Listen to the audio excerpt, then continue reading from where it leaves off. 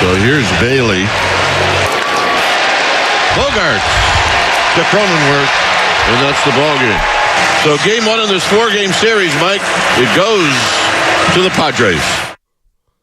Well, oh baby, oh baby, oh baby. Good morning to everybody out there here on a payday Friday, non-payday. No, it is a payday Friday, a Bay Area Friday. And you know, the Giants, they look like they didn't have a plan at the plate. A plan of attack? They look like they didn't have a plan with their lineups. Well, you know what? Our plan for the show today is to talk a little Giants, talk a little Warriors, talk a little 49ers. You know, we got some Brandon Ayuk sound. We're going to hear about his plan in free, you know, when it comes to his new contract. We'll think about the plan for the Golden State Warriors against the Charlotte Hornets. What's their plan of attack? Will they attack Grant Williams? Is that the plan? Or is the plan going against a LaMelo-less point guard? LaMelo Ball's going to be out. He's out for the season. What's the plan? Again, he's out. I don't know. What is the plan? YouTube and Twitch. Shout out to you guys. Upgrade your savings dividend. Open a First NorCal First Class Money Market today. And you can download the Odyssey app directly from our YouTube and Twitch streams, Twitch pages, as we have added the QR code on both pages. Also, shout out to the Comcast Business Text line. And hopefully you have a plan of attack when it comes to plumbing or plunging your toilet or whatever it is, your shower drain. Hopefully Shasky's plan yesterday to get the water to trickle down the drains correctly. Yeah, the plan worked. What do you know? Shout out to our friends at Flowing Water Plumbing and Drain. If you're going to call into the roast, you better bring it, because if you don't, you will be flushed. Brought to you by Flowing Water Plumbing and Drain. Our plan today is to talk sports, to take your phone calls, and hopefully we don't have to plan to flush anybody. So, I know I want to get into the Giants. There's a ton of curse sound that everyone's got to hear today. Can we start with the Easter Bunny? Can we just start there? Why are we starting with the Easter Bunny? Because I did not plan for my wife to tell me yesterday that we are going to the Easter Bunny. Now, I don't know about you guys, but, you know, not having kids, I didn't think about the Easter Bunny for a good, 30, 35 years. Just never thought about it. And whenever I go to Stonestown, which Stonestown's gone through so many different evolutions as a mall. What's your plan when you go into Stonestown? Well, it depends what I'm going for. Like, there's that, what is it, Sports Authority or REI? I don't even know what it is whatever. But Foot Locker sometimes there. There's the Apple Store. So it depends where I'm going. There's a Target there now. But there's always been this creepy Easter Bunny. And maybe all Easter bunnies are creepy, but it's like a rite of passage as a kid growing up on that side of the city to go to Stonestown and go see the Easter Bunny. Can I say that I never took a picture of the Easter Bunny as a kid? That doesn't surprise me. Yeah. That doesn't surprise me. Why? You know? Because I can't see little Bonte sitting next to a creepy Easter Bunny. Yeah, it's just... Yeah, the Easter Bunny is kind of weird. With a little bow tie. And yeah, it's kind of weird. Yeah, it is odd. But it wasn't in our plans. There you go. So it's kind of like a rite of passage, if you will, all right? And I'm stealing material here as I go through. My wife goes, hey, we got a 12:45 appointment. I go, babe, the Giants start at 1. Oh, my gosh. What are we doing? What are we doing? The Giants start at 1. It's opening day. I don't know, Joe. She goes, well, I mean, you could stream it, right? I go, yeah, I guess I can. So we take the little guy, and he's so little. He's 4 months old. He doesn't know whether he's coming or going. I mean, he's just sitting there. He's never going to remember this. He has no idea if he's coming or going. And, of course, I plop him down next to the Easter Bunny, and I look to the right, and the Easter Bunny looks really creepy. I mean, I have to admit, I was a little... And the Easter Bunny wasn't talking at all. I was like, hey. And so they don't talk. Yes. They don't talk at all. They just wave. So the person who's the photographer person. Buddies don't talk. Was like, hey. Deep voice. Yeah, they don't have any very high places. Well, now I'm imagining hey, it's me, I like chocolate. Hey, it's me, I walk carrots. He took the helmet off and is smoking a cigarette.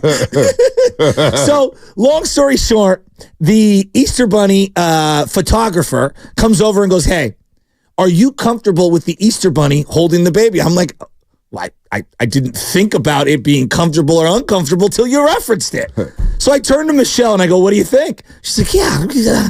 I go, yeah, okay. So I hand the Easter Bunny to the baby. The baby is he's milk drunk. He doesn't know whether he's coming or going. So I get behind the photographer and I start to just snap a quick little photo as a goof one to send to my mom. Like, hey, we're getting an Easter Bunny photo. You're not allowed to snap photos, sir. And I'm like, okay. But you got a couple in, though, right? Of course I did. Yeah. Of course I They're did. selling the photos. They're selling the And photo. we bought the most yeah. expensive package Oh of my photos God, just to have why? them. Why would you do that? Because we had to. Because Michelle wanted to. Ches doesn't like to get near the mascots or the Easter bunnies right now. What about Santa?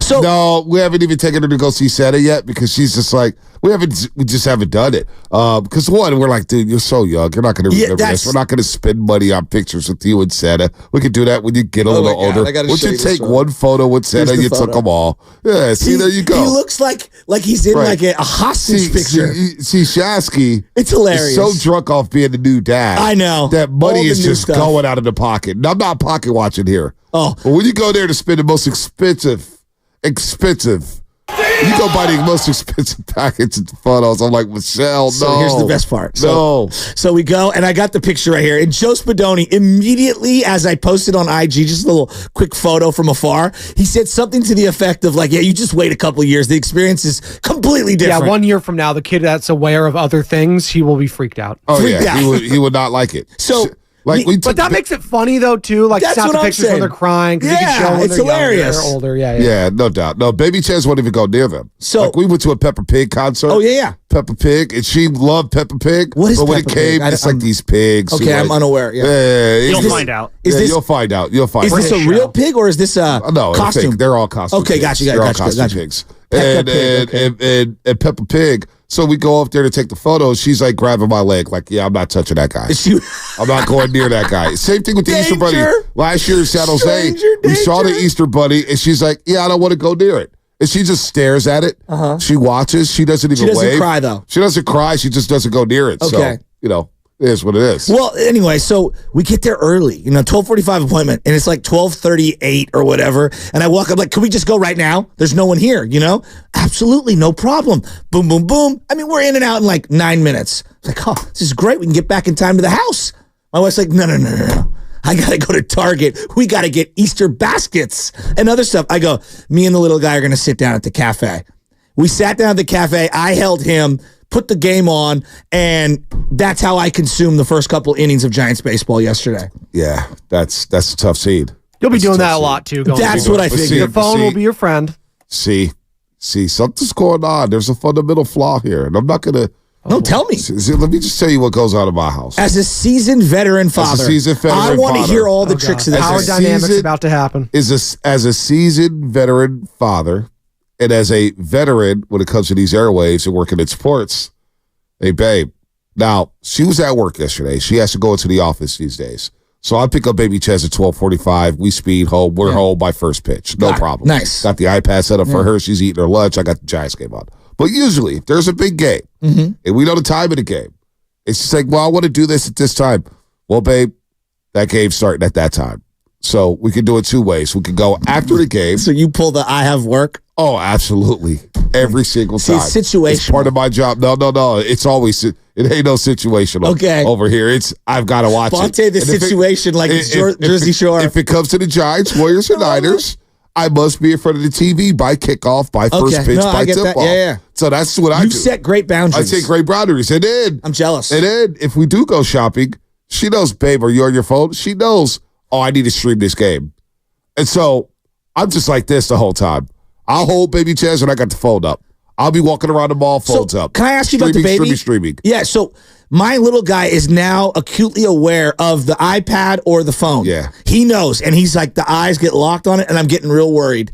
I mean, I don't want him Got to to. just do it at dinner time. So are we just, no, but like when you're watching it, is she watching? Yeah, she's locked. Because he's locked in now, too. She's. And he doesn't know what he's looking It's at. a brick wall. Hey, Chester. Oh, so she's in a trance. And I'm like, hey, listening ears. And she throws on her listening ears. And I'm like, listening ears. Listening You did ears. it. Yeah, we but do like- that too. Use your listening ears, Benny. But we put a timer on the iPad. We try to limit the iPad because they just get lost in the sauce and there's all kind of stuff going on the iPad. We got the YouTube Kids up. We don't let it go on the regular YouTube. Oh, yeah. So we got YouTube Kids because you got to do that. And then just an hour.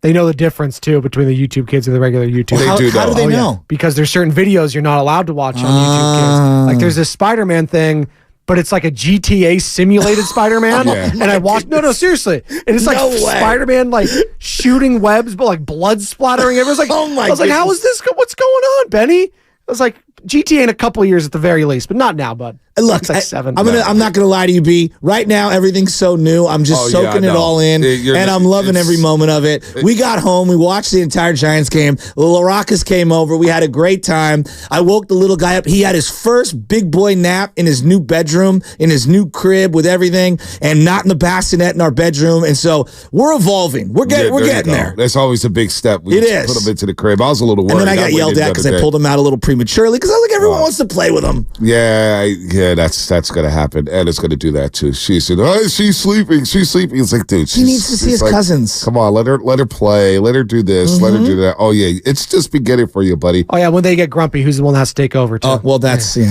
was me last night. Yep. It's a tough scene, man. But the iPad works. But now Chesna's in a movie, so it helps. Yeah, where she's walking this movie, and movies are a little better because they always have a story. Yeah. Disney always has a storyline to it. Yeah. So now she's onto the Rapunzel hype. We've gone from Encanto, or actually we've gone from Frozen to Encanto to Coco, back to a little Frozen, back to a little Encanto, now to Rapunzel. What's the name of that Rapunzel? Tangled. Oh, And I did not know that meme is from that movie. The meme where all the swords are up on that one guy. I had no idea. That was the meme. As soon as it flashed from the movie yesterday, I was like, whoa, that's the meme. I was like, that's the meme. I got excited. Real time. I got excited about it. I was like, wow, that's the meme. And Baby Chess like, what the hell are you talking about? I'm telling you, these Disney soundtracks hit. They hit hard. Coco's got a beat there with the DJ. Remember when he's What's the one with the rock? Dead? Moana, that's Moana. Oh yeah, it's classic. You're welcome. Oh dude, no, he's dropping coconuts off the tree and stuff. The Coco album, Little Miguel goes into De La Cruz's little mansion. Ernesto De La Cruz. Yes, I Remember me? Dude, all Disney. Dude, the DJ's got a banger in there, and it comes on sometimes with the instrumental. And I look at Chesna. By the way, you would be proud of this. I play Pink Floyd Money. No way. For Chesna.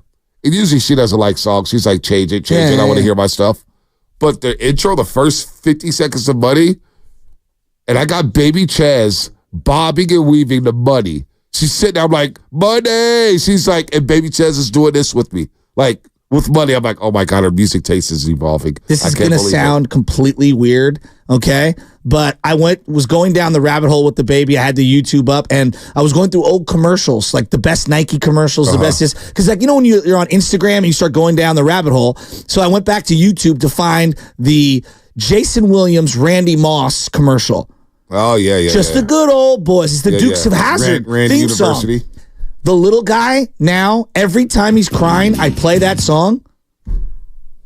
Dog, he calms down. Really? That's pretty good. This song knocks, by the way. It's pretty good. I know my mama loves me. 574. They were born. Wait, just let this ride. I've never heard of this before. 574. Give it to me. Comcast Business Text Line. So Chaz won't get into her mascots right now. Boncha, she has what's called masklophobia. I have it too. I'm 32 years old and will not go near a damn mascot. Now, I don't know if she has masklophobia, but is that even a thing? I don't know. There's phobias for everything, but she's also 3 years old. 3 years old. Yeah. Give it a couple years. Yeah. Wait till we hit Disneyland, and then we'll find out. I still hate clowns. So the Disneyland, don't. What's wrong? I know you're going to go to Disneyland when the little guy's but he's got to be able to walk and stuff. Yeah. He's got to be able to be cognizant. Yeah. Just wait on Disney. But I will say that if my brother and the kids go down there, we'll probably end up joining them just for the family experience. Right. But here's the thing. Last night, sitting there with the iPad, and I said, you know what? Let's rewatch the game. All right. And I was explaining to LJ, and the first words that came out of his mouth, can you believe it? The Giants have 0 situational hitting. I'm like, I know, LJ. Wait, are you saying they don't have a plan at the plate? Oh, my goodness.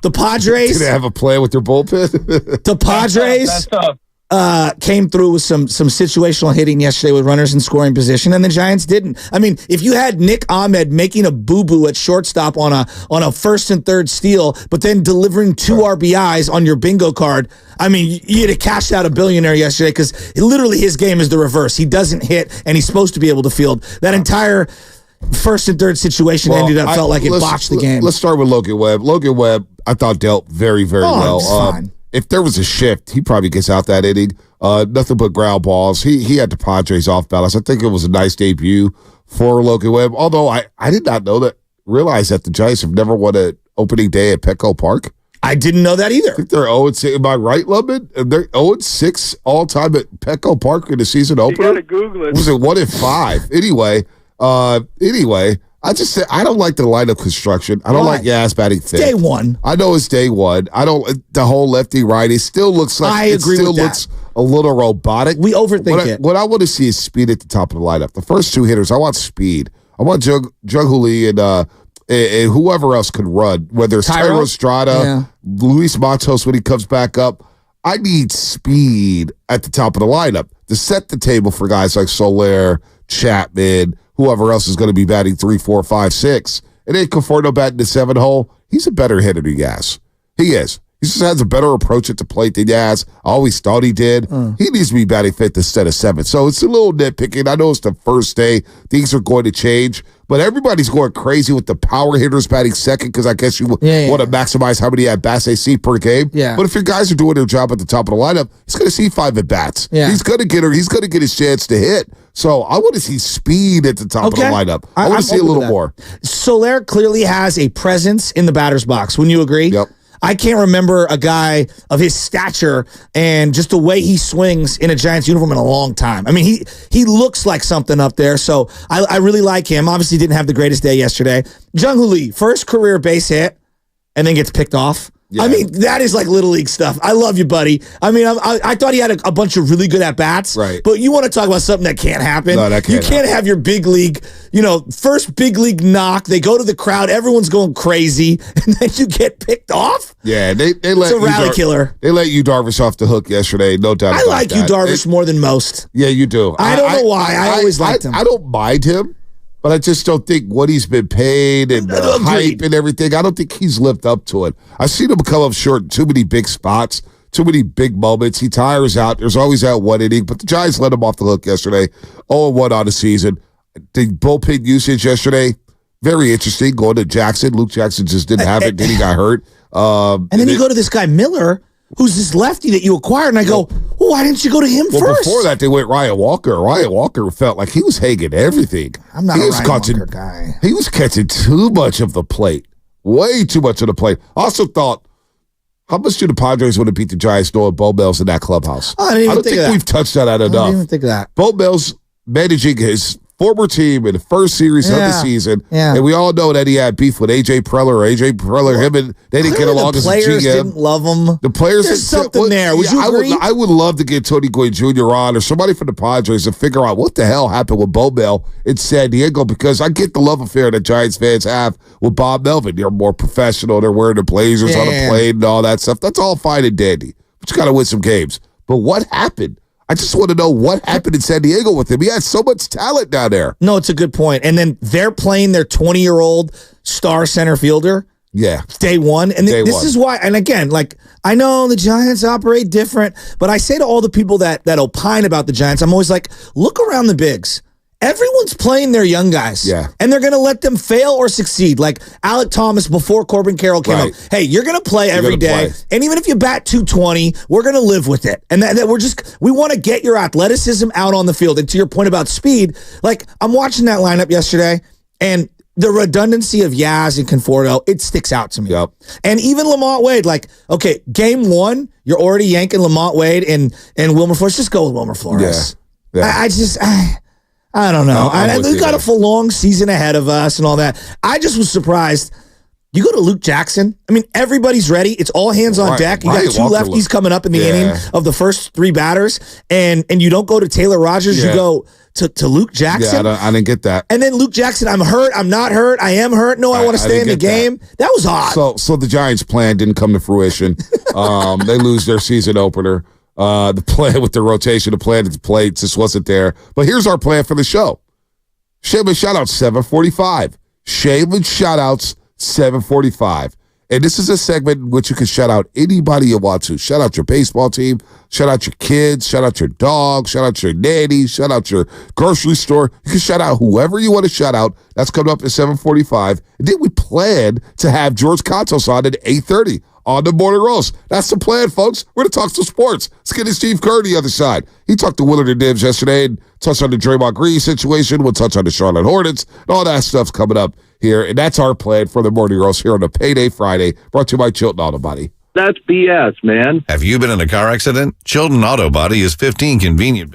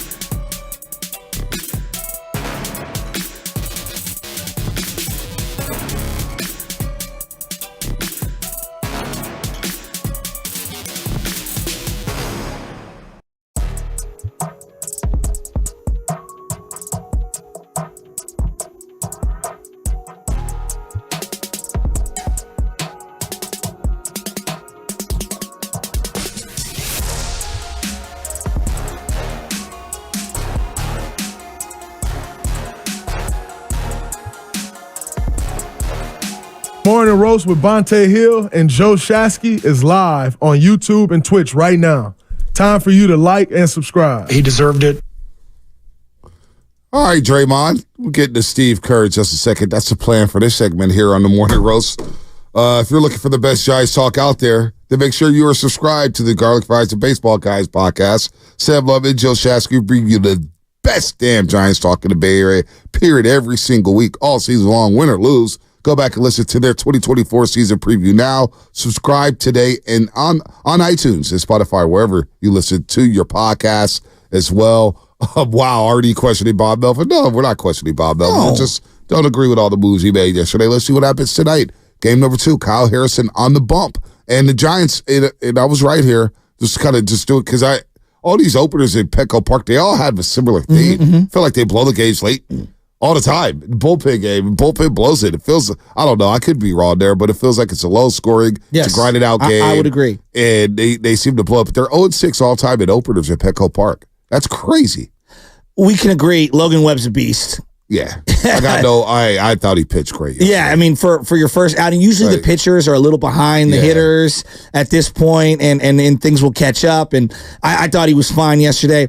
And I think the reason, I mean, this is day one, right? This is day one. This is what we do. This is exact, and this is what Bob Melvin's doing. That's the other thing. I think people discredit, like, oh, you're questioning everything. You don't think Bob Melvin's thinking, oh, maybe I shouldn't have gone to Luke Jackson. That's what every dugout in America from 10U all the way up to the bigs, you're constantly thinking, should I go to this guy? Should I go to that guy? Should we do this in this situation? Well, I just look at it this way. Luke Jackson was last year. Taylor Rogers is one of your better players. Yeah. You got 2 lefties coming up. If you're going to play all the numbers and do the lefty-righty thing throughout the lineup, stick to that algorithm. Yeah, no doubt. Spinoni just whispered in my ear because we know Spinoni's an A's fan. What'd he say? Go ahead, Spinoni. Just say it. That was his problem in Oakland. What? He could never get the right guy in the right situation in the right moment. And in terms of bullpen. Bullpen in big games. It never just, you juxtaposed it, and we did this on the airways for a long time. Bochy, something about that magical touch. Yeah. Bob Melvin has the opposite of that. Well, it's interesting because there is at least in the playoffs. I want to be clear there. There is a feel. It's just one game. We're not. I know, but there is a feel to going to the right guy in the right spot in the right moment, right? And sometimes you can, like Bochy, I thought kind of, and the team got worse. Kind of lost a little of that magic toward the end. If we're being honest, I just thought you get to the 7th inning. You know what time it is. Yes, exactly. And it's time to set the tone and establish what you do. It's a 3-inning game. You got the lead. You get the lead. It's the Rogers brothers and Duvall. Yes. It's Operation Get the Ball to Duvall. 100%. You don't waste a right like Luke Jackson. You want to go, no. This is high leverage. This is what they lead. You go to your guys. Now, when Luke Jackson got in the game, again, the Giants, they go up 3-2 at the top of the 7th inning. Jung Hoo Lee hits the sac fly. Good at Nick bat. Ahmed, yeah, no doubt. Nick Ahmed is out on dumb play, whatever. But Michael Conforto scores. Yeah, where's he going on that? Yeah, I don't know where the hell he's going. Where was he going? So it's 3-2, and right away, Luke Jackson gives up back-to-back singles. Yeah, and I'm thinking to myself, wait a minute. I thought I was tripping. Mm-hmm. I thought I had baby Chaz with me, and I'm watching on the iPad. She's got the movies on, Tangled or whatnot. She's doing her thing. Yeah. I thought I was like, wait a minute. It's the 7th inning. Why wouldn't you go Rogers, Duvall? Rogers Duvall. I believe it was righty, lefty, or lefty, righty, lefty. Like there were multiple lefties. Righty, lefty, lefty. What was it? It was a righty and then 2 lefties. That's okay. That's why I was right originally. So, and like in my estimation, in that situation, like you have to face 3 batters as the minimum. Yeah. Right. I just didn't understand why you went to him right there. Yeah, of all the guys out of that bullpen, him and then Ryan Walker as well. I'm like, I wasn't feeling. Those are like you're like 5th and 6th guys. Like, what are we doing? That's all. I wasn't necessarily feeling that. You think about Luke Jackson last year. He was hurt. He was hurt most of the season. He was hurt. That's why he was kind of lost last year. That's what I'm saying. So last year, 33 appearances, 33 games, 2.97 ERA, 33 innings, 43 strikeouts. So in his small sample size, Luke Jackson was solid. Now, how many of those situations were high leverage situations? Not 100% sure there, but Luke Jackson did play well. Now, the whip was a little high, 1.23 whip. You want to get that down there. You want to get the walks out. That's the problem. 15 walks in 33 innings, or 33 games in 33 innings. So you can't walk guys like that.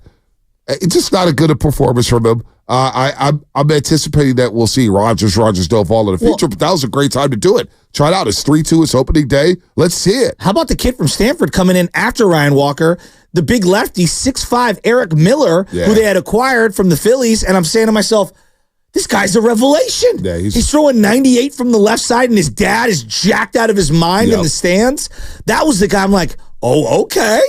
Where'd you get this guy? Farhan does fine arms. There's no doubt about that. I will give him that. There's no arms. How about the Yaz at bat yesterday? 0 for 4, 3 strikeouts. Why is he batting fifth? Can I ask about maybe I'm just too much caught up into the lineups. Like, that matters to me, the lineup order. How you try out the lineup. When I'm an opposing team, when I'm an opposing fan, I like to see the other lineups like, okay, this is the meaning of the order. This is going to be tricky here in this inning. Like, I'm looking at, I want Soler batting third. I don't want Lamont Wade Jr. batting third. I want him batting second or get some speed right behind Jung-Hoo Lee. Let's go. Let's get the action going. I just don't. Why is Yaz batting fifth? It feels like there's this. It just feels like there's this entire movement of propping up Yaz when we kind of know what Yaz is a fourth outfielder. He's a 4A player. He was a fourth outfielder. Him. Defensively he's fine. Offensively, when you play him long stretches, he gets exposed. He had a nice start to his career. Everybody adjusted. He hasn't adjusted back. He's been injured a lot, which has derailed him. He's a nice guy, nice player, but so he hits for a little more power, but he's like Gregor Blanco with a little more power. Yeah. You don't play that guy every day. Yeah. And you certainly don't bat that guy in the 3-hole. Yeah. No, I don't. I mean, he's batting fifth yesterday behind Matt Chapman. 3 strikeouts for Yaz. You get Estrada batting sixth, and Conforto. Conforto's a better hitter than Yaz. We can say what about Michael Conforto. No, he should not be Conforto. batting seventh. Yeah, I like He Conforto. should not be batting seventh. And he's not a better two-strike hitter than Yaz in my estimation. Not even close. Not even close. He's more of a threat at the plate. So that's my little nitpick about the Giants yesterday. But they lose 6-4. New look pie. Honestly, there's not enough made, I believe. Of what? Just my journalism hat is on. Yeah. Put the journalism crown on. I want to know what the hell. Crown. I love how he said crown. He didn't even realize that he said crown. Crown hat. Why was it a robot? I don't know. Hats on. Monte robotic Monte. What happened down in San Diego with Bob Melvin and the Padres? Why didn't it work out? I just want to know. Well, okay, so there's this argument about the GM and him didn't get along, which I'll listen to.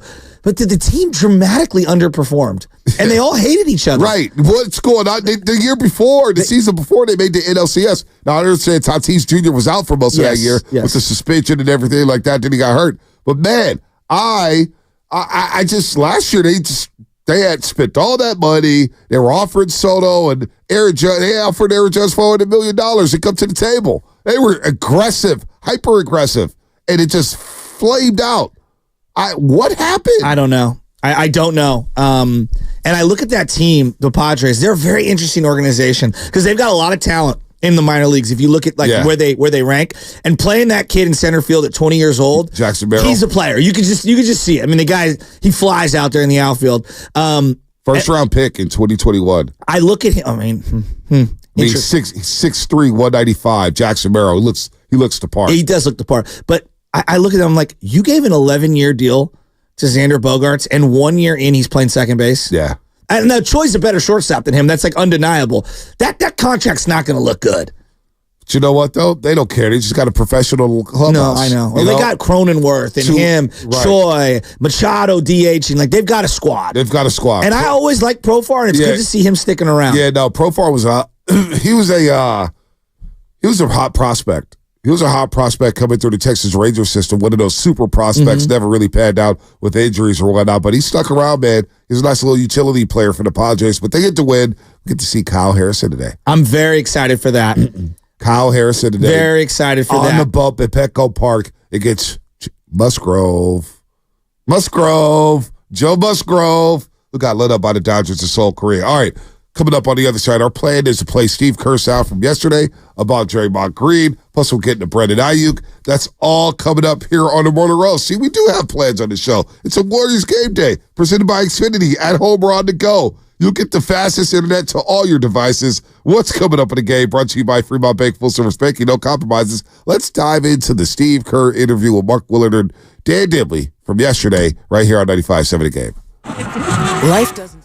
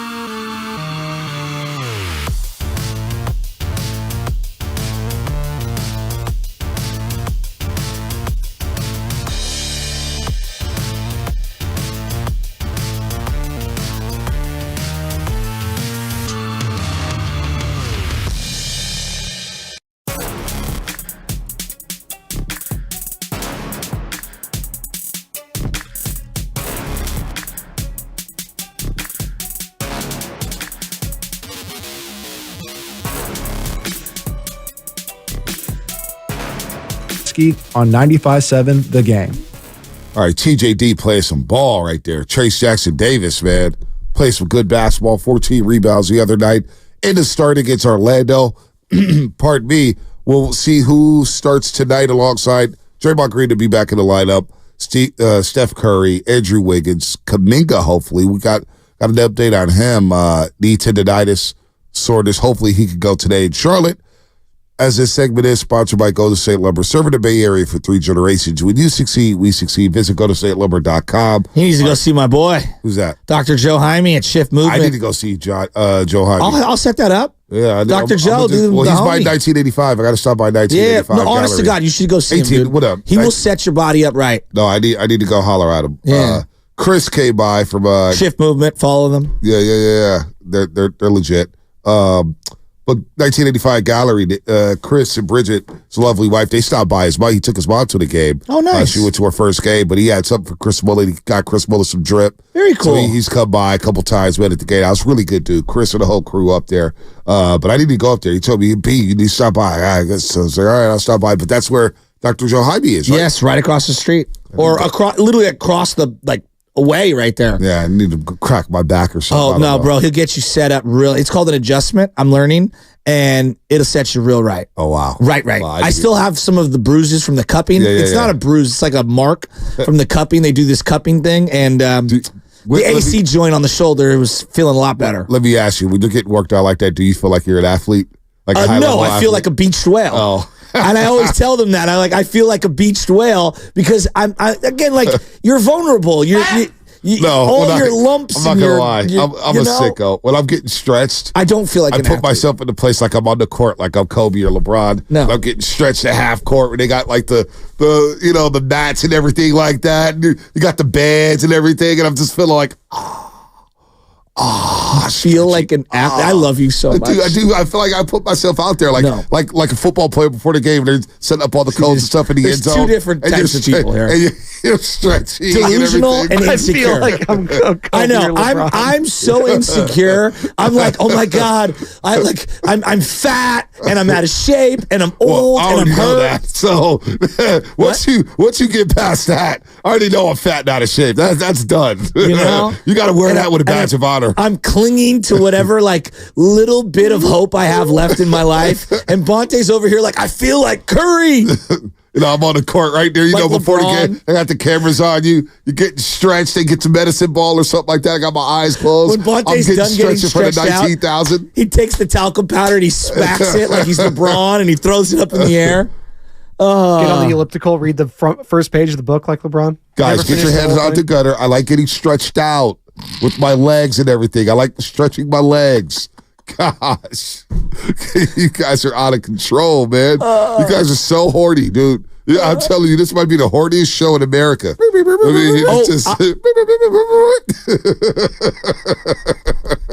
R2D2? What's our plan right now, Lubman? We're supposed to play Kerr? Steve Kerr sound. Stretch it out. Stretch out. Stretch out the Kerr conversation. Maybe replay it at 7:40. Stretch. That was a Chris Townsend special. Oh, dude. Chris Townsend. We get an interview. Let's get Marco in Vegas. We get an interview on Townie asked a question, and he looks at you and goes, stretch it. Oh, my God. Stretch it. I just came up with a new name for your robot, and this is Kyle Kelly on YouTube. Bond2D2. Bond2D2? I like that. That's really good. I'm telling you, man, when I'm getting... when I'm at the stretch lab... and I'm going through my stretching exercises, I do feel like an athlete. I feel like, I'm getting ready to roll, getting ready to play 38 minutes, some high-level basketball. Speaking of which. No Warriors played 38 minutes, it feels like all year. I know. Hey, listen, North Carolina, Alabama last night was high-level basketball. I watched that entire college basketball game. That was some good stuff. So let me ask you this. So Draymond's just going to enter back into the starting lineup, and we're just everything's fine. You're all good. What else are we going to do? No news here? No, I'm just asking. Not about the Warriors. No news here. I mean, isn't that how it always plays out like that, right? It's just, and then the whole podcast thing, the amount, we got some Ayuk sound from a podcast. Right. It's like, I personally believe we've way jumped the shark on athlete podcasts. You know what I call it? What's it? Podcast-itis. I love that. Podcast-itis. It's a disease. It's spreading. It's ironic. Spreading. It's ironic that you and I, who talk for a living, are basically bestowing podcast-itis on others. Well, because... No. That's gone too far. You had a podcast in, 2015? Yeah, no one was clicking on it. I had a podcast in 2013. No one knew what they were. Right. I had the Versus podcast, remember, with my boy Sports Fan. Logan Murdoch would intern on that podcast. Then I had Triple Play with Cody Pasby. When podcast 10 years ago, if I would have tried to say, hey, click on this podcast, you would have had a better chance of selling someone a CD under the BART stairs.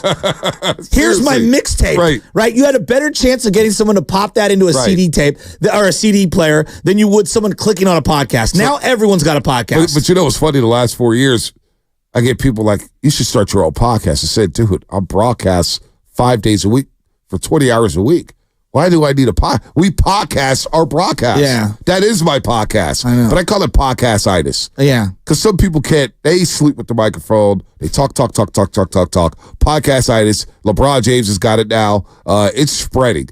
And there's no cure for podcast-itis. Pat Beverly, Draymond Green, Gilbert Arenas. Now, the guys who retire and get into it, Andre Iguodala's got one with Evan Turner. Like, there's so many of them, and they're all over the place. I personally believe Kevin Garnett.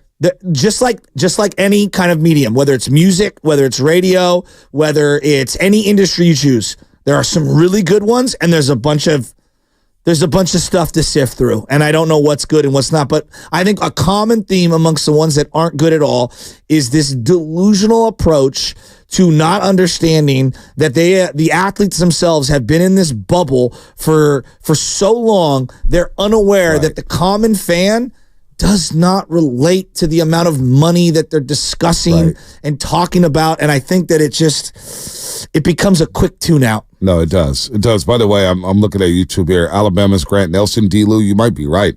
This white kid can go. You like him, huh? You see the play? This is my first time seeing the play. I watched a little last night. No, dude, I was like, wow. I was impressed. I was very impressed. You think that it translates to the NBA? I think he's got some game that translates to the NBA. Stretch 4, stretch 5. If only the Warriors had a first-round pick. Yeah, no, they don't have the first-round Unless they get the top 3 or 4. Yeah, it's a lot of top 4 protected, I believe. That would take some luck. But, man, I was impressed with him. That was a good basketball game. It was up and down, up and down. It felt like an NBA game. Free-flowing offense, man. Some good offense there. Alabama was impressive. I do like that Grant Nelson. He was good. All right, Draymond Green. Here's our plan about Steve Kerr. We're going to play some Steve Kerr sound. And, where are we starting? Oh, here's Steve Kerr on why Curry reacted so emotionally to Draymond's ejection. Every game being so important, us fighting for everything, and then for Draymond to get kicked out 3 minutes in, it was really unforgivable, and Steph may have even been a little upset with himself for not pulling Draymond out of there, but I think mostly it was just, come on, man, we need this. And then, Steph is such a fighter. He's such a competitor. He wants it so badly. And I think all of that combined just led to that reaction. Now, Kerr also mentioned that what Draymond did, getting kicked out, was unforgivable. And to the people, this is the one that hit me, because whenever something happens to Draymond Green, people were quick to question Steph Curry's leadership. Oh, he's not a leader. How are they correlated? I don't understand how they're correlated. I'm not even going to try to figure out what the logic is into that. But what is Curry supposed to do? He's standing in front of Draymond Green. There's Stephen Curry. There's Yusuf, the security guard. There's Chris Paul. There's Brandon Podziemski. Who else do you need? Like Steve Kerr mentioned, is like, if you pull Draymond away, it looks worse. What about individual accountability? Exactly. So here's what Steve Kerr said to those questioning Curry's leadership, which is just asinine. Any mention of Steph being culpable is just ridiculous. The way Steph has carried our franchise, represented our franchise for 15 years, it's absolutely ridiculous. He was the first one out there. You saw he was the first one out there trying to talk Draymond off and handled it the right way. And the reason Draymond got kicked out is because as he was walking back to the bench, he muttered an expletive that the refs heard, and so he deserved it. You can't do that, but that's not Steph's fault. Right. That's Draymond's fault, and that's Steph was trying to do everything he could to get him out of there. Yeah, why do people question Steph's leadership when Draymond's doing what he's doing? What is Steph supposed to do? Because they don't like Steph and they want to chip away at the Steph, motif, if you will, the aura of Steph Curry. That's my particular feel on it. I don't think Steph has anything to do with Draymond or Clay or Jordan Poole or CP3 or TJD. If something happens here at work, right? For example, heaven forbid something happened to someone here at work. That's not a reflection on you, Vontae, or me. Right. One thing I've learned as I get older and older in life, I have very little control about what others can do. Right. Very little control. It's funny because, for example, we always go back and forth about in-stadium fighting, right? Yes. And we're both not fans of in-stadium fighting. Who is? But I'm always the one to mention that, look, man, I can't control how another person feels. It's true. When you slander them or tell them something that you shouldn't be telling them.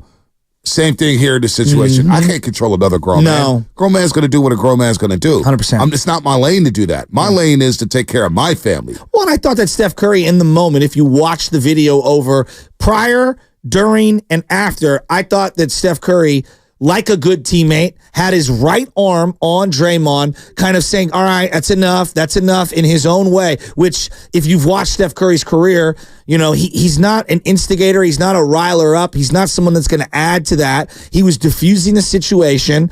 Draymond was not listening. There are times when people are out of control and they're not going to listen to you, and that was one of those moments. And then after he gets ejected, clearly you could see Steph's just exhausted by the whole thing. The fact that we're questioning Steph's leadership. It's unfair. They never do this with LeBron.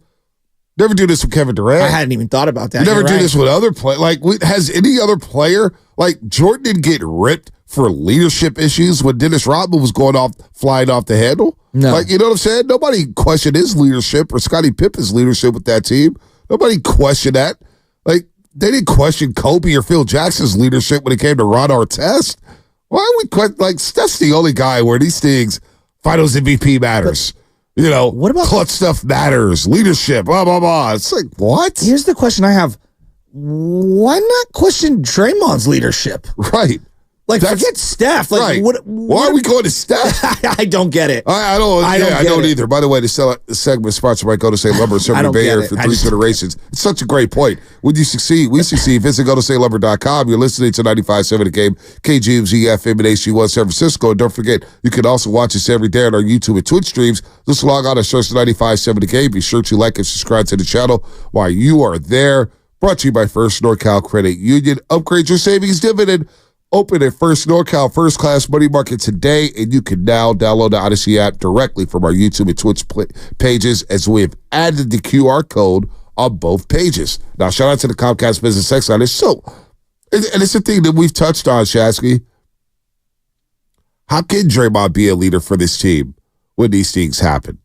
With the stuff that has happened over the last 2 years, is Jonathan Kuminga looking at him as a leader, or all this stuff? That's the leadership that you question. You're so right about that. Why are we jumping straight to Steph? I just don't. You want Steph to drag Draymond Green off the floor again? And I agree with Steve Kerr. It looks a lot worse if you do that. You can hold Draymond back. Nothing was happening. I mean, when someone has done the amount of things that Draymond has done, at some point, he needs to accept the culpability. Now, if you want to zoom out, and you want to say organizationally, there's been a lack of discipline or they've enabled certain behaviors and things like that, then yes, I'll start to listen to all of that.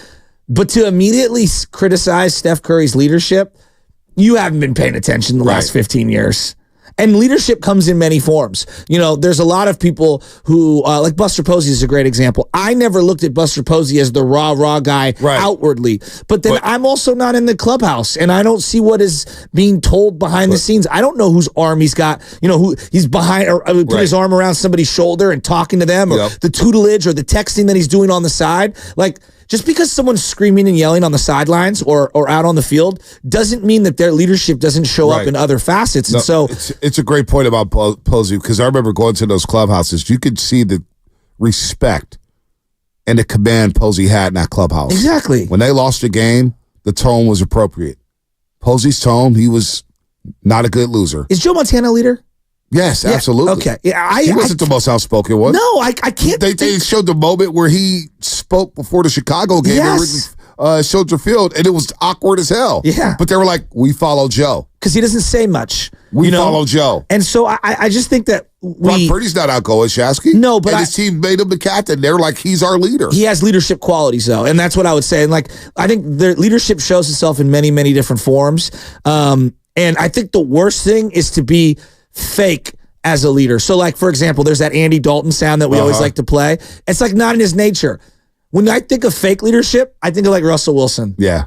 Like fake leader. Yeah. Like it doesn't feel authentic to me. Doesn't feel authentic. And I think that you have to be authentic to yourself. And then also, Tim Duncan was a great leader. A great leader. A lead by example guy. Tim Duncan didn't say a damn thing. Tom Brady did not become the outspoken Tom Brady until later on in his career. Exactly. Very different. Exactly. Now, Peyton Manning's totally different. He's psycho and he's going to yell and control everybody. He's very controlling. Drew Brees. Yeah. But I think we're getting at the same thing. Like Lamar Jackson. I think Lamar Jackson is a leader. Yeah. I do. And I don't see him screaming and yelling at people during the regular season. Now, in the playoffs, he did kind of lose himself a little emotionally. But I think he's a great leader. I just think it shows itself in many different forms. Yeah, I'm with you. Let's go to Marvin in Livermore. He wants to talk about leadership. Marvin, what's happening? You're on the roast. Hey, not much. How you guys doing? Good, doing Marvin. Great. Good morning. Hey, normally I agree with you guys, but right now, if Steph cried, and I love Steph, but LeBron gets questioned on everything. Come on now. If it was LeBron got questioned on Kyrie, nobody liked him, nobody wanted to play with him, look at this, look at that, and I love Steph, but you have to realize Steph had to sign up on bringing back Draymond and Clay, and no, he doesn't get hit for it. He had to sign off on it. Lacob had to go to Steph and say, hey, we need to make some changes. Should we? And Steph said, no, let's keep it together one more time, and that's part of leadership. Well, you sure he said that? Steph can't be questioned on leadership. Marvin, you sure he said that? Because Draymond drove down to Joe Lacob's house. Joe Lacob told us right here in the studio that Draymond drove down to his house. They had lunch and dinner. And they got the contract done. I don't know. I mean, we keep putting things on Stephen Curry. We have no idea what was said behind closed doors. And by the way, Clay signed in 2019.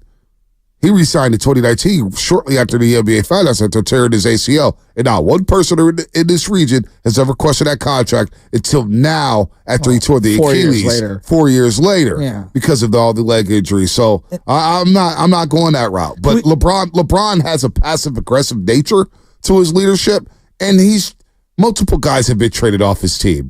Multiple coaches have been fired. Every deadline. Remember Blatt? They like threw Blatt and David Blatt under the bus. They ran him the bus over him 7 times. Over and over and over. How about Isaiah Thomas? He spoke out about the team about leadership. He was traded like 2 weeks later. Remember LeBron hit a game winner. They were celebrating. LeBron didn't even try to celebrate with Isaiah Thomas. I don't know. He's a leader, but like the passive aggressive nature, they're walking on eggshells. No, normally if something happens to someone on LeBron's team, it's LeBron needs more help. Yeah.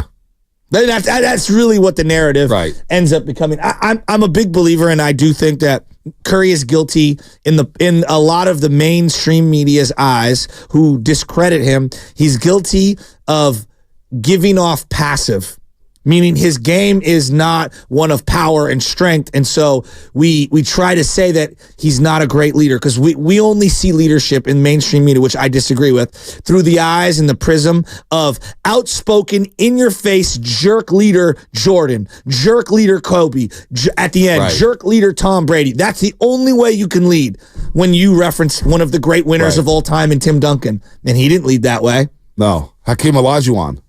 Did he lead that way? No. Now, Patrick Mahomes, I think, leads that way. And so it kind of fits the narrative, and that's why we've accepted. And look, if you asked me which way do I lean, I'd probably lean more in that direction. But after seeing Steph Curry do it his way, he's been pretty successful. And a lot of different players have played well alongside him. Just watching Mahomes, he does get at his guys, But you see during the week, he's always communicating with his guys. And he puts his arm around guys. He puts his arm around them. He talks to them during the week, and they feel good during the week. So he props up his guys during the week. So you get out game day, and you slip up a little bit. He kind of gets demonstrative, and he say, hey, wake up.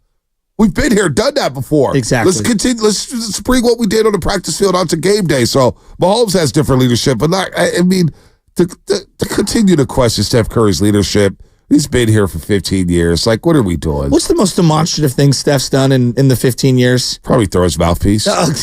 Jordan Poole, last year. That's about it. I mean, seriously, 15 years. I mean, come on. The guy or the pandemic when he's telling Kayla Oubre and company, come on, guys, come on. We're talking about... We're nitpicking, though. That's all I'm saying. That's what I'm saying. That's all I'm saying. Yeah, exactly. So how does... Was Lincecum a leader? I felt like people follow behind him. Yeah, but was he like a guy that was going to berate people? No. Matt Cain.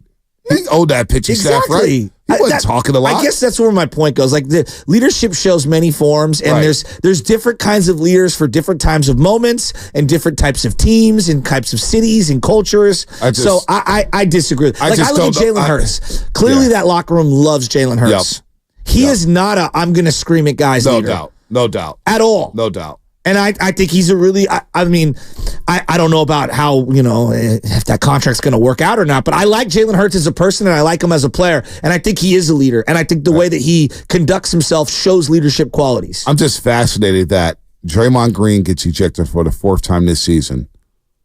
And we got people questioning Steph Curry's leadership. Steph Curry didn't get ejected. Steph Curry dropped a double-double in that basketball game, and they won. Game-winning three, essentially, and put them away. How did we get to this point where Draymond gets ejected, and we're questioning Steph Curry's leadership? What? Doesn't make much sense to me. All right, shameless shout-outs coming up at 7:45. Shameless shout-outs, George Kontos, 8:30, former Giants reliever, 2-time World Series champ, also an avid golfer. Can't wait to talk to Georgie here on the roast. But shameless shout-out, 7:45. Shout out anybody you want to shout out. Your dog, your cat, the car, your Tesla. The Easter Bunny. The Easter Bunny. Pictures. The Easter egg hunt you're going to partake in this week. Is Easter this Sunday? Yeah. Holy Friday's today. Holy Friday's today. For those that observe. Friday. Easter's on Sunday. All right. Easter's on Sunday. So I have to eat fish today. Oh. No meat. No meat. I eat fish a lot. I like fish. All right. Not the rock band or whatever, like Fish with the P. They're overrated. Matt Kolsky is somewhere punching air for you saying that. Yeah. Talked to Kolsky a couple weeks ago. He's doing well. Good to hear from old Matty. Out in Chi-Town. Chi-Town. Evanston, to be exact. Suburb. Evansville, Evanston, whatever it is. All right, let's go back to the game. Brought to you by Pacific Coast Turbine. More of your phone calls, 888-957-9570. Leadership. What is leadership? I want to know what leadership is in a lot of people's mind. What is leadership? How do you lead? I have many thoughts. All right, that's coming up. I'm on the court like I'm Kobe or LeBron. Americans pay about $5 billion.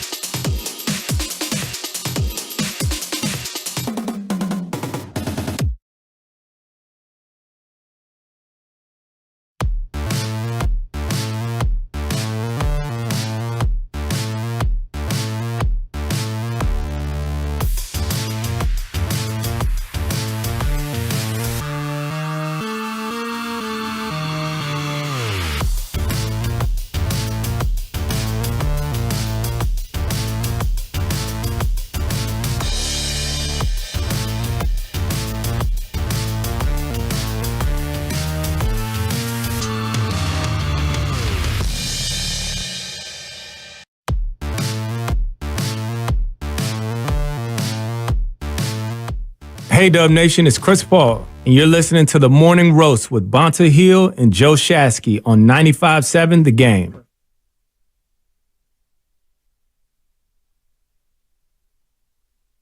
The downfall is near, and it's coming hard. No, it's not. The Warriors, Giants, and Niners, guess what they all have? They have a plan. Do they have leadership? And they have leadership. Download the free Odyssey app. Listen to 95.7 The Game wherever you go. I feel so relaxed here on a Friday. It's a Frisco Friday / Payday Friday / Bay Area Friday. Catch every single Warriors game live on the app, along with all the music and news the Bay Area needs. And in case you missed the interview with Steve Kerr yesterday, well, just download the free Odyssey app and listen to it. Willard Dave's doing a real good job with Steve Kerr every single week here on 95.7 The Game. He deserved it. This is funny to me. YouTube. Sabo, Draymond got no more second chances anymore.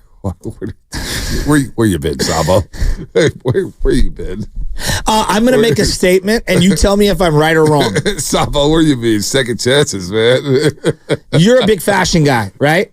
In sports. Like uniforms, the jerseys, the shoes, the accessories. Yeah, I love it all. I think baseball has better footwear right now than basketball. Basketball, you have a lot of guys wearing their own particular like brand of shoes, right. And so it's different. I acknowledge that. I feel like all of the baseball players now are customizing the Jordans and these throwbacks and these various kinds of shoes, and the amount of accessories on the footwear now, or I guess the combinations, I think that is the coolest footwear. Football's right close to them. I love the footwear from what I'm seeing from baseball players. Basketball, they have a lot of custom Jordans too. They have a lot of custom shoes, and it feels like they're more modern, not the old school ones that people like. Like when I saw Jorge, I'm not gonna lie, the new James Hardens looks sick. I do like the colorways with the James Hardens. Adidas doing a good job with that. Anthony Edwards as well. I don't know. I got to look into the baseball. Okay, cleats. I don't. It's just something to monitor. Well, I remember when I was on the field when Marcus Stroman was a Blue Jay. This may have been 2015-16, but he had the Jordan 4 cleats on, and they were just saucy. I'm looking at these Hardens, and now I know because I've seen a lot of guys wear these ones. I don't love them. I'm kind of because I like last year's Hardens. I didn't like these. I don't like these ones. I'm kind of a fan of these Hardens. Okay, kind of a fan. I'm not sure if I will wear them, but they look very, very comfortable. Shout out to Langston Morris. Anthony Cole was wearing these the other day, I believe. Was he? Yeah, I believe he had these ones on. Nice. My boy Langston played at Berkeley High School, Berkeley High School, Oregon State for college. By way of Berkeley, Langston Morris Walker is a good guy, man. Really good guy. Works with Adidas and advertises stuff like that. So I'm just seeing and he's done a lot of good jobs. Tell him I'll take some bounces. I'll take some boosts. He's with Hart in China, and he does really good things. Really up and coming guy, man. I love Langston. But the AEs, the Anthony Edwards, they don't look bad either. I don't know. Adidas have come up. Adidas stock is low. I agree with that. I remember you were on the NMDs first. You're like, the NMDs. And then Anna bought me a pair of NMDs because he's in it. And I'm like, wow, Adidas, you can't go wrong there. Well, and the boosts are sweet as well. The Kanye's and the Yeezys, they're one of the most comfortable shoe out there. There's an entire industry of it's very fruitful of just, attaching yourself to a player and boom, getting a shoe. I'm looking at it right now. These Stormtrooper ones are kind of cool. Yeah. The Anthony Edwards. They're a little much for me. I'm not going to lie. I probably wouldn't rock those. Like right now, I got a pair of the NXXT LeBrons. And even though I'm not a huge LeBron fan, I think they're a really good-looking shoe and a good fit for my feet. All right, we're talking leadership. That's the plan this segment, right, Lubman? Leadership. Since people want to question Steph Curry's leadership after what happened with Draymond Green, what is leadership? Leadership in sports. And we got some calls here because what constitutes to being a leader? Who's a leader? Why do you lead? Do you lead by actions? Do you lead by talking? Do you need to get in people's faces? I don't know. I've seen all type of different leaders. Well, and I believe that like different settings and different times require different types of leadership. Like you see this when it comes to presidents, not to trigger people, but there are wartime presidents and then there are peacetime presidents. There are, there's just different. There's a different skill set that I'm looking during different points in time. Like there are more financially leading leaderships, and then there are more, I don't know. I think that leadership is much more diverse than we have in sports that we're accustomed to. It's got to be Michael Jordan is the only way to lead. Is that the only way to lead? Or is it Joe Montana? Is it Tim Duncan? Is it Hakeem Olajuwon? What constitutes? Let's go to Gio in the city. Wants to chime in on leadership. Gio, what's happening? You're on the roast. Good morning. Good morning, gentlemen. Happy Friday and happy Easter. Happy Friday, happy Easter. So there's a book called Extreme Ownership by Jocko Willink, and I think this kind of relates very much to the leadership styles that, unfortunately, with Draymond, but also with Steph Curry. There's a chapter in the book. Basically, they talk about it's like the Spuds, and they have what's called like boat races. Long story short, they're on a beach and they do these laps where it's a team of 6, I believe. And they have to race. The winner gets to rest the next trial, but the loser has to continue. The analogy goes where basically one leader is complaining the whole time because he keeps getting last, and then the person that's always getting first hasn't said a peep, but has been consistent. They love each other, like they work with each other really well, and etc. So the commanding officer then says, "Okay, fine, let's switch the leader for team 1 for team 6 and see how it goes."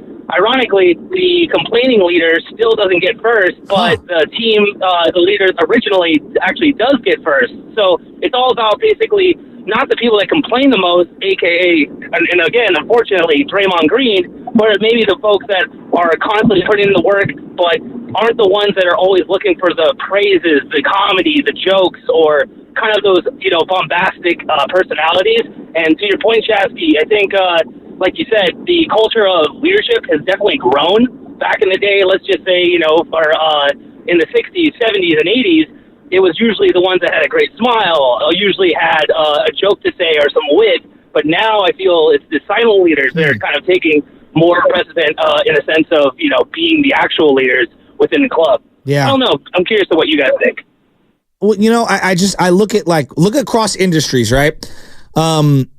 Is Jeff Bezos somebody? I mean, he doesn't strike me as some guy who's like some crazy demonstrative dude. I don't know. Clearly a leader. What? Clearly a leader. And killing it in business, right? Bob Myers is clearly a leader. Yeah, and he's not. I don't think he's a screamer or a yeller to you. No, John Lynch is clearly a leader. Absolutely. You know absolutely. what I'm saying? I really love John Lynch's style. Just the whole aura of John Lynch. I mean, it's a great point. I prefer those type of leaders. What about Belichick? Was Belichick I thought a leader? Belichick was a leader. Yeah, Look at how many coaches got jobs. But very different from, let's say, very different. Pete Carroll or Dick Vermeil. Very different, right? but attention to detail. Yes. That was his leadership. Absolutely. Focus on the fundamentals, the details. Is Andy Reid a leader? Absolutely. Okay. And Andy Reid is chilling with a hamburger in his hand. But I also think Andy Reid could at times give an elbow to Travis Kelce. Right. Kid. You know what I mean? Like how many coaches could pull that off? Yep. Eric Spoelstra. He seems like a yeller but he also is very much of a thinker. Right. Is he a great leader? Yeah, I think so. Spoelstra? I think he's an excellent leader. Popovich? Absolutely. Okay. Different. But no, they're all different. They're all different. Steve Kerr? Leaders. Absolutely. Absolutely. And he's very unique to those other two guys I referenced. Yep. Lute Olson, who Steve Kerr always I references. love Lute Olson. One of my favorite all-time college coaches. Coach K, leader. Roy Williams, leader. These guys are all leaders. So I just don't. The reason why we're talking about leadership is because of this quote right here from Jay Williams yesterday on First Take. I'm getting texts from people that I really value their decision, right? High-level people. And what these texts are reading is, well, how about the leadership of Stephen Curry? That's where these conversations are going. And in my brain, right, processing information, Molly. Wait, what do you mean? How about the leadership of Stephen Curry? They're calling Steph out? Yes. Oh. Right? For him not controlling Draymond. So in my brain, the way I process that is because I know Steph. I spent time around Steph. We were talking about this during Get Up. We wish we could have a camcorder in Steph's car, right? Like all the things that Steph would be saying to his wife and how he's frustrated about, because he's one of the most competitive dudes you'll ever meet. No doubt. Draymond Green is diminishing the ultimate legacy of how people are looking at the leadership of Stephen Curry. That is just absurd. I mean, that's just I just don't even. It kind of gets me like more eye-rolly every time I hear it. Yeah, no, you're questioning. Because he can't control. It's up to Draymond Green to control Draymond Green. It's not up to Stephen Curry to control his teammate and tell him how to act on the floor. That's not on Steph. Can we just for a moment pause, because he used one of my tactics, which is when I want to talk about something, but I don't want to attach my name to it. Yeah. I'll say, I'm getting texts that people are saying X, Y, and Z. Right. I'm not saying it. Right. No, they're saying it. Just so let's talk about it. Just to lie, right? Just acting like you got sources all over the place. Yeah, I'm getting text messages about this when ain't nothing happening. It's like lying about the phone lines, right? Oh man, we got full phone lines right now. 888-957. Jane, I see ya. You just start missing in 5-1. I'm just start mixing. That's the Tittle special. The text from the 415, text from the 925. Just make things up on the fly. Oh man, yeah, I'm with you. 925. How about Draymond Green controlling Draymond Green? I'm with you. That shouldn't be on Steph. Who the hell is questioning? Like, what NBA executives? Oh my God, Draymond's going to tarnish the legacy of Stephen Curry. No, Stephen Curry's legacy is cemented. He's the greatest shooter ever. He's the MVP. Charlotte's sitting here like, we have a chance to get Steph Curry. But the way he handled that Draymond Green suspension the other day, when he got ejected out of that game, we're having second thoughts. Right. Well, 405, Jordan controlled Rodman. Yeah, they control Rodman so much, they told him to take a vacation in Las Vegas. Rodman left the team. And Jordan just went to Las Vegas because he wanted to go to Las Vegas. How did Jordan control Kwame Brown and them boys for the Wizards? Jordan control Rodman from kicking the camera, man. Can control Rodman? What are you talking about? What are you talking about? Let's go to Rob in Livermore. Rob, what's happening? You're on a roast. Hey, good morning, guys. I appreciate you taking my call. Anytime. Hey, I hopped in the truck on the way to work, and I heard you guys talking about leadership, and I heard the quotes the other day, and it was just ridiculous about Steph.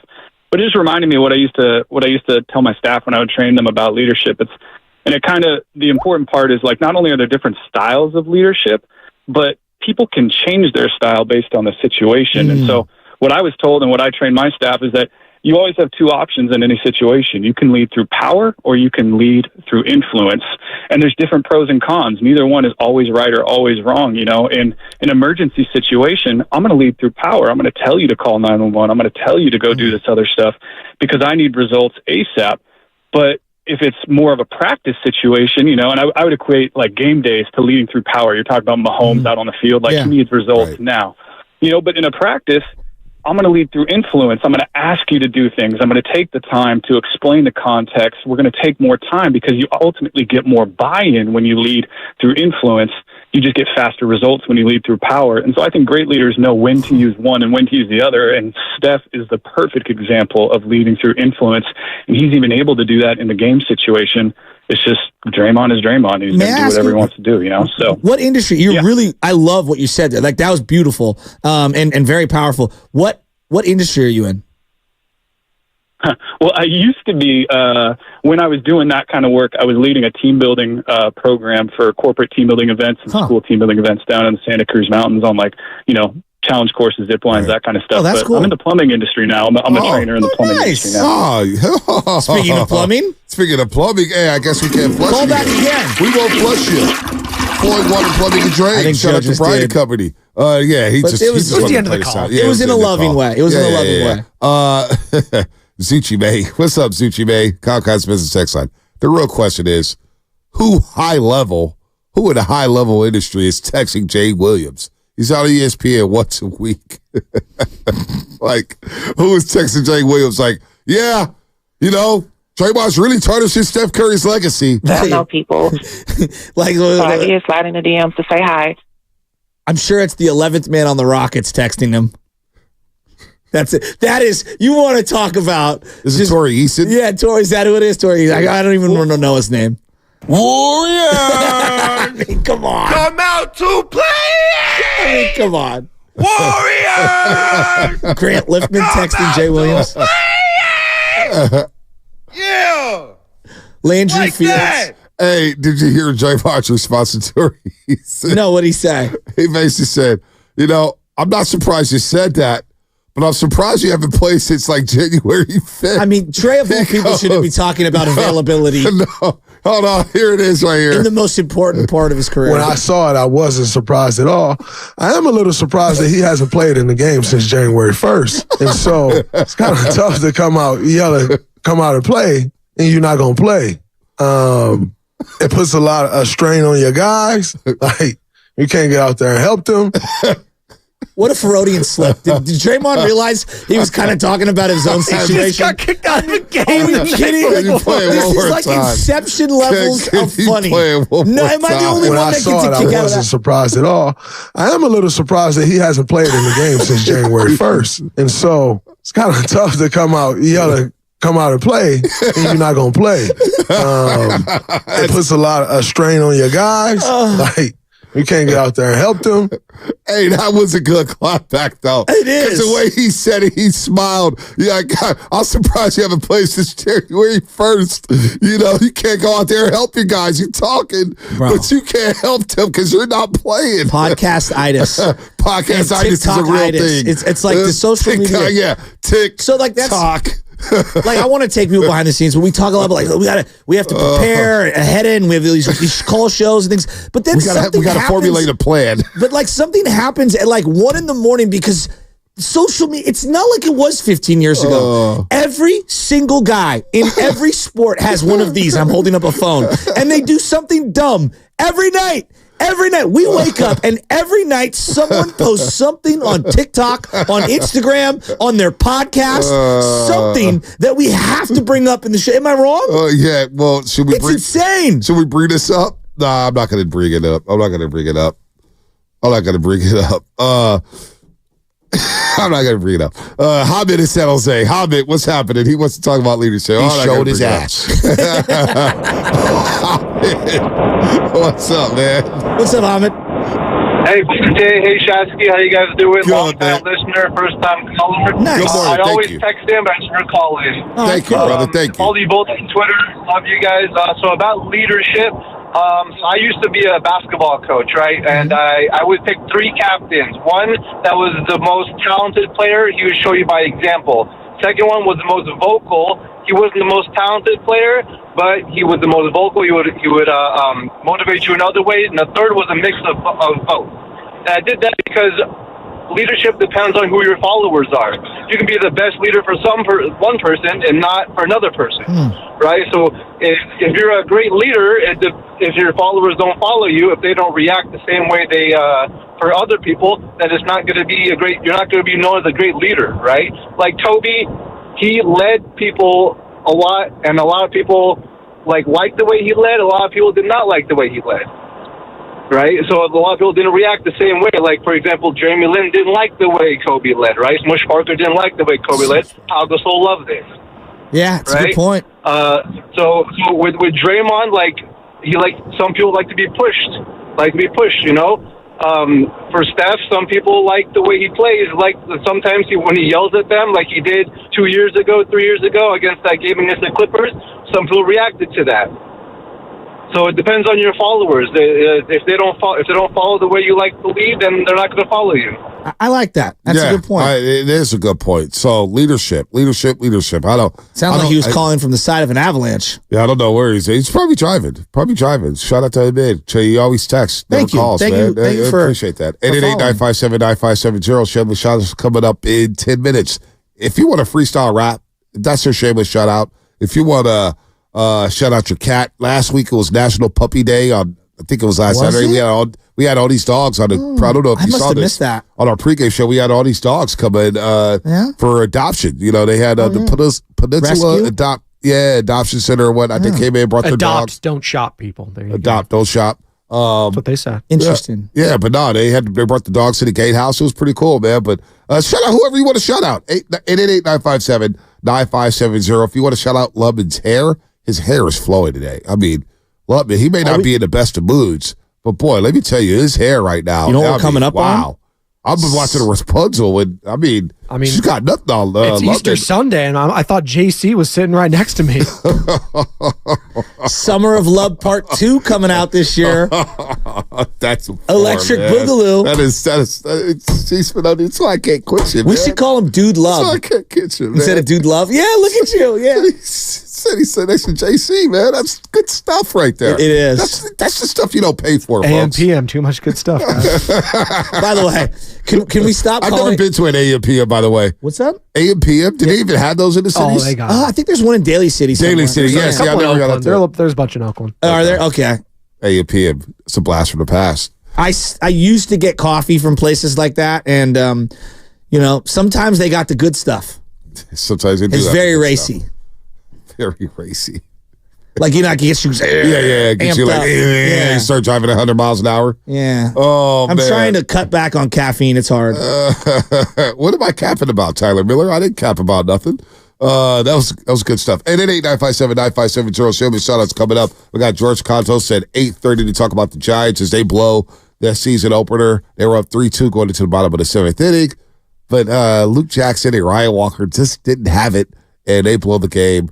Padres win 6-4 yesterday at Petco. There is going to be it's going to be a long baseball season, right? It's 161 more games to play. That's it. But there is something to I believe they've stashed Luciano and Matos in the minors for a very small period of time. And I'm not going to be triggered. I've promised myself I am not going to lose my mind. I'm not going to come in here and do the predictable thing that Bonte thinks I'm going to do, which is scream and yell over the first week of the Giants and how I want to see the young guys. But I do want to see the young guys. No, I do too. But I'm reminded that there are times when the Giants, they operate archaic. And I look at what the Padres do, and no, they're not the greatest template for an organization, but they're not the only team that does this. You see this with the Cincinnati Reds, and they have maybe too many young guys simultaneously playing. Arizona did this with Alek Thomas. You've seen a lot of different guys.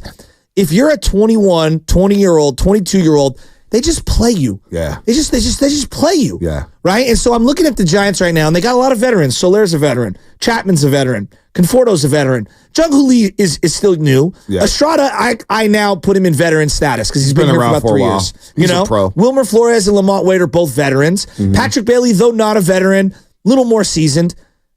I want to see Matos and Luciano. If I gave you that same lineup, and Nick Ahmed had 2 RBIs, but if I give you that same lineup a month from now, and let's say it's got Luciano or Matos in there, don't you just feel a little different? Aren't there other at-bats you're looking forward to? The same thing we were talking about with the Warriors, being faster and more athletic.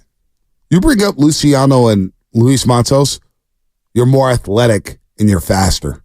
You need speed. I agree. Like, I'm looking at the Braves, I'm looking at the Phillies, I'm looking at the Dodgers, and I'm looking at all these teams, the Cubs, the Reds, these teams, the Pirates, these teams got speed, man. They got speed, and I want to see at the top of the lineup.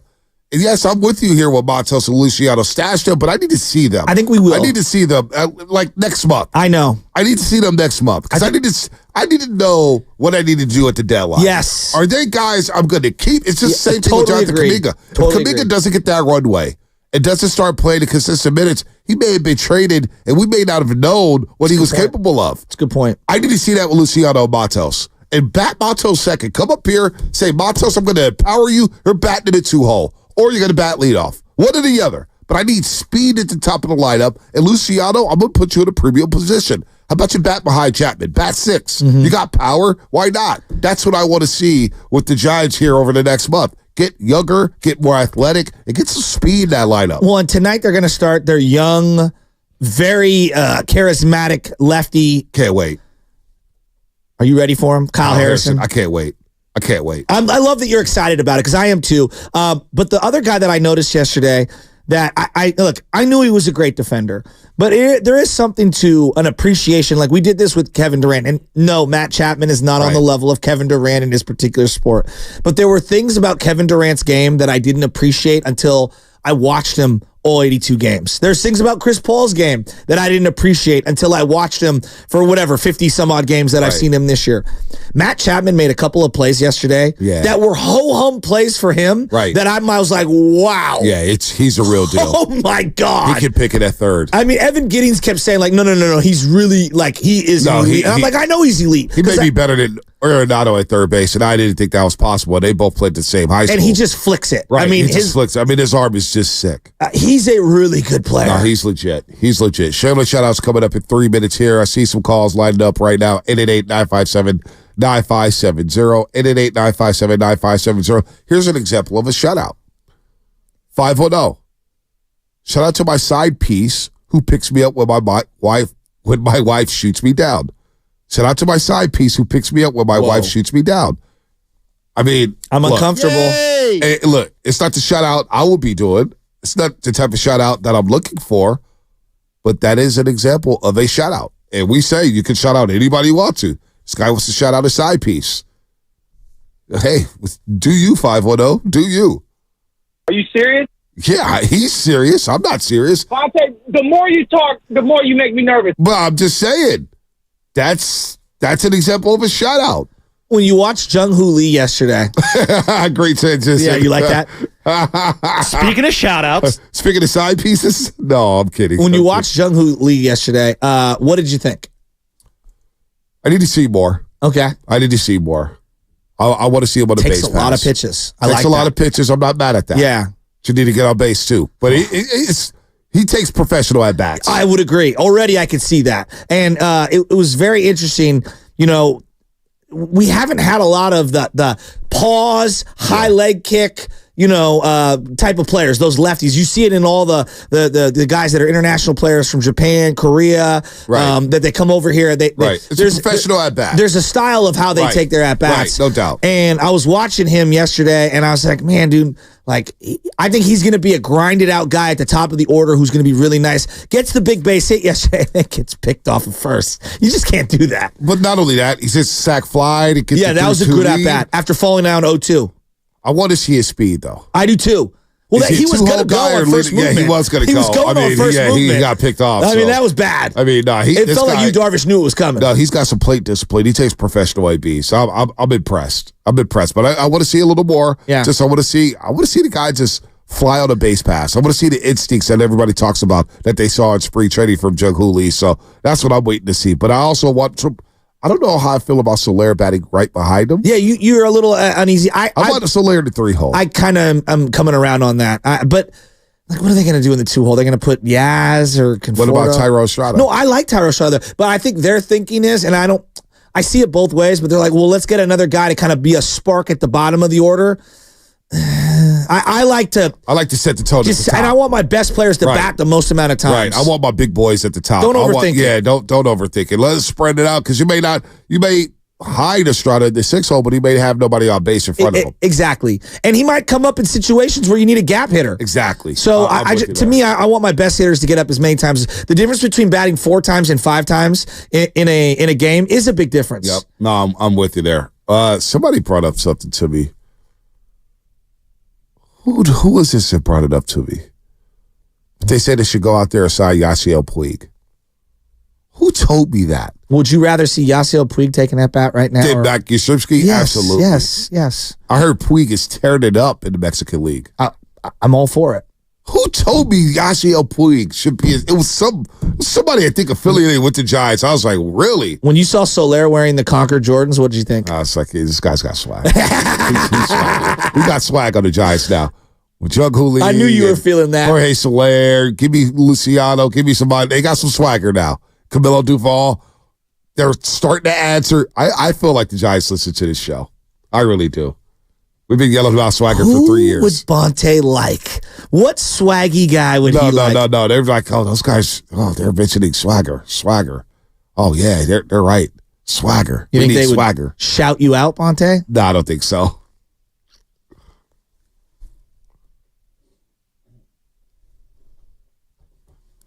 I'm on the court like I'm Kobe or LeBron. I feel like a beached whale. I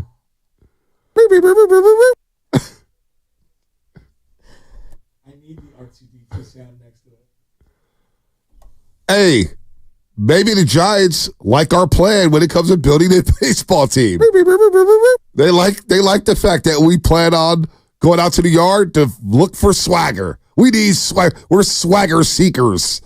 We're seeking swag. I don't know. Anyway, I want to start here. I'm going to shout out my wife. All right. Shout out your wife. And my wife has been the greatest mother I've ever seen over these last couple. I got to shout out Anna in a second. So go ahead, keep going. Okay. No, but someone's excited. I know, seriously. No, my wife's been amazing, and we're looking happy with Brock Purdy. Various daycare situations right now, and it's an emotional time for my wife. She doesn't.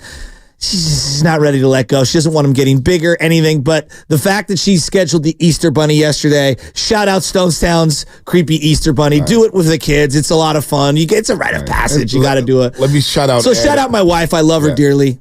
Yeah, let me shout out my fiance. I love her dearly too. That's what I'm shouting out because that is the weakest. No, because what Shasky does, he goes all in, and sometimes I get home. It's like, wow, Shasky shut it up. But I said, yeah, he shouts her out every day.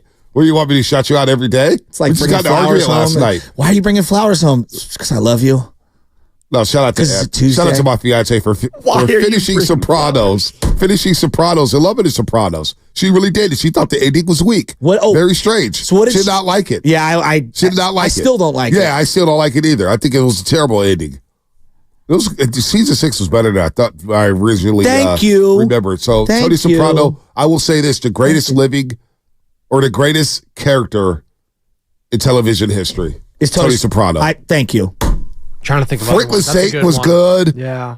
Ghost in Power was good. What about from The Shield? What's the guy's name in The Shield? You guys didn't watch The Shield. Avon Barksdale, The Wire. I mean, you had a couple candidates in The Wire. Tyrion Lannister. Yeah, no doubt. Wow. Arya. Yeah, that's a good one. D. Lou, shout out to his niece for going 3 for 4 with 3 RBIs in her softball game. We also got Bay FC. Shout out to Bay FC tomorrow, the home opener. I think I'm going down there to San Jose. Everybody it's sold wants out. To go. Yeah, Anthony and the girls want to go down there. Yeah, no, it's sold out, man. So we'll go down to some Bay FC games. Also, I got to shout out my girl, Alex. Shout out to Alex and her beautiful family. She works with a couple doctors who are fans of the show. Oh, nice. Dr. Joy Garg and Mike Rosenthal. Shout out to those doctors and shout out to Alex. Alex as well. Alexander Johnson, you know who you are. Shout out to you. We had some great days at the Lions Pub back in the day. Her beautiful husband was my guy. Man, what's my guy's name? Rocket Man 650. Rocket Man. What up, Rocket Man? Anyway, let's go to the Lions, man. Ryan Corey, Rocket Man. Shout out to Ryan and, of course, Alex, man. They're doing the big things out there with their family. All right, let's go to the Lions. All right, so we'll get to Lovin. Let Lovin. Lovin is, I don't know what world he's in right now. RJ in Fairfield, what's happening? Hey, shout out to my wife being 37 weeks pregnant and dealing with the back pain that comes with it. You know, shout out to her.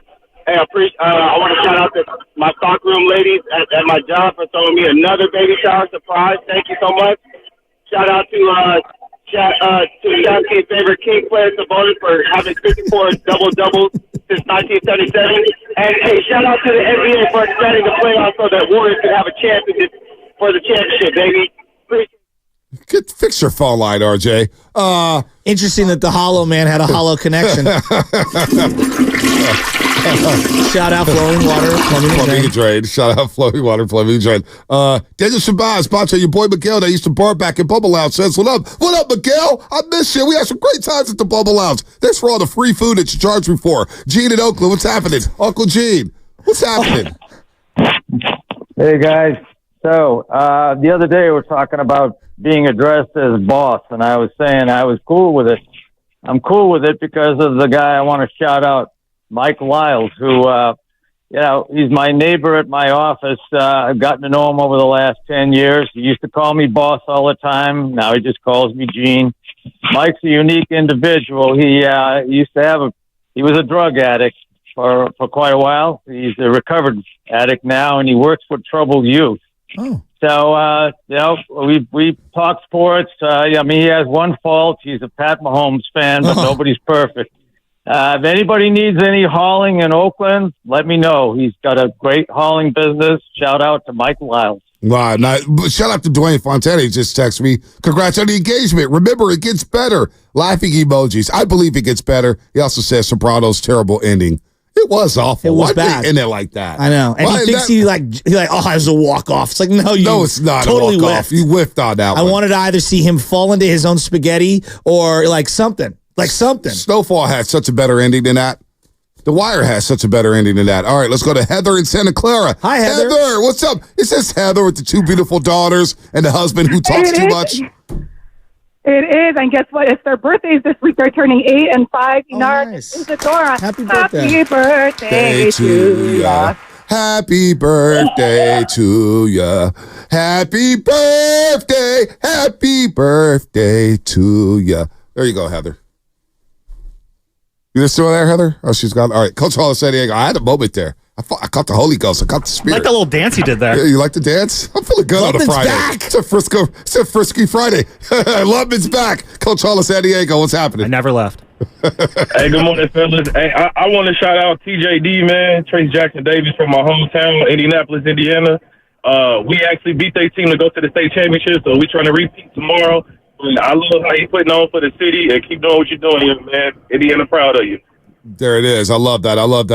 Shout out to my girlfriend, Ari. Happy birthday, baby. I love you and our future son. That's right.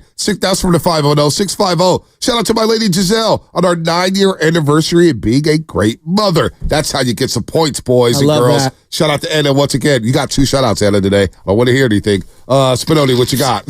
It did not sound sincere at all. It's very what sincere. do I have today? We have a love-hate relationship. Who do I want to shout out? You know who I'm going to shout out?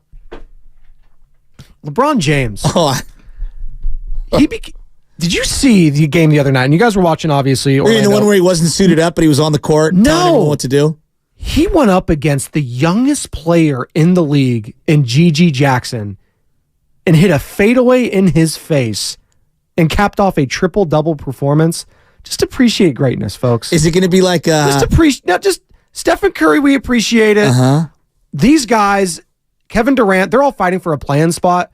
It's going to be... Anybody got the flushing sound? I'm seriously. I control the flush. Can you flush? No. Can you flush yourself, If you please? figure out your board over there, you can do it. It's going to find it. The LeBron James stuff is going to be like this. LeBron James played with this player who's playing in 2036. I'm going to cap it off. Who played against this guy. Give it to me. You're talking about cooking Gigi Jackson. Come on, man. No, it was a cool moment because he's 39 years old and he's going up against a guy 20 years younger than them. Yeah, come on. Oldest player in the league versus youngest player in the league. I got in a big argument with my boy Scotty Taylor over this, and he was like, why do you play with the 40 and overs? I go, because I feel like the youngest guy in the league. And when I play against the young guys, I feel like by far the oldest guy in the league. I'm on the court like I'm Kobe or LeBron. Yeah, exactly. Just appreciate. Celebrate old guys doing things. KD, Steph, and LeBron, it feels like it's the last of the year. We're watching this season. Be appreciative, guys. Come on. It's Easter. Happy Easter, everyone. I got a birthday shout out I want to give. Love it. Yeah, I'm going to give a shout out to my grandpa Stanley, who's turning the big 9-0 this weekend. So we're all having a little family get together at the house this weekend. So happy birthday to you, Grandpa, and many, many more. 90 years old, still strong enough to pull the ears off a gun dark. Happy birthday, Grandpa. Wait, what was that? I don't know. Can you repeat what you said at the end I don't know there? what the hell he said there, but I was going to say strong enough to pull the ears off a gun dark from Empire Strikes Back. I get Bonte not getting that shot. Come on. That's a deep cut right there. Really? I mean, that is so insane. That's when Han comes in and sees Luke all recovered. He's like, hey, you look strong enough to pull the ears off a gun dark. I've never heard anyone use it in a pop culture reference setting. Happy birthday to your grandfather, really. 90 years old. Sounds like a great plan you guys have in store for him tomorrow for his birthday. 90 years old. Love it. I love that. I love that a lot. 888-957-9570. Sammy G wants to shout out Jesus. Yeah, shout out Jesus Christ. 49er Rider. Shout out to all the old celebrity interviews and he's read some of these before I actually read them on air. Let's go to Duke in the city. I almost got caught up right there, man. Duke in the city, what's happening? What's up with y'all, man? Come on, man. I just called to tell y'all, man, happy Easter. All y'all, man. My boy Spaghetti, Love Me, Shasky. Come on, tell all y'all there, man, and YouTube and Twitch. I see you trying to clown, but 3 after 3, the Dubs are going to show down. For something like the dark, you better bring your host to which is the Wild Wild West. Now your Warriors playing chess, checkmate. Like I told you before, that the Bay don't play. From the Stoke to the O to be the San Jose. We got the Niners, the Giants, this the Golden State. All our teams on their way to be great. Hey, man, happy Easter to all y'all, man. YouTube, Twitch, man, and R.I.P. to my little brother, Ballhead, man, and I love y'all, man. I just had to call y'all, man, and tell y'all, man, happy Easter. It wouldn't have worked for me if I didn't call y'all. And y'all shooting out y'all wife, and I'm shouting out my wife, too. Man. I love her, man, for everything, man, and all my family members, man. I love y'all, man. Peace out. Appreciate Shout that. out UNLV, Lakeview, baby. The wives do hold us down. There's no doubt about that. Man. Getting us through another football season, dealing with our antics all throughout the season. Anna, Michelle, they've done a great job. 831. Shout out to the NorCal Aquatics 12U boys water polo team. After winning their futures tournament this past weekend, they solidified themselves as the best team in Northern California, a top 5 team in the nation, working towards becoming number 1 by the end of summer at the Junior Olympics. Love that. And shout out the injury report.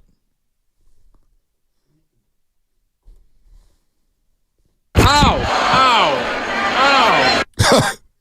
Hold up. 925 Comcast Business Text Line, maybe the text of the week. Shout out to all the paid rabbits that were offended this AM. Shout out to my 5th grade volleyball team. First game yesterday, and they got whooped. Damn.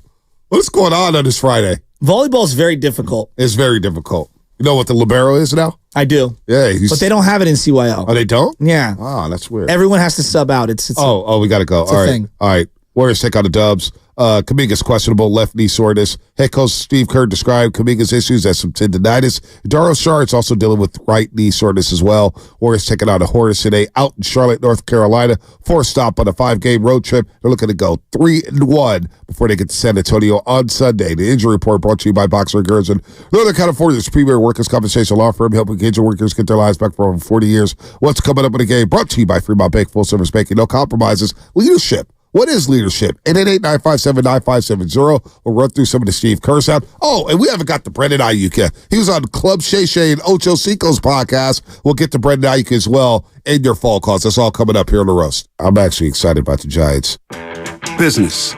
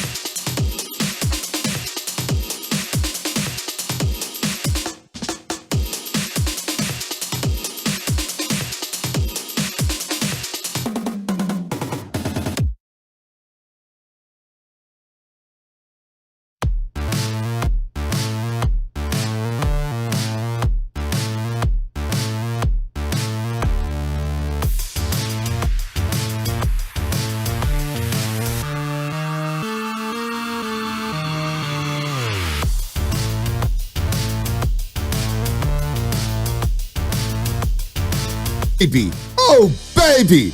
It's Friday. We made it. We get a weekend. We're looking forward to the weekend. We got baseball back. It's you got Good Sweet Friday. 16. You got Elite 8. Yeah, it's really good college basketball. The North Carolina-Alabama game was really good. I enjoyed that one. Illinois, Iowa State, bit of a slug, but that Shannon Jr. kid is good. I like him. His shot's a little funky, but he's a tough kid. Two-way player, guard, physical. Like him. UConn looks good. Giants, bullpen didn't look too great yesterday. They lose to the Padres 6-4. Did you Warriors see back on the floor? Go ahead. Did you see who hit a home run? Mookie Betts. Oh, yeah. God. Yeah, I mean, Freddie Freeman too, right? Yeah. I mean, they won 7-1. I mean, that's just... You know who else hit a home run yesterday? Paul Goldschmidt. No.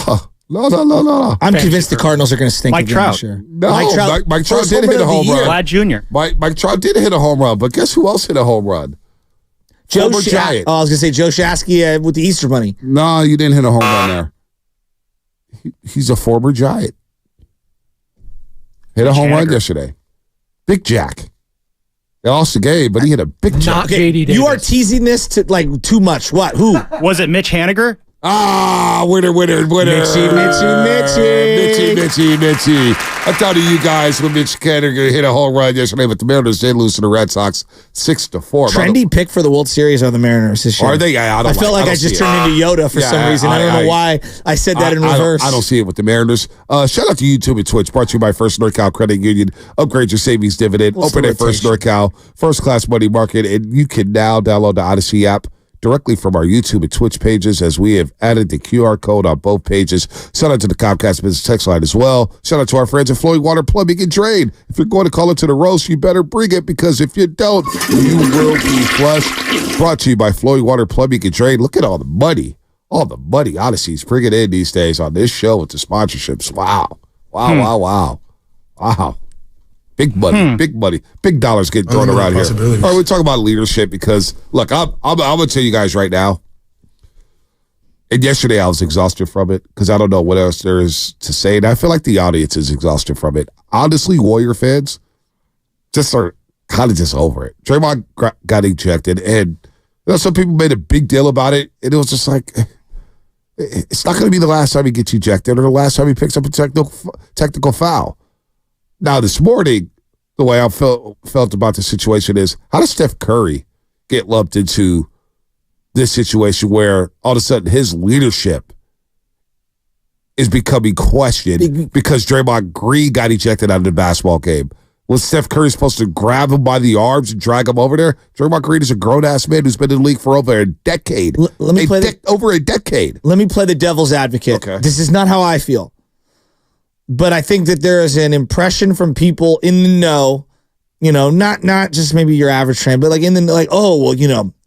Steph's co-signing for a lot of this, and he signs up to be with Draymond. So in a roundabout way, he's part of the problem. I think that's unfair, but I think that's the implied portion of this. So he co-signs Draymond getting ejected. No, co-signs him being on the team. So you dance with the devil. Well, and don't be surprised when this happens. I guess is the way. I'm not saying I subscribe to that. I'm just saying that's what people would say. Are we sure Steph Curry co-signed or Steve Curry co-signed for Draymond Green being re-signed? I don't know. Because the only reason why I asked that, is because Joe Lacob was sitting to my left, to your right. And he was live in studio for an hour. And we asked him. I think I asked him, was there any concern about Draymond Green moving on in free agency? Mm-hmm. He goes, look, you never know.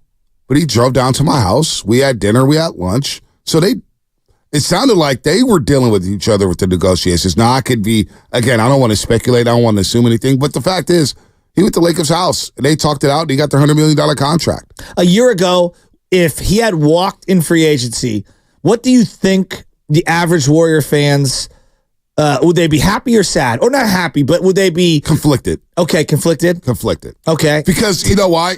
Yeah. We went to Bron Vino in Walnut Creek for our first Warrior Summit. Mm-hmm. And it was unbelievable. It was a great turnout. We had a lot of fun. That was fun. That was a lot of fun. But remember the crowd reaction to when we brought up Draymond Green after that season was over. Everybody in that building was down on Draymond. Yes. down on him. I was like, wow, this may be the offseason they move on. Yeah.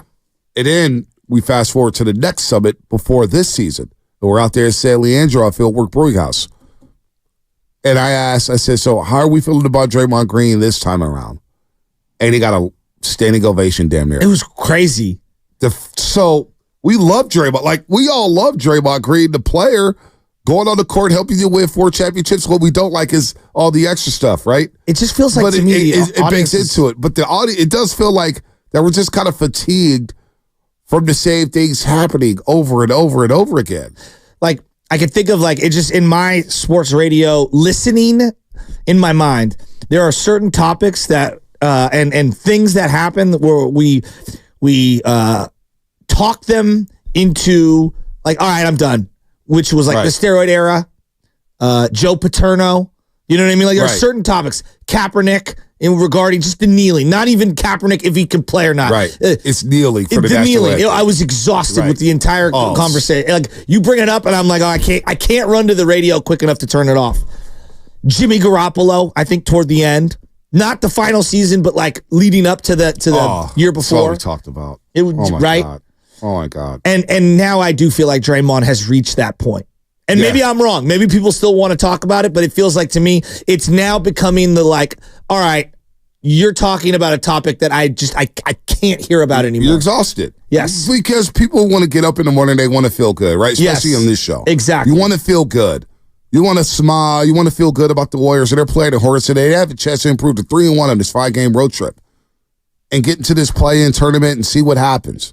And Andrew Wiggins is playing better. And Klay Thompson is playing better. You're watching Trace Jackson-Davis and Kuminga Ascend as young players here. I mean, yes, people are tired of it. And I felt it yesterday. I was exhausted, but you look nationally, right? Every show nationally led off with that topic, Draymond Green getting ejected. Everybody did. ESPN, Fox Sports, you name it. Everybody did. Our shows did. Because the business model of our business or of what we do is the boss man is going to say, you need to play the hits. Play the hits. So right now, what he felt was hitting was Draymond Green getting ejected from the game. And I just felt, just from working the post-game show, we were just kind of like halftime, we didn't even bring up the ejection. We didn't even bring up that he was ejected. We just kind of score stats. Bully had the funny line saying, hey, I just want to see NBA basketball. Then after the game, obviously, we touch on it, and we keep it moving. I felt exhausted then. But then I knew, damn, at 6 in the morning, people were going to want to talk about Draymond Green getting ejected 3 minutes and 36 seconds into the game. And I had a feeling that it would pivot towards Steph Curry's not a leader. Steph Curry's not this. I thought Steph Curry, one of the more underrated things about the Jordan Poole situation is Steph Curry going to the podium and defending Jordan Poole said, look, what happened was not right. Stop slandering Jordan Poole. Yeah. Stop it. Remember he went at Chris Haynes, basically said, stop with the narratives. Stop with the cap. That's not what happened. So I don't know what word do you want from Steph? Steph Curry's right there. Chris Paul's right there. You said Steph Curry's personal security guard and the security with the Golden State Warriors. He's right there. Brendan Podziemski's right there. What do you want Steph to do in that situation? Honestly. Draymond's been in the league for 12 years. I'll tell you, you know why the Giants topic for a lot of people is refreshing, or even the 49ers? Because you're talking about the actual in-game product. And I feel like when the Warriors were really good and humming, we were talking about the on-court, in-game product. And when people get fatigued, it's all the extra stuff. Right. You know, like the relationship dynamic between Durant and Draymond, or Durant and Steph, or, it's just all the stuff that's not the actual games. And I know that that's the stuff that people click on and it generates a lot of buzz. But me as a Warrior fan, I just want to watch these guys play ball, and we're spending way too much time talking about emotions and ejections and leadership and leadership. I just want to talk about the game. And we've completely overshadowed. Wow, Podziemski's having one of the better rookie seasons a Warriors had really had in 20 years. Trace Jackson-Davis too. A monster. Kuminga's having a come of age year. It's such a great point. Outside of Stephen Curry, because even Klay's rookie year, we were kind of scratching our head. Draymond didn't play much his rookie year. But you're spot on. Podziemski, Trace Jackson-Davis, under these circumstances. Having a great year. Of trying to integrate with guys who have won championships and played at the highest level. And they're asked, hey, you need to catch up. You didn't get up to speed here with us. We're trying to hang a banner. You guys are rookies. We don't care. But it's lost in the sauce. It's not lost on me. I'm seeing young players contribute. It's been incredible to watch that. Like, now there's a bigger story regarding the team and competing, and obviously Steph Curry, you're playing with a rock star. I mean, you're playing with the Beatles, And so, like, I get it, but I mean, there's so many interesting storylines on this team to talk about. Getting ejected 4 minutes into a game, to me as a Warrior fan, I throw my hands up. I'm like, if it was one time a year, all right, we could talk. It's like, can we just play ball? Right. Can we just play ball? Right. And lost in the game against Orlando and Miami, I thought the fourth quarter offensive execution, they're starting to iron out some of the stuff that has ailed them in the games that they've blown. They're getting good looks. They're getting stops defensively. They're sharing the ball. They're taking good shots. They're moving the ball around and not settling for a late possession, what I call a prayer, and you're getting good looks around the rim because teams are running you off the three-point line and you're moving backdoor. You're moving without the ball. Right. I'm seeing a smart basketball team start to kind of slowly come out of this horrible funk, and it's like, okay, maybe they have something here. I'm gonna peel back the curtain here. I'm not sure I should, but it's a Friday and people will forget about it by Monday. That's my hope. So I'm seeing a lot of, you guys don't really have to talk about Draymond Green. You don't have to talk about Draymond Green. You really don't have to talk about Draymond Green. Now, just think about ESPN. Their bosses are going in there, they're looking around the sports scene and go, oh, Draymond got ejected again. That's what we're leading with. You could think Stephen A is making all the money in the world. Boss man is saying, we need to talk about this. Yeah, you're clicking on that video or whatever it is. We got to hear more. Yeah, no one wants to hear about the first and third where the Giants let a guy steal and it bounced off Nick Ahmed's chest. So when it comes to us, sure, I would love not to spend 4 hours a day talking about Draymond Green getting ejected. But I can guarantee you, and I don't even know this, I have no idea, but I guarantee you it's a part of our boss, Matt Nahigan, when we were talking Giants yesterday for about 45 minutes and the Draymond Green stuff was coming out, I bet you he was cringing because I know Matt Nahigan very well. I know how he thinks. And he probably was not happy with this talking Giants baseball for 45 minutes when Draymond Green stuff was lingering and then the phone lines were hot and the text messages and were he's hot. Doing Bleacher Report live. And he's doing Bleacher Reports lives. We were fatigued on Draymond Green. I wanted to bring some happiness to the show. You did too. Opening day, new baseball season. What else can we say about Draymond Green getting ejected? We're tired of it. Oh, my God. He's going to get a second chance. He's going to get a third chance. He's already got those chances. It is what it is. But I think that's my big thing as a Warrior fan. I feel like I get angry and sad, like both, when these things happen. Because it's like, dude, come on, man. Can we just talk about the games and the stuff? No, we just we want can't. a back-to-back. No, I agree with you. We can't. But if we talk, hey, fourth quarter execution, 888-957-9570. No calls. No calls. The second we go, Draymond Green said X, Y, and Z or did X, Y, and Z, boom. I mean, B, for a long time, even after Durant left, we used to joke about it. Did you like Kevin Durant? 888-957-9570. And the phone lines would light up. Just go crazy. They just go crazy.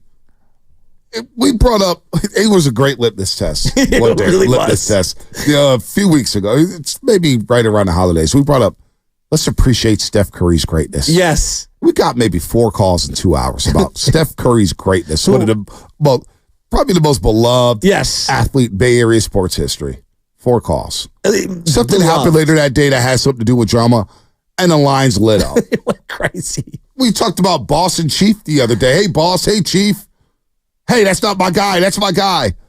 The lines blew up. We had 30 calls. So basically what I'm saying is, sometimes you got to do what the business says you got to do. Exactly. And sometimes a lot of people like drama. A lot of people enjoy this Draymond stuff. A lot of people love the gossip nature of the NBA that's become right now. Well, it's not just the NBA. Just look around life right now. Right. What's going on? And I know you don't want to talk about it, but the Puffy thing, the P. Diddy thing, whatever the heck he's called with Sean Combs, it's everywhere. Right. You think people are clicking on the cat saved from a tree video or the random Puffy videos? Right. People are clicking on the Puffy videos. So I'll just say this, as we peel the curtain back when it comes to Draymond Green stuff, and I'm not saying our boss to tell us, hey, you can talk about whatever you want to talk about. Well, if the numbers don't reflect that, then guess who's getting chewed out? Guess who's getting cursed out? And guess who may be out of a job? These two guys right now talking to you. Joe Shasky the Butcher and Bonte Hill. So, do you think Jake Paul is a good boxer? No, absolutely not. But people are going to tap into his fights, right? They're going to tap in. I mean, and it's because of the whole celebrity, the talks, the smack talk, everything that he's doing. And so I think that the Draymond stuff has now gone down that rabbit hole where I look at him more now. It's like just the whole entity. It's the podcasting. Yep. It's everything he's going to do. What's he going to do next? Who knows? And I'd be lying to you if I didn't say I wasn't completely exhausted by the whole thing. By the way, I gotta mention this real quick because I had some friends text me about this. Now, the rescheduled Dallas game at home is coming up on Tuesday, April 2nd. Okay. I had some friends buy some tickets on StubHub, and they messed up the date for that rescheduled game, and it says April 5th rather than April 2nd. And fans bought tickets for it. I asked some friends to do that. So, it's a good learning lesson to make sure to go to Warriors.com. That's all I'm going to say about that. All right, seriously, seriously, go to Warriors.com for that. He deserved it. Because we're getting I just got a text right now. Friends are like, yo, can you do this? Because we got some tickets on StubHub. It has a wrong date about the rescheduled game against Dallas. And StubHub is giving out the wrong date. And so I don't want you to be screwed out of going to a game. So save yourself a headache. Just go to Warriors.com. Everything's verified. The dates are right. Go to Warriors.com. Because I got some friends screwed up here with this rescheduled game. That's all I'm saying. I know it was kind of a pivot there, but it's got a couple texts. I wanted to get that out. Oh, it's interesting. How about Warrior fans? Yeah. Go to Warriors.com. Ben in Castro Valley. What's happening? Hi, Ben. Hey, what's up, fellas? Hey, you guys are saying how Dre's kind of overshadowing Pajemski and J.K. seasons and all that, and we don't want to be talking about Dre all the time, but Dre's got to keep that in mind. His antics are really overshadowing his teammates' success this year, and someone's got to talk to him about that. It's undeniable, and to me, it feels, I use the S word, selfish, because when you put yourself ahead of the team and you're supposed to be team glue guy, like you're completely contradicting yourself. Yeah. And look, if you do it one time or 2 times over the length of multiple years, all right, stuff happens. I don't expect everyone to be perfect every day. Like, we're all reasonable. Right.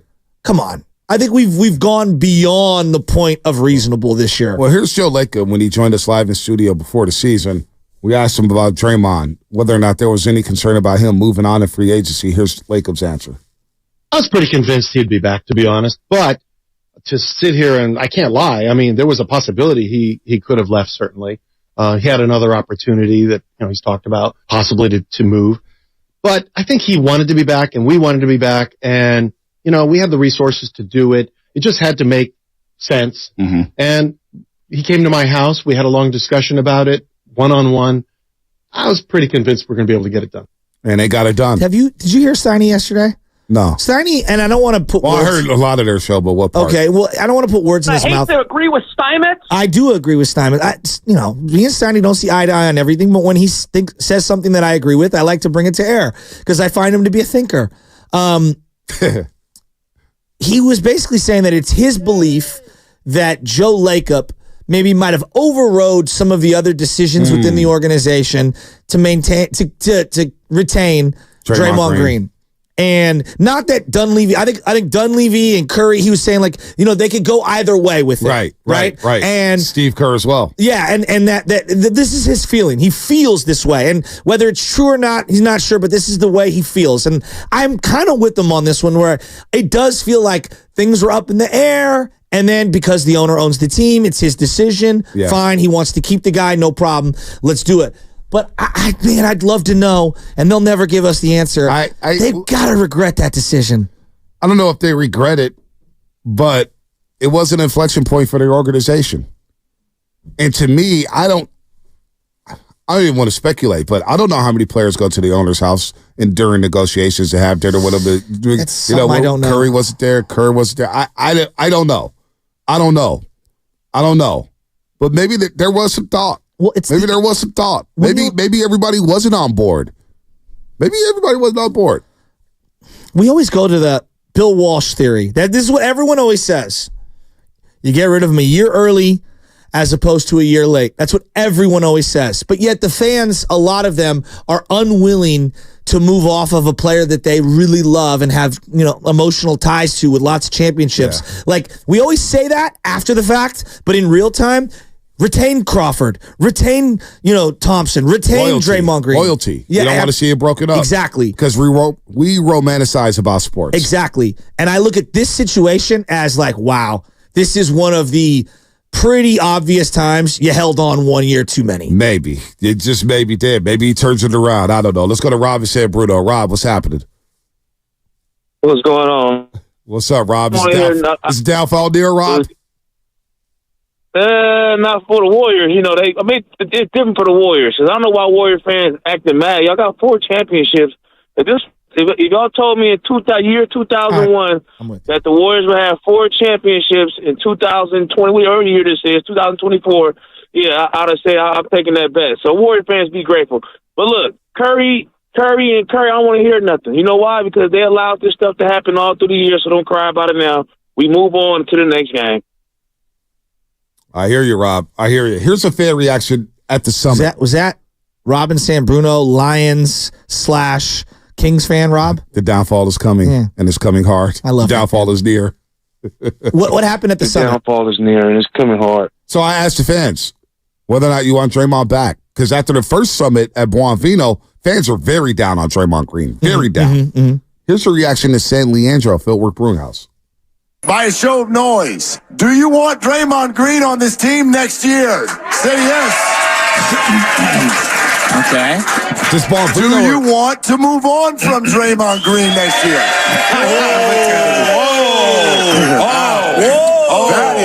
That is interesting. That's Buonvino. That's Buonvino, the first summit we did. Okay. In Walnut Creek. Louder ovations for moving on from Draymond. Right. In San Leandro, it completely flipped. Interesting. It completely flipped. Because I do feel like the average Warrior fan at the beginning of the year was like, let Clay walk. Let Clay walk. Got to have Draymond. And then you ask them today, and it's like, I think you got to keep Clay and move off of Draymond. It's crazy how it's flipped. Buonvino was a week after they had just gotten eliminated, too. By the LA Lakers. Here's my thing. Take the names off the jersey. What do you value more in this league right now? Do you need shooting? Or do you need a guy who's a great communicator on defense, who's a very good defender, Draymond Green? You need shooting in this league. I'm taking the shooter because the game is about getting buckets, especially today in the NBA. All right, we'll do Caller of the Week later on, Lubman. We'll break here and get George Kontos on to talk some Giants, former reliever now at NBC Sports Bay Area. Giants pre and post. We love George Kontos on the Morning Roast. He's going to join us, brought to you by Chilton Auto Body. Have you been in a car accident? Chilton.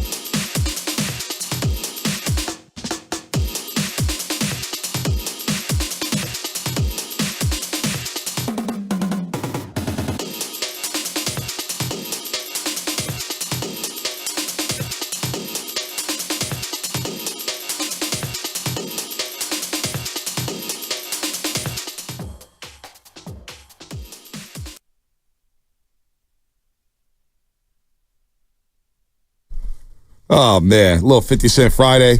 We got Call of the Week coming up. This might be my favorite 50 song. Really? This one? I love this one. He got so many hitters. He does have hitters. How to Rob is great.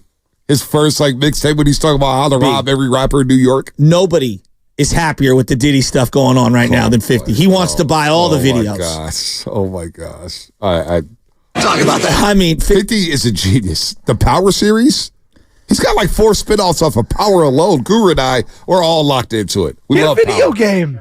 He did have a video game. Dude, he's unbelievable.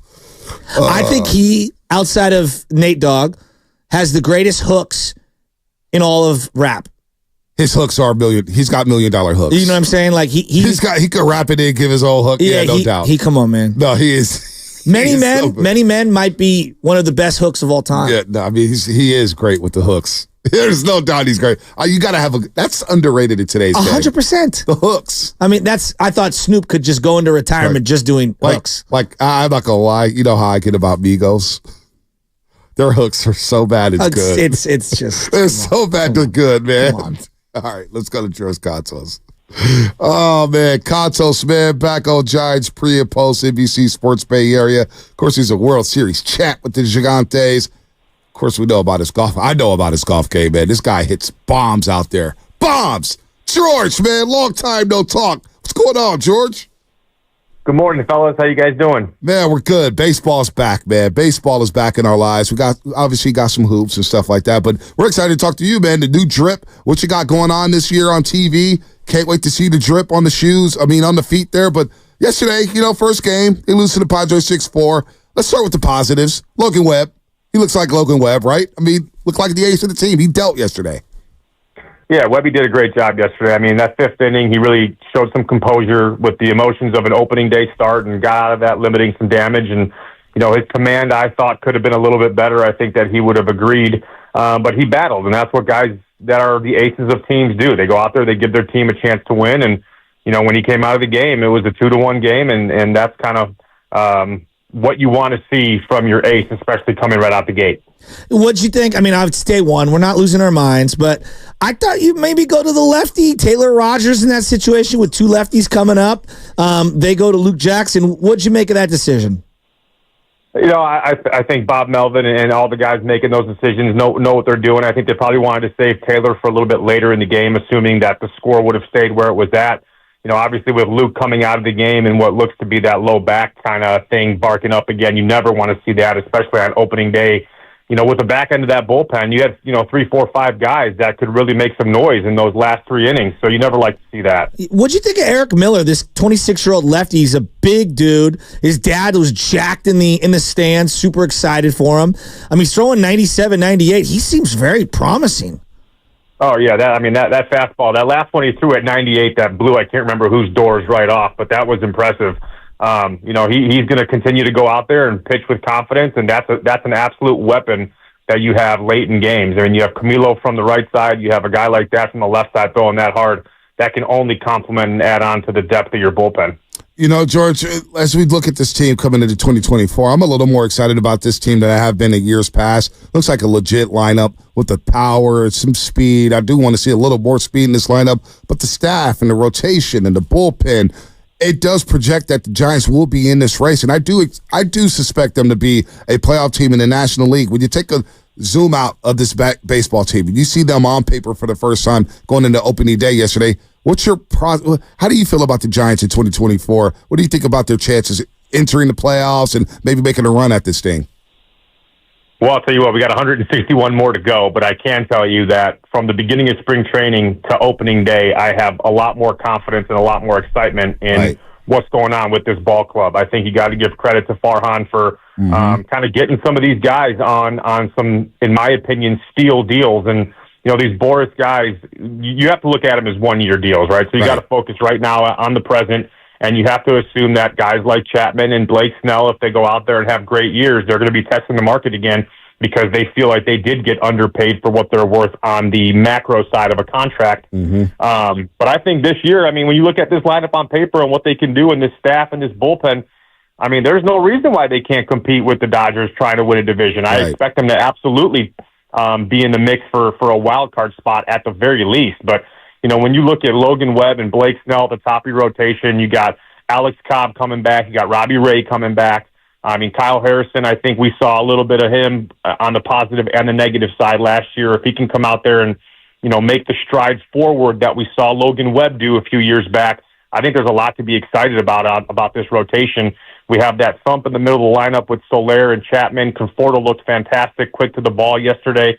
I mean, Nick Ahmed, I think I gave up my first home run to any batter in AAA when I got traded from the Yankees to the Giants to Nick Ahmed back in 2012. So that guy can turn on fastballs as well as anybody, and it was nice to see him come out swinging and producing early like he had been all spring. So, like I just rattled off 30 seconds worth of positives about this team. There's a lot to be excited about. Yeah. Well, what'd you see from Jung-Hoo Lee in his it's one game, but most Giants fans had never seen him play. And so the guy looks like he can go deep into a count. Nice little situational hitting with the sac fly, got a base hit, gets picked off right after the base hit. Looks like he was going on first movement. I don't know what was going on there. But he looks like a player. What was your impressions of Jung-Hoo Lee? Well, my impressions was of somebody who was making their major league debut, right? Regardless of how long you've played in professional baseball across the pond, regardless of what you signed for, this was his first game as a major leaguer, and there are emotions that come with that. And you saw that right in his first at-bat. Darvish kind of chopped him up in 3 pitches, and then he got his first hit, which is great because that helps take a little bit of the anxiety off of you, getting your first hit in your first game. Anything that he can do moving forward, which I would imagine is going to happen very quickly, for him to feel much more comfortable in the lineup and playing in this new environment that he's never done before, I think the better. But, he could obviously play center field. He was a little jumpy getting picked off there. He got his first major league hit out the way. Right. I think he's going to be just fine. George, looking at the other side of things, the Padres were supposed to compete last season. They had all the talent in the world. Juan Soto, Manny Machado, Fernando Tatis Jr., and, of course, Bob Melvin managing that club in the clubhouse. Going into this season, it feels like we've underrated the Padres. They still have a slew of talent here. How do you see the Padres here? Because I feel it feels like the baseball world after last season said, the Padres, they're just the same old Padres. They're going to underachieve. But I think they may be better than what we all anticipate. Oh, yeah, I totally agree. I would definitely not sleep on the Padres this year. I think last year was a little bit of a punch in the gut for them with all the money they spent, all the superstars they have. And, sometimes, I know Bob Melvin's on our side of things now, and we know what he's done in the past and what he's capable of doing and the respect that he brings. Sometimes just a change of people at the helm can go a long way to getting guys right on track. And what Mike Schilt did with the Cardinals was pretty impressive, at least in my opinion, at the beginning of his managerial career. So the Padres, look, when you look at them on paper, you know that they're dangerous. Right. And I think that their rotation is fantastic. Their bullpen is going to be fine. Maybe it was just bringing a few new people that kind of head that ball club that could turn things around, but I would absolutely not sleep on the Padres because they can be dangerous every 5 days, every day of the week that they step on the baseball field. When you got guys like Cronenworth and Machado and Bogarts and, Tatis Jr., all these guys are maturing. Tatis is maturing now. He's been in the league for a long time. I would expect him to have a little bit of a better ability to hone those instincts and not kind of play like a bat out of hell like we've seen him in the past. So I think they're going to be very good. I would definitely not sleep on them, and I would definitely not take them for granted when they are on the other side of the lineup. Why do you think things went south with Bob Melvin last year in San Diego? Look, I don't think that it there's a lot of, first of all, they had no bullpen, right? Their bullpen last year was not very good. They lost more one-run games than any other team in baseball last year with a really good rotation in Blake Snell, who won the Cy Young, Joe Musgrove, Yu Darvish, who was injured a little bit. But when you can't win one-run ball games, which is what the Giants are very good at historically or have been historically very good at, you're going to have a tough time. And sometimes when that ball is rolling in the wrong direction and the momentum is negative, it's really tough to overcome that. And it doesn't matter kind of what camaraderie you have, who's leading your ball club, what superstars you have. When you start falling into that rhythm and routine of just getting down on yourself, which is what I saw from them last year, it's hard to overcome. And, you need to get a 5-6 game win streak or win 6 of 8 to kind of get out of that. And they never really had that last year. But I think that is very fresh in their memory. and they're going to come out swinging this year for sure. Yeah, this division is going to be stacked. The Padres and Diamondbacks scored 14 runs in the third inning yesterday against the Rockies. The Diamondbacks looking to get back to the World Series. Of course, they're loaded as well. George, when you back on television, man? We miss you. Well, you know what? I just had my wife and I just had a baby girl 9 days ago. Congratulations! I know you guys did the surprise birth, right? You guys did. You guys basically did the whole surprise, right? Yeah, we did. We did the find out when the baby comes out. We didn't find out what the baby was going to be until she came out and graced us. Wow. But we have a very, very beautiful little baby girl. Everyone's healthy. Mama's healthy. So I'm taking the next couple weeks off, but I should be back mid-April. Awesome. Back in the studio, and I got some fire this year for you, Monty. You're not going to know you're not going to believe what I got on the feet this year. Hey, George, I'm trying to work next to you a couple shows, man. The basketball season may be over a little early. Your boy needs some cash, man. So on this note, did you see Solero rocking the Concord Jordans? What'd you think of that? I did see that. Look, I respect anybody who puts a little bit of effort into what's on their feet. I think that is fantastic because I'm a big shoe guy. Obviously, I love them. I got about 7-8 new pairs of Travis Scotts for you this year that are going to be pretty unbelievable on the feet. I got those new Warrior color canaries that I was going to wear for a series. Oh man, well Teller just sent me David Teller, who's going to be producing your shows. Obviously, he's doing the guy doesn't take a day off. He sent me some low tops. I think these are some Travis Scotts. He goes, ask George about these or whatnot. So Teller's trying to flex on you as well. I know he's a sneaker guy, so I send him all the new ones that I get. I actually just a really good buddy of mine from back home here as a baby girl gift got me the Jordan 1 Low Dior's, which I will be wearing for you on air. Oh my gosh. George, before you get on out here, this is going to get super geeky here, all right? So just bear with me. It used to be like metal spikes. Like that's all anyone wore. I'm seeing a trend going in the other direction. It sure feels like a lot of guys are wearing the TPU, the molded plastic cleats. I mean, yes, there's still obviously a need for the metal spikes, but when did that trend start to change? I think when people started realizing that wearing those metal spikes for 162 games kind of irritated your foot a little bit. Yeah. I feel like if you're a pitcher, you have to wear the metal spikes because it can get dangerous. You can blow out a hammy or a groin if you are trying to pitch in those plastics off the rubber because your grip and your connection to the ground as a pitcher is obviously the most important thing. So all pitchers will be wearing metal spikes, but the guys who are playing, behind you, the numbers 2 through 9 in the field, any way for them to be comfortable for 162 games or however many you're playing in a full season, your feet will thank you when you wear those molds. All right, so it's opening day, and you're back on the bump for the Giants. Opening day. What is the color? What is the shoe? What's the customization you're rocking if you're back on the Giants today? Oh man, I think my last year with the Giants, I have a buddy who did all the custom drawings on the and my nickname was always Spartan, just being of Greek descent. My both sides of my family are from Sparta, so I had my last year with the Giants in 2017. I had these home and away spikes that my buddy put Spartan helmets all over each side of them, and they had my nickname on them. It was dope. But I think if I was still playing this year with all the customization options that guys have now, it would be some form of the Jordan 1 high top, and it would probably have some sort of orange and black and cream drawings all over it. Yeah, George don't play, man. George don't mess around with the shoe game, man. Mookie Betts, he's got all the different ones. I'm trying to compete with George, man. I went broke quick, dog. I ran out of room in the closet, dude. I'm not. Jason Dumas and George Kontos, best shoe game in the Bay Area, no doubt about that on television there. But George, honestly, congratulations. All the baseball talk, forget all that. Congrats on being a girl dad, man. That's awesome. Good luck to no sleep. When you told me that you guys are going to wait until she came out the womb, and that's awesome, man. Congrats on being a girl dad. It's nothing like it. Oh, you know what? Thank you so much. It was so funny watching this little miracle come out in the last 10 days of, I'll tell you what, being the dad here, I feel pretty helpless. I've been holding her and changing some diapers, but she needs mama to survive right now. So just kind of holding her and watching her grow and change already in 10 days. It's one of those crazy bonds that obviously you can never experience until you have one yourself. No doubt. Hey, you're going to feel helpless for about 9 months there. Shasky's feeling helpless right now. Yeah, no, you're going to feel helpless. Now, all of a sudden, it's daddy this, daddy that. Now, watching Giants games on the iPhone, and she's watching Disney movies on the 70-inch screen TV. So there it is. Exactly. Get ready for that, George. All right, George, good catching up with you, man. We'll see you when you get back out there. Congratulations to you and the missus as well. I appreciate it, guys. Thanks for having me. We'll see you soon. Anytime. George Kontos, man, one of the good guys out there, man. Love George, man. Really good dude. He don't mess around with the shoe game, man. He does not mess around.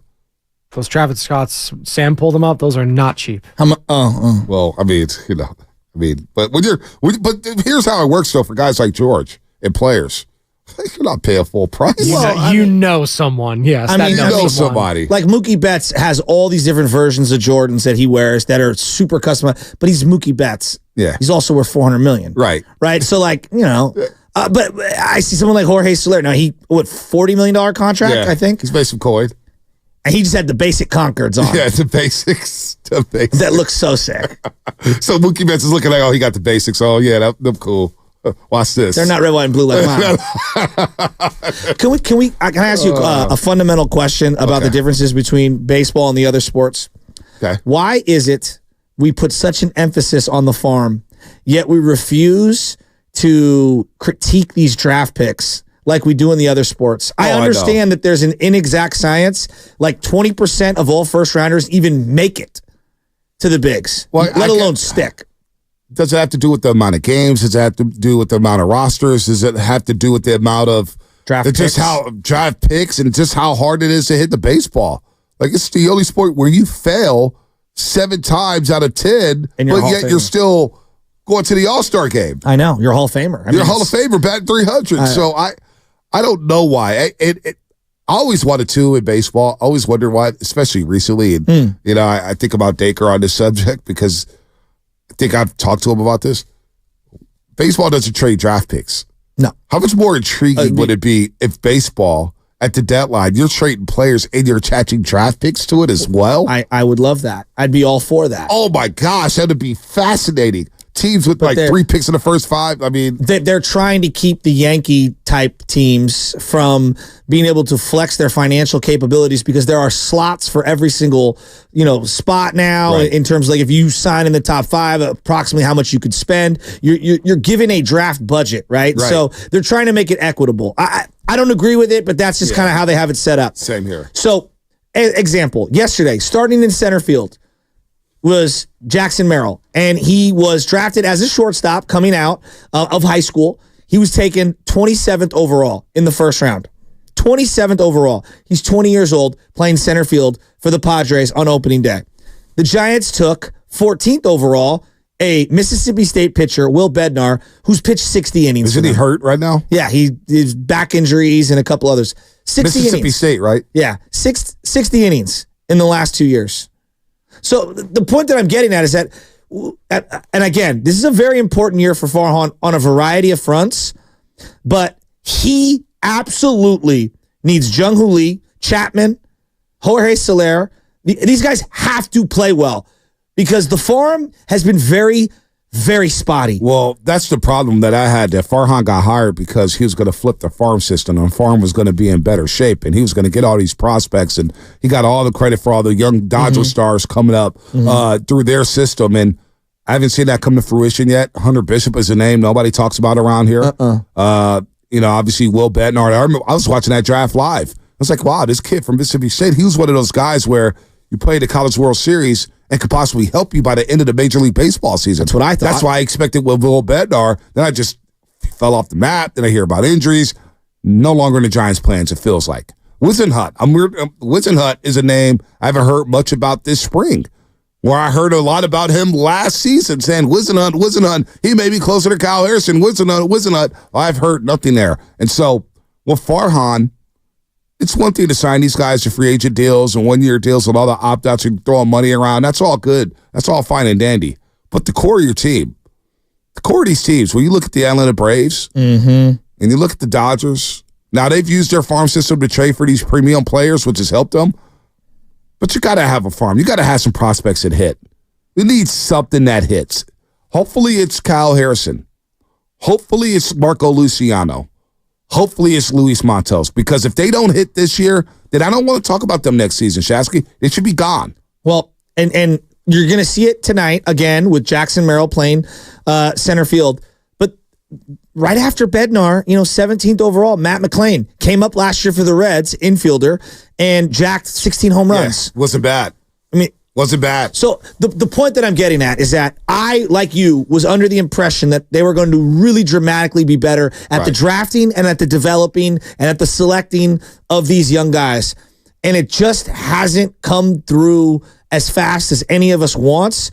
And I look at a variety of these top picks that aren't even close to panning out. And it's like, it makes it more imperative that these free agents really hit. Yep. I mean, Jung-Hoo Lee has got to play well all year. And they need Soler to play well all year. Because then I don't look at the draft and the farm as heavily. I'm not scrutinizing it as much. Right.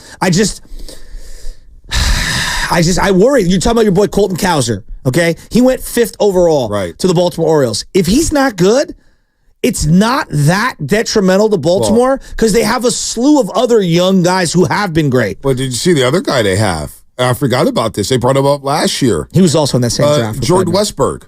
Yes. Jordan Westberg's an infielder who's got power. He's 25 years old. They've got guys coming up and down. The Braves, so it is a little alarming that none of these guys have popped. And it is like Casey Smith. I have no idea when Casey Smith's going to come up. I have no idea. But this is why when you tell me, and you said this to me yesterday, you said to me this morning, you say this off air, like, yes, really? And I'm like, I want to just see Matos play right field. Just let me see it. And like, he's 22. Let's just let him see it. And if he fails, so be it. I'm okay with that. I'm okay with watching the young guy struggle as opposed to the veteran be thoroughly mediocre. Right. I'm with you there, Shasky. I'm totally with you. We got to see something pop here. We got to see something pop with, like, by the deadline, either Luciano's going to be helping his team or he's going to be in another organization. It's just like Joey Bart. Why is Joey Bart still here? I want to see him I want to see him play over Tom Murphy. Right. Yeah, I want to see him can he get 10 at-bats a week? Something? I don't know. DH him? I would you rather see I know they're not going to DH Yaz or anything like that. They're going to go heavy Soler. Well, there'll be a day where Soler doesn't bat. Can we get Joey Bart in there? I'm open to whatever at this point. I mean, I really am. And it's just, I think it's going to be a long season, and I have a lot of, short-term, mid, and long-term goals for the Giants.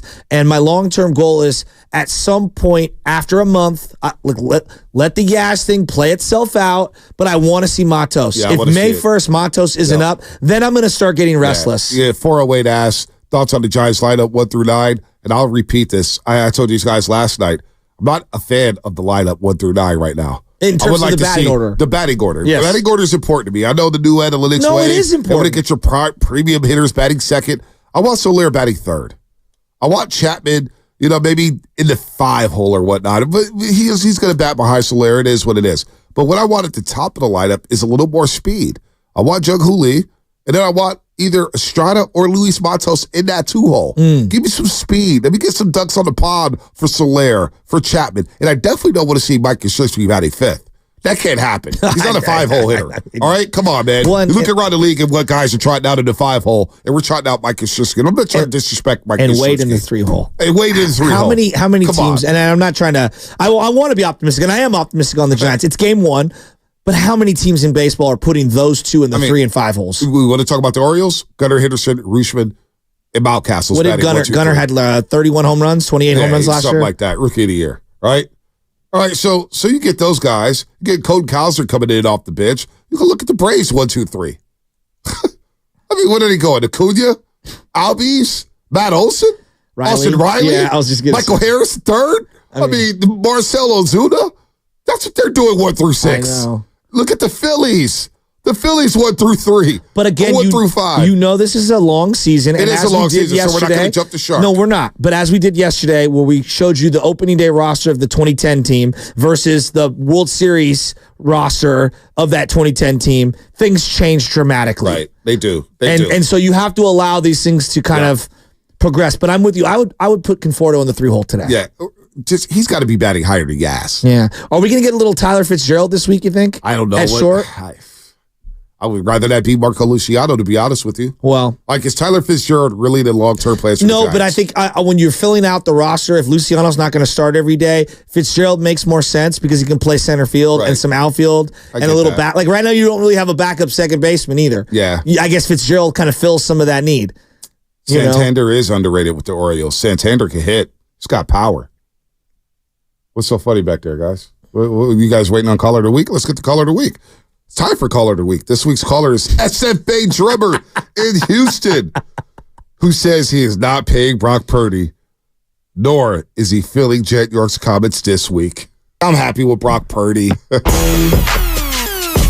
go to SFA Drummer. Brock Purdy, number one. I wouldn't pay him. I mean, this guy can't even throw the ball when it's sprinkling. Michael Penix at least had 5 of those games, and he's throwing darts all over the field. I'm not giving $50 million for that. For Jet York, man, it's hard to get back to the Super Bowl. Yeah, we saw that, but his comments, he just rubs me the wrong way. We will forever be a second-place team. Nate Dogg should have just, made a song about him. We can come closer than close. Second place forever will be.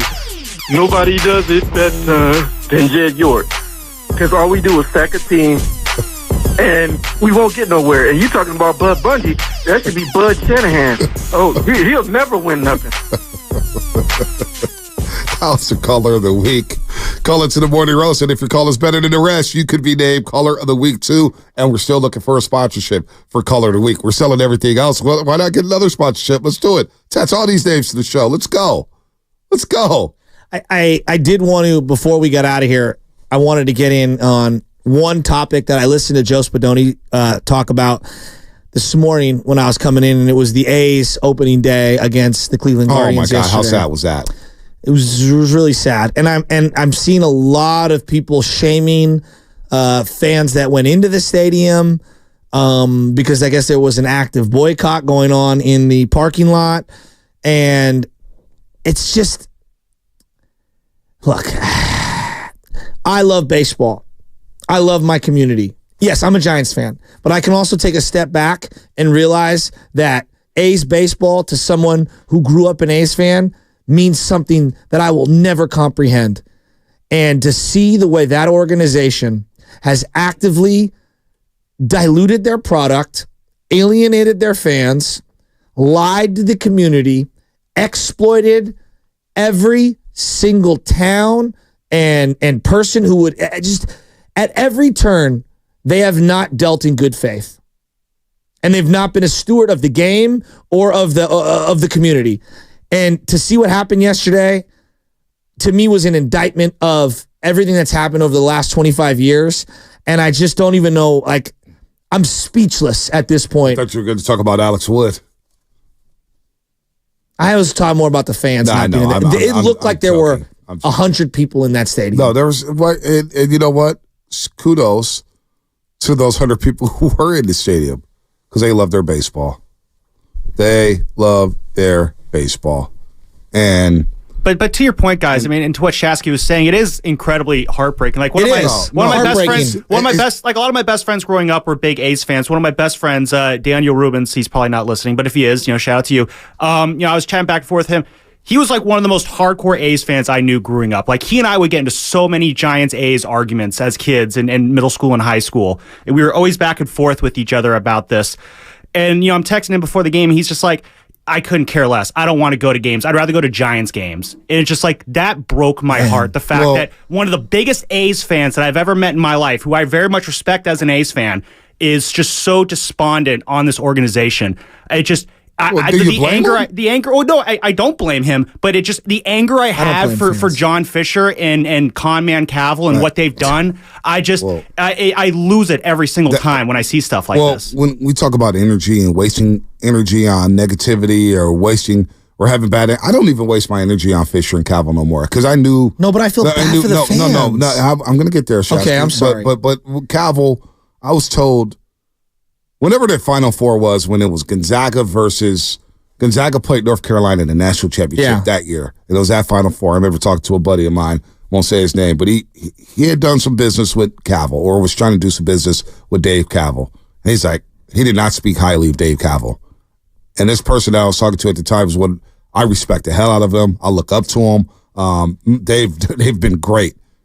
And for them to say, oh, Dave Cavill is a joke. And then you fast forward to 7-8 years later, and when we had Cavill on, and he basically didn't answer any questions. I asked about John Fisher. He started talking about ticket sales. It's like, well, okay, I see what's going on here. And so when it comes to the fans, I grew up this station was an A's station. Mm-hmm. We were the flagship of the Oakland A's. And they would preempt our afternoon show basically every week. And I go to a lot of A's games during the day. The matinee special, the businessman special, right, is what they call it. You get off work, you go to a game at 12:45, get out there, no traffic. And I had a lot of fun at those games. I had a lot of fun watching American League Baseball. I had a lot of fun getting to know A's fans. And that is as passionate of the fan base as we have in baseball. I think at times they're more passionate to Giant fans. I agree. I look at my own Giant fandom, and I know Giants fans are bandwagon fans. I know who the real ones are. A's fans are loyal, diehard. They play that crummy stadium. They got the drums out there. They're sharp. And you know what?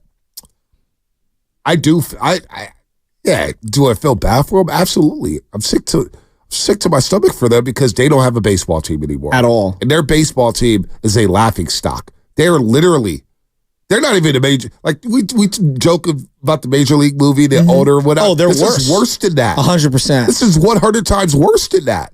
Possums in the press box. The club. You ever been to their locker rooms in the A's games?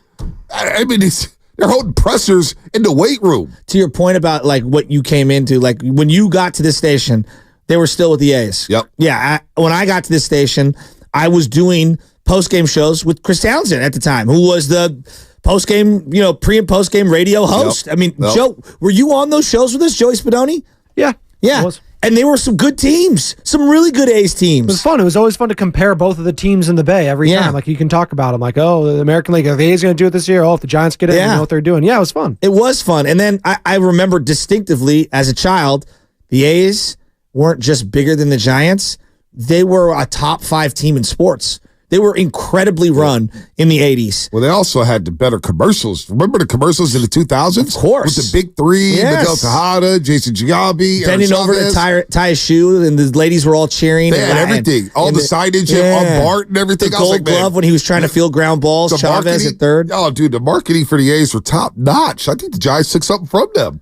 Really, they were looking across the base like, damn, they got it going on over there. They had the cool commercials. I was jealous of them. I was jealous. The Giants easily, if they'd never built Pac-Bell Park, easily could have had the exact same thing play out for them in the same way if they had similar ownership. Yep. And it's just it's crazy how the two organizations have flipped on their head. No, look at this. G-Man says it perfectly on our Comcast Business Sex line.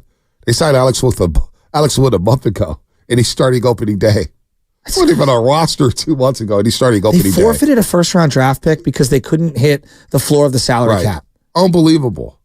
And no, I'm not calling all Giants fans bandwagon fans, guys. But I'm saying the Giants, we do have a lot of whitey fans. Yeah, and they're in every... I know it. I'm a Giants fan. Trust me, I know it. I talk to Giants fans all the time. We got some whiners. Say the 1980s, let's say 1989. Just go around the infield, all right? Walt Weiss. Mike Gallego. Thank you. Mark McGuire. Steinbach. Terry Steinbach. Was it Tony Fernandez at second? Tony Fernandez second base. Dave Henderson, Carney Ricky Henderson, Carney Lansford. They were loaded. Did you say Canseco? Yeah, Canseco. How did we not say Hindu? What about Hindu? Yeah, I said Dave Henderson. Oh, you said that? All right. They were Ricky Henderson, Eckersley. Bob LaRussa. Bob Welch won 27 games one year. 27 games Smoke he won. was shoving. 27 games. That team was as incredible of a team as possible. They should have won 3 straight World Series. Dennis Eckersley walked like 8 guys in 3 years. Go look at his baseball reference. I swear to God, it's some of the most sickening numbers I've ever seen. They created with the greatest slogan, the chicks dig the long ball. Yeah. Come on, Bash Bros. It's all time. With the I think it was the K-Fog gloves they had on. Yeah, it was. The K-Fog, a fog head. It's just when I saw the obviously the parking lot scene yesterday with everybody boycotting. It was called a boycott, correct, Spadoni? Yeah, it was just, man, I really felt, and Spadoni, you're our resident A's fan, so I would love you to jump in. Like, you're watching this happen in real time, and what are you thinking? I didn't even turn the game on yesterday at home. Are you serious? Didn't even turn the game on. Didn't watch one. I saw a highlight on my phone that Ryan noted did something in the first inning, and that was it. Well, I got a text from our boy Anthony Slater. And Slates was like, Shea Bieber, you see that? He goes, take every pitcher against the Oakland A's in our lineup. two of the Barstool guys are betting against the A's in every single game this year. And I'm fascinated. And Bonte, you and I talked about this a lot. I wondered how much we could have made last year betting, and we would have made a bunch. So last season, my whole thing was taking the team totals against the A's. Take a team to score 5 runs. And I remember one time I bet heavy against the A's, and the Rangers scored 4 runs in the first inning, and their over-under was 4.5. They didn't score the rest of the game. I watched the entire. I was like, "Are you kidding me?" The one game I bet against the A's and the team total, but that was a trend I was following, and the team total started going up because the A's were giving up runs at a historical rate. Honest to God, is this the worst run organization? I'm talking currently, not like their history. Their history is unreal. I'm talking about currently. Is this the worst run organization in the big 3 pro sports? Oh, not even close right Who now. even comes close? The Clippers used to be that organization. The Clippers are not. They're not anymore. Not even. The Warriors and the Clippers were. They weren't they're that playing bad. in front of crowds of like hundreds. Yeah, the Bruce Mahoney at Oracle had more people there. Yeah, no doubt. But it's different this time because it's intentional. I think there's a difference between being poorly run intentionally and being poorly run unintentionally. Like the Chris Cohen Warriors, they were trying, they were just failing. The A's are not even. No, I don't even know if Chris Cohen was trying to win. Okay, I don't even know if he was trying to win. Actually. But they had a good marketing campaign. Hey, it's a great time out. We love NBA basketball. But the A's, there's no doubt. I mean, who even comes close? That's what I'm saying. In the last 50 years. I mean. Who comes close? The Clippers were intentional. Donald Sterling was as bad as an owner we've ever seen, and the Clippers were poorly run for many, many years. You ask Tom Tolbert about the L.A. Clippers and playing for the L.A. Clippers. Ask anybody around the Clippers during those days. It was a joke. Washington football team? Daniel Snyder's up there. But at least he would get free agents, and they did make some playoffs in terms of hire some good coaches who were trying to win. No, this is as bad as it gets. This is as bad as it gets. And we're not going to talk a lot of A's throughout the year, and I just wanted to bring it up because I thought that seeing, you know how much I love baseball in this community. I know how much you do. I know Spadoni's an A's fan, and I know Sam has been campaigning this.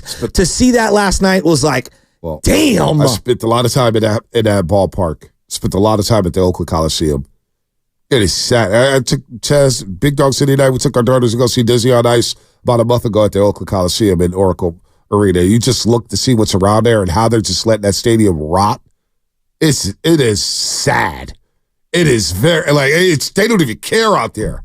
It's just the parking lot's decrepit, the turnstiles, the concourse. It's just they've made no improvements at all whatsoever. All right, it's time for You Don't Know Jack, presented by Jack's Restaurant and Bar. Hell yeah, we love our boys down there and girls at Jack's Restaurant and Bar. But Sage Steele, remember Sage Steele? It's not on ESPN no more. Huh. Boy, she's lost a lot of Q rating here. Sage Steele this week doesn't know jack about who Joe Rogan or Dana White are. What's Joe Rogan's dream? What's Joe Rogan's dream? Joe Rogan, Dana White. What's Dana White's dream? Did you just think I was Joe Rogan? I totally did. She just called me Joe Rogan. You thought I was Joe Rogan? Yeah, I thought you were Joe Rogan. I was bald before Joe was ever bald. Okay? I know. Just did a 2-hour podcast. I flew here from Vegas, and she thought she was interviewing Joe Rogan. Jesus. Crack. All right, full disclosure. I had a situation quite similar where I mistook someone for someone else, and Michelle watched it play out slowly in real time and just laughed at me the entire time. When did that happen? It was last week. I don't want to bring it up. Who'd you? I thought I got 2 Matts confused, and it was bad. And I sounded that bad. It was like cringe. I don't know, Joe. I felt horrible. It wasn't like this. Sage Steele, hey, I love how you interjected yourself into the situation. It's actually a work of art by you. It's on brand. It's actually, it's so, I'm so a much of a Rembrandt. working out. It's everything leads back to you. Joe Rogan and Dana White, how do you do that? But you're Sage Steele, who worked on SportsCenter for so long. It's your job. Know your interview. And you probably she probably had to set up for 3 weeks, 2 weeks. And Sage Steele, did she do it on purpose? I watched the video and it's just like, she felt so bad. Dana White, Joe Rogan, how do you miss it? I don't know. It's a little strange. Anyway, that was You Don't Know Jack, brought to you by Jack's Restaurant and Bar, with locations in Pleasant Hill, San Bruno, San Mateo, San Jose, and Newark Memorial. A lot of people don't feel for Sage Steele because of the way she spoke out during the pandemic. This is where you got to just stay in your lane with sports. I just don't have any opinion on She that. would have been better off just saying, hey, Chief. Or boss. I love how she corrected herself immediately. Rogan, Dana White, like she said it like bang, bang, like, oh. And he was like, wait a minute, I flew out here. You don't even know who you're in. And Dana White is a prick. Well, he just leaned into it. He will never forget that. No doubt. No doubt. He kept egging it on too anyway. That was You Don't Know Jack. Shout out to Jack's Restaurant Bar. Matt can use a breakfast burrito right now. All right, what's coming up in the game? Brought to you by Chilton Auto Body. Your phone calls 888-957-9570. You know what the plan is for the last segment? Let's get into Brandon Ayuk. For a little bit here on the roast. Have you been in a car accident? Chilton Auto Body is 15 convenient Bay Area locations.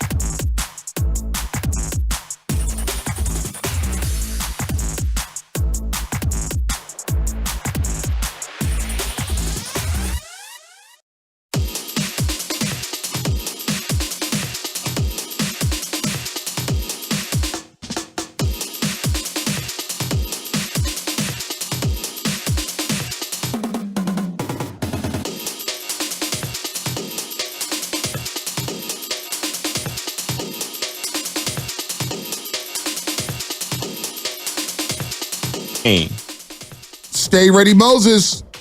He'll be ready to roll today in Charlotte when the Warriors go back to Steph Curry's hometown in Charlotte, North Carolina. He's had some big nights there in Charlotte. And this is a game the Warriors should get. They should be able to get this game. Just play your B-plus game. Don't turn the ball over. And you should be fine. The Charlotte Hornets, one of the worst teams in the league. I can't argue with you. 18-54. Why'd you play that? Yeah, can't argue with you about the Hornets. If you had an NBA Finals of, Garbaggio, and it was the Portland Trailblazers versus the Charlotte Hornets, who are you taking? The Blazers. They're playing hard for Chauncey Billups. Are you taking the Hornets or the Wizards? Oh, that's. I know they're both in the East, but is Jordan Poole going to play? Well, of course. Is Kuzma going to play? Well, you know what? Best player. I'm gonna walk something back here. Walk it back. They just lost 5 in a row to Charlotte Hornets. However, on Wednesday night at home, on the back-to-back, sell me. They played Cleveland at home. They beat the Cleveland Cavaliers. 118-111. Brandon Miller, the rookie out of Alabama, is playing some good ball right now. 7-13 from the 3, 31 points. Miles Bridges, 17-5. Nick Richards, 11-10. I'm telling you, man, you can't sleep on this team. Grant Williams coming off the bench, and we know what happened last time the Warriors played the Hornets. He had a little situation with about 4 seconds left in the game. Lester Quinones, Bridges, Grant Williams, Draymond Green. Remember Draymond Green? What did he say about Grant Williams? You want to be a tough guy or not? Trust me. Monte, there's been so many things that Draymond has said and done in just the last 3 months. I can't keep up with them all. What did he say? Well, he used to say, Grant Williams, you gotta pick a lane, man. You want to be a bad guy or a good guy, basically. Now, Charlotte's also a place, February 20th, 2021, where Draymond got ejected from the game with 9 seconds left. Oh, what was the game where he threw up the shot from half court? That was San Antonio. Oh, that was San Antonio. Smartest dumb shot. Was that smartest dumbest shot ever in NBA history? The game that he got ejected, was that the one that Steph went to go in warm-ups and couldn't make it? Yeah, he started throwing up right before the game. And then Brad Wanamaker had one of his better games. Brad Wanamaker. But then he lost a jump ball to Gordon Hayward. Remember because he got tied up? Remember that? Brad Wanamaker? What'd Goo call him? Wanna-misser? Go. Did he say that was the Goo. And the system of this show. I love when he creates his own group threads with us for Giants baseball. Out of nowhere, it's his group thread with Lubman, Shasky, myself, and Guru. I'm in like 15 different group chats with Guru. You know what I appreciate about Guru? But I'm not mad at him. I was thinking about this. I love him. He somehow knows every single person that works in this building, their team affiliations, what they're fans of, and he will have a take about that team ready no matter what. That's a way to connect with someone. He's the best. That is. He knows how to. He's a good icebreaker. He's got his icebreakers down. And also, I was like, Guru, because I forgot he was doing a commercial, Prize Picks, code Guru 957. So I discovered Prize Picks yesterday. It's like, it's been on my phone for years. And I'm like, Goo, Prize Picks? He goes, use code Guru 957. Code Guru 957. And I'm like, Prize Picks is amazing. I don't want to brag. I live in a regular neighborhood. So I did 3 parlays yesterday. Now the parlays are, you do all these There's an Tawny joke somewhere in here. Just keep going. Dude, parlays with the player props, right? And like we were just talking about betting and all that stuff. Javonte Porter. My name is Bonte, right? Bonte, maybe we're cousins. Anyway, I hit a parlay. Terrence Shannon Jr. had more than 27.5 points, rebounds, assists. Julio Rodriguez had more than 2 total bases. Okay. Actually, he got 2 total bases. It was a 1 total base and a half was the prop. I'm trying to keep up here. Keep going. Drew Holiday over 10.5 points. How do you loop all 3 of those? Like you can do it on Prize Picks. Okay, well, let's pick one, you and me, right now. All right, let's do one. Let's do one for today. All right, what do you Warriors. Want? Well, we don't want to do Warriors. No, yeah. Let's do Kyle Harrison. Give me a Kyle Harrison prop. All right, let me see what the Kyle Harrison prop is. Kyle Harrison, I'll look up Kyle Harrison right now. This is amazing. Guru goes, this is unbelievable. So Kyle Harrison today.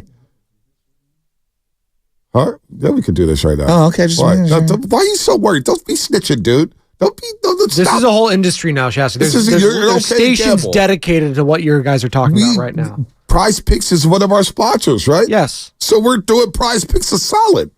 And we're doing Guru a solid. You guys aren't promoting your own, like this isn't, you guys aren't affiliated with Prize Picks personally. Yeah, so what you worried about? We can't do this. Just don't say there's no risk involved like Reese Davis did. That was just plenty of so risk. reckless. Look, there's a good risk. You could bet $20, $30 for it. It's a risk. So Kyle Harrison, pitcher strikeouts. Over under 4.5. I'm going over. There's also another one over 3.5. I think there's over 5.5. 4.5 is the number. That's the number he gets 5 strikeouts today? I think he's going to get over that. So if I click on that, it goes more. Okay, so I got one here. Give me another name. Give me, let's say Kyle Tucker. Kyle, what? Okay. Kyle Tucker. Astros game? Yeah, so it's 1.5 hits, runs, or RBIs. So you got to get a total combination. So you get 1 hit, 1 RBI, you hit the prop. Oh. So let's see that. Give me 2. So 2. If I do 2 and I put $20 on it, you win 60. I like that. Right? Let's do it. I'll split that with you. Oh, maybe I'll just keep it for myself. We'll split that. Considering I bought a lot of breakfasts here at the station, we'll call it even. You've got these guys' breakfasts. Gambino's hurting bad. Dude. Not having Gambino's. I haven't thought about Gambino's in so long. I do miss those guys. And all Shasky does is... That's a name I've not heard in a long time. This is a Shasky special. And this is why I don't go for the Okie Doke. Runs around here. Hey, I'm going to get breakfast. Anybody else want something? So Spinoni and London, they never said no in their lives. I think last time he did that, I said no. Yeah. I always say no because I bring my own breakfast. I regretted it, but I still have to say no. But this is why you regret it. It's not because you're eating or putting on some pounds here or Shasky's paying for it. It always comes back a couple months later. Well, I am the guy who buys breakfast here. It's like, whoa. whoa. The king does not like when he's receiving the dowry. Whoa. Wait a minute here. You just offered these young whippersnappers some breakfast. Lubman's never said no to anything, especially free food. So it's Spinoni. I bring my own breakfast. But then when I pay, I never bring it back on you guys and say, hey, I paid for that one time. Just charge it to the kid. Old building, we were good, I will say, for Sam and I, because we would offer coffee in your ears while the show was on. We would do that because it was so convenient to us. It's not very convenient where we're located right now. Yeah, I know. We're all also in the Tower of Babel. And I would also top of the 10 world. minutes to get downstairs. I would have Venmo these guys. Like I remember a couple times I gave, here's $5. Can you guys give me a couple Try to say no, we just shoved it in my pocket. Yeah, I just Venmo. Hey, Chief, here's $5. Go get me a coffee. Sure thing, boss. Hey, Brosa. Good stuff, Haas. Now, I will say. Buy yourself something nice, kid. I've been thinking about this, though. The whole. He just goes like a 1930s gangster. I want him to go like, what was it, Home Alone? Keep the change, you filthy animal. Now, angels with filthy souls. Now, people are looking at Shasky with our jackets on. Look, it's freezing in here. But I'd rather be cold than be in an 85-degree studio. 100%. That's for sure. 100%. Like, I don't need to be showing my gut right now with a tight T-shirt on. I'd rather wear the big, puffy snow coat. Anyway. I will say this about the whole Buddy Chief thing. What's up, my guy? That does bug me. Okay. See, now that does bug me. Why is it my guy? Because people say that, hey, my guy. Because that's code for, number one, you don't know my name. And number two, I'm not your guy. I don't even know you, guy. How are you doing? Hey, my guy. How are you doing, my guy? Now that gets a little condescending. But boss chief, I don't know. Speaking of Chiefs, bosses, Brandon Ayuk. I don't want him to be a chief. Want him to be Kansas City Chief. Want him to be a boss with the Niners, right? Yes. Well, here's what Brandon Ayuk said about the current negotiations between the Niners and his camp. They're trying to get work done. I mean, they trying to get work done. That's all I can say. Y'all know how it gets. I don't even want to get too far into that, but you know, I'm just trying to get like what Ocho just said. I'm trying to get what I deserve. I felt like this season playing football, I figured out who I was as a person, as a player, what I bring to the table, what I bring to the locker room, what I bring to the organization, and just the value I hold when I walk in that building, because people gonna follow me because I've done it the right way since I've been in that building. From the first day I walked in there to when I was in there earlier this morning, done it the right way. So, and if they don't see it worth in that, that's all it is. That's all it is. It ain't nothing else. It ain't nothing else besides that. But I can't get into it. We got professionals working on both sides, so hopefully we can come to a professional agreement and continue to play professional football. That was with Shannon Sharp and Chad Johnson. Shannon Sharp and Chad Johnson on their podcast there, Nightcap podcast with Shannon Sharp and Chad Johnson. That thing gets a little crazy. But Ayuk wants his 30 a year. He's seeing all the money flying around for wide receivers. 30? 28. Yeah, I bet you he wants at least 28 like Deebo Samuel. Well, but if you're going to pay Brock Purdy $60 million a year or $50 million a year, does that pencil? Does it pencil? Let's say the cap's about $250 just for the next 2 years, right? Hypothetically. Does it pencil to have $80+ million in just 2 players? On offense. Doesn't feel like it, but you may have to bite the bullet. If you were, let's just say, I'm going to ask you, let's play the game of hypotheticals. If you were going to give Brock Purdy $55 million, let's just play this out. Which one of the weapons that they currently have would be the guy making 25+? It's got to be Ayuk. Moving forward, let's project this thing. It's got to be Ayuk. More so than Kittle. So if I said you can have CMC and Kittle for that price tag, you can have one Debo or one Ayuk, okay? So I get Kittle, McCaffrey, and one of the other. No. You get Kittle and McCaffrey. Let's say their price tag comes to what it would cost you for one of the receivers. Okay. And then you could choose one of the receivers to pair up with Purdy for the next 2.5 years, 3 years. Ayuk. You going Ayuk? I'm going Ayuk. I think I would too, actually. I'm going Ayuk. I think I would too. Now here's Chad Johnson. I don't want to lose McCaffrey, though. No, I don't want to lose McCaffrey at all. God. Here's Chad Johnson talking up Brandon Ayuk's value. There's certain things that we can see from the outside looking in. I can see. So when it comes to, and I hate most of the time, players don't really like to talk about their contract negotiations or anything having to do with money, but I will do it for you. You don't have to say anything, but appreciate that. You are so valuable to that offense. You are what I call a true number one who can play on the outside. You can play on the inside. You can beat any goddamn covers there is that's out there. You're one of the few players in the NFL that plays receiver where you don't need your offensive coordinator's help to get open. When your coach tell you, I need you to get open here on 3rd and 2 or whatever it is, no matter what they got lined up in front of you, you one of the few that can go out there and get open on the muscle. So I don't understand what the issue is over there with the GM and your owners, but just understand you deserve to get paid. And I ain't just talking about any money. I'm talking about 30, 32 a year. I mean, I love real quick on Chad. The way he said that, 30, 32 a year. Is it Chad Johnson or Ocho Cinco? What's he going Ocho Cinco or Chad Johnson. Okay, whatever he goes. I think he's back to Johnson. He's back to Johnson. But Shannon Sharp always calls him Ocho. But Ocho, come on, Ocho, come on, Ocho. Okay. Does he not understand how the salary cap works and how the money works and all that, and where the Niners are currently? Like, you all should have already been paid him. It's like, well, they got a lot of financing juggling to do. Shasky, the players know how it works. The players don't give a damn when it comes to theirs. I know. They're going to get theirs. But figure it out. Can I be honest with you? This is another athlete podcast or former athlete podcast where we're just flippantly talking about $32 million. And I do believe that on some level, the consumer is just not, the average fan is like, dude, what? Well, what's going to happen, The Shasky? money is but no, hold on, Shasky. What's going to happen, though?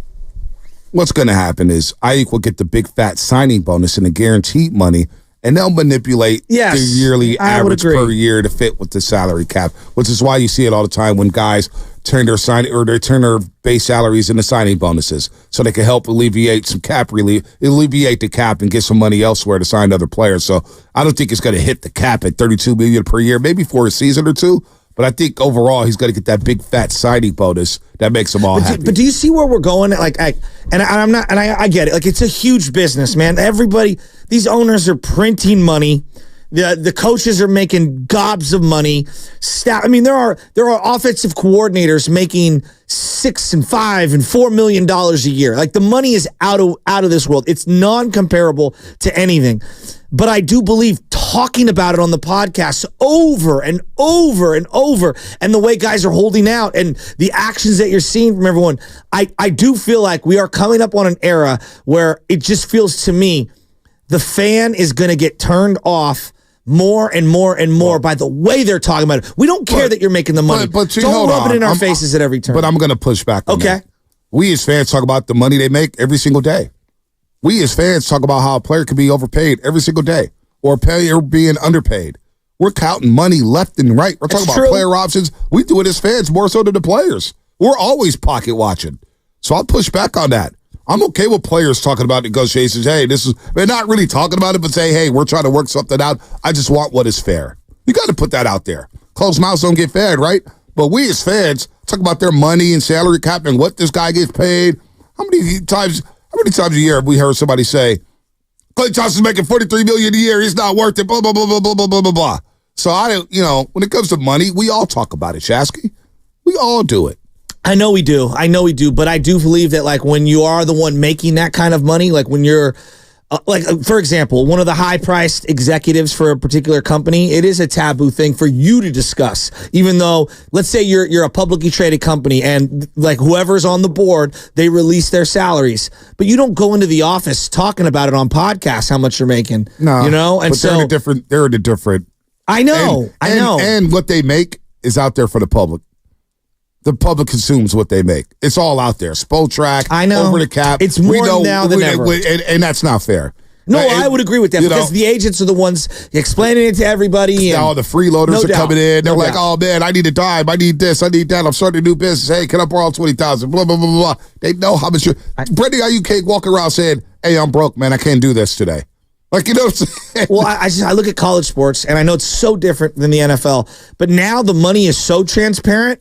I'm starting to see people be like, this is now, it's not what I wanted it to be. I wanted all the money to be in the shadows and me to not know about it. I've seen some people get turned off by it. Like, look right now at the transfer portal and seeing players bouncing around. It's very difficult to keep up. You know why some of these people are a little turned off by it? Because they can't control the situation anymore. Well, you can't control the athletes anymore like you used to. There's a jealousy, too, when it comes to this. Absolutely. I'll admit, when I'm sitting here making whatever we're making as a family and we're trying to make ends meet, and I see everybody, like Eric Armstead, explaining about how he felt disrespected about a certain amount of money, you could feel that way, which is totally fine. But keep it to yourself within your industry. When you put it out on podcasts and everything, and like, $6.5 million. It's the same thing. Like Latrell Sprewell can't shake I got to feed my family for a 3-year, $21 million contract, right? Like, or $24 million or whatever it was. Like in retrospect, it's absurd. But he could feel that way. But to say it out loud and to go over it lands in people's laps a different way. No doubt. But you know what? Maybe I'm the only one who's jaded by this. I don't know. Fans are. I don't bother it because I realize they're in a different world. No doubt. They're in a different stratosphere when it comes to financial and their economics compared to my economics. Forget the athletes. Nick Saban. When I hear Nick Saban whining and crying about players getting paid, I'm like, Nick, you have been making You've got a private jet. Hundreds of millions of dollars. You've got a house on the water. You got your own yacht. Come on, man. You haven't paid for a meal in Alabama in 20 years, man. So, that's no doubt. So, like, it's not just the athletes. Like, I'm looking at him, I'm like, get out of here. When I hear Jeff Bezos complaining, I'm like, Jeff. But everybody's got a complaint. The tax loopholes that you and Amazon are enjoying right now, come on. Everybody's got a complaint. It's the same thing about Elon. I don't want to hear you complain. And you know what?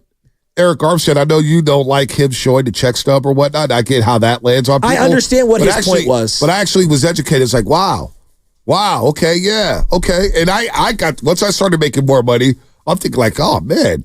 And I see all the taxes. I'm like, wait a minute. We're getting crushed. We're getting crushed. Never done better, never done worse, if that makes sense. Yes. When it comes to taxes. I'm saying I owe the tax man money. You're like, how do I owe Uncle Sam? It's the worst. Anyway, Brendan Ayuk. I'm looking for a tax person if you're out there. Yeah, I got one for you. Brendan Ayuk. Mad about missing yards per catch. Yeah. Text me. KGB. You one of the best in the league. I'm talking about top 5. Listen, your resume, it speaks for itself. You're going into your 5th season. Last year, you had 75 catches, 1,300 some yards, 7 TDs, and you was ranked 2nd in NFL in YPC, right? So that speaks for itself. So there should be no discussion when it comes to taking care of you, when it comes to your value. Ray Charles. I'm sick. Look, I'm sick about that second one because look, the whole entire that which is YPC. Yes, sir. And I was second. I finished second. Look, who who was first? Who first?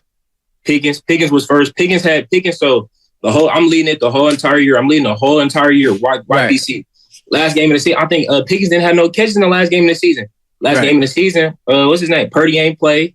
They sent me out there. Right. And I lost it in the last week. So I'm mad about that one. I should be saying one, but it's all Wow, that seemed like a backhanded shot. Sam Darnold. There was so much in that. Dude. You know what that was? They sent me out there. Purdy didn't play. They sent me out there. No, it was what's his name? Purdy Sam wasn't Darnold. What's his name? He said, what's his name? Yeah, Can you isolate that, please? Some guy was obsessed with touchdown, San Francisco. Can you isolate that, Spinoza? That was unreal. You know what that reminded me of? Any given Sunday when Lawrence Taylor has to get like the half a sack to hit the bonus. He's like, come on, Doc, just give me the shot, Doc. Just give me the shot. Wow. Just give me the shot. And he went up Texas Stadium with his thumbs up, got the contract, got his bonus. Wow. Play that cut one more time all the way through. Well, like BA, he was on Instagram Live. I've never felt him that energetic. Dude, he was on Instagram Live, and the kids asked him, who would rather have a quarterback, Jimmy Garoppolo or Trey Lance? He goes, what? Give me Trey Lance all day. At one point, Jimmy was a leader. Oh, boy. Yeah, he was a captain. You know what kind of the whole captain thing? Jimmy got the C. And then the next year, Trey Lance doesn't get a captain. And everybody started questioning Trey Lance's leader. Oh, he didn't get a captain. The whole Trey Lance thing rubs me the wrong way. There's something more to that. He bet not ball out of Dallas. Let me just say. Are you warning us? Are you warning us? No, I'm not warning you guys. It's just, boy. I don't think the book is closed on Trey. I mean, his game against Houston, that was in Jimmy. If Jimmy Garoppolo produced that stat line, threw 249 yards, 2 touchdown passes, 1 interception, then he would have been like, Jimmy, like, no, you know it though, Shasky. Shasky, you know it. It's not worth it. If Jimmy produced that stat line, Jimmy just being Jimmy, just winning games, man. Jimmy Garoppolo, that's why he's a quarterback. It's not how you start, he's a how leader. you finish. But B, there are 2 games that are going to live in your head forever. The James Wiseman game, game 1, second leading scorer. And then the Trey Texans game. No, last game of the season. What's his name? Purdy ain't play. What's his name? Purdy didn't play. And they put me out there. No, play the whole thing. You one of the best in the league. I'm talking about top 5. Listen, your resume, it speaks for itself. You're going into your 5th season. Last year, you had 75 catches, 1,300 some yards, 7 TDs, and you was ranked 2nd in NFL in YPC, right? So that speaks for itself. So there should be no discussion when it comes to taking care of you. When it comes to your value, Ray Charles. I'm sick. Look, I'm sick about that second one because look, the whole entire that which is YPC. Yes, sir. I was sick. I finished second. Look, who who was first? Who first? Pickens. Pickens was first. Pickens had Pickens. So I'm leading it the whole entire year. I'm leading the whole entire year. YPC. Right. Last game of the season, I think Pickens didn't have no catches in the last game of the season. Game of the season. What's his name? Purdy ain't play. They sent me out there. Right. And I lost it in the last week, so I'm mad about that one. I should be saying one, but it's all They sent me out there. They sent me out there. Well, there is a hierarchy on this team. Yeah. Debo and IU played. Did Kittle play that game? I don't remember. I know who did. Sam Darnold, and he looked thoroughly underwhelming. I mean, what is Minnesota? Everyone was so excited for Sam on that final drive. The timeline was going, this is all setting up for a Sam Darnold comeback. He's going to get a bag in the offseason. Looks so much better than him. He fumbled it away. Carson was great in that game. Carson looks so much better than him. But no, Darnold did get a bag. He got $10 million. He did. For holding the clipboard. Was that all guaranteed? It's unreal. It's unreal. Darnold has been thrown so much money in draft picks, and at every turn has looked garbage. Like, not even good. Garbage. Didn't he play a few snaps in the playoff game? No, what game was that where he played a few snaps and we're like, oh my God. Oh, it was the Arizona game. Oh, that's the Arizona game in Glendale. He threw the one pass. Glendale, yeah, he threw the one from behind him and George Kittle looked back and was like, really, bro? Almost got Kittle killed. We were like, whoa, get this guy out of the game. We were all worried about Brock Purdy. Sam Darnold. So his guarantees of 1 year, $10 million, 8.75 guaranteed for Sam. That's incredible. Wow. That's incredible. That Christmas night game, he was that comeback almost. Who would you feel more comfortable paying that kind of money to? Jock Peterson, $20 million 1 year to be a DH part-time and a full-time Pasoy, whatever it's called. Problem. Yeah.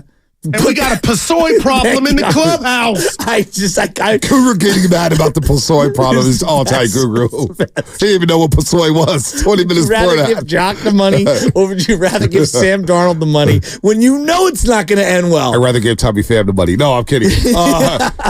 I'd rather call me crazy, I'd rather give Jock Peterson the money. Wow. I think I'm with you. At least I know Jock Peterson, who looks like me when it comes to body shape. can hit one out of the yard. Yeah. I was actually listening. My buddy Anthony Ray played for Jock Peterson's dad and was talking about, Anthony was a great ball player, was talking about how his dad was all into this load thing before everyone in baseball got into it. And Jock's like one of the early adopters of this whole leg load kind of baseball swing thing, and it's why he has so much power the way he does, even though he's a little roly-poly. His dad is played in the bigs, had a cup of coffee, and is a hitting savant. That's interesting stuff right there. Morelli, by the way, we'll allow this. He said he forgot to join shameless shout-outs earlier today. Mm-hmm. He wants to shout out himself. Finally completed his PhD in finance. Wow. Our boy Morelli. Congratulations, man. Wow. Congratulations. I love that. Dr. Morelli. Dr. Morelli now. Yeah, that's right. Dr. Laurel Padilla in my doghouse right now. Whoa. No, he's not in my doghouse. I got a tweet yesterday. Carlos Ramirez, shout out to Carlos Ramirez. He's going to be doing both Giants and A's. And Dr. Laurel Padilla was like, Bonte, you've been passed over as king of the Bay Area. I was like, come on, let's relax. The A's aren't even in the Bay Area. Psychologically, they're in Las Vegas or wherever the hell they're at. We're trying to be. We're trying to be. Not They don't even know where they're at. They don't even know where they're at. They don't even know where they're at. That was cool. I saw Carlos Ramirez. He was getting a little emotional about that because that was the first team he grew up with, kind of. No, yeah, that was very cool. Carlos is a good dude, man. I love Carlos Ramirez, man. He's a good dude, really good dude, really good in the business as well. Taught me a lot about television and Caton's on television and all that stuff here. Let's take TC and Sack real quick about Brandon Ayuk. Then we'll end the show with some fun stuff. TC and Sack, what's happening? Hey, before we get started, Joe, Bonte, what's up with my bros? What's up, my bros? Hey, my boss, I'm good. Hey, no, listen. Hey, he's stupid. Hey, you know what, Joe? Don't call me that, bro. Not like that. It's got to be boss, not my boss. Well, he says my bro, so I was trying to throw that in there. My bad. I botched no, that was it. good. That was good. I botched it. I got it now. I know, look, hey, you know I'm joking, but look, check it out. Hey, I told y'all the other day, I'm BA, Joe, Bonte, I'm not giving no deals, man. Give me my money, bro. He's not being the diva because Kyle and John be playing, man. We haven't won nothing. These dudes be playing. I can see if we've been winning Super Bowls and everybody's like, man, take a deal. We trying to do it. We trying to do it. We Kansas City. We winning. We doing this and that. Patrick giving money. No, bro, we keep playing. I'm not giving no deals, man. Give me my money, bro. I don't care what Brock's going to get. Brock's going to get his money. Everybody need to be paid, bro, because John and Kyle be playing. Parag be trying to penny pinch. They trying to pay people when they want to pay people and doing all that. I'm not giving no deals, bro. I'm not taking no $15 million a year. No, bro. If I'm asking for 25, give that to me, bro, period. There it is. TC and Sack. Don't take no hometown discounts, and it doesn't sound like Brandon Ayuk is going to do that. Sounds like he's not going to do that. And you know what? I'm not mad at him because every one of us in his position, you're lying if you say, yeah, I'm going to be a team player. I'm going to. No. We're all getting ours. Well, it depends. If the money's comparable, happiness is a part of it. There's a QOL factor, quality of life. See, I don't believe you, Kashki, because you're the type of guy. Kashki? And I love this, Shasky. Did I say Kashki? Yeah. Shasky? Like I'm cashing in. I kind of like that. Yeah, Kashki. You're the type of guy that you say all that stuff, but then you sign the money and you talk about quality. You be like, well, you know what? I'm the type of guy that makes the quality of life better. I change cultures. So give me all the money. I'm not worried about the negativity surrounding this place. I will fix that. And I love you for that. You're getting the bag. Hey, we're all getting the bag. Don't call me that, bro. We're all getting the bag. We're all taking our money. We're not taking no discounts, especially in the state of California. Oh my gosh.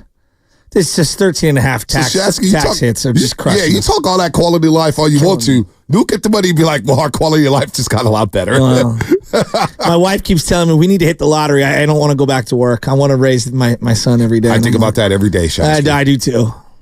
I invested in some Bitcoin. I'm just like, it's one of these Coinbases, one of these coins just pop. Yeah. Boom. We're all good.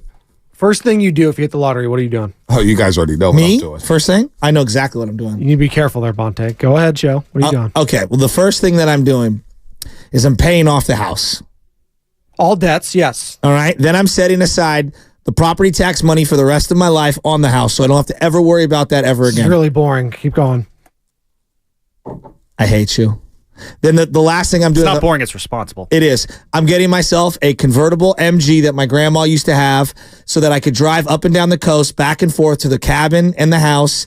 And quite honestly, I'm starting a YouTube channel. There it is. Yeah. I'm starting a YouTube channel where all I talk about is politics. Just to piss off everyone. Sounds very, very boring. I'm teasing. You guys already know what I would do. Say it. No. You told me not to say it. I just said be careful. Well, you know. How much is this lottery, too, by the way? Yeah, how much? Let's go Powerball when it gets to like $1 billion, so it's like half of that, so like 500 million. I don't know. Well, I'm 500 because they take half of it, right? Well, they take half of it, right? So you get $500 million. Yeah, only 500 million. So I'm taking 150 of the million, set it aside. All right, now I'll give you my real answer. Sir, no, hold on. Don't cut me off. No, just go. Don't speed bump me. You had 5 minutes to talk about. Now I know it's 500 million. I thought it was like 5 million. No. We're talking big boy money. Okay. We're talking trillions. 150 million. I'm setting aside for the family. I'm taking care of everybody. 2 million here, 2 million there. Take care of everybody. Get out my way. Don't ask me for anything. So now I got 350 million for myself. Get out my way. Don't ask me for anything. So now I got 350 million to myself. You know the first thing I would do. We're taking the PJ. We're going to Vegas. Hell, we ain't going to Vegas. We're going to Single Bonte would go to Colombia. I know people. Single Bonte would go to Colombia. We're doing some things, and we're going to have some fun. Bonte, who is now engaged. Oh my God. Family's getting a house by the water. What else are we getting? We're getting a yacht. Because I'm going to get my Tony Soprano on. Okay. The Stugotz. 2. I'm getting some houses, getting some cars. But I am, oh boy. I will have the last laugh. It's going to sound what I want. It's going to sound really boring. Are you done? I'm trying to think of one more thing I'm getting. Oh, and I'm quitting this job. And then I'm going on Twitter, and I will start my YouTube channel, and I'm using all the curse words. I'm drying out everything I learned in this business. I am releasing everything I know about every single sports franchise, and I am emptying the clip. Fast 5 me. I got my thought. Jackie, I'm talking to Bonte.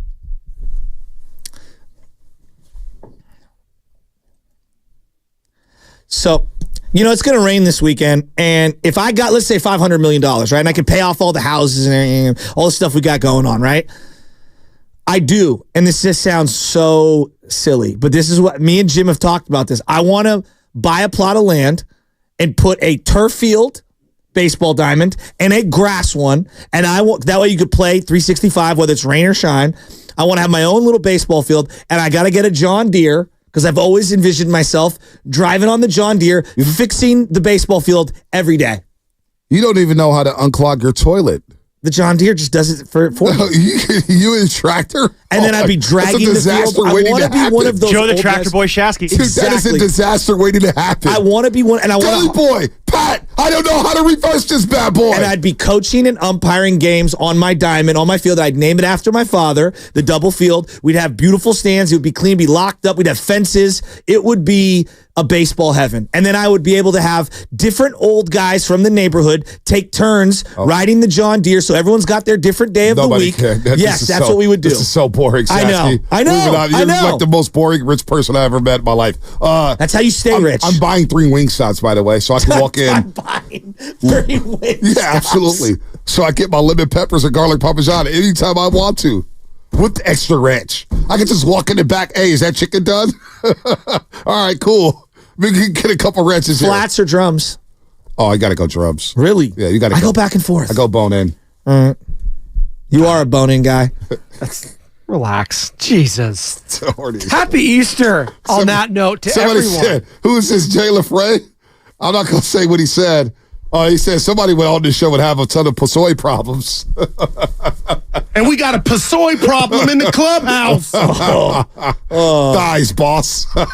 We're in trouble. Keep going. Who cares? We're in trouble anyway. Oh, that was it. It was Happy Easter, everyone. Have a nice weekend. It's going to be raining. God, I know. Oh, I didn't even You're get going to learn this too, guys. And Bonte already knows this. The rain when you're on dad duty in the week, it's the worst because you can't take him out to play. You can't take him to outside. the park. Oh, it's so you can't do boring. it. And if it rains like the day before, the night, then the park is all wet. I want to go down the slide. Even if it's they a go little- down it and their butt's all wet. It's a little windy, and Anna and Grandma and Baba and Bob like, oh, you can put a jacket on her. It's too windy. She's going to get sick. And I'm just like, geez, why am I even taking her outside if you guys are worried about that? I'm not going to butter her up like it's 20 degrees outside. Seriously. We're in California, man. If you had $500 million or $500 million, you could build your own park inside your house. I'm interested in what Sam would do with it. Yeah, what would you do? I'm gonna build a ballpark for the A's so that John Fisher can get the hell out of town. Oh, I like that, Lovin. I like that plan a lot.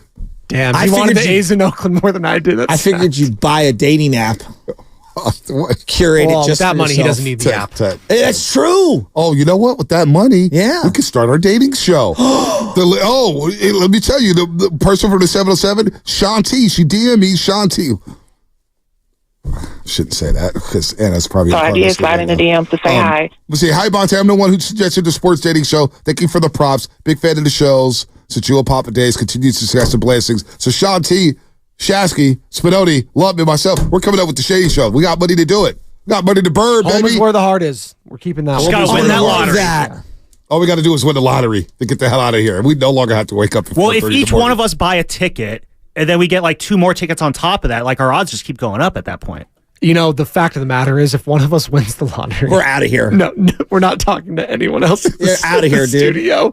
We don't want to admit it. It's like when Ipe went to Shohei asking for help, and somebody's gonna wake up in the morning and say, "What happened to the old baby this morning? You will never ever see me again." Twitter's deactivated. Instagram's deactivated. Oh no, Instagram's up. I'm deleting all my photos, and it's just gonna be one photo with me and a bunch of luggage in cash, baby. Looking like Puffy waiting for his plane to leave. Don't talk about that. I didn't want to do the read anymore. I didn't even want to follow that up. I am sleeping on the couch this week. That was Fast Five, brought to you by Xfinity at home or on the go. You get the fastest internet to your devices. You and me both. Yeah, bye-bye. I'm on the court like I'm Kobe or LeBron. Flowing Water Plumbing and Drain brings over...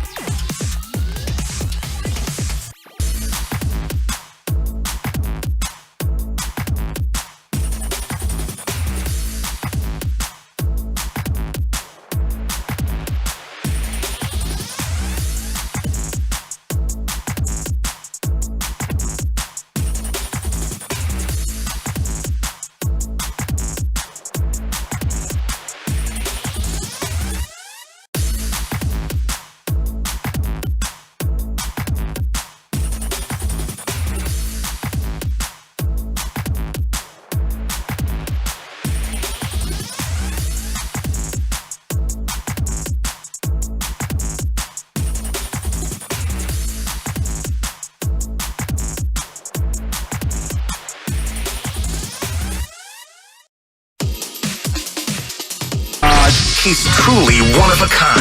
That is wow. Oh, my God. And he's doing a great job. I need you to man up and say what you really want to say. Diamond, you're doing a great job. And together, they are Steiny and Guru. Yeah. On 95.7 The Game. All righty. Good morning, everybody. Payday Friday. It is a Payday Friday. Payday Friday. We got NCAA games. We got Warriors at 4. Giants at 7 tonight. Blew a game yesterday. You and I look at blowing a game so differently. They weren't up with 2 outs in the bottom of the 9th. Well, I'll tell you this. I put it on the thread. Nobody responded. Life's about having good friends and a good bullpen. I'm out. Who said that? That's mine. No, but who'd you take it from? See, that's the stuff that hurts. Why? Lady Macbeth? Well, that hurts me. How you doing? I'm doing great, man. I'm doing great, although I'm doing great. But there's stuff going on here that it needs to be talked about. In the Bay. Yeah. And I want to get, before you go, can I just give our comrades, Willard and Dibbs? They do a great job with Steve Kerr, who they had on yesterday at 3. If you missed it, go check the Odyssey app. Download the Odyssey app and hear it in its entirety. But Steiny, they leave no meat on the bone. And you go ahead, because I feel like I can read your mind. We don't come in, what are you going to say, Goo? What are you going to say? But there was something that stuck out to me, and I want to see if it's where you're going. So yesterday, Steve Kerr, coach of the Warriors, was on with Dan Dibley and Mark Willard. He came on after our show at 3:00 and talked about what happened with Draymond and why Steph did react the way he reacted. And one of the things that I can never really put it into words well, but sometimes stuff happens, and right when it happens, you react. And then a day or two goes by, and you just look at it differently. You realize, you know what? What happened the other night might have been a much bigger deal than you think. Or what happened the other night, now there's 3 other things that I've thought of since then to put into the equation. Yeah. And to me, in the last day, I get it, the Warriors played Wednesday and they play tonight. So nothing really happened yesterday, except we all thought about what happened on Wednesday. And the world ran with it too, though, Scotty. So something did happen in public opinion, but go ahead. And I just think, I think this thing, the residual stuff from what happened with Draymond getting ejected Wednesday, it's starting to feel like a bigger deal than any of the things that he's done in the past. And what we're going to do, Goo, if you want to throw something in now, but we'll go right to it. We got 5 minutes of Steve Kerr. It's the first 3 or 4 questions from Willard and Dibbs. And the bottom line is I walked out of the show yesterday at 2:10. Thought, okay, well, Draymond will be back tomorrow, and he will be today. Yeah. But then I listened to the Steve Kerr interview, and I feel like something is irreparably changed. Wow. So what do you say, Evan? Let's take a listen to this. Yeah, I did say 10:15, but I figured let's get to it as soon as possible. But what did you think before we play it?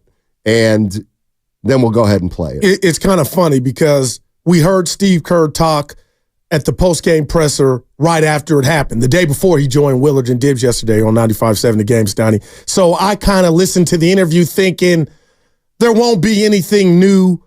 It'll kind of be what we heard him talk about at the podium, that he deserved to get thrown out. But Steiny, I've been in a lot of relationships. I've been in one for 21 years. That's called a marriage. And I've had some relationships go bad. But when the word unforgivable is used, like Coach Kerr used it yesterday, I almost crashed the caddy. I'm not trying to make this a bigger deal than it is, but when a head coach says his player did something that's unforgivable, to me, Steiny, I just wonder if that was the straw that broke the camel's back. Was Steph Curry's reaction, which went viral, was that worth 1,000 words? We'll find out when this season culminates, but I'm telling you, Steiny, I wonder if Draymond Green really understands if what he did getting thrown out the night of the team being shorthanded, the team trying to hold on to a playoff spot, if it really didn't mean what it meant to Steph and others, but there's some residual damage here, and we'll see how deep it runs. But Stoney, the head coach of the Golden State Warriors, said what he did, Draymond, was unforgivable. Damn. Yeah, and here's the other thing I was thinking before we get into it, and it's this. So we've seen Draymond over the last 12 years, and he's gotten into it with a lot of opponents. He's gotten into it with a lot of referees. He punched Jordan Poole. We know that. He's gotten into it with Steve Kerr multiple times. He's gotten into it with Kevin Durant. We know about that one. He's gotten into it with a lot of people. But he messed with Steph. Wow. Like, that's what happened on Wednesday night. That what Draymond did messed with Steph Curry and the most beloved athlete in Bay Area history, among them, for sure. And I think that's the part that has hit everybody with what Draymond Green did. He messed with Curry. I mean, this was Curry. Got him emotional. Nurkic. Wasn't Aldama. He got at Steph Curry in a way. So let's take a listen to this, and I'll open up the phone lines at 888-957-9570. Hit it, Evan. Appreciate it. Oh, man, just phenomenal level of competitive fight and spirit. Really fun to watch the guys. They know how important every game is right now, and you could see them come together and really fight for everything against a really good Orlando team on their home floor on a back-to-back. So that was a big-time win. So you talk about the fight in a big moment, in a big-time win, and I have to think in my mind that had something to do with what was going through Steph's mind as Draymond gets thrown out of the game. We've all seen it, what looked like being overcome with emotion. You're there patting him on the back. We don't see that from him very often. How would you put into words why Steph responded that way in this moment? Because of everything that you just described. I mean, every game being so important, and us fighting for everything, and then for Draymond to get kicked out 3 minutes in, it was really unforgivable. I think Steph may have even been a little upset with himself for not pulling Draymond out of there, but I think mostly it was just, come on, man, we need this, and Steph is such a fighter. He's such a competitor. He wants it so badly, and I think all of that combined just led to that reaction. What can be done to try to head these things off? And we've talked before to you, Steve, about calling timeout if he gets one tech and maybe giving him time to decompress. But in those moments where he goes from 0 to 100 so quickly, what can be done by anyone to try to diffuse it in the moment? Well, I actually am kicking myself a little bit because I thought, for the most part, from the last 6 weeks or so since Draymond came back from the suspension, for the most part, he's been really good with the refs, and I think he's found a really good balance of being competitive and feisty and playing with an edge, but not going overboard. And a lot of that starts with, just staying off the refs. And I thought in the Miami game, he was on the refs too much, and I should have intervened. I should have talked to him after the game and just reminded him that, this all starts for him finding that right spot. It all starts with being able to stay off the refs, and I didn't. And I'm upset with myself for that. As for what happens, after he gets the first tech, that's completely up to Draymond. I watched the whole replay of it. We had multiple players out there. We had multiple security guys out there. At that point, we're not going to drag him back to the bench. That makes it look even worse. That looks like he's trying to get to the refs. So at that point, it's really up to him to know I can't. I got to end it, and he knows that. I've talked to him about it. He's talked to Steph about it. He apologized to Steph and Clay and the whole team. He feels terrible about it, but he made a huge mistake, and all I can say is thank God we won, because had we lost, this would be a much, much bigger issue. Coach, it's fascinating to listen to you talk about how you sort of feel about your own role here and how Steph might feel about his own role here. Have you ever seen Steph react in that sort of an emotional way before? Yeah, a handful of times, not often. During the seasons that we've had where there's been some frustration, I've seen Steph occasionally kind of just lose it and become really angry, really emotional. But it might be once a year. It doesn't happen very often. You're hearing national voices again questioning Steph Curry's leadership in terms of Draymond Green's behavior. Just how much culpability is there, even for yourself, when it comes to another grown man and the way he comports himself and the words he chooses to use at an official? Well, there's culpability for me because I'm his coach, and as I just detailed, I felt like in hindsight, I look back at that Miami game and I regret not saying something because I thought he was on them too much. So that's definitely my fault.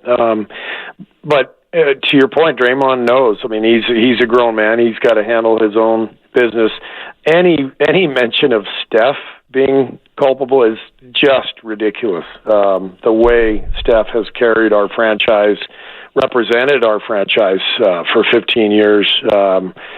It's absolutely ridiculous. He was the first one out there. You saw he was the first one out there trying to talk Draymond off and handled it the right way. And the reason Draymond got kicked out is because as he was walking back to the bench, he muttered an expletive that the refs heard. And so he deserved it. You can't do that. But that's not Steph's fault. Right.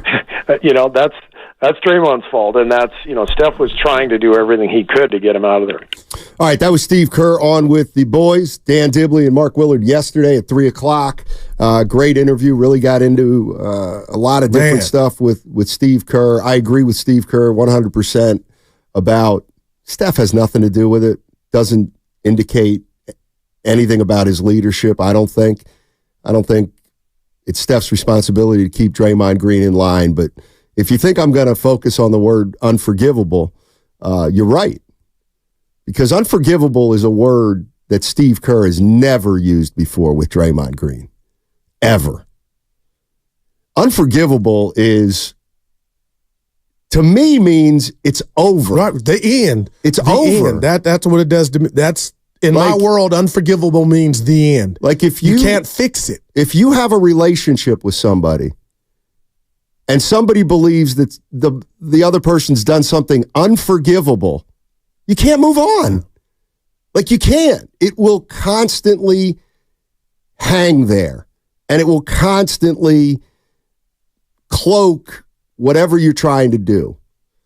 And I guess what I'm saying is in the last day or so, after the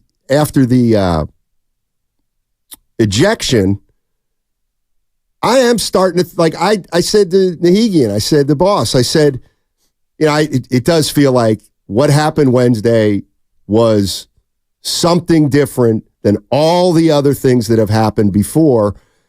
I don't know why it was quote unquote just an ejection, but the reaction of Steph Curry, emotion, is proof that something bigger was at play there. And then you hear a day later when Steve Kerr knows he's going to get interviewed and knows he's got to talk about it. The dust is settled. He chose that word. Yeah. And so, believe it or not, before I heard the interview, I was thinking about the Warriors today, Goo, and I was thinking, you know what? They got 10 games left. They're in 10th place. I get it.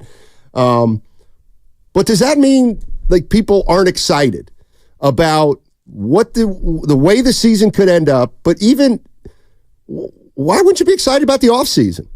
There's going to be changes. I think there are a lot of Warrior fans out there. We haven't given them enough credit that they realize, you know what? We're going to have to transition at the end of this year. And, of course, it's going to be painful at times because we won 4 titles. But you know what? That's life. Move on. And we'll figure it out. and decide what kind of road we want to go down. If Clay's back, Kuminga's a keeper or not, all those, the Wiggins, can we do anything? All those kind of things. But I'm starting to think that the number one priority for the Warriors right now may be to move off Draymond Green. That's what I believe is the case right now. Okay. Can anybody read it any differently? I'm going to try, because going into that game, they felt different about Dre. The trust factor was on a higher number because this transgression had not happened. And what I love, I thought I was living a lie a couple of days ago. I asked you, Dibbs and Willard, about, is it just me? Am I living a lie? If I think the Warriors are trying to do everything they can as a team to get into the play-in, we see Steph run like a youthful kid on the golf course. He's a competitor. And Steiny, the world that I think these athletes live in, Steph wants a shot. They want a shot. Okay, hey, this is not how we drew it up, but we're going to try to take this thing as seriously as we can, and we're trying to get into the 10th spot, the play-in, and see what happens. We don't do it. We know we put our best foot forward. So you go into that game knowing you're down a soldier in regard to Jonathan Kuminga. You're on a back-to-back. You're older. So, Steiny, to your question, I think this was the straw that broke the camel's back, because he, in that moment where they're already shorthanded, we got 11 games left, you give us all this diddly squat about you've changed, you've apologized, you're sorry, and this is, to me, he stabbed them all in the back. So now here you come with what you just said. That changed it all. And now we're hearing the word unforgivable. So, Steiny, I think Steph was showing emotion and tears because he knows what's upon him. This is going to be one of the biggest off seasons, I believe, since he's been here in regard to change and uncomfortable transactions. So Curry's focused, I believe, on, trying to get the playoff spot and trying to get the win that night. He tries to intervene, and Dre disrespects him like he doesn't even see him. And now, Steiny, I tell you, the team is still focused to try to make it. But when you hear unforgivable, you see Curry weeping, dude, I just really believe, how do you come back from that? I don't think you can. And I'm being real with you. Has anybody in your life ever used the word unforgivable? Because in my life, a couple times, it's over. You can't come back from that. That's how I read it. That's how I read it. It's as strong a word. He apologized, Steve. Thanks for sharing that. But that's the little boy that cried. Steiny, did you hear Coach Kerr say, had they lost this, it would have been greater? You know what I mean? Wow. Yeah, I don't know. I just know that, to me, the outcome, whether they lose or win, it might have changed the dynamic a little. But the most important part was he got ejected. How the team reacted after that turned out to be a super positive, which is encouraging to me. My buddy texted me this yesterday. No, somebody else. No, actually, it was Harry. Curry, Klay Thompson, Wiggins, Kuminga, Trace Jackson Davis. So the hell with Harry. That doesn't sound too bad to me. That's what he said. All right. Now that lineup doesn't have Draymond Green in it. But there's also the dynamic of Klay Thompson and the big three. Klay Thompson this year has started terribly. We know Klay Thompson. We've watched him his whole career. He got off to a bad start. Whispers about maybe bring him off the bench. Next question. We've watched him for 12 years. We knew and we know that was going to be a challenge for him. Klay's very sensitive. We know that. He basically said, it's hard. It's going to be hard for me. But he took us through the process. Yes, he did. Then he started to embrace it. And now we're 10 games left in the season, and Klay Thompson has had a great year in terms of where he's gone from the start of the year to where he's gone to now, buying in, being productive, doing the best he can, and just I don't know, this is the idea that Klay would have to walk this year after he kind of I get it, he's not the same player, but the idea that Klay might have to walk this year after going through the process that he went through this year, And Draymond still, I don't know. That just rubs me the wrong way. I feel that. Like it doesn't sound fair, is what you're saying. If somebody offers Clay $32 million a year and he takes it, I think Warrior fans would be like, we get it. But it wouldn't hurt any less if Clay's not here. And here's the other thing. I start thinking about with this team. If Clay doesn't come back, and I'm spitballing big picture stuff and join in at 888-957-9570. If Clay walks and Looney's not on the team next year, which is possible, can you really do that to Steph? Bring Steph back with just Draymond and Wiggins and 5 or 6 young guys. No, I don't think you can't ask Steph to do that. You know what I mean? Yeah. Like, he's got to walk into the gym and see Clay and see Looney and see guys that he's played with at least half the team for a while. You can't ask Steph to all of a sudden look in that locker room and see it's just me, Dre, Kuminga, and a bunch of young guys. Like, that's what you can't do to Steph Curry. And that's not how anybody envisioned the ending or the final chapter, per se. But, man, I feel like there's a subliminal in the fact that Coach Kerr feels so open after the game. Again, he said he deserved it. But, Sonny, it feels like finally nobody's walking on eggshells. Now, I will say this because I touched on it yesterday, and, it is what it is. But I kind of wish the unforgivable was when he hit a teammate. Well, but that's neither here nor there. That's a fair point, But hearing Coach Kerr say that, Steiny, I don't know basketball-wise and future-wise how that could be a good thing moving forward. And I just don't. You are right on the money. A year and a half ago, Draymond Green punched a teammate, just decked him. That wasn't unforgivable. And then you just kind of look at it, okay, got ejected from a game in April or March. So what? Like, why was that? I'm asking Warrior fans, why was everything up until Wednesday that Draymond has done, Draymond being Draymond, he's a competitor, it's unacceptable. We all know it's unacceptable. We all know he can't do it. But why was yesterday the one that was unforgivable? Because Kuminga wasn't in there. It was a back-to-back. They were shorthanded. It was a good team with a great home record and the season on the line. That honestly, Matt, that's why I feel like the reaction is what it is. Like, you couldn't put us before you. You couldn't put the team before yourself. Steiny, had they been fully loaded and Kuminga was there and it wasn't a back-to-back, I'm wondering if this is anything. I think the fact that the stakes were where they were at, no Kuminga, back-to-back, season in the balance, no room for error, and you chose this night to get ran. Do Warriors fans believe that what happened Wednesday is different than what has happened up until this point? Because I guess what I'm saying is that's the way I'm starting to feel.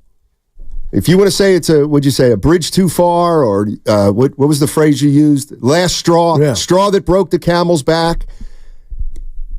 I cannot sit here and say, no, you're wrong about that. Like, that's kind of the way it feels to me after hearing Steve Kerr talking yesterday. I think there's going to be changes at the end of the year, and I'm starting to think that Draymond Green may have become priority number one to move off of. 888-957-9570 is the number. Where are you at? Did the Steve Kerr interview impact you in any way in terms of, wow, this is super serious and something's different now? 888-957-9570 is the number. It's all sponsored by Fremont Bank. Full service banking, no compromises. Draymond needs to go bye-bye. Have you been in a car accident? Chilton Auto Body has 15 convenient Bay Area locations to help restore your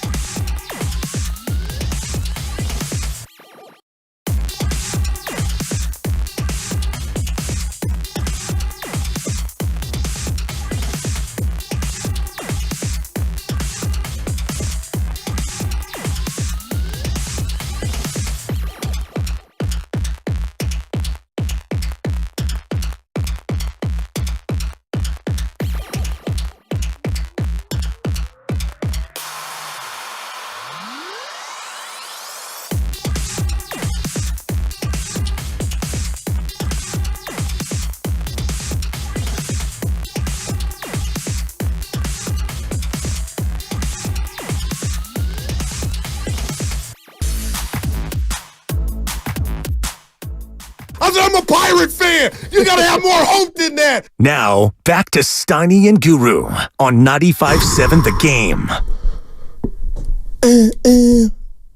Dude, Beyonce has a new country album. Oh, yeah. Track with Miley Cyrus called Two Most Wanted. Banger, as you would say. A banger. I'm going to ask you nicely one more time. If I don't have no money, dude. Hey. Can you... Actually, we did get paid today. Well, you know. Can you... we're all fans here. We have different... Where are you going? I like Tennessee. I want Tennessee to tonight. They play neck Creighton. But if Tennessee wins tonight, I'm not going to send out an emoji with the Tennessee orange. Hey, okay. So yesterday, I guess the Pirates won Pittsburgh. In extra innings, They play Major League Baseball. And I guess they won, and Guru sent an emoji of their... That's what Spadoni and I and Evan do after our teams win. It's the Can first day. You pleaded with me not Can you to just swing. not do that? You know what? It's done. I don't need to see that 66 times this year. It's granted. It is granted. I got to, real quick, we'll get to it, because I got 2 text messages from 2 prominent Bay Area guys, Mark Ibanez and our own FP Santangelo, about this situation. Got bigger Q rating. Those guys are close. Well, one's an athlete and the other's an icon. Like, Radnich is up there. Ibanez is up there with Radnich. Can I be honest with you? And Sal. And I love Mark Ibanez. In fact, I talked to him at length at Sal Castaneda. We got Sal coming on at 12. Sal's coming on at noon. I just said that. Right. You didn't say it. Well, go ahead. Can I ask him about the Enye? I think we. I'm gonna ask him about the. I think we throw around the word. I think we throw around the word icon a little too much. Huh? That needs to be reserved. Idolatry. Dude, Radnich, Ibanez, Sal, and who's the 4th? It could be so many people. Larry Beal? Look at Larry. That's what I mean. I mean, he's a cool dude. Those are 4 tremendous Bay Area media professionals. They are. I'd aspire to be half as big as any of them. A quarter as big. Icon is for goats. Exactly. Exactly. Those are goats. Let's just be a little more careful when we throw around icon. That's all. I don't use it a lot. But I used to work for Icon Office Solutions. Share their text. All right, I'll read Mark Ibanez's first. Here we go. His first one. Okay. This is, I kind of just wanted to know, was it just me? And this is, tell me what you think, Stoney, and the people. I think the tide has finally turned on Draymond. 2 things. Kerr said it was unforgivable, and seeing Steph that upset, I've never heard either one of them exhibit or show so much passion towards the negativity towards Green. And the podcast right after was pathetic. Lakeup needs to make a statement. Do you think he's by himself in that last part? About Lakeup needing to make a statement. I don't know about that, but just doing the show yesterday, I feel like there were a couple stragglers still saying, get off Draymond, but I think for the most part, fans are seeing what they saw and they don't like it. I got a few people added me on Twitter and I go, I get it, but hey, that's Dre being Dre. Don't you get it? That's over. Exactly. They're tired of it. Steph was emotional. They're tired of Dre being Dre. You know what he did? You know what Draymond did? You ever see The Big Lebowski? One of my favorites. He did what you can't do. He messed with the Jesus. Oh, I give you a 3. He did. He messed with the Jesus. I hear you. You can't mess with the Jesus. Especially trying to hone in on a playing spot. Thank you. Don't underestimate the stakes. Let's go to tell you what, we got a vast reach here. We got a reach longer than Stacey Augmon. Tim in Austin, Texas. He played in the NBA 20 years ago. You never heard of him, Evan. What's up, Timmy? Get us started. Hey, what's going on? Hey. What's up, baby? Come on, Timmy. How's it going, guys? Dynamite. Well, I just think that we're kind of looking at this thing, kind of wrong. I think as a fan of the game, and watching a person that's been watching the Warriors for almost 15, 20 years, Draymond's game is predominantly, focused around defense. And defense, we all know, is almost 90% effort, 10% skill. And so effort comes from passion. And he plays off his game. A lot of his game is predicated off of passion. So, I mean, we've seen the NBA over this past season. We've had a number of officials come out and take the fine to speak out against how inconsistent the officiating has been this season. It's gotten to the point now where the NBA has even gotten the competitive committee to come together at the end of the season to reevaluate the game. So we can't sit here and constantly let the officiating of the game off the hook. If you go back to the game with the Miami Heat, there's a play in that game where Patty Mills is in the paint posting up, playing D on Draymond. He grabs Draymond's arm, clearly grabs Draymond's arm. Draymond freezes. See, Tim, I don't know if I want to go down this road.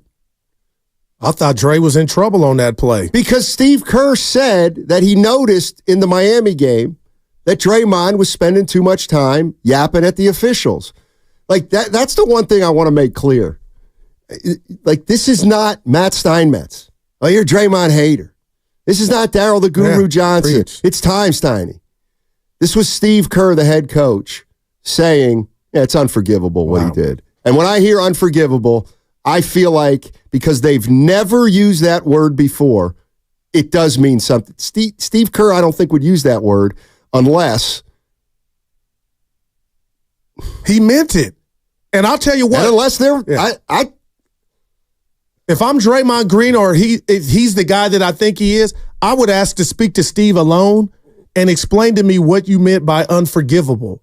Like, I know I was in the wrong, but why would you go public and say like, I'm serious, Donnie. I would ask, sick of it, can Draymond. You break down what that means? You promised us 6 times you'd change. You never have changed. You promised us one last time before you got your contract that you would be better. And we've given you 8 years. It's been 8 years since you threatened to kill Steve Kerr in the locker room in Oklahoma City. He deserved it. 8 years since Steve Kerr threatened to kill the head coach of the Golden State Warriors at halftime, to the extent that it was so serious that security had to get in there. We didn't make that happen. And that wasn't unforgivable. Punching Jordan Poole wasn't unforgivable. Getting suspended wasn't unforgivable. Hitting Nurkic wasn't unforgivable. Getting into it with Durant wasn't unforgivable. This was unforgivable. What's it mean? And to me, if I just take words at their meaning, it sounded to me like Draymond Green. They will try to move off him this summer. Because how can you not at this point? I think Steve Kerr is basically setting the table for Warrior fans and saying, listen, it's pretty much over with this guy. We got to go 10 more games. We'll see what we can do in the play-in and postseason. I agree. And what I think he's being super careful, but what I think Steve Kerr doesn't realize is I think 90% of the fans are with him. They'd be with the Warriors. I don't know who would argue against that. Let's go to Jesse. Jesse's in San Jose. What's up, Jesse? Hey, how you guys doing, man? It's my first-time caller, so bear with me. Hey. Yeah, I think it's time for us as fans to really just kind of take a step back and look at where this franchise is, right? And how I'm going to relate this to the Draymond situation is, I don't know if it's just me, but I notice every time Kerr or his teammates talk about Draymond, they always feel the need to preface it first with, like, first off, let me tell you how important he's been to us and how we need him. Like, nobody's ever denied how important Draymond was to those championship teams, right? But why can't we all admit that he's not that guy anymore on the court, but he's still the same guy getting ejected, all the extracurricular activities, right? At a certain point, all this extra stuff, it's too much compared to what he's bringing you on the court now. And this team is barely hanging on to the 10 seed, right? In all reality, they're lucky to be there because John Morant hasn't played for Memphis all year. If he's healthy, Memphis is better than Golden State this year. If Houston doesn't pass Golden State this year, they're going to pass them next year. So now you're looking at probably the 12th best team in the West next year. And they keep telling us, yeah, but we need Draymond. He's so important. How important is he to a 12th best team in the West? At this point, I just don't think the apple is worth the squeeze anymore with this guy. And as a fan, it's becoming harder and harder to root for this team with this guy on it. And that's the worst part of it, because he's just becoming so unlikable. And to be honest, and this is my last point, they have enabled this guy so much with all this. Well, we need him. He's so important, and I think I don't know if they're scared of this guy. Like watching Curry walking to the tunnel and Draymond there, we all wish Curry would have just walked by him and said, dude, like screw off. I don't think Curry knows what would have happened if he would have did that, and this is the face of the franchise. This organization is being held hostage by this guy. That's what it feels like. Those are just my thoughts. Thanks for taking my call. Appreciate it. I wouldn't say hostage in the sense that, again, I know I kind of wanted to just play checkers with you and just have this discussion. I know it's kind of off the ranch, off the platform, Stoney, but I don't see the big deal in an employee going over to his boss's house and then coming away with the contract. But my point is that there was no hostage in this, because Joe Lacob told Kawakami he's like a brother to me, and gave him and signed off on it. Okay, well, how many times does that happen? I'm telling you right now, it happens very infrequently. I don't think, I get it's another owner, but no, it's very rare that a player would drive to the owner's house. So that was the reason you're saying? Of course it was. The end was it was on the card. Well, this is where I don't know the specifics, but why would Draymond Green drive to Joe Lacob's house? What if I told you to talk? Now, you could say about what? Yeah. About his contract extension. Now, is that I'm being real. Is that a bad thing? Should we do it over the phone? Like, there's negotiation. Draymond Green has an agent, the most prominent agent in the NBA, Rich Paul. Okay. All right. Rich Paul negotiates contracts with Mike Dunleavy and Bob Myers, and then they come to Joe Lacob, and Joe Lacob says yes or no. No, so I feel that. It is highly unusual for a player to go to an owner's house. I'm not saying there's anything wrong with it, but is it done? No. But my point, I hear you. My point is, not shame on Lacob, but I guess I'm going there. Say shame on Lacob. Like, whatever you ate or talked about, this is what you. I guess. Listen. And I said this about Dre. Let me get this off my chest, Donnie. As much as I'm disappointed in him as a teammate, I've said this. If the team is going to allow this to continue, how can we jump in front and say, "Oh man," if they allowed? So to me, Wednesday night was symbolic, because I think that was the end. The unforgivable, Steph getting emotional, that was the first time it felt like a stand, and Dre got it, the message of enough is enough. Now we'll find out. I don't know if what he's happens gotten that message. It didn't sound like it on the podcast. I mean, if I would have said it with my shoulder at the 90-degree, if I would have wore a different shirt, I wouldn't have got caught. What do you say? That's not remorse, Dre. Let's go to Bobby. Bobby's in Virginia. What's up, Bobby? How you doing, man? What do you got for us today? Yes. Got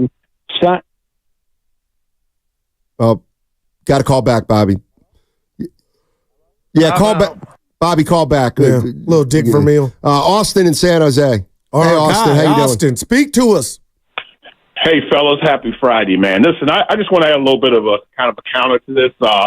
I know it's Draymond, and I usually come in Draymond's defense. No defense for this, but I will say that I'm not as overwhelmed about this incident. I think that what we should be, what's unforgivable, is the overall performance of the core. We call so-called core. I mean, if you look at the salaries and the performance, I mean, I know that the Draymond thing is a big deal today, but the reality is that I don't think this is the tipping point at all. I think the tipping point already occurred. I think they've already decided to do some things, make some moves in the offseason, regardless of what Draymond did. So if you finish in the 10th seed with this team, bro, I mean, there's no way you're bringing back this team next year. I don't care what kind of sentiment. I don't care if you drove to the owner's house and had breakfast with his daughter, whatever. It don't matter. I mean, you got to perform on the court, guys. So I know that the sentiment today is around Draymond, but he's more of like lost Austin. He's more of the Go ahead, Austin. But the big boys The big boys don't play that way, Stan. You know that. This is a big boy league. But let me ask you this. Major contracts here. Yeah, let me ask you this specifically though, because I definitely want to keep the focus off me or Guru or you even. Does it feel like to you, after hearing Steve Kerr yesterday, that Wednesday was something different from everything else? I think that Steve is very careful with his words. I agree that Steve has a way of using certain words at certain times, but he also has a way of trying to influence, I think, his players with the way he talks too. So I'm not sure if Kerr has the overall power to say, hey, this is the end anyway. I think he may be expressing his sentiment, but I'm not sure that he's speaking for the whole organization. That would include Joe Lacob and the players. So I'd be a little careful about saying it's definitely the end game for Dre. That's my thoughts, guys. Thanks. Thanks, Austin. Appreciate the call. You know what I'm looking at? I was looking at the YouTube chat and the Comcast Business Text Line chat, and a lot of people, I guess, hadn't heard of this one. Remember this, Goo? Remember this? Halftime. Lisa Salters. I'm standing outside the locker room with the Oklahoma City police, which are always stationed outside of every locker room, Salters said. They kind of moved me aside, and the officer just kind of stood by the door with his hand on his weapon, like he was trying to determine what he should do. It was clear that something bad was about to happen in this locker room. We've never heard anything like this before. That's what happened in Oklahoma City in 2016. But they got that. That's incredible. But it's almost more incredible that they got through it and we're at this juncture now. They've won 4 championships, Donnie. So, I mean, that was years ago. And the fact that Steve Kerr, as presidential as he is, they have a friendship and a relationship, Donnie. So I'm going Martin Luther King. They overcame that. But now it's, now it's at the end. And I just feel like this is just different. It just is, man. Here's the thing that I was thinking about with the big three. All right, you got Steph Curry. He's alone. He's his own. And then you got. Just think about this for a minute, because this is where if I were a hardcore fan, this is what would bother me, and it's this. So Draymond Green is a free agent last offseason. He gets a 4-year deal. Okay. And this is the year he gives us. In year 1 of a new contract. This is the year that Draymond's given us. Okay. Now let's look at Klay Thompson. Klay's in the last year of his deal. He's got a lot of pressure on him because he's got a contract and the team's. And in his contract year, Klay's not playing well. And they bring him off the bench, and he struggles with it, but he's trying. And we know he's trying. And he ends up becoming a 6th man and doing pretty damn good at it as the season progresses. Like, just the idea that how Klay handled his last year of free agency, this past year, when his future's unknown, and how just compare the way Klay's handled the season without a contract to how Draymond Green has handled the situation with the contract. Wow. That ain't right. Yeah. And that's why now my mind jumps, because there's a lot going on here. My mind jumps to, what if Klay walks? Or what if Klay is not a Warrior next year? And my first thought is, you're going to leave Steph with Draymond alone? That ain't right. Yeah. And maybe it won't happen. And I don't know. And the reason you'd say it's right is because, well, we're better. I mean, we're just better. We have to do this. No, you don't. We're not there anymore. We're not a title team anymore. We don't have to do this. And it just feels like maybe the Warriors are at that same spot. Yeah. 888-957-9570 is the number. Yeah, we'll see, Stoney. Like I said, it's Operation Charlotte tonight, Operation San Antonio Sunday. But as far as the words, Draymond is the little boy that cried wolf. Nobody cares about the apologies. You left your dudes for dead in a game on a back-to-back. And maybe you don't give a damn about the Rockets, but it's obviously your teammates do. You look at their performance after he left, that win, there was 2 scoreboards in that win. I just felt like, Steiner, you tell me if I'm wrong, we're not going to allow him to allow us to lose this game. There was some of that. Like, they could have been playing the Globetrotters or the best team ever. It just felt like the Warriors were – there was something in that besides the W in the win column. But I'm just curious, if I were a fly on the wall, if I'm Draymond Green, I would want my head coach to tell me, what did you mean by unforgivable? Now, that's the other part of this. I mean, that to me is the most definable word that's out there. Man. Like, I don't need somebody to explain to me what unforgivable means. Unforgivable means that something's happened that you can't move on from. You just can't. And we got Zicky01 on the YouTube chat. He's a clown. Yeah, but Stoney, it ain't just a clown. He's in denial. No, he doesn't believe. Half the people don't believe. He can't say Draymond Green did this. He's such in denial. He's blaming the world for this guy's actions, and he or she is not the only one. Wake up. Trust me on this. Nobody's enjoying this. And Steph Curry was in tears. Trust me. There aren't a lot Wake up, Zicky. He first of all, quit fronting. He doesn't matter. I know he doesn't, but because listen, we're on this radio every day. We listen to the fans. No. The Warrior fans. Of course, it's not 100%. Right. But Zicky doesn't matter. 90% of Warrior fans are out on this right now. And the players and coach You cannot tell me any differently. One was in tears, the franchise. When have you ever saw that? And the coach uses a word on this station just yesterday. Unforgivable. They're tired. And he's sitting there waiting, Draymond, for Steph, as if Steph wanted any part of that hug, as if you broke your leg or turned an ankle. I wanted to barf when I saw that. 888-957-9570 is the number. No, the one thing that... Come on, y'all. I mean, no, listen, there's always going to be a couple stragglers that are going to defend somebody or something till the very end. But I'm telling you, and I know I get greedy. You're right, I'm not a Warrior fan. But I know Warrior fans. Been around it forever. People. And come on, man. The majority of Warrior fans are over this. They've been over it. That's the rat on the table. There's no danger of alienating a large percentage of the fan base if they move off Draymond. We're so past that now. Talk to Evan before the show, and he even said, "Yeah, Wednesday was that was a big one." Like I like Draymond. but no, it's enough is enough. And turn on your idiot box, the TV. This is the main story. 888-957-9570 is the number. That segment was sponsored by Lucky California. If you're not quite sure what to make for Easter dinner, Lucky can help you put on your Sunday best. Right now,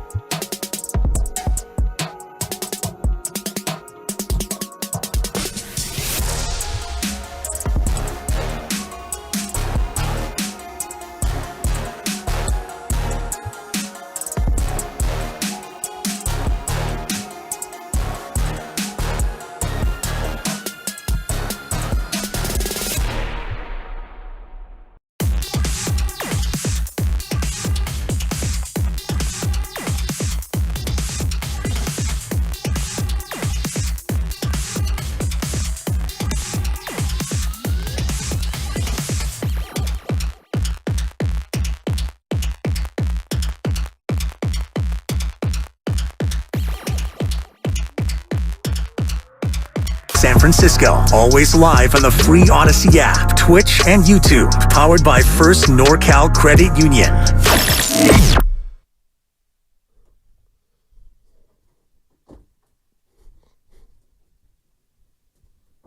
Nobody with the Jesus. Now, back to Steiny and Guru on 95.7 The Game. What are you doing? The Thursday. Yeah. Turn up, Steiny. It's Friday, baby. I guess this officially I'm working with Goofu. You might be onto something. I didn't like it. Someone called in and called you that when you were out. Wow. Oh, was it when he was out? I can't remember. No, seriously. And now it's resurfaced. Okay. Hey, here's what we're talking about, plain and simple. Every game being so important, us fighting for everything, and then for Draymond to get kicked out 3 minutes in, it was really unforgivable, and Steph may have even been a little upset with himself for not pulling Draymond out of there, but I think mostly it was just, come on, man, we need this. And then, Steph is such a fighter. He's such a competitor. He wants it so badly. And I think all of that combined just led to that reaction. All right. So we all saw what happened Wednesday, and trying to put it into perspective. And to me, something happened Wednesday that may have been the straw that broke the camel's back. Nobody with the Jesus. And we can kind of go through it this way too, because we know things change over the course of a season. So over the course of the season, I've been thinking about the Warriors, and you had Clay off to a tough start. Now he's settled into a 6-man role. Okay, we got to figure out whether we can find a number for Klay Thompson. Steph, he's not going anywhere. We know that. Wiggins has been an anomaly this year. They got to figure out what to do with Wiggins, according to most fans would tell you. Kuminga, what do we do with Kuminga this year? Yeah. Would we possibly trade Kuminga for a proven star? The bottom line is Kuminga's had a heck of a year, and he looks like he's going to be a keeper, and it looks like the Warriors may have found something in Jonathan Kuminga. Of all the things we've talked about, what I'm starting to think now is Draymond has become the priority. Oh, my goodness. That's what it feels like to me. I mean, can you envision a team next year without Draymond Green, but with Andrew Wiggins? I can now more than I ever could. And it just feels to me like something happened Wednesday, and all bets are now off with Draymond Green. Just by the word choice Steve Kerr's used, by what we saw Steph Curry go through, whether the podcast after has anything to do with it, any of those things. But can you, I get, okay, if you're one of these people that say, well, we can't win without Draymond. All right, well, can you reach your potential with Draymond as a team? Well, you have 4 times. Okay. But can that you was now? the past. Yeah. Can you now? I don't Can you think reach so. your potential? Can the Warriors be the best team they can possibly be with the Draymond Green we've seen for the last 2 years? Well, my answer is a simple no. Okay, I'm going to tell you this. Because every time, because you can get no continuity, none, zero. There's no drama-free months at a time. Tell me, okay, I don't think you can be the best possible version of the Warriors anymore with Draymond.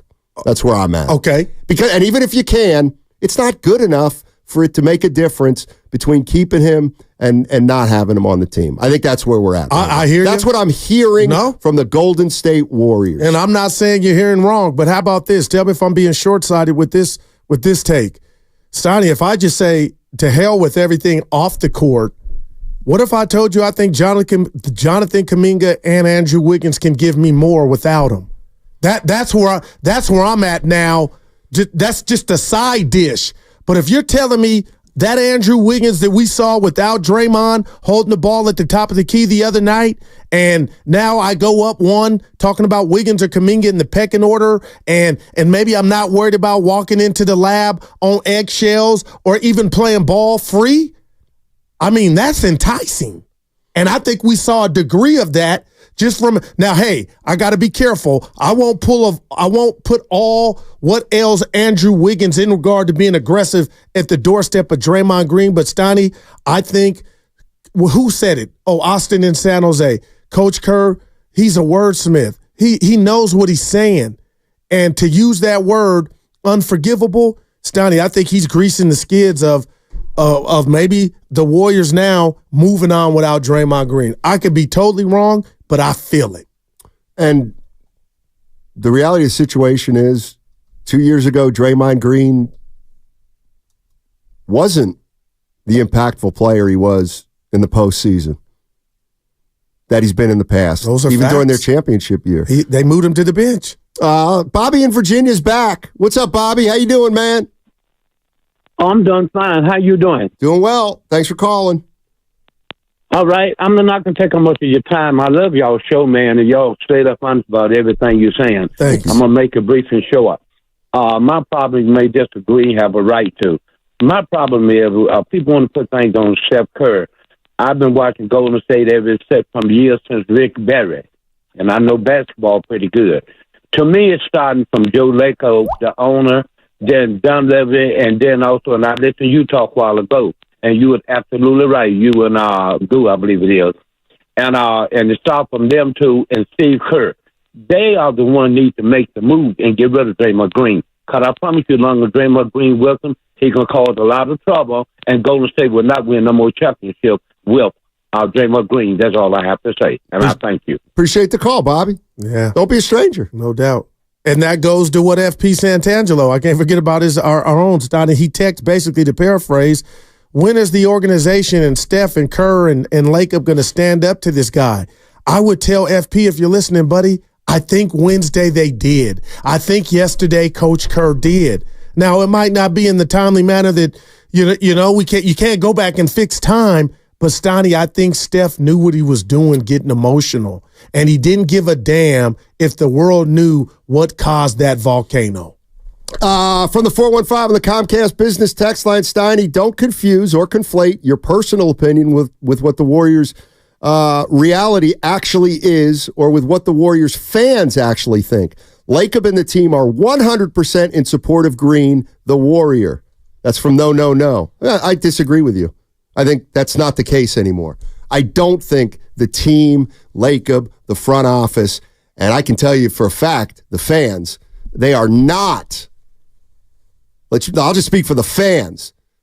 They are not 100% in support of Draymond Green as a Warrior. And again, go ahead. I'm not convinced the organization is either at this point. Did Steph Curry look like he was 100% in support of Draymond Green on Wednesday?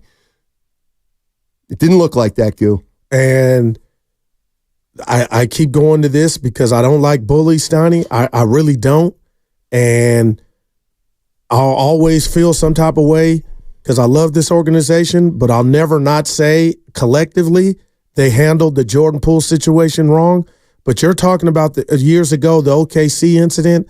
Let's just look at player A hitting player B, decking them, and nothing happened. And that player that got decked is no longer in a Warrior uniform. Let's just think about that. I know. Think about the entitlement and how others that show up to that to chase. Think about Looney. Think about a lot of others that had to bite their tongue. Like, really? You think above the law? And people might say, "Who the hell cares?" You think Andrew Wiggins is 100% in support of Draymond Green? No. And his stomach probably turns. Let's go to Alex in Hayward.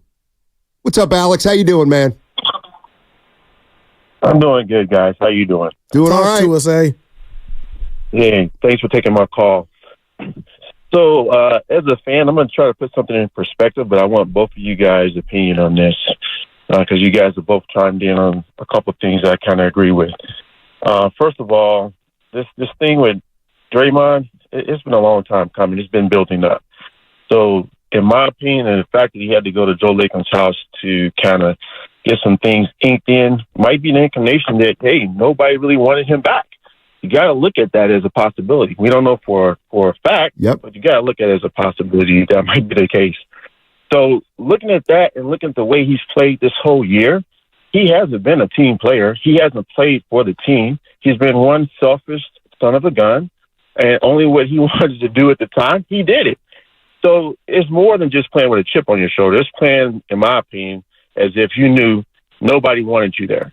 That's the way he's played, and that's the way he's taken it for the rest of this year, as far as what I'm concerned and what I'm looking at. That's how he's played. So what do you guys think? Because he's lost the respect of the rest of his team. He doesn't have the discipline. So how can you be a leader as a defensive player? Once he was one of the greats, nobody looks at him like that anymore. He's losing face the more that he stays with the Warriors. So I kind of agree something's got to be done this year. You can't let it go. And the fact that it's festered up to this point where now you see Steph Curry chiming in, you see Steve Kerr chiming in, and now you see the fans chiming in. I think that's my analogy. Just basically, you know, he came to the boiling point where everybody's tired of him. He's got to go. That's what I saw Wednesday.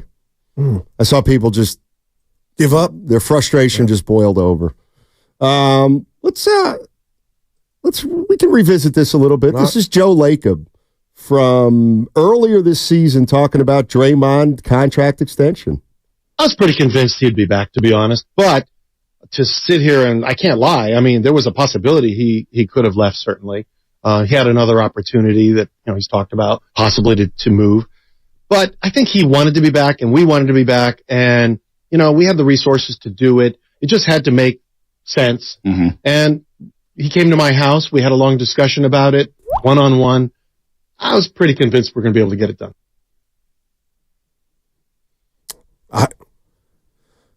I told you, if my boss told me, hey, come break bread with me, let's chop it up. Well, do we know that Joe said, come on down? Well, regardless of how the meeting happened. Well, yeah, nobody does drive-bys anymore. You know what I mean. I mean, when you might lose $100 million, maybe you do. I absolutely Joe Lacob saying, you know, we were always pretty sure he'd come back. Okay. Well, then why was he down at your house? Why was it an unusual free agent signing? And I'm with the last caller. You remember the gentleman's name? I want to say Bobby. Now, you can't tell me there wasn't doubt. I'm sorry. This is the way I look at things. The fact that Draymond Green was at Joe Lacob's house is proof that it wasn't 100% done deal. And I'll tell you this, you cannot tell me that if Draymond Green is sitting in Joe Lacob's house and they're talking about a 4-year, $100 million deal, that Joe Lacob doesn't say, hey, Draymond, you got to start doing the right thing. Here's 4 years at $100 million. We are trusting that you will continue to work on yourself and continue to put the team first. Thank you. Or maybe not continue to start putting the team first like you used to. I don't care what their relationship is. How can Joe Lacob not feel let down? How? Of course he feels let down. He has to feel let down by Draymond Green having the year he's had with the incidents he's had right after he signed a contract extension. I mean, I hate to say it, and I laugh about it, but Draymond Green, this is straight out of the Steven Jackson playbook. When Steven Jackson went to management, instead of Chris Mullin was the GM, he went right to Joe Lacob and Bobby Rowell, and he got himself a contract extension. And then 3 months later, he said, I want to be traded on media day. I mean, I'm not saying Draymond wants to be traded, but Draymond's not acting like somebody who wants to retire a Warrior. Well, I'll say this, 2 things about the Joe Lacob thing, because both of them have spoke about it. Draymond didn't face the music to me on his podcast after the Nurkic incident where he said he hid. He didn't answer Joe Lacob's call. Like, he couldn't even pick up the phone, because if that was said, like you allude to, Stoney, at dinner or over their talk about, you know, we got to trust you. You got to put the team first. So that stood out to me. But the one thing I've learned, like if this were pin the tail on the donkey, Stoney, and I had to, what's really behind this, Draymond's frustration, and I'm being 100% real with you, partner. I really believe There's slippage in his game. He can't guard two people. There's slippage in his game, and Steiny, he's frustrated. And that doesn't give you a license to leave your team hanging, but there's no doubt in my mind when I watch the Warriors and Draymond Green take that ball out of the basket more times now than they ever have with him on the court, Steiny, he's frustrated. I'm not saying it's right, but that's a scary formula because I don't know if it's going to start tonight and you got a good chance of stopping Charlotte, but moving forward, man, I don't know. From the 510, I didn't see your text. I'll credit you. Draymond's contract reminds me of the Steven Jackson contract. Jackson signed a contract and forced his way out after getting paid. I didn't see you. But, yeah, I'm with you, 510. I'm with you. Carlito in Alameda. Get it. Come on, Carlito. Give us we need a little pick-me-up. Hello? Come on, give it to me.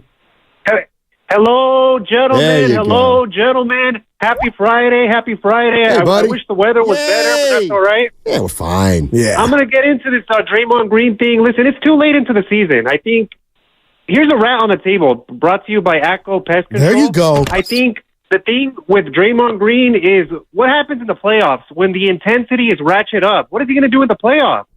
I mean, we have to be worried about that. And I think during the offseason, they have to make a real decision on whether or not they want to get rid of him. Thank you. Yeah, what if that were the play-in game? What for the play-in game? If him getting ran, could you imagine? Did they win? Yeah, well, I'm just saying. No, I'm saying it's not too far-fetched to to say, the game that he got ejected from? He would have got control. He doesn't even know what he did. He gave Kyrie Irving to his team, Joe Lacob, who gave him the contract, the double bird of I got to get this off to the ref. F my teammates, F it's a back-to-back. And I know I sound like a broken record, but that's what makes this so just Macbeth, basketball Macbeth. Like you said, F you guys, my friends.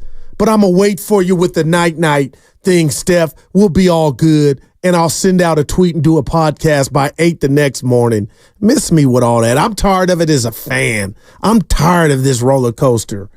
And now it looks like the chickens have come home to roost. We'll see. Mr. D's in San Francisco. Hey, Mr. D. Thanks for hanging in there. Hey, guys.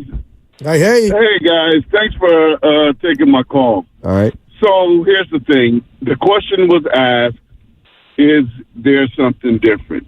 And my answer to that question is yes. It's different because, first of all, Steph Curry, who might have been one of Draymond's biggest protectors, has come to the realization that this thing is about to get blown up.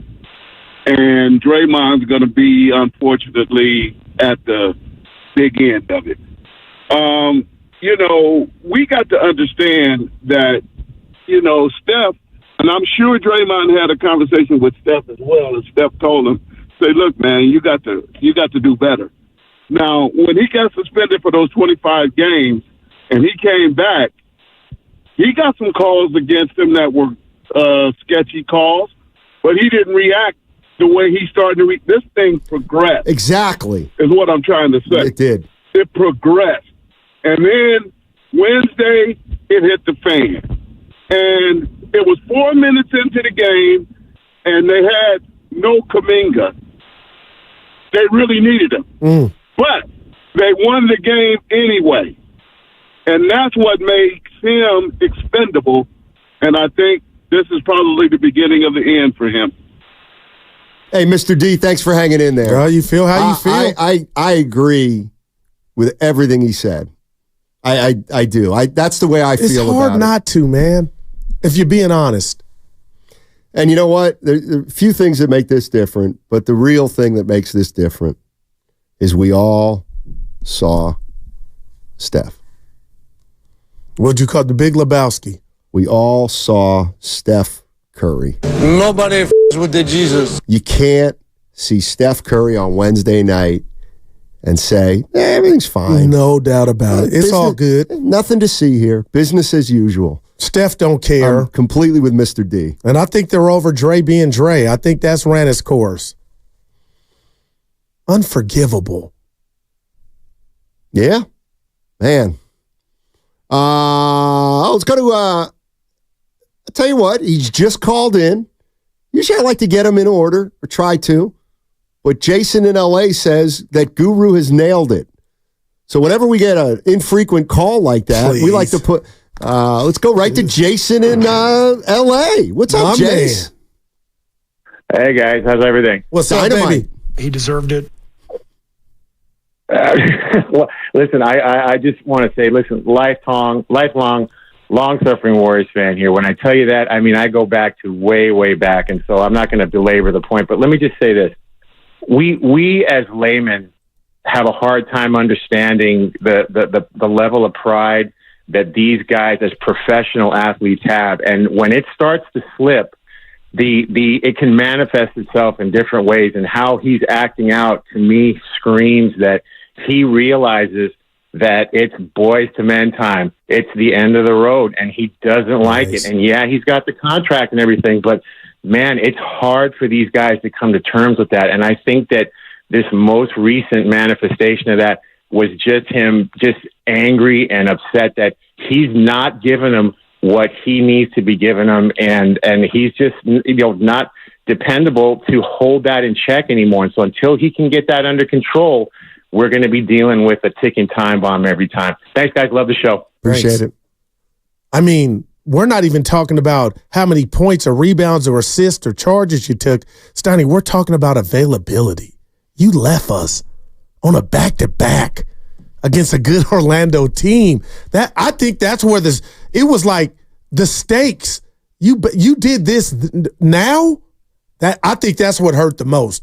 That's just me. I mean, there's a chance. There's a chance that 20 minutes before the incident, there's a chance that the Warriors were in their locker room and somebody said, hey, we got 11 games left. Tonight's a back-to-back. We know Orlando's been sitting here for 3 days. Let's, we got to try to make a move here. Let's play with some heart, play with some pride. And then they walk out and I think there's a very good chance that may have happened. 415, Goo, could you recommend any other Shakespeare plays than Macbeth? On the other side, I'll have something for you. Richard III. Are you insinuating? I'm not insinuating anything. Why would you whisper Richard III? Because that's one. It's a good one. But I don't need help. Death of a Salesman. My God, which is great. But yeah. As I said, Shakespeare wrote in sonnets. He wrote a lot of stuff. Shakespeare was prolific. He's almost as prolific as Van Morrison. Oh my God! Do not bring him up. I mean, don't go see him in concert. But exactly. He puts out about 9 albums a year. It's unbelievable. What do you know about King Lear? Don't talk to me about Shakespeare. Othello. My mother was an English My professor. girl Mary. She knows all about. I went to James Logan. We were well-rounded, bruh. Okay. Okay. Marvin's in San Francisco. Marvin is. Oh, you know what, Marvin? Let's hold off on Marvin. He has a solution. I want to get into that, but I want to give him enough time to do that. On 95.7 The Game. By the way, we'll get into some other stuff. You watch any of the NCAA games? All of them. Well, there's some that overlap. Arizona. I got 3 TVs in the lab. Okay, Arizona. So you can't watch them all. Dude, I got bracket action. The KPIX bracket, I'm third. No money in that one. DeFellas. Shout out Zeke Moore. DeFellas. D-A Fellas. Yeah, I'm in that one. No, you're not. They're my friends. I'm number 1. I'm in something players. You're not in that's not the same one as Bonte's in? No. That's just you and Bonte. So yours hella players and mine's players on fire? Or? DeFellas. Oh, DeFellas. Yes, D-A. I got you. Mm-hmm. All right. 888-957-9570 is the number. And this segment is brought to you by Fremont Bank. Full service banking. No compromises. If he starts yawing at a ref, sit his down. Put him on the bench. Oh. Join us today during the Jeep Celebration event, where right now.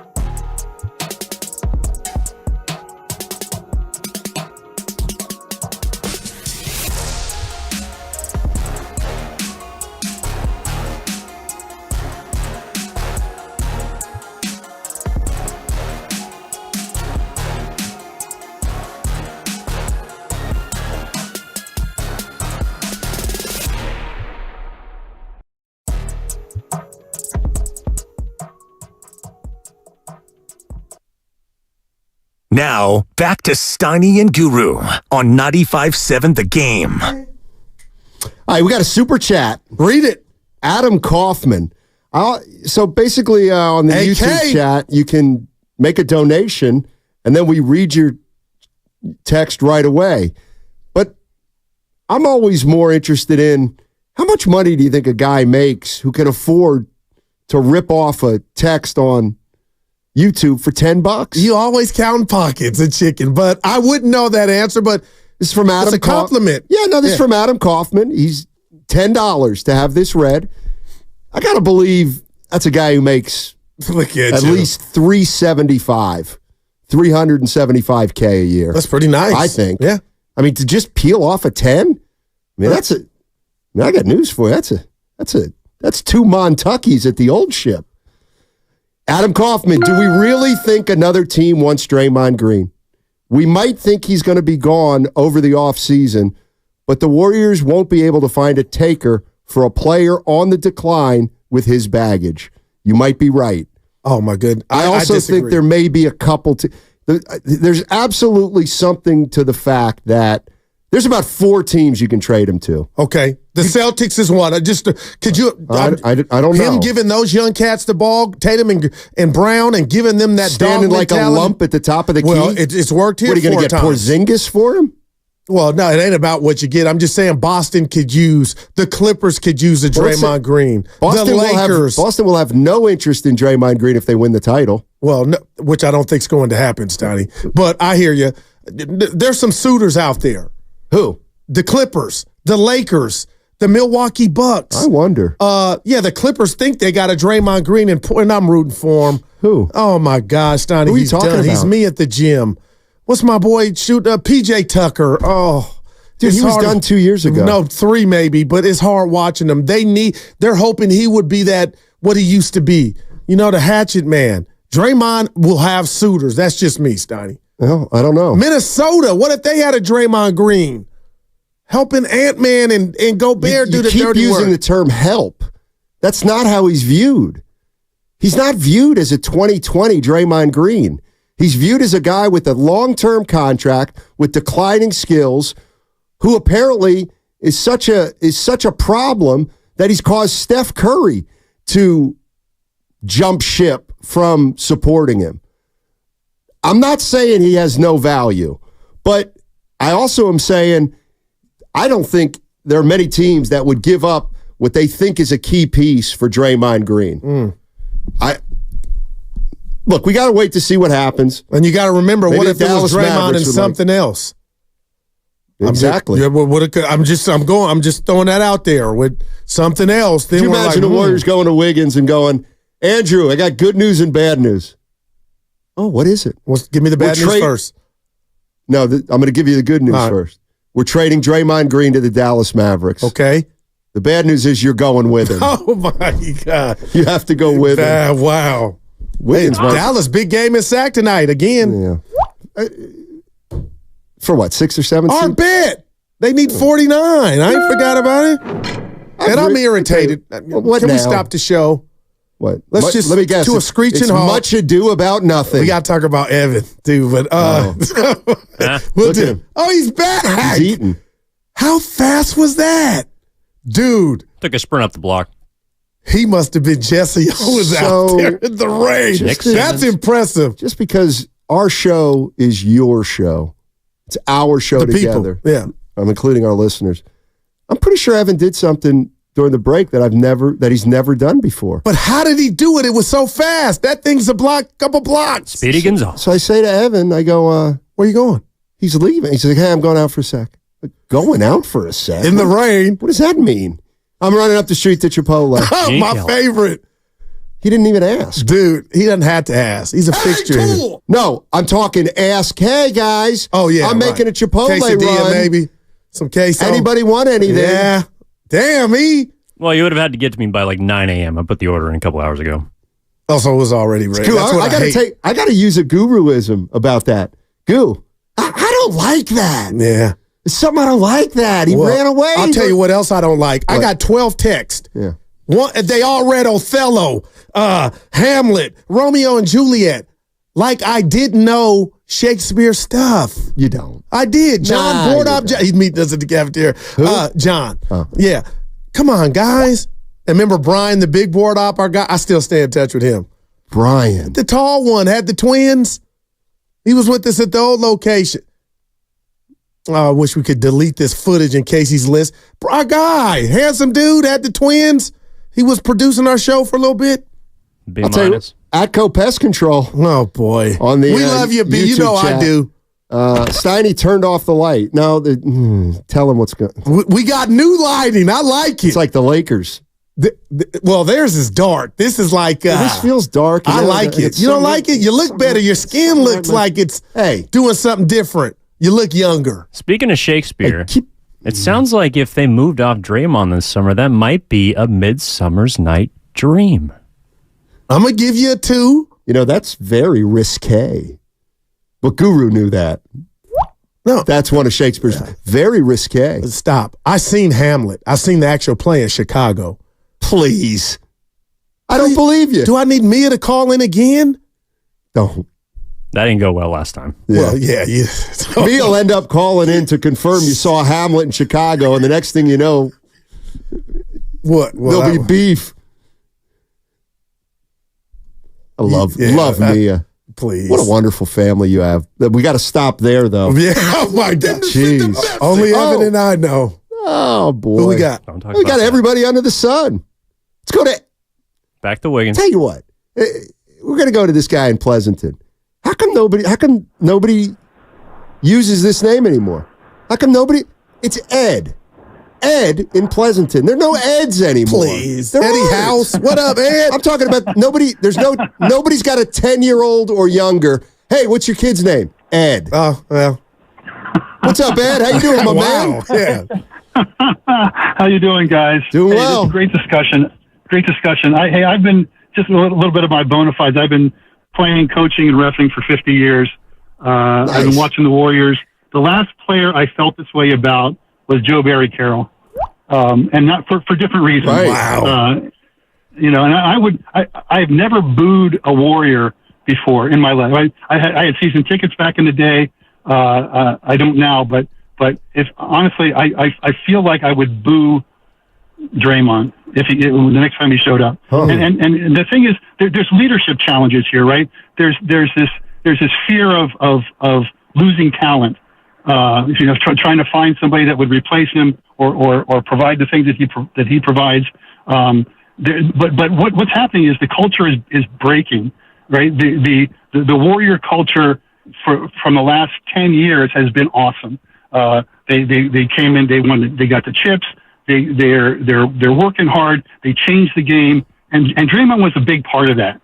But he's changed, and the culture is changing. And what's happening is morale is being damaged. It's like a toxic work environment at work. You have this one prima donna, high performing guy or person who you have to walk on eggshells around, and you don't want to be in meetings with him, and you have to be careful what you say around him. Right. He doesn't collaborate well, but leadership leadership has to step up. And it is a leadership thing. The management has to address this. Do you think that Popovich would allow something like this, or do you think that coaches back in the day would allow something like this? No. And I don't know if the players have too much power these days or what. But and another thing is this sort of sunk cost fallacy where we've invested so much in Draymond, and he's provided so much good to the team that we think it's going to happen again, but I don't think it's going to. I think we've reached the point where it's diminishing returns. I believe the young guys have learned from him all they're going to learn, and now they're being poisoned. So the only, from my view, and I've been in management for a long time too. In my view, the only solution is to bite the bullet and get rid of him at whatever cost, because the damage you're causing to the organization far outweighs the benefit that he's going to provide. And I got to tell you something. If we were having dinner right now or lunch, reach out and hug I got goosebumps right now, and I want to tell you this because you said something that I've said on these airwaves, and I'll never run from it. I told Steiny last year after the punch, and Draymond not getting suspended, I'm going there because when things keep happening, I think it's fair that I can bring those things back up and I'm not foul. But the fact that Draymond did not get disciplined at all after punching a teammate, I said I was choked up. Steiny didn't know it. It hurt me. And that was the culture divider for me. Like, you know what? This is not right.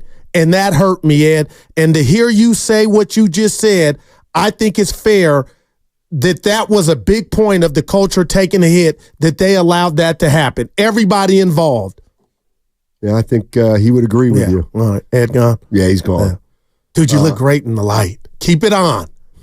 Dude, this is what I'm talking. Not dark and dunyish. Dungeon. Yeah. Didn't Pop coach Dennis Rodman? The last caller said Pop wouldn't deal with Dray. Let me tell you something. Stop comparing Draymond Green to Dennis Rodman. Draymond's worse. Well, yeah. Draymond's been ejected 21 times. Rodman was ejected 12 times. Who would take that flip? Who would even say you're wrong? The other thing about Rodman is, like, he was a different kind of headache than Draymond. He just he didn't get into it with the refs every single night. He would pick out a player on the other team to mess with. It's different. And yes, there were games where Rodman didn't want to play and he went to Vegas and all those kind of things, but there's a trust that it feels like it's been lost. Wow. This is going to be, I know they got 10 fantastic games left. Steiny, I got my Bible open. I'm lighting candles and incense, hoping they get a playoff series. I really mean that. But this is going to be fascinating come off season, especially now that this has happened, what it means and where they're going as a franchise. 415, this is just, how can the Warriors preach about playing with joy when you have a player in Draymond who constantly undermines that joy? And I think that's what we saw Wednesday. We saw a guy, Steph Curry, who we've loved to watch for 15 years, who's given us so much pleasure, so much joy, so much happiness, plays with flair, smiling all the time. Come on, man. And I'm not going to say Nahigian, the boss, is like he just saps. He saps the positivity. What would you say about me if I told you and Evan and the listeners? I'm being real, Steiny. I went back last night before I went to bed and watched it over to that sequence over and over. Like Marshawn Lynch at the one? Over and over and that's when you hit a MF in the face. Over and over. Oh yeah, I'll give you and over. I'm gonna give you a 3. I'm gonna give you a 2.5. But thank you, Steiny. It was something we've never seen. Steph, that broke him. I'll just say I'll leave that there. That broke him. Watch the game again, then, Steiny. I like her. She is feisty. She's also wrong. Steiny. She was wonderful though. Yeah, all our listeners are wonderful. Tony's in Memphis. Remember when the Warriors had a little rivalry with the Memphis Grizzlies? Man. Now they both stink. What's up, Tony? God. I'm kidding. Hey, what's going on? Steiny and Goo. Hey, my man. What's happening in Memphis? Hey, it's lovely out here. Hey, lovely. Tony, let's get into Memphis first before we get into the Warriors. Is Memphis the best city in Tennessee? Well, I don't know if I'm qualified to answer that question. We won't invite you to the wow. Wow, man! You don't have to answer, Tony. I'm originally from Mississippi, so okay. I only moved here because my wife's in school. So hey, what part? My mom's from Tumasuma, Mississippi. What part are you in? We're from Chula, Mississippi. It's in the Delta. All right. Well, it sounds like they're close. Chula and Tumamusa. What you got, baby? Hey, so I was listening to you guys, and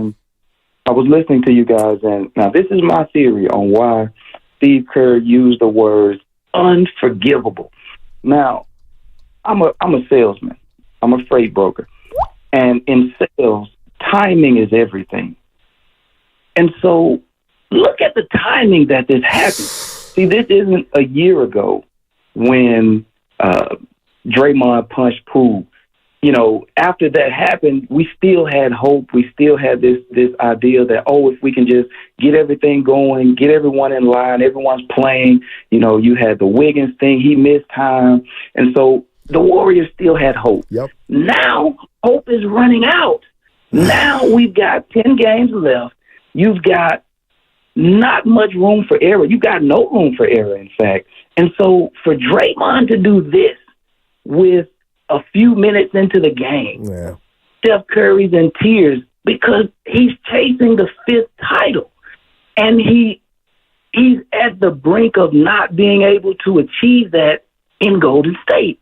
And so this happens, and they're like, wow, it really is about to be over. That's me now. This is me. It's really about to be over. He's thinking that.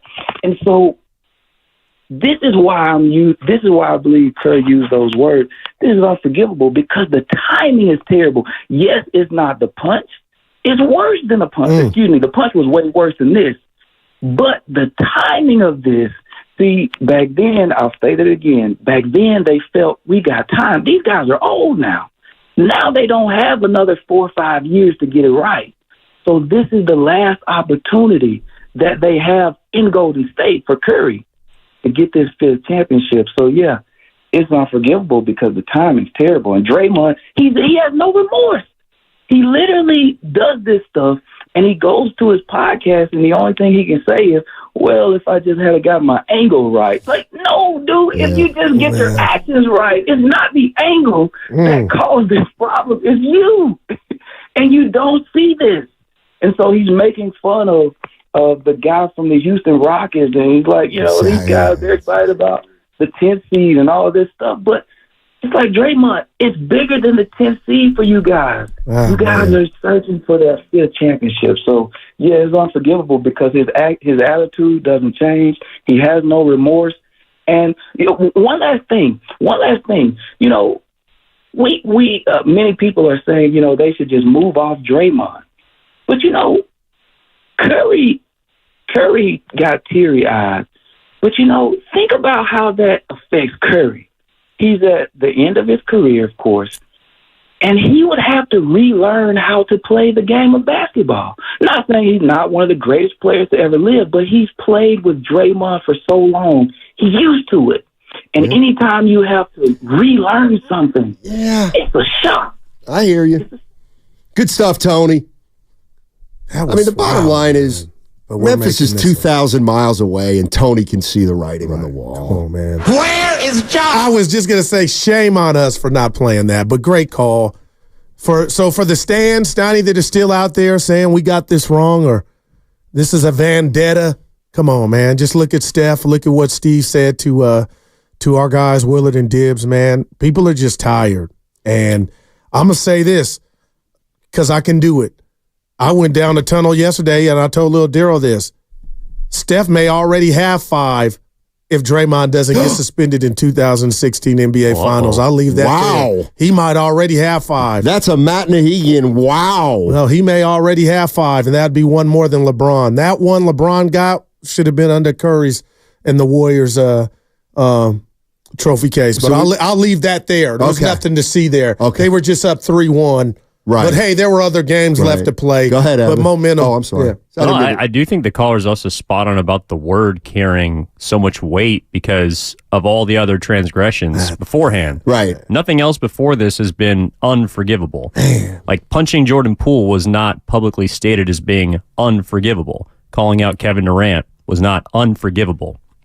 But Wednesday was unforgivable. I feel like that's pretty heavy. Yeah. I agree. And that's where I keep coming back to. Every time I keep thinking to myself, this is big. Something's bigger going on. Something's bigger. Like, this is it. This is a last straw. Something's got, I think, we punched a teammate last year. And there was no repercussions. But that's why Tony's right on the money. Punching a teammate is worse than getting ejected from a game with 11 games remaining. How many people? Yeah, how many people do you think were mad at their team they love for not punishing them? No, seriously. What if you did that to me and Odyssey did nothing to you? You don't think Evan and some people be like looking in management or thinking, like, I need my check, but damn. I'm out. Is that what we're doing? I don't think that's ever happened. A guy knocks the other guy upside the head at work and doesn't even get written up. And that's what we all can see with our own two eyes. Punching Jordan Poole is 50 times worse than getting an ejection. 80 times, Donnie. Can I go to 80? Well, so then why is everybody making a big deal out of it? Because the season was on the brink, and he didn't learn from getting that pass. And just tell me you don't want to play by telling me you don't want to play 4 minutes in on a back-to-back. Jonathan Kuminga down, and you want to get ran out on this game against a good, not Charlotte, against a good team. Come on, man. Let's go to Nick in Ohio. Hey, Nick, what's going on, man? Hi, guys. My favorite guys. Hey. What is the difference between Kerr's unforgivable and Draymond's that can't happen? What I think is the difference is that can't happen, but it happened. It happens. It happened again and again and again. And so there's 21 evictions, 6 suspensions in his career. And, yeah. So, what was my point? Anyway, how many of those do you think resulted in apologies? Maybe at least a half a dozen or 10 or 12. Sure. All of them. Yeah. So like in a relationship, Guru mentioned a relationship earlier, a marriage.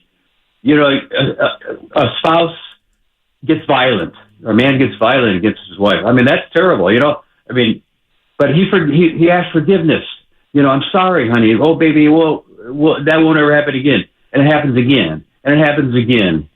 So I just feel like, you know, Draymond used to be one of my favorite players, but I can't even stand to listen to him anymore. I hate the man that he demonstrates to the public and the fans. So that's what I got to say. Appreciate it, Nick. I know where, but can I say one thing that really, sure, for the people that think maybe he's truly sorry? So you're telling me, Matt Steinmetz, in this day and age, there's nobody in Draymond's camp that told him, hey, bro, as much as you want to do that podcast, as fast as you want to do it after the transgression, just less is more. How could nobody get to him and say, don't do it. Don't record it. It's just before we even listen to it, the fact that you recorded it is selfish in a sense. Because he didn't ask anybody. He asked permission to do it. But sometimes your camp comes to you like, hey, you know what, Stoney? Now's not right now, man. He gets thrown out of Orlando. He hugs Steph after the game. Everybody showers. They all get on the bus. They go back to the hotel. He goes into his room. There's nobody there. And he goes, I'm going to rip off a podcast. Hey, friend, I'm going to call my friends to see if this is a good idea. Come on, he's not going to do that. No, Dana would tell you if you told him, I'm about to do a podcast, don't do it. But Evan, don't do it. You think why would he call his friends to say I'm doing a podcast? I get like, yeah. Do it, and then before you release it, somebody knows. No. Hey, you know what? Shelve that. That's what makes it worse. Well, that's where I think I'll just say me. I just don't think we understand that these guys live differently. I don't think it was any more than, you know what, I got thrown out tonight. I got ejected. You know, Steph was emotional. I'll go address this on my podcast. Wow. Hey, should I? There's no should I with Draymond. It's just I'm going to do it, and then we'll see how people react about it. 888-957-9570 is the number. And let's see. That segment was presented by Xfinity. At home or on the go, you'll get the fastest internet to all your devices. Xfinity. I'm pregnant with this next take. I want to get off. Have you been in a car accident? Chilton Auto.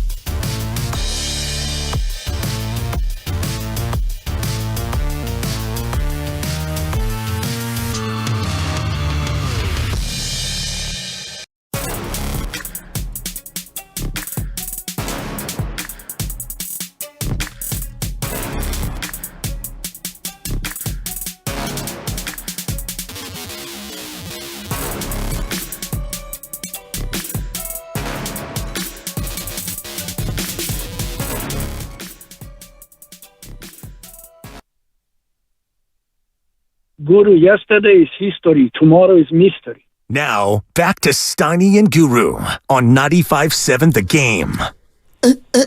All right, you want to handle this? I know you got a bone to pick with our guest. Oh, hey, Sal, how you doing? Sal Castaneda. I just put him on Mount Rushmore, Bay Area icon. So you were third, Sal. How you feel about that?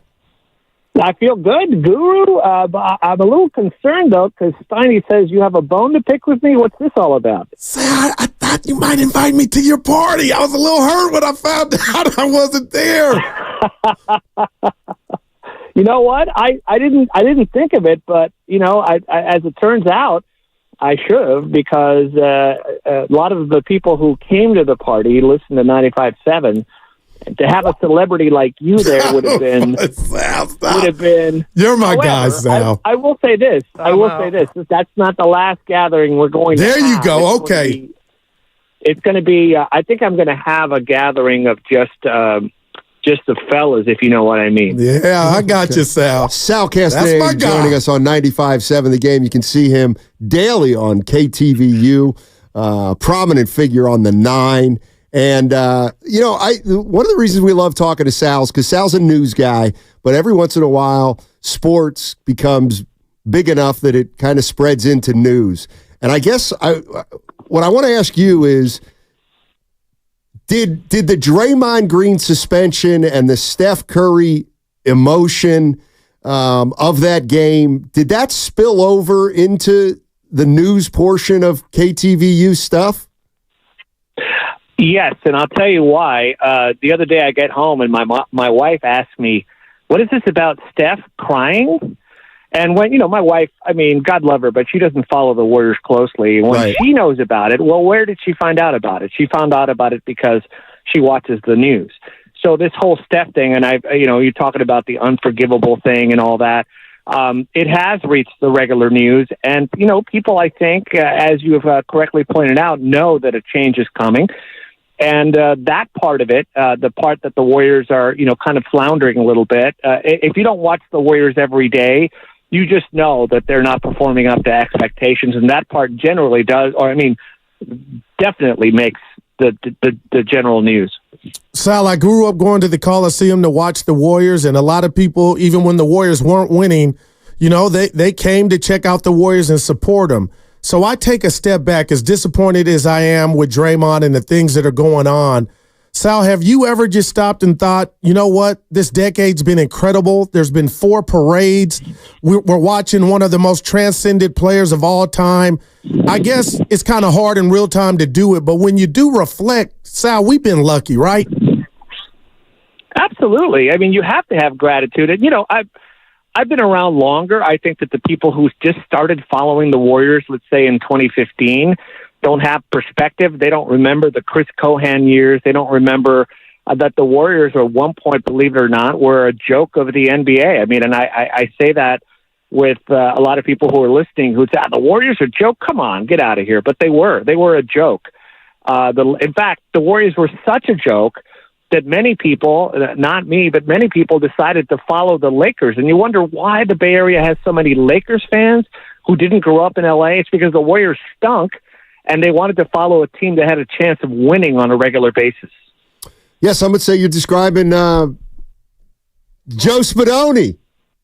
Joe Spadoni. Sal Castaneda joining us on 95.7 The Game. Hey, you know, the other team that I always think of when I think of you is the San Francisco Giants, and I don't think I'm telling any tales out of school, but yeah, you were a season ticket holder for a long time. You were your fixture at the stadium, and then recently you haven't been going to as many Giants games. And I'm just wondering, as we head into this season, where the Giants have an opening day yesterday in San Diego, as a guy like you, are you going out to the ballpark more this year because of the off season? Well, I'm glad that they got people like, they got Jorge Soler, a power hitter. I mean, when's the last time the Giants have had someone like that? Bob Melvin, I quite frankly like a real baseball manager. I'm not going to mention the last guy. I don't think he was a real baseball manager.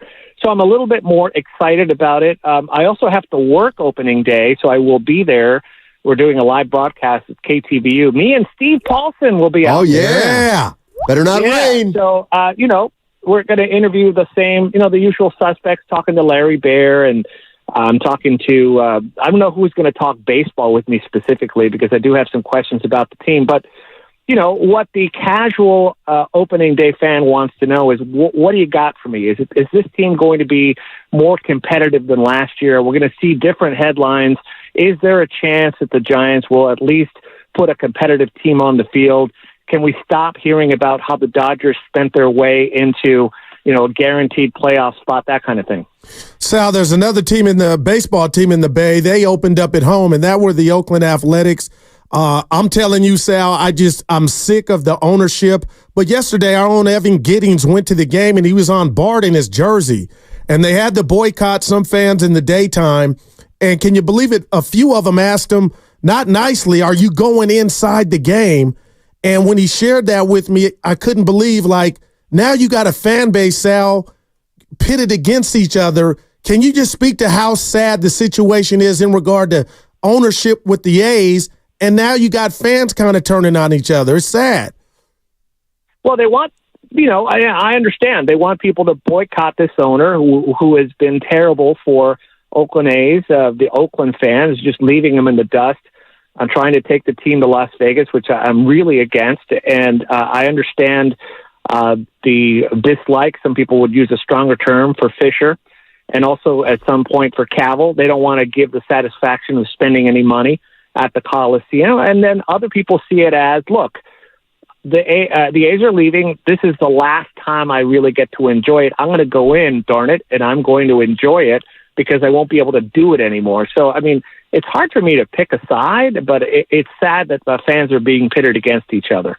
Sal Castaneda joining us on 95.7 The Game, longtime KTVU anchor. And let me ask you this, because you had sent a text to me a couple weeks ago when the Giants had replaced Rennell Brooks Moon.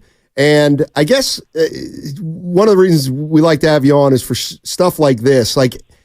Is there a way to measure how important that was, or how disappointing that may have been to some fans, or whether there's ambivalence about it out there? Is there any way to kind of measure what that does to an organization or its reputation? Well, look, the Giants have always been about having, listening to the fans. They bring back fan favorites. They have people like Hunter Pence and Will Clark coming back. And they want to, they try to position it as, Rennell will still be part of the family. They named the broadcast booth after her. But it was kind of a shock, and fans don't like change. They don't want, they don't like change. With that said, though, I think the product is baseball, right? So if the Giants can get to be a winning ball club, I think they'll forget about it. But it did leave a bad taste in people's mouths that it happened the way it did. I'm wondering if they could have just waited a little longer, because Rennell is 65. I don't think she wants to work forever. Maybe they could have waited just one or two more seasons for her to kind of go out on her own instead of having it leak out that they couldn't come to a contract. But I do think that the Giants fans, because it is a baseball team, will forgive everything if the Giants put a reasonable product on the field, and that's just the way it goes. Sal, I am so disgusted with myself. Shame on me. Here I am. You didn't invite me to the party. Yeah. And during the football season, you had me on multiple times, and we talked about the Niners. I did not send you a text or call you to check on you. How are you doing after another Super Bowl loss?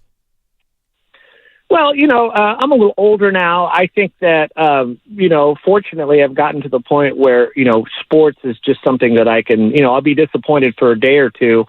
The worst feeling I ever had was when the Giants lost back in 2002. Oh. It felt like someone had killed my puppy then.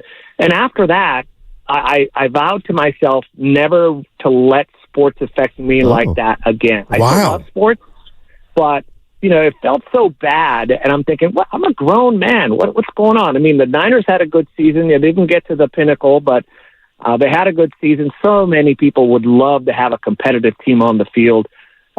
Like True. The Niners. So, yeah, I'm disappointed, but I did get to see a lot. And we're spoiled in the Bay Area. We're spoiled with the Warriors, the Giants, the A's when they were, I'm old enough to remember when the A's had playoff runs. I've seen every team. I'm old enough to have seen every team. The Sharks have never won it. I've seen every team win a championship. So my perspective is a little different from the newer fans. Wow. Sal, you're the man. Appreciate it. He is the man. Thank you so much. Thank you, guys. All right, that's Sal Castaneda. I'm not calling him an icon. Well, I get what you're saying. I'm not calling him, and he's a friend of mine. I got you. We're gonna dissect Guru's interviewing techniques. Hey, Locomotive reminded me I'm crying about an invite, not invite Sal to Norm's.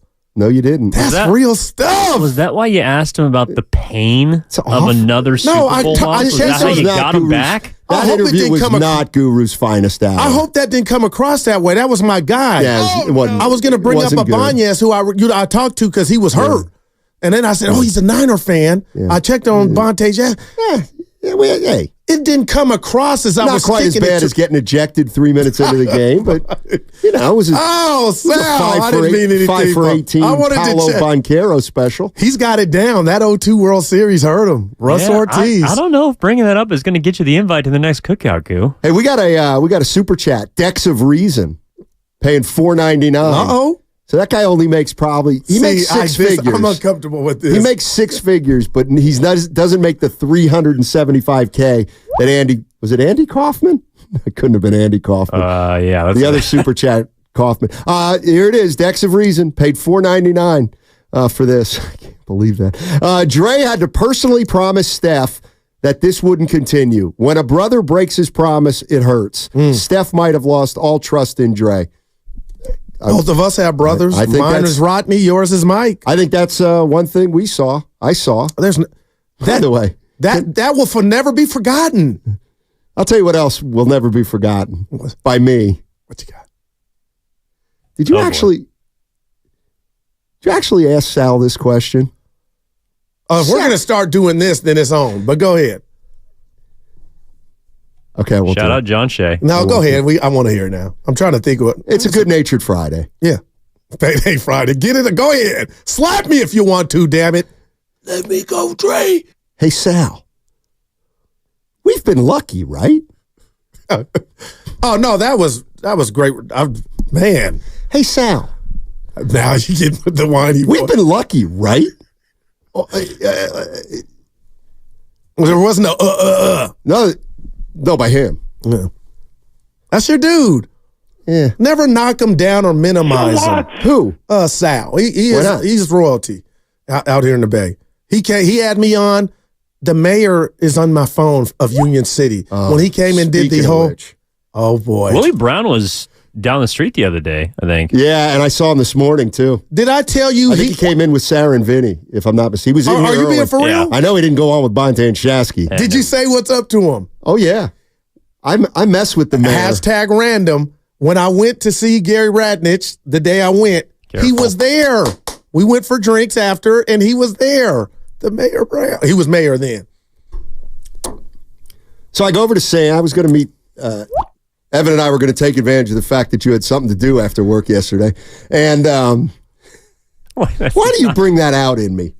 I'm never, in real life, I'm not sarcastic. But it didn't penetrate. Like, you're okay. Go ahead. Well, keep after it. There's bad material at times. So I said, let's go have one at Sam's.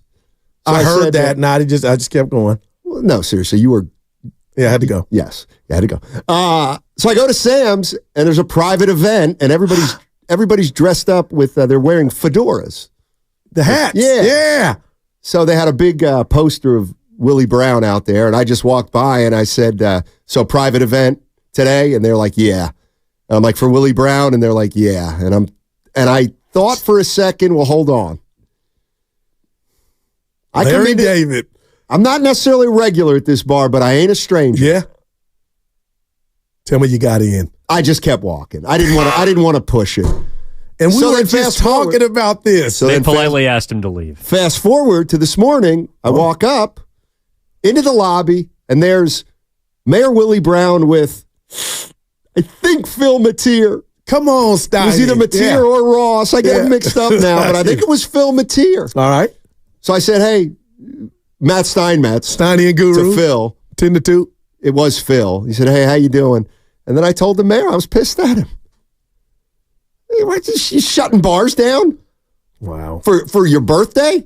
First of all, you're 175. You've had more birthdays than anybody else, Mayor. He had to laugh. Get off, Willie. That brought him. He chuckled. Yeah. He didn't. So you guys got on the same elevator? I don't think he totally understood my sense of humor. The mayor. Because you come off a little, you hate to see it. But did you guys get on the same elevator? He's got no clout anymore. Don't you get it? When you're mayor, you have protection still forever. You know that. From what? Protection from what? From all the stuff that you know when you were on the beat. Yeah. Did you get on the same elevator? No, he was right here in the lobby. Oh, okay. You know, I mean, if you got here early enough, you could have been there. Then we would be fighting if I did. I would have walked away. Probably. Because you would have stolen the show. You do that all the time. It's great. I mean, it's who you I'd are. have said, Willie, you remember me. I met you with Gary. Yeah. All right. 888-957-9570. Please make that. You know what? I'll address this. And we got to touch on the Giants. They blew a game. They blew nothing. It was and secondly, you stole one of my thoughts today. You verbatim. But you would think that was something that verbatim. Is that why you're in a mood? No. I didn't knowingly steal it though. I don't really care. But that would make me feel well. Look, here it is. YouTube. There's my prep sheet. Yeah. There's my prep sheet.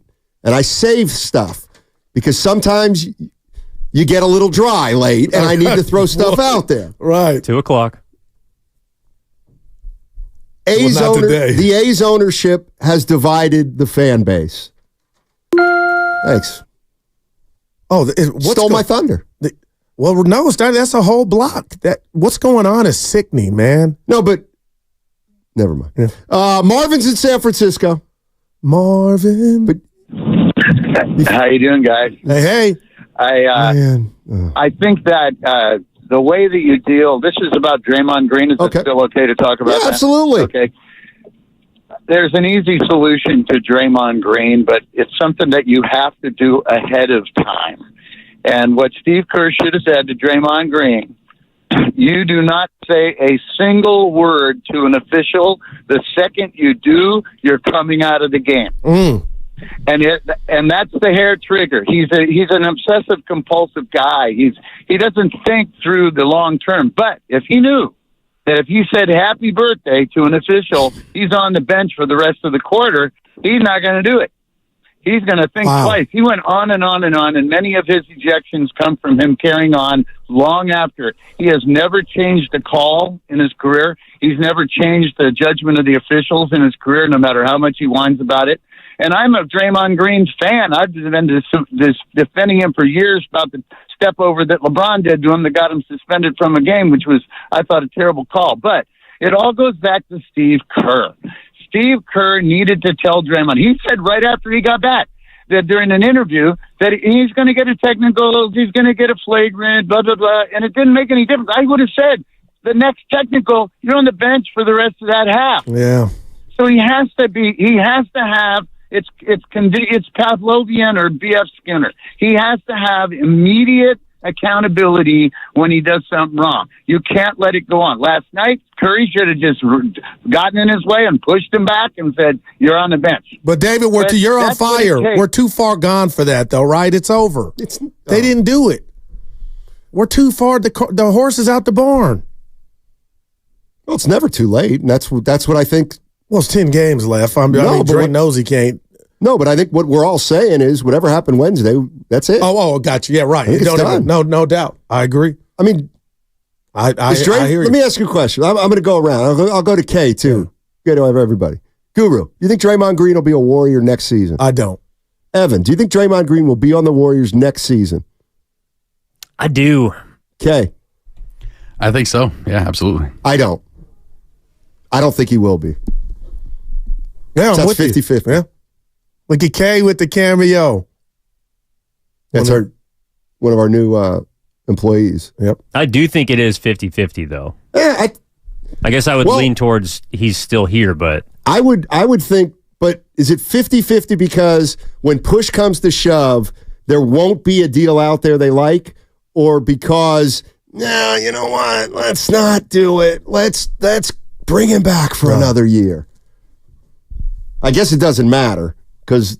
No, I mean, I also think depending on what happens with Clay, that plays a role in this also. I'm going to say this too, and I haven't thought about this, but if Klay Thompson walks and is on another team, and Draymond Green's back, I'll bet people are not going to be happy about that. Well, I don't think that. I think what's just popped off, kind of like I already told you guys, I think Klay's coming back just because, but Stoney, I'm with you. They won't be without both, and Evan could be right. He could be right back, but we'll see.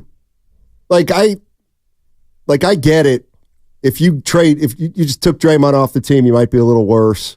And I get that, if Klay walks, you'd probably be a little worse. But at this point, does the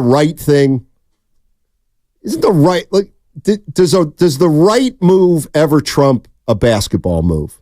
And what I mean by that is, look, Klay's had a year where, I don't know, I'm impressed by Klay Thompson's year, start to finish, and how he handled everything. Okay, you know what? Do the right thing and reward the guy. Give him a contract extension. He did everything you asked as his game was declining, and he did it for the team. And you know what? Let's move Draymond Green. Because he just had the kind of year he had after. They always say the big mistake a team can make is they make a mistake and then they don't correct it when they can or when they should. Well, that could be the whole Draymond Green trilogy. Right. And what I'm saying is what I think is something happened Wednesday that I can't quite put my finger on, but it went too far.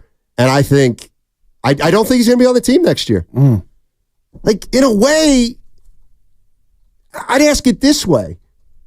How can he be on the team next year? Oh, that how can, and I know he just got 400. Okay, do you think you're going anywhere? Yeah.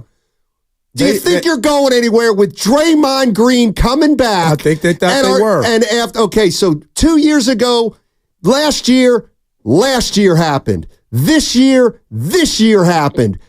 Can you really bring him back and say, well, let's see what happens this year? Well, I wouldn't be surprised. I kind of would be at this point. Those examples you cite have me to would you really be surprised, though? And when I hear Steve Kerr, I'm starting to think, you know what? I will be surprised if he's on the team next year. I'm starting to think that. Because you're stagnating with him. You can't progress. Every time you take 2 steps forward, you take 3 back. Yeah. Every time you think you can make a move, something happens. But they never checked him, even when and that's why they're going to check him, I think. And that may have already been what we saw Wednesday and what Coach Kerr was talking about with Willard and Dibbs in regard to unforgivable. That is the heaviest word I've heard in 2024 used for somebody to describe how they're feeling or the status of a relationship. But how do you go from unforgivable to, come back and we're going to ride off for 2 Exactly. That's exactly right. You don't go from unforgivable to... Well, he's still going to be a mainstay for the next 3 years. That does not match. Matt in Oakland. What's up? Sorry, Matt. Hang on the other side. I'd lost track of the time, which is pretty much my number one job here at 95.7 The Game. Important. Thank you. That's not bad. 888-957-9570 is the number. And I guess, Mike, can you really just bring him back for year 2 of a 4-year deal and see what happens? 888-957-9570 is the number. You're listening to 95.7 The Game. Draymond, go bye-bye. Shocked you talking to me. My friends at Pacific...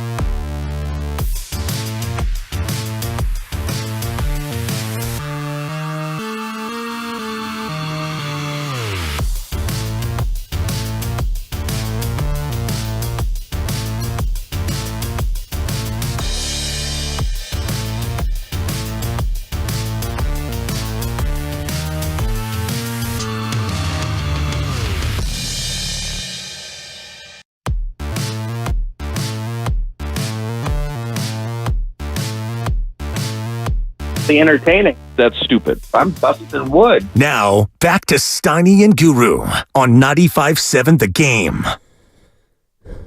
All right, time for the difference maker of the week, and that is Andrew Wiggins. Wiggins moves in, guarded by Anthony, goes up, got fouled, floater, good, put him on the line, and a chance for an and one. Andrew Wiggins has taken over this fourth quarter. He has been fantastic. Wiggins now with 12 in the quarter, 22 for the night, and the Warriors lead by 7. Yes, sir. That's Andrew Wiggins. He is the difference maker of the week, brought to you by Friedman's Appliance, a trusted name since 1922. Visit friedmansappliance.com today. And I'm sure on the minds of most Warrior fans after that Andrew Wiggins performance was, I wonder if it had anything to do with Draymond Green not being there. They got a game tonight, Steiny. Yeah. Steph's home. If you want to know where we're at today, what we're talking about today, we're talking about Steve Kerr and his interview yesterday with Willard and Dibbs. By the way, you see 95.7 The Game getting love all over the sports talk shows? Yeah, but I don't like that when they don't put the show. When it's the New York shows, they'll put Steiny and Guru. They just put 95.7 The Game. Put Willard and Dibbs. We went viral too, and it's just 95.7 The Game. I wish I had a number to call. I actually like the way they did it. Well, we don't need to. We're a team here. It's not about singling out anybody. But he was on Willard and kind of like Dibbs. Draymond. You just want, you don't take a play off. I'm rooting for Willard and Dibbs. They should have got it too. 95.7 The Game. It's New York stations. They do that. Bart and Hahn. And this is at the heart of a lot of the debates that Guru and I have. I tend to lean more toward the team's important, and he tends to lean toward individual players are more important. And that's the beauty of one of the beauties of our show. Well, I did like the DeJounte Murray had 44 field goal attempts. Oh, my God. That boy, he said Kobe would be proud. Not how many he made, how many he took. How many he make, by the way? I don't know, but what is the rest of your team doing that you got to shoot the ball 44 I'm about to tell you, Scotty, I want to say 17 of 44, I'm going to tell you. But, man, those are a whole lot, Evan. That's like 3 games worth. I think Kobe shot 47 times against the Warriors one year. No, it's Paul Pierce against the Celtics. Is that it? Steve Kerr, this is what we're talking about. How many? I want Warrior fans just to imagine for a minute, how many times has Steve Kerr talked about Draymond Green after stuff has happened? Try to think about all the stuff he said. But here's what he said yesterday to Willard and Dibbs. Every game being so important, us fighting for everything, and then for Draymond to get kicked out 3 minutes in, it was really unforgivable, and Steph may have even been a little upset with himself for not pulling Draymond out of there, but I think mostly it was just, come on, man, we need this. And then, Steph is such a fighter. He's such a competitor. He wants it so badly. And I think all of that combined just led to that reaction. All right. That's Steve Kerr with Willard and Dibbs yesterday. Mm-hmm. Called it unforgivable. By the way, used that term a couple times yesterday in interviews. Wow. So he chose it for a reason. And to me, the only reason I can think of why he used that word this time after 5, 10, 20, 25 incidents or events around Draymond Green is because I do think something happened Wednesday that by far jeopardizes Draymond Green's career as a Golden State Warrior. Yeah, and we all seen it. Let me ask you this. You got a boss now. We do. You had multiple in the past. If you were Draymond Green or an employee and heard your boss refer to something you did was unforgivable, would you need or ask for any clarity? Like, I mean, no. That's the fun part of that word. There's nothing to talk about? There's nothing to talk about. I'd start packing. Wow, man. That was heavy. Like, you don't just say, hey, what he did was unforgivable, but we're looking forward to the next 3 years. Right. Mike's in Oakland. What's going on, Mike? How you doing? What do you got? Hey, fellas, how you doing? All right. This is basically about forgiveness. Okay, like you got a wife, you got kids, you got friends that do things you don't like sometimes. And sometimes, man, they do it more than they should. But, relationships stay together because of forgiveness. You knew Draymond was this way. He's been this way for years. It's part of his makeup. Everybody knows that. So why are we having this conversation when we know this guy can't control himself? We know that's who he is. But we don't have these titles without this guy because of some of the things that he does do that makes his team who it is.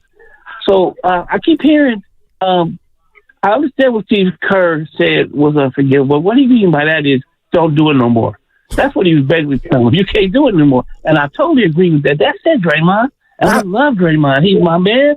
I believe in forgiving. But that's it. No more, Draymond. You got to grow up now. It's time to grow up, man. Well, let me ask you this. Explain Curry's reaction, because I'm not saying anything you're saying is wrong, but I feel like you're 4 years late to the party. That's why Steph was so emotional. And we've never heard Kerr use unforgivable. So I'm with you, but I feel like you're 4 years behind and maybe 5 infractions. You know what I mean? Like, things have happened again and again and again. I'm going to explain to you the guru. This is why Curry was so upset. Curry needs Draymond because Draymond makes Curry's life easy. Okay. Curry had a miserable game. That was a miserable game for him. And he wanted to win that game, and he made it so that he did win it by making those shots. But that's the real reason why he needs Draymond, because Draymond makes his life easy. And that's real talk. All right. Thanks, Mike. I think we got to be careful there. On the making it easy part, or? Well, because to me, I hear an implication that Steph has an ulterior motive for wanting Draymond with him, and that is so Steph I got you. can continue, and maybe that's what Priest was saying yesterday. Yeah, I think we got to be careful there. Let's go to this is an interesting one. Let's go to Kurt. Kurt's on the 680 freeway. What's up, Kurt? How you doing, buddy? Yeah, I'm doing all right. And, I have to go back to the statement that the man just said about Steph being selfish to want Draymond Green to feed him the ball. Steph's one of the greatest shooters, in my mind, the greatest shooter that ever shot. And I know that Green has fed him the ball and he's an integral part of the team, but his actions, especially after the punch back with Poole, have now started to be a disappointment and an embarrassment as for us fans, right? So now I say that I'm Golden State fan, and instantly I'm confronted with you must condone what Green is doing or not. And of course I'm not going to condone somebody that's going outside of the lines of basketball.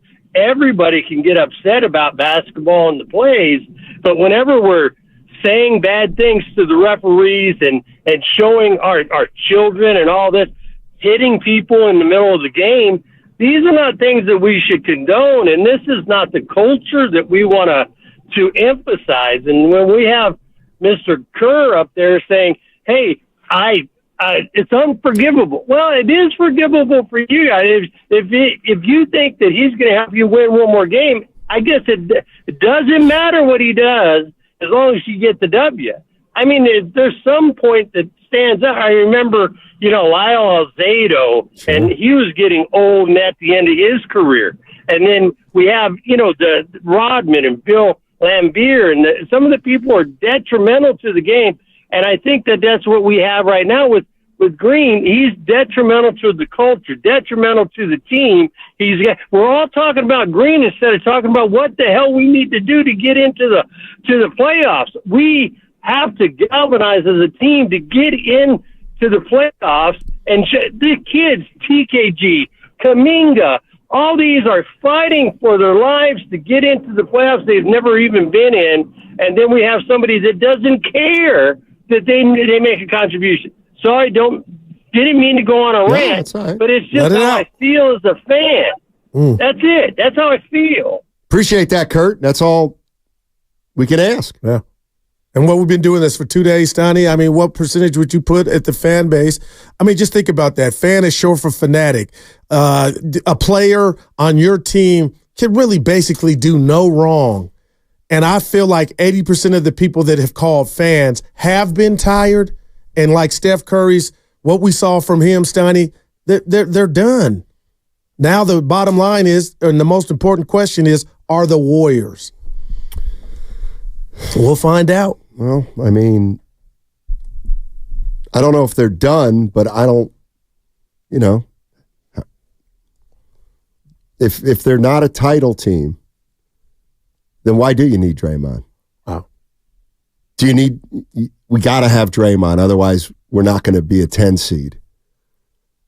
I mean, here's the idea that's just wild to me.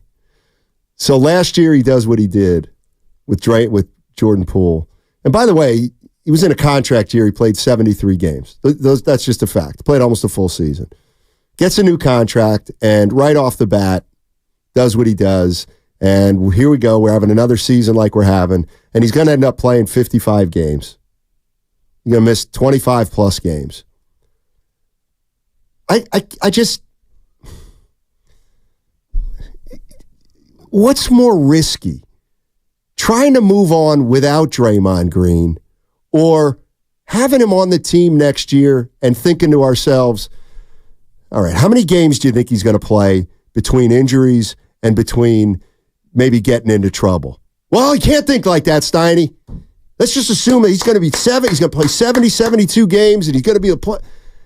Well, that, to me, has now become more risky than what would life be without Draymond Green? Because the last time I saw the Warriors without Draymond Green, they played harder than they did in any game that I saw them play in the previous 2 months, and that was Wednesday. Wow. So that's kind of where I'm at. I think we've gotten to the point, at least long term, where it's more risky to bring the guy back and not know what you're not have and have no clue. No clue what you're going to get from him. Well, let's be honest. He just got last offseason, 400. Stoney, by his actions the other night, I think he's opened that in Pandora's box in regard to now maybe you got the powers to be questioning what life would be like without you. And it's getting less and less scary. No, well, by the way. Now, that's a home run. I mean, it is. It just is. Rob's in San Jose. Hey, Rob, how you doing, buddy? Hey, I just want to come to Draymond's character defense, because he's not a John Morant running around with no guns. He's not a Josh Howard getting high. He's not even had any sexual cases like Kobe. And honestly, if you got your wish, Steiny, and he was traded, who would step up on that roster? Who could we pry from the league to take his place and be what he's been for us for these last 4 runs? Well, he's not the player he was. He's not the player. He wasn't even the player for the 4th title that he was for the first 3. And I hear, listen, Rob, I keep Rob on the phone. I hear you. 4 titles with Draymond Green. He's not that player anymore. He doesn't play a full season. He gets suspended. His skills have diminished. And here's the part. And is it my imagination, or do you think Draymond's behavior is getting better, getting worse, or staying the same? It's staying the same, because everything that happens is on the court. Even when he punched, that's fair. It was during the practice, during the court. He's not a criminal, and I'm not making light of that. I'm not being patronizing. No, that's a real talk. That's fair. He's not. Thanks, Rob. Appreciate the call. You're right. He's not. He's not any of those things. He's not any of those things. We're talking basketball. But the bottom line is, if it's not my point, but I'm thinking to myself, well, if it were any of those things, he'd be gone. He'd be gone. Right. Well, it's not quite that easy, because he's not that bad of a guy in terms of what you're comparing him to. But has he reached the point where he's hurting more than helping? And it certainly feels like it's more than just some fans who think that. It used to be, a couple years ago, maybe some people wanted to move off of Draymond Green, but it comes with a risk. And then he was a free agent last year. Steiny, what do you think? And I'd say, I think it'd be time to move off Draymond. I'd move off Draymond now. Yeah, right. I think I would. I think the titles are done. I don't think, whatever. Make yourself more flexible. I get it. He's going to be hard to replace. Okay, but they kept him. That's fine. But okay. Well, he's here for 3 more years and 10 games. I've got to share. That's the bottom line. I got to get this. That's off. the bottom line. It is. There's no doubt about it. But the right on the table to me, brought to you by Atco Steiny, is just hearing you talk as passionately as you are. Nobody was happy he got suspended, but we had to walk on eggshells. We had to be careful because we were told he was getting help. He was talking to people. He was working on anger issues, and we had to respect that. And I'm telling you all, I get that. Then he comes out and gives his side of what he did with his downtime, who he talked to, how he looked at the game. And Steiny, I'm telling you, as a Warrior fan, I feel sold. And the reason I feel sold is because Wednesday night showed us ain't nothing changed. And I wonder if that's why Curry was bent over and had his jersey over his eyes, and Steve Kerr was patting him, and why every outlet on the cable is talking about this story. Like, that's what's amazing about this, man. It wasn't like your suspension was 2 years ago and you kind of forgot. Steiny, that was just months ago, and here we are again. You get ran, and now we're supposed to believe everything that we thought. You went to the lab, you did all this, you worked on yourself. Kind of feels like, okay, yeah. I mean, we've been sold. And I'm sure that's what Curry feels like. And that's why Kerr's using unforgivable. Like, how many times are we going to do this dance? You F up or leave us hanging. You cost us a chip. You leave a game on a back-to-back when where manpower is at the lowest it can possibly be, and all you have is sorry? Well, did he say he was sorry? Well, he said he told his teammates that on the podcast. He said he apologized. He apologized. Kerr said that. Kerr told Willard and Dibbs that as well, as Draymond saying. He also addressed the team. Well, but he said apologize. Can you imagine that? Like, okay, and he probably did that at halftime, but how about that? Like, the one thing that got some people the other day is when Draymond did the night-night and then hugged Steph, and I was like, yeah, that's kind of weird. The audacity. Can you imagine coming into halftime of that game against the Orlando Magic and Draymond's like, I'd like to address the team. Like, no, seriously, you're like, wow, man. Yeah, Dre, we should switch that trap on Boncaro? What do you think?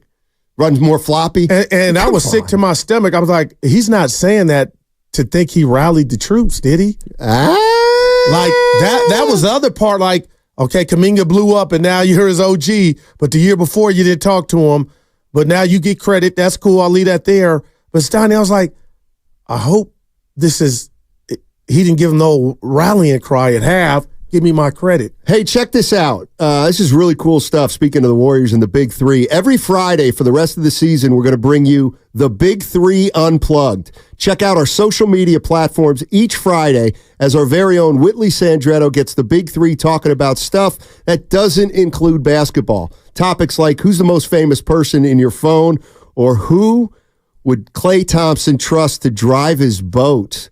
It's the Big Three Unplugged. Brought to you by Alameda County Probation Department. Are you ready to make a lasting impact in your community? Visit joinacpd.org to start your journey today. Together, let's make a difference. Your community needs you. Are you in pain over there? What was that? You get scared? What do you mean? I was in the middle of a read, and I thought you made a reaction like Evan, did you hear something? What? Evan doesn't have his headphones on. Kevin's nodding yes, he heard something.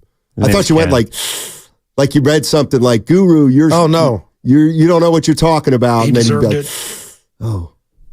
My uncle had that thing where he just falls asleep out of nowhere. Narcolepsy. I'm wondering if I did something like, boy, that's scary. If we can run the tape back. In the few last hours in the last few months.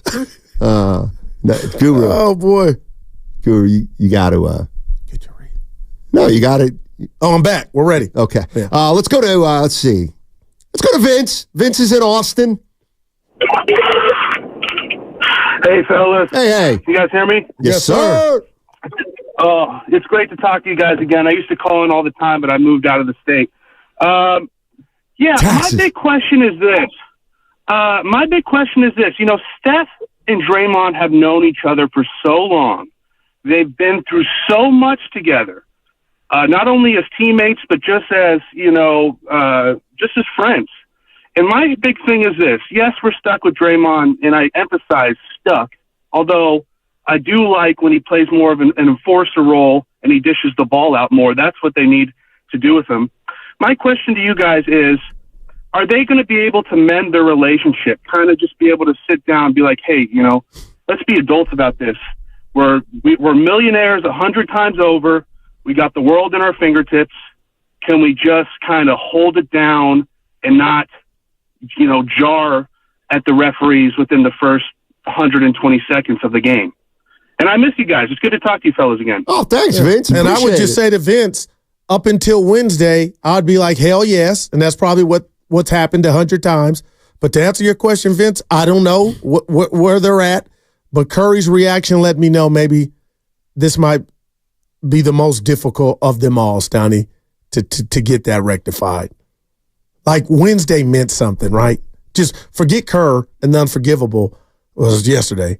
But Curry's just reaction, I just don't think that means that just fades away. I'm actually surprised there haven't been a few more calls of, well, Steph can't do that.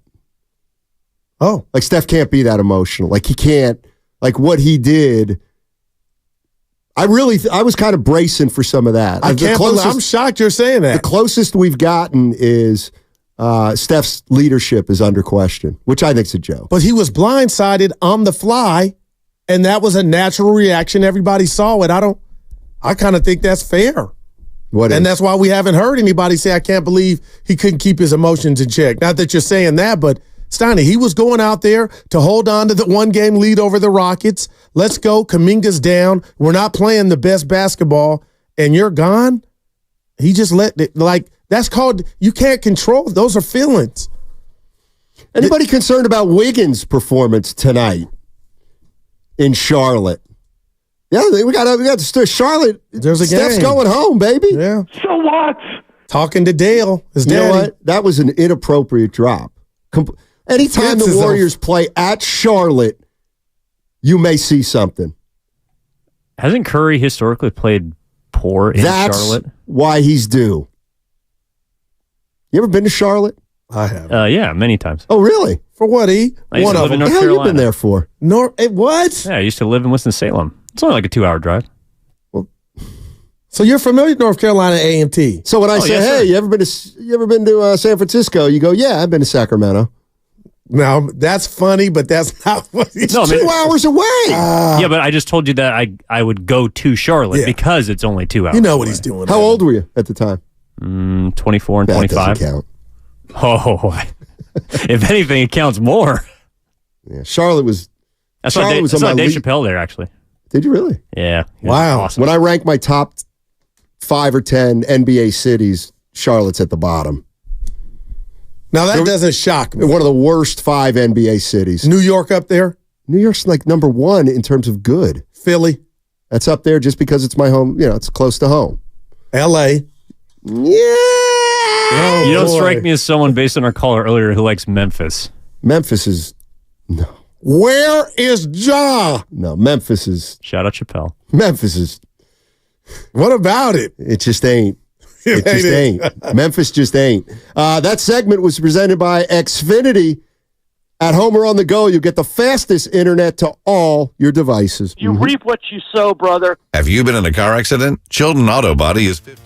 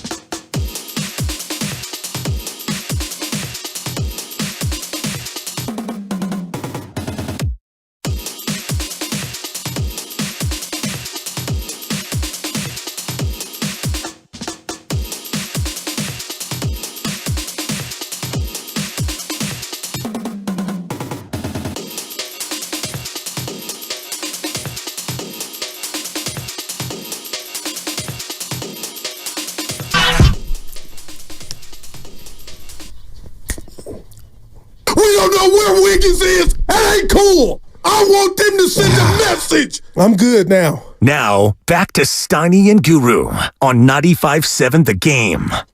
Boy, Evan with a...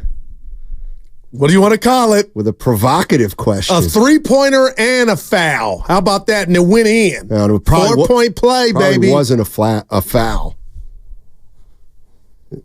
Call too many fouls in basketball right now. They're not calling any fouls. It's strict prison ball. I'm not used to it, man. Not enough fouls on DeJounte Murray if he got 44 shots. He made 18. That's not good. No, we know it's not. How many times you go to the line? Not enough. I got it right here. You got to go to the line. Give me a guess. I got it right here. Free throws. Steiny, just you and Evan guess. 16. Evan? You got to the free throw line? Yeah. 8. 2 times. No way. 2 for 2. That's unreal. That's amazing. But they're not calling fouls. I'm watching not. I don't know if I like it, Steiny. Oh, I know I thought I would never. Because Steph won't be able to average 35. Well, he ain't doing that with the. I'm just saying. Dude, 44. He goes, Kobe would be proud. Kobe was jacking. Allen Iverson, man. Man, no doubt. Who else shot like Terrence Ross, but he didn't get it. That team stinks. Atlanta. They stink. And they're going to be in the beat Boston twice. Yeah, they'll be in the play-in. Just like the Warriors. See if they can make some noise as a 10th seed. Well, that's what Missoula said. Just let DeJounte beat us. If the Warriors were in the East, they'd be the 3rd seed. I know, but if you look at that, it's pretty funny, man. They're not. Yeah, I know. What was I going to say? Evan's provocative thought. Evan said something, and I thought about it for a sec. Well, we did. Draymond starting tonight?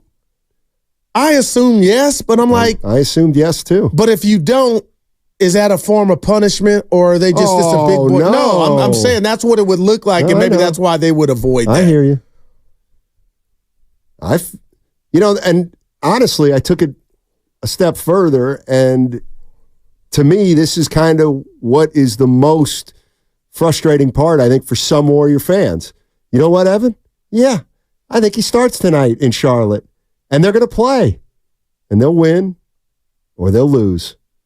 And then after the game, guys will talk, right. And they'll be interviewed, and they'll talk about the game, and then they have another game on Sunday. That's I think what you mean when you're like, whatever happens. Like nothing ever happens. I understand. Yeah, I think he's going to start tonight. But nothing ever I think they're going to rally around him.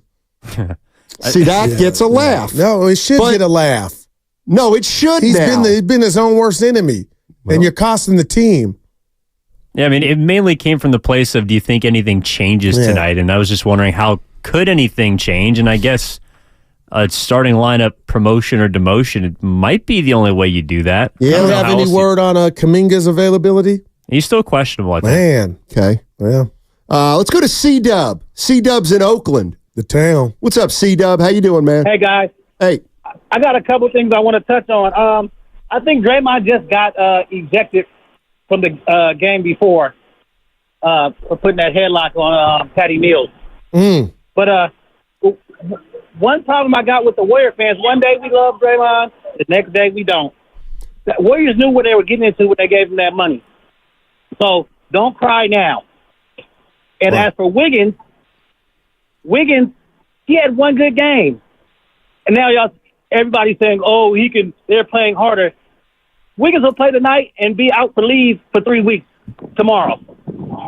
Come on. And I think the coaching, Przynski, I don't know how to pronounce his name, but he shouldn't be a starter. He's hitting his rookie wall. Well, he hasn't been here lately. Being crash dummy, the most crash dummy move? No. Get him out of there. Get Clay or Chris Paul in that two guard. Yeah, something's up with Chris Paul. Yeah. And Curry, his coaching. His coaching needs to be. It should be in question. And Curry's not having the best year in Curry standards. He's taking a lot of ill-advised threes, and he needs Draymond on the floor. That's why I think he's frustrated. He needs Draymond to take some of that pressure off of him. Thanks. That's all I got to say. Appreciate it. I got to address something first. All right. Steiny, I grew up loving this game. Przynski has just carved out a niche, and he's hustling his ass off. And Okay, the starting thing, I get, and I was an advocate for it. But crash dummy because you hustle? Tell me what I'm missing. Because I'm telling you, I'm not going to do it today. What you're missing is but I'm feeling the guys are saying something about pods without saying it, and I don't like it. Well, what are they saying? Crash dummy. Come on, what are you talking about? The dude is rebounding his ass. He could do a clinic to Wiggins and Kuminga. Like, that's just, I guess I'm saying, I'm being real. It's unfair, man. This is the gray area, or this is like where I never think something's 100% or zero. It's like, why are we talking about Podziemski? He's a rookie. But he's had a stellar. He's had a great year for a rookie. But if you're starting next to Steph, Steiny, you've done something. And I know people could say, well, the Warriors ain't meant to be, nobody picked him to do anything. But let's get a kid credit for a majority of this season. He held it down. You know what I mean? I'm not saying I said he shouldn't be in there. I would like to see Clay. That's happened. But, man, crash dummy. That's foul. That's just me. To me, the two guys who are off limits in terms of criticism. Give it to me. Podziemski and Trace Jackson. I have. Who would call? Well, that guy would. The guy was the. Listen, if the Warriors were any good, Podziemski wouldn't be playing much at all. And that's the rat on the table too, man. They're 500. They're 3 or 4 games over 500 because of what these two have done. I mean, just think if you didn't have them. Yeah. Let's go to Rafi. Rafi's in Berkeley. What's up, Rafi? How you doing? Good. How you guys doing today? Doing well. So, just Rafi. Going what? What did something happen in Berkeley? What's the Bay? PG&E. Let's go to That's a 3. Let's go to Elijah. Elijah's in Oakland. Hey, buddy. Hey, guys. Thanks for taking the call. Sure.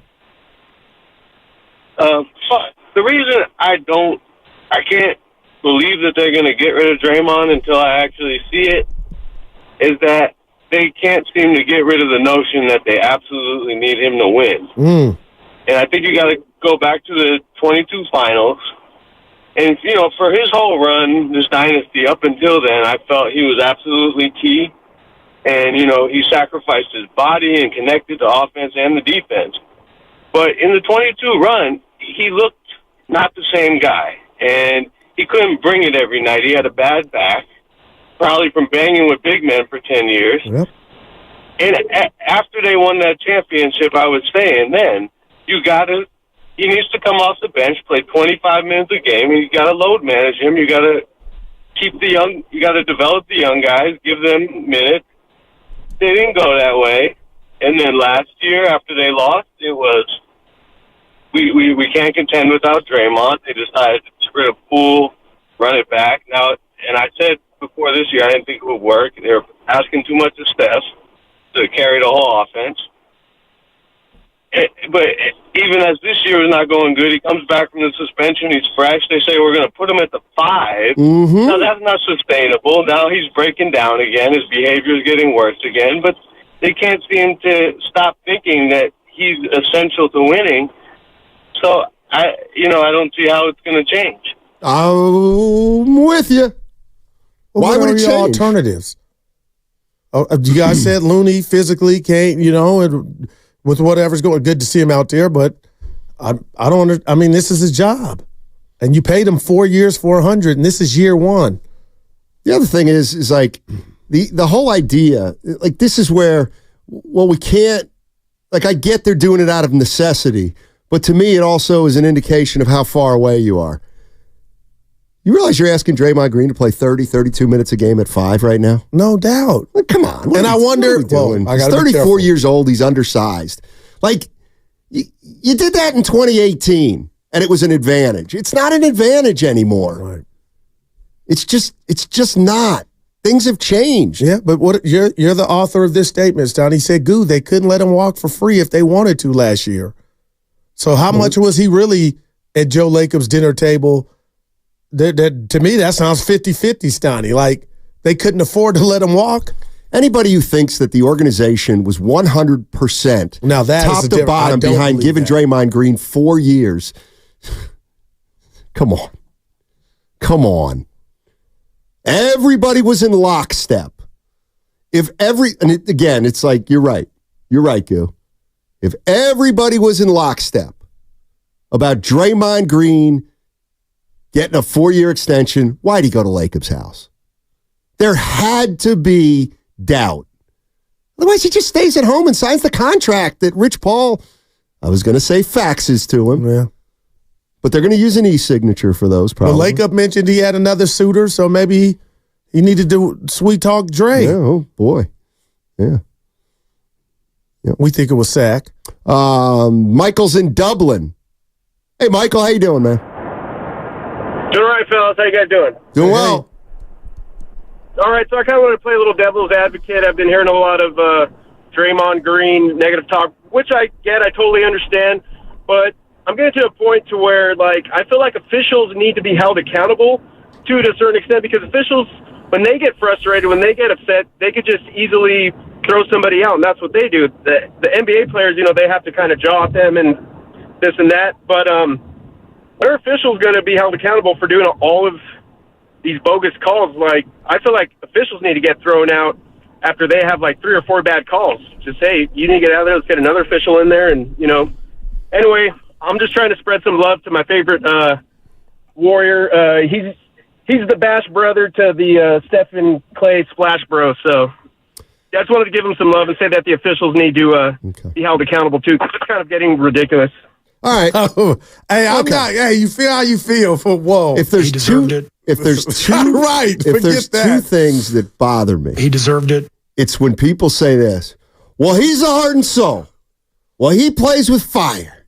Well, that's just Draymond being Draymond, and that's who he is. What you're saying is, to me, that he has to be that way. Oh my God! And he's more competitive than Steph Curry.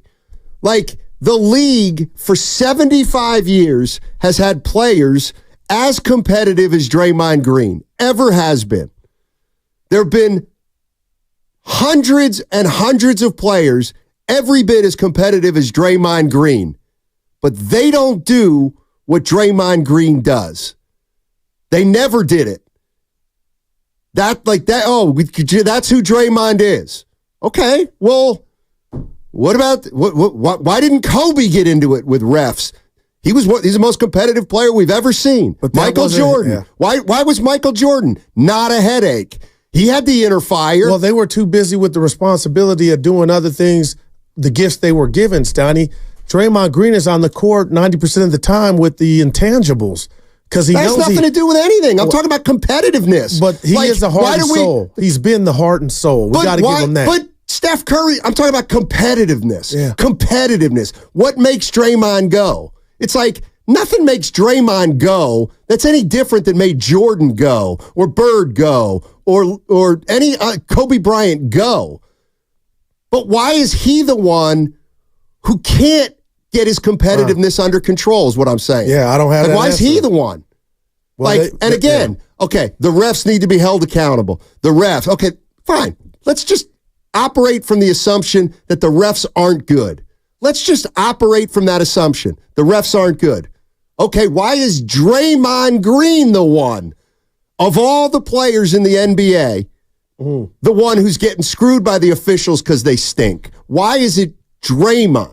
Well, how many people are just a few callers have but that's something we've heard for years. Like, hey, Draymond's being Draymond. They need that inner fire. Yeah, they don't need. You don't need Steph Curry's inner fire. Well, he doesn't exude. But do you believe Steph Curry's inner fire is less than Draymond Green's? No, but we're all wired differently, and Steve Kerr has told us to our face on multiple occasions that Dre needs to be on the edge for him to be Dre. Well, he can't handle it. And he can't handle there you it. Go. So, that's what I'm like. And I'm that worked for years, Stoney, but now I think that's on fumes. I'm sick of the excuse that, that's Draymond being competitive. Like, he's the only competitive player in the NBA. And I'm not justifying him getting thrown out, Stoney, but that they've empowered him he needs to toe that line to be a dog. And everybody, I'm not saying his fire is not burning more than others, but let's be honest. We know what that dude does going up. He's Joe Frazier, and he needs to be in a dark place. Okay. Now it sounds like I'm defending him, but no, I got to give him credit for what he's done. You know who else is Joe Frazier? Who? Steph Curry. Well, he's Joe Frazier. If you want to, you know who else is Joe Frazier? Klay Thompson. He's a killer too. Just because Draymond wears all his emotions on his sleeve does not make him more competitive than other guys or want it more than other guys. He just chooses to behave in a way where we think that he's doing something that everybody else isn't doing in terms of competitiveness, when the fact is there are competitive players just like him. So why is he the one? Why is it always him? Well, here I go. Well, is he more competitive than anybody else in the league? No. Give me a break. You can't be the most competitive player in the league one day and then the next day say, I can't get up for games in March, or I'll get ejected in a late game in March because it doesn't matter, or I'm not playing hard when Steph Curry gets hurt. But what could he, again, if you and Evan told me I was the heart and soul, this is a bad example, a heart and soul of this show, Stoney, I would drive home, Evan, and you're not hurting this show. You're not hurting this show. You're an asset to this show. Your emotion and your passion fuel the show positively 99% of the time. Let me rebuttal with this. That's the difference. His jump shot is not what makes him who he is, right? It's his fire. Give me Draymond, it's his fire, right? I'm not saying, forget if his fire is more than anybody. Stoney, that's what, his ability to go to the dark place and be the goon and defend. Yeah, but let's be honest, that's what his my question is, it's why does he have to go to a dark place to get as competitive as everybody else who doesn't need to go to a dark place? I would say because he's mastered up until this point going up against giving up pounds and LBSs and inches and getting and doing a hell of a job. Okay. And I'm not you can't teach a pit bull to be nice, right?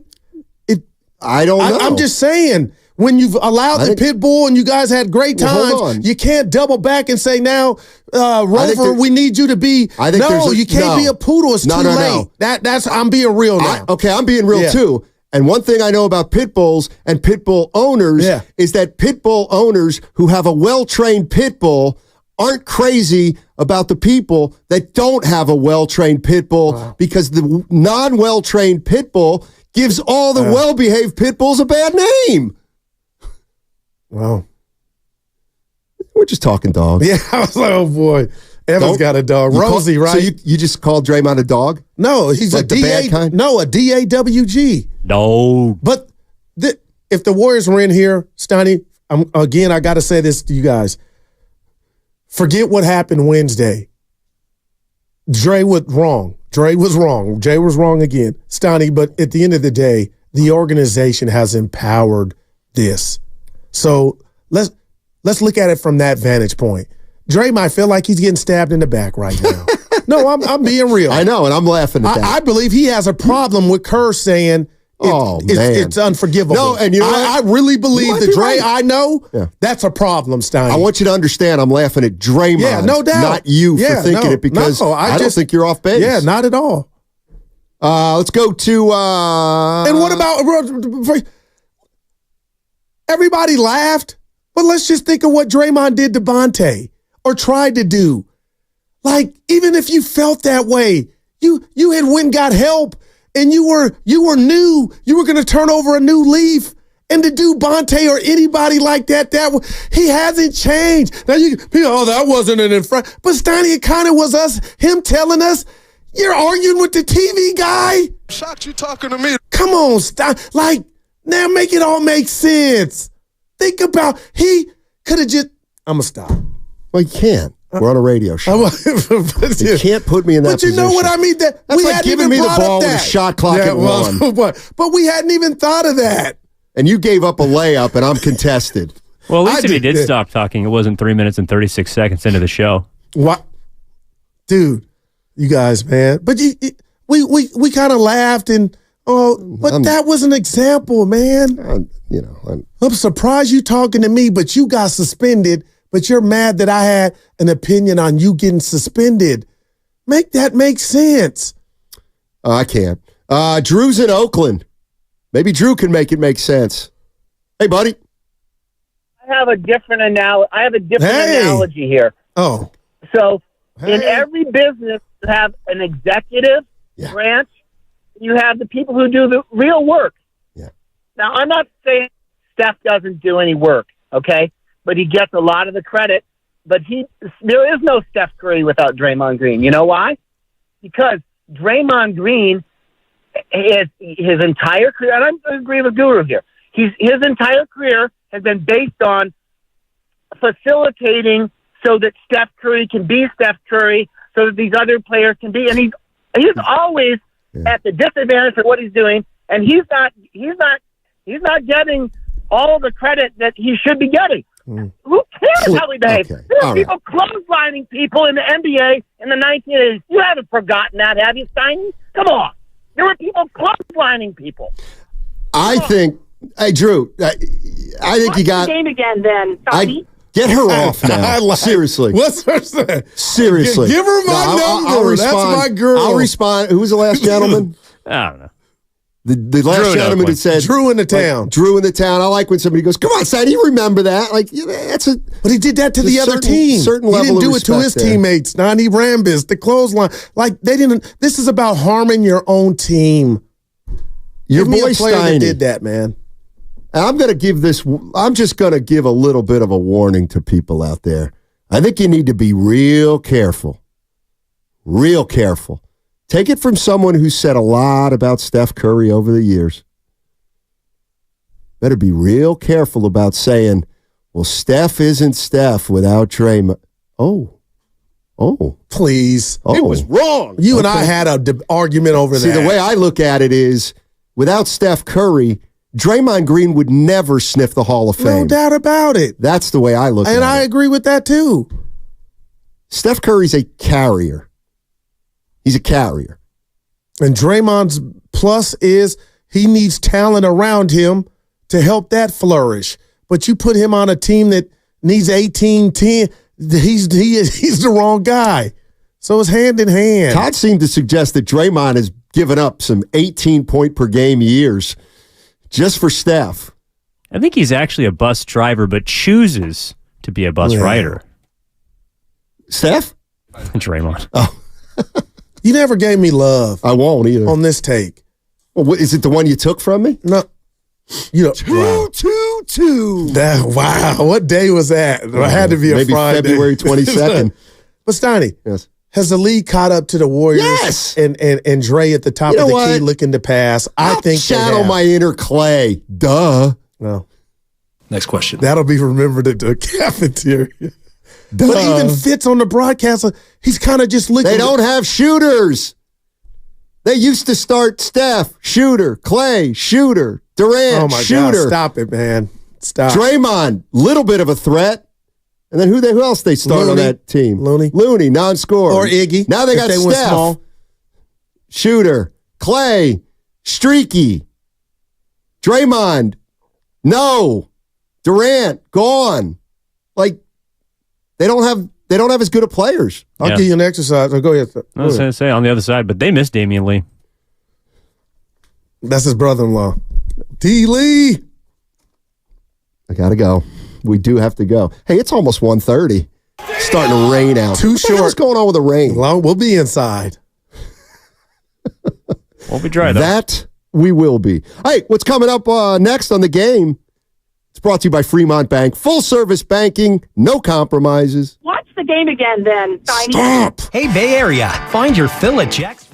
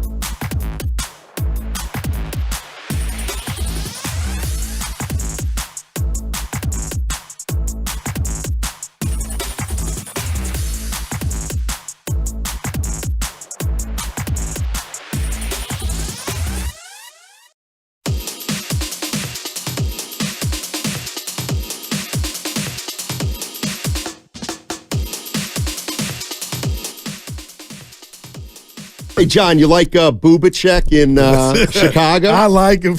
I'll give you a 3. Shout out Dolly Parton. It's the Guru Steiny Guru Steiny Guru Steiny show. Let's go. Fix your camera. Sure. And you asked John, and I What are you doing right now? Dude, listening to the. You asked John, have you ever heard of whoever? Possibly. And Who's I jump John? in. Board Op John, who's going to meet us at the cafeteria. Oh, former Board Op John. Well, I was getting ready to get, we've got a new gentleman named Kevin. Yeah. Ken. Oh. And I said, yeah. So, my God. Dude, You is he said there? it like twice today. Oh, Feels like you're doing it on purpose. dude, Thank you. wow. I am. K, I'm going to call you K-Dot. I appreciate it. Dude, can you look something up for me? I think it was Sage Steele. Oh, I got it. Did you hear that? You know what I'm talking about? What are you about Oh, to I got say? it. Speaking of not knowing, I got the sound. Don't tell me. Let me hear. Just listen. This is unreal. I can't believe you. Joe Rogan's dream. What's Joe Rogan's dream? Joe Rogan, Dana White. What's Dana White's dream? Did you just think that was Joe Rogan? I totally did. You just called me Joe Rogan. You thought I was Joe Rogan? Yeah, I thought you were Joe I was Rogan. bald before Joe was ever bald. Okay? I know. I was doing a 2-hour podcast. I flew here from Vegas, and she thought she was interviewing Joe Rogan. Hey. That's the ultimate. That You was want to Dana get White. away. Yeah. Dana White. Wow. Anyway, the I love you, mind, Kevin. man. Love you. I appreciate it, Mark.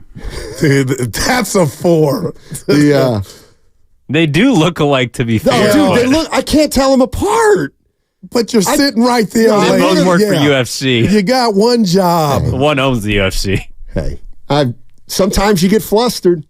Has that Tyson fight got canceled? Who they fight? Why? The YouTuber. No Paul. chance. Paul. And I'm about to throw a party that night, and you ain't invited. I'm not coming. I will not watch that You're crap. Right. Yeah, you will. Yes, you will. Crapola. Yes, you will. It's a stick. And I get it. Good for radio, theater of the mind, but you'll be glued.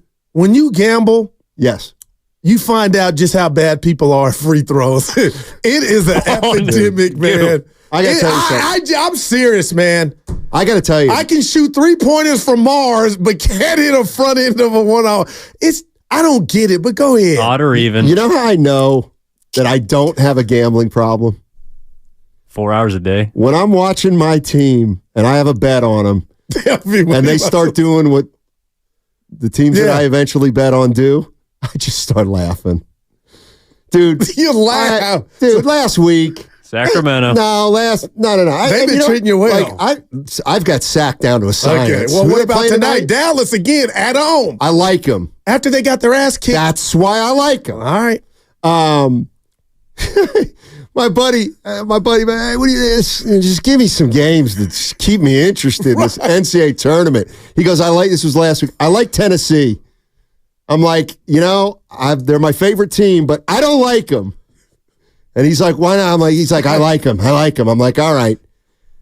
They started 1 for 21 from 3-point range. Orlando Magic. They were 1 for 21 to start the game That for 3. Wow. They did not cover. Lemon booty. He likes them today against Creighton.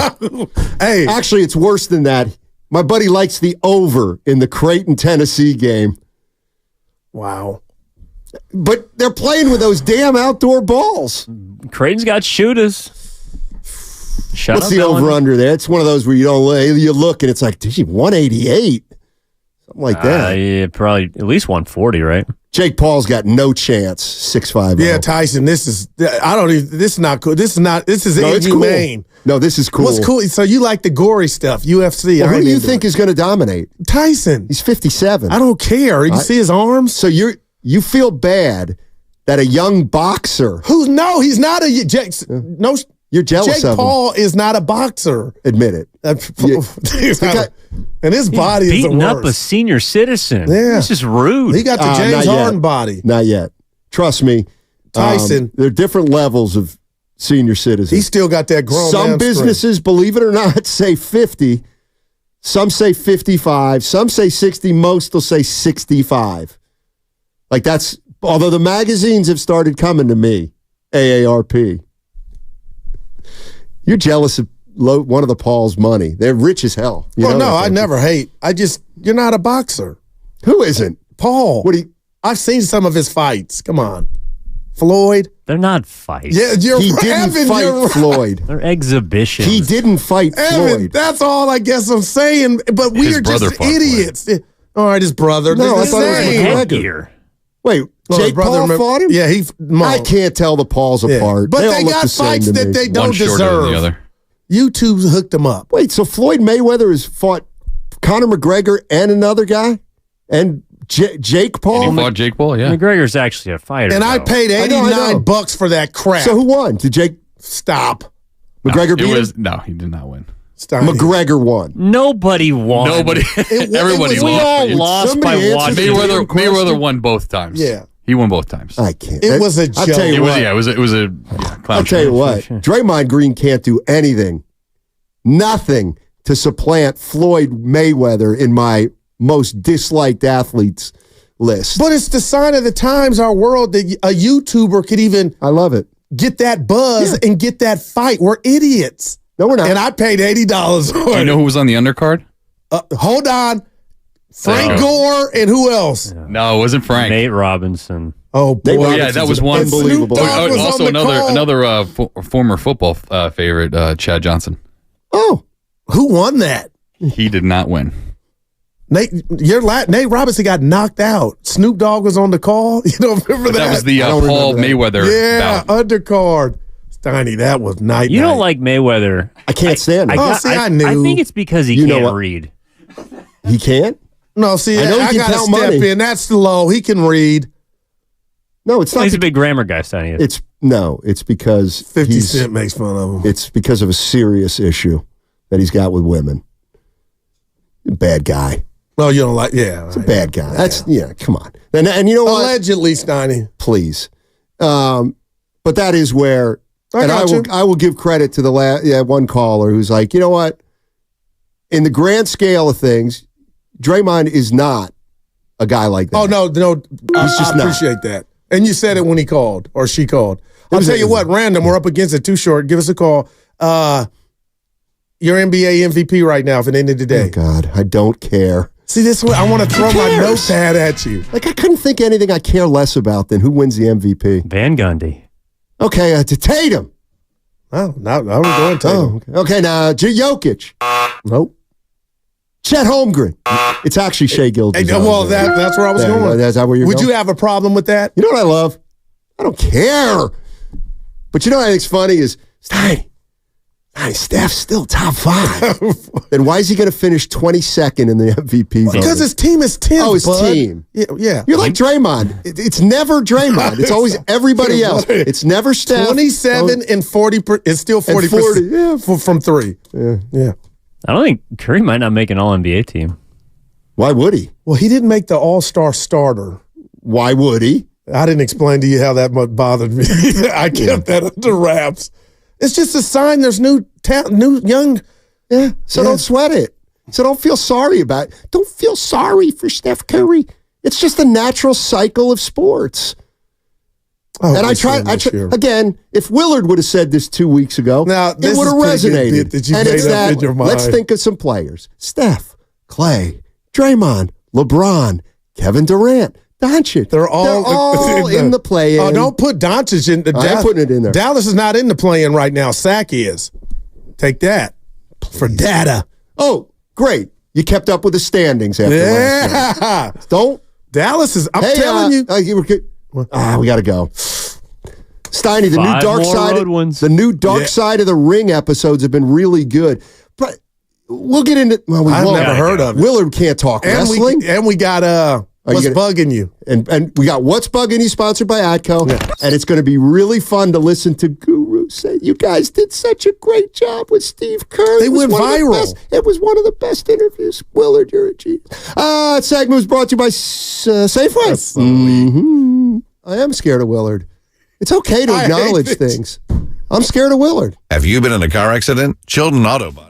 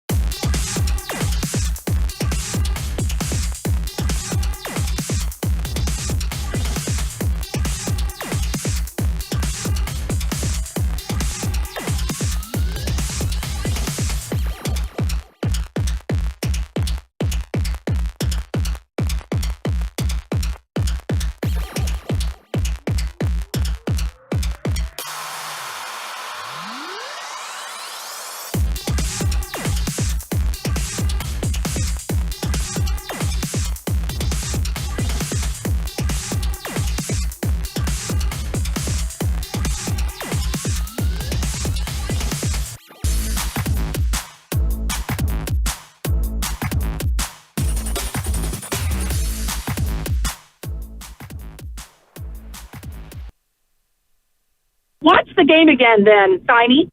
Nobody with the Jesus. Now, back to Steiny and Guru on 95.7 The Game.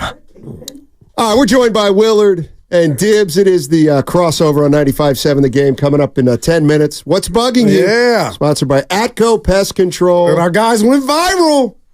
Go ahead. Unforgivable. Go ahead, what? Go ahead. That's what This you. dude. That's what you I thought you were going to go with, and I won't be unforgiven. Oh, no. Unforgivable is a tough Metallica. word to put in a lyric. Yeah. Unforgiven Could you believe Metallica. he used that word? Well, in That retrospect, resonated with me, man. retrospect, I probably should have followed up on it. A little bit We both differently should've. than we did. So what would you, like how? Well, so what does that mean? Wow. If he's not Well, I get forgiven, it. Wow, okay. then what does that mean? Because I would imagine he's going to play basketball for the Warriors in a few hours. So Could that mean something in the offseason that Steiny and maybe, I talked about? maybe Bigger than the immediate. or maybe and I'm with Steiny. You said something that caught me when you guys were talking about this because I think that at first glance you're just like, well, that's the word that captures the emotion he's feeling. But this is somebody who does this for a living and is a phenomenal public speaker and a phenomenal interview, and they are very aware of their standing in the community. And in other words, he knew that word, that he chose that word. And you said that. Like, he chose to use that word. And so, in retrospect, I would have loved to dig into that word a little bit further. What does that mean? I don't know. I mean, it's a big word. If Guru did something or I did something to one and it was unforgivable, we couldn't work together anymore. Right. It's that simple. It's the end. Like if Now- it's truly unforgivable. Right. Now, I Right? That's yes. what it means. Yeah. Yes. Yeah. Finished. And there are some things that you could do to a friend that is unforgivable, and we don't need to run down the list because then it gets into a morals thing of is that or isn't that. But how can you remain friends, though, if it's not the end? You can't. You can't. And that's if it's unforgivable. Correct. You're right. Like if it turns out that you are having an affair with my wife, that's unforgivable. And it's over. And if you and I are doing radio together, then we're not doing radio anymore. And we're probably going to have to exchange fisticuffs at some point. No doubt. And that would be unforgivable, for example. Now, if you borrowed my car and, you left it messy, that's forgivable. We can still be friends. No gas. Exactly. You turned it back. It was no gas. Yeah, that's what. That's borderline. That's close to unforgivable. Yeah. But I mean, if you have a player who, for the I don't even know how manyth time, gets ejected 4 minutes into a game, and you say it's unforgivable, well, you forgave him when he popped a teammate in the chops. You forgave him when he squandered the NBA Finals 8 years ago. Well, you've forgiven a lot of things. But it is intricate, I think, because you can take one act and again, is it like the examples you just gave are these large, like we're never gonna one and done. We're things, never gonna speak again. Right. There are also, I think, examples where someone can say, I don't forgive you for what you did that one time.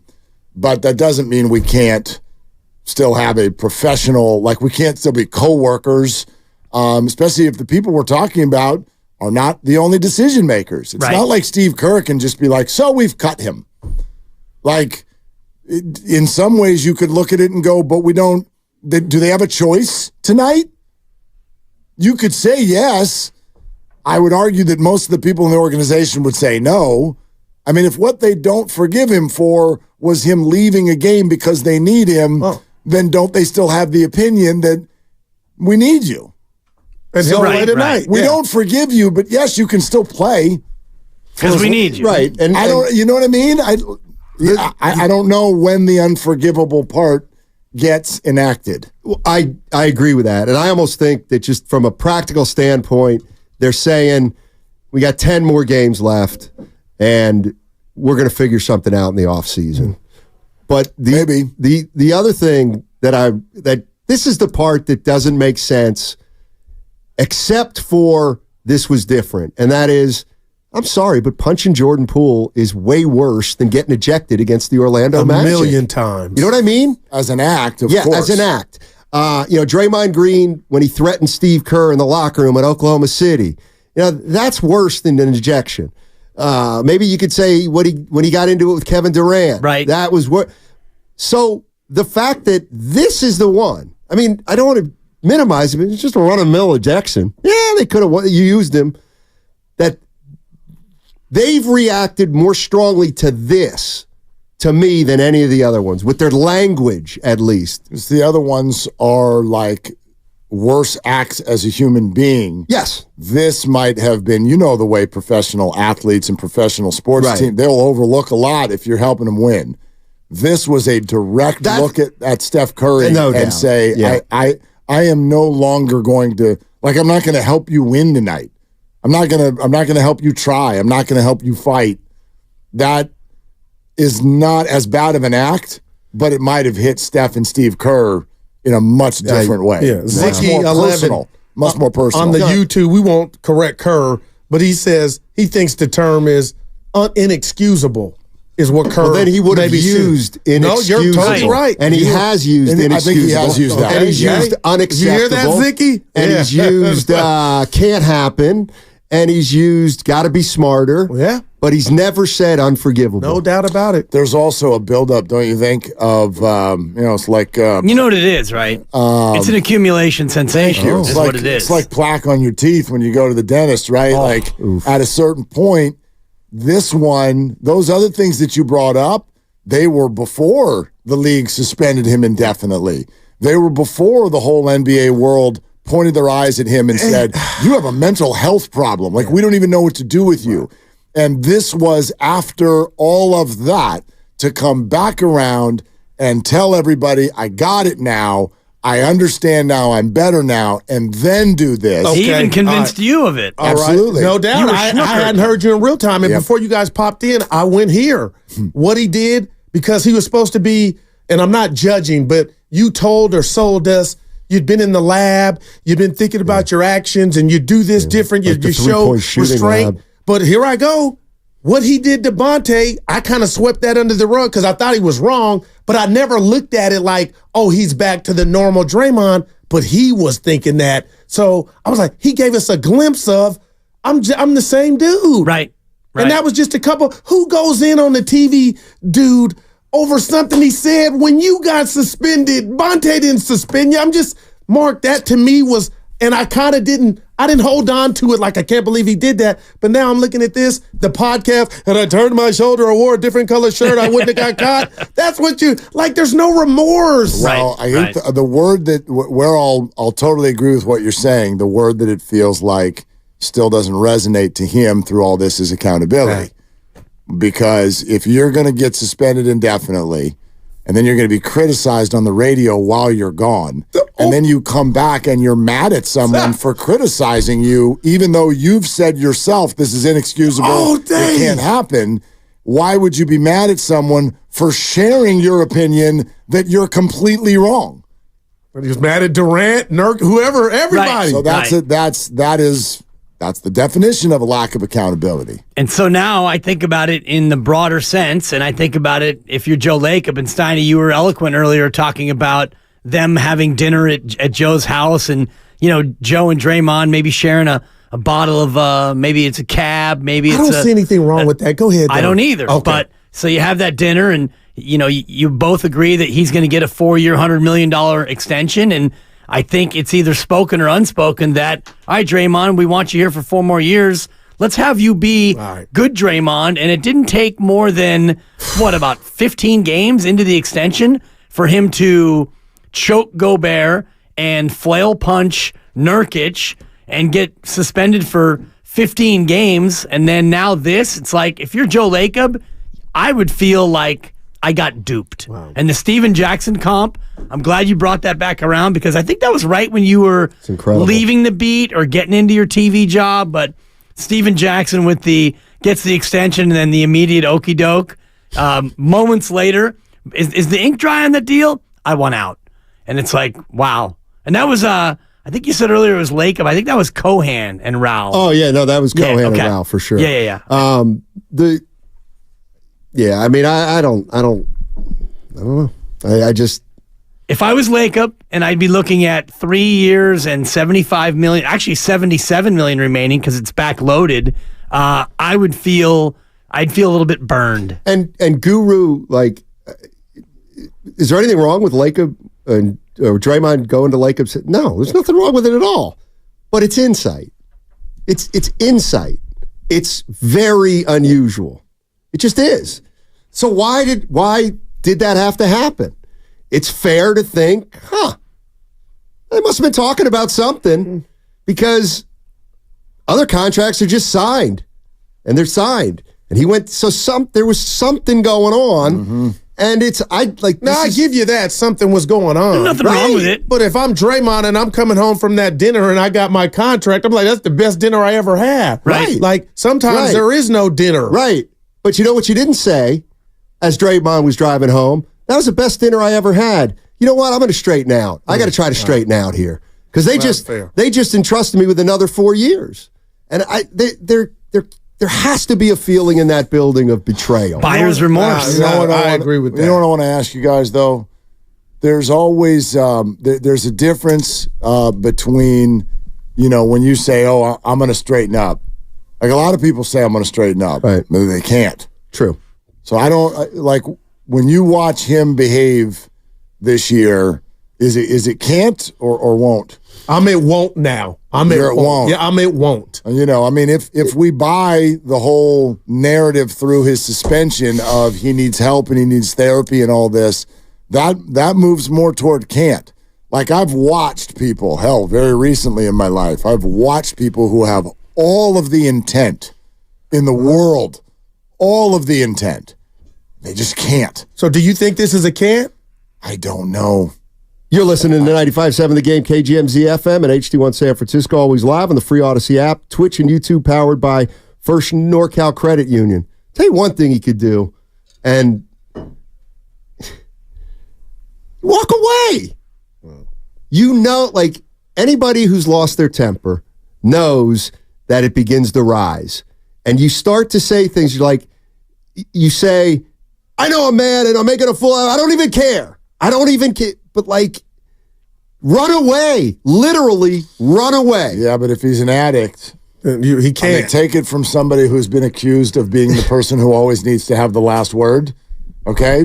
And the first word. Right. But how bad? The ones in the middle, too. I got nothing against those either. Just trying to lighten it up. That's not the worst trait to have. Do you know what I mean? Like that is potentially. I don't know. I'm not a doctor, but that can be an addiction. Like he can't walk away. Like he is so your whole visual goes red, your whole body feels hot, and you can't walk away. I get what you're saying, but I think that I'm probably the closest in the room to Draymond in terms of what, and I think you've done scared of Willard. You've done a nice job of your anger management. Thank you, Steiny. You've seen my episodes more times than I have too, dude. More time. I mean, get me on the golf course, and I know that there are certain things that trigger me, and so as I've gotten older, I don't think that it's a can't. I think it's not a can't, it's a won't, because I know for myself and my own anger issues, there are times, like Steiny says, where you can pull the ripcord and you can back it away. And for me, it doesn't seem like Draymond Green is interested in really making the change and taking the steps to make that change. I'll agree with it. It doesn't seem that way, but it's, again, I'm not a doctor. Right. I'm not an anger management counselor. I don't know. I genuinely. But Wednesday meant something. Oh, God, The Curry and the Unforgivable on your show that's gone viral. All right, it is a Friday. That means it's time for What's Bugging You, sponsored by Atco Pest Control. Throw a little curveball here. Start with Dibs. Yeah. Dibs. And Dibley. You know what's bugging me? What's bugging you? Two-factor authentication. Oh, my God. Hey! Two-factor That's how this is meant to be done. authentication. Man. So anytime you want to do anything, anywhere, you got to have an SMS code sent to your phone. So now I got to go to my phone and get the 6-digit code, back to the website, 6-digit code. Boom, I'm in. Okay, later in that day, maybe you close your computer. Maybe you're changing a diaper. Right. Maybe you're putting baby girl down for her midday nap, gaga goo goo. Oh, that's right. I'm going to go back and check my email. Open up the email.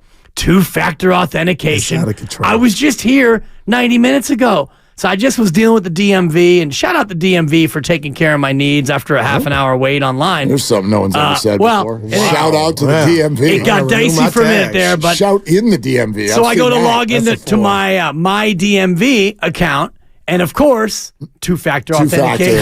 So now I got to go to the phone, get the 6-digit code, back to the DMV.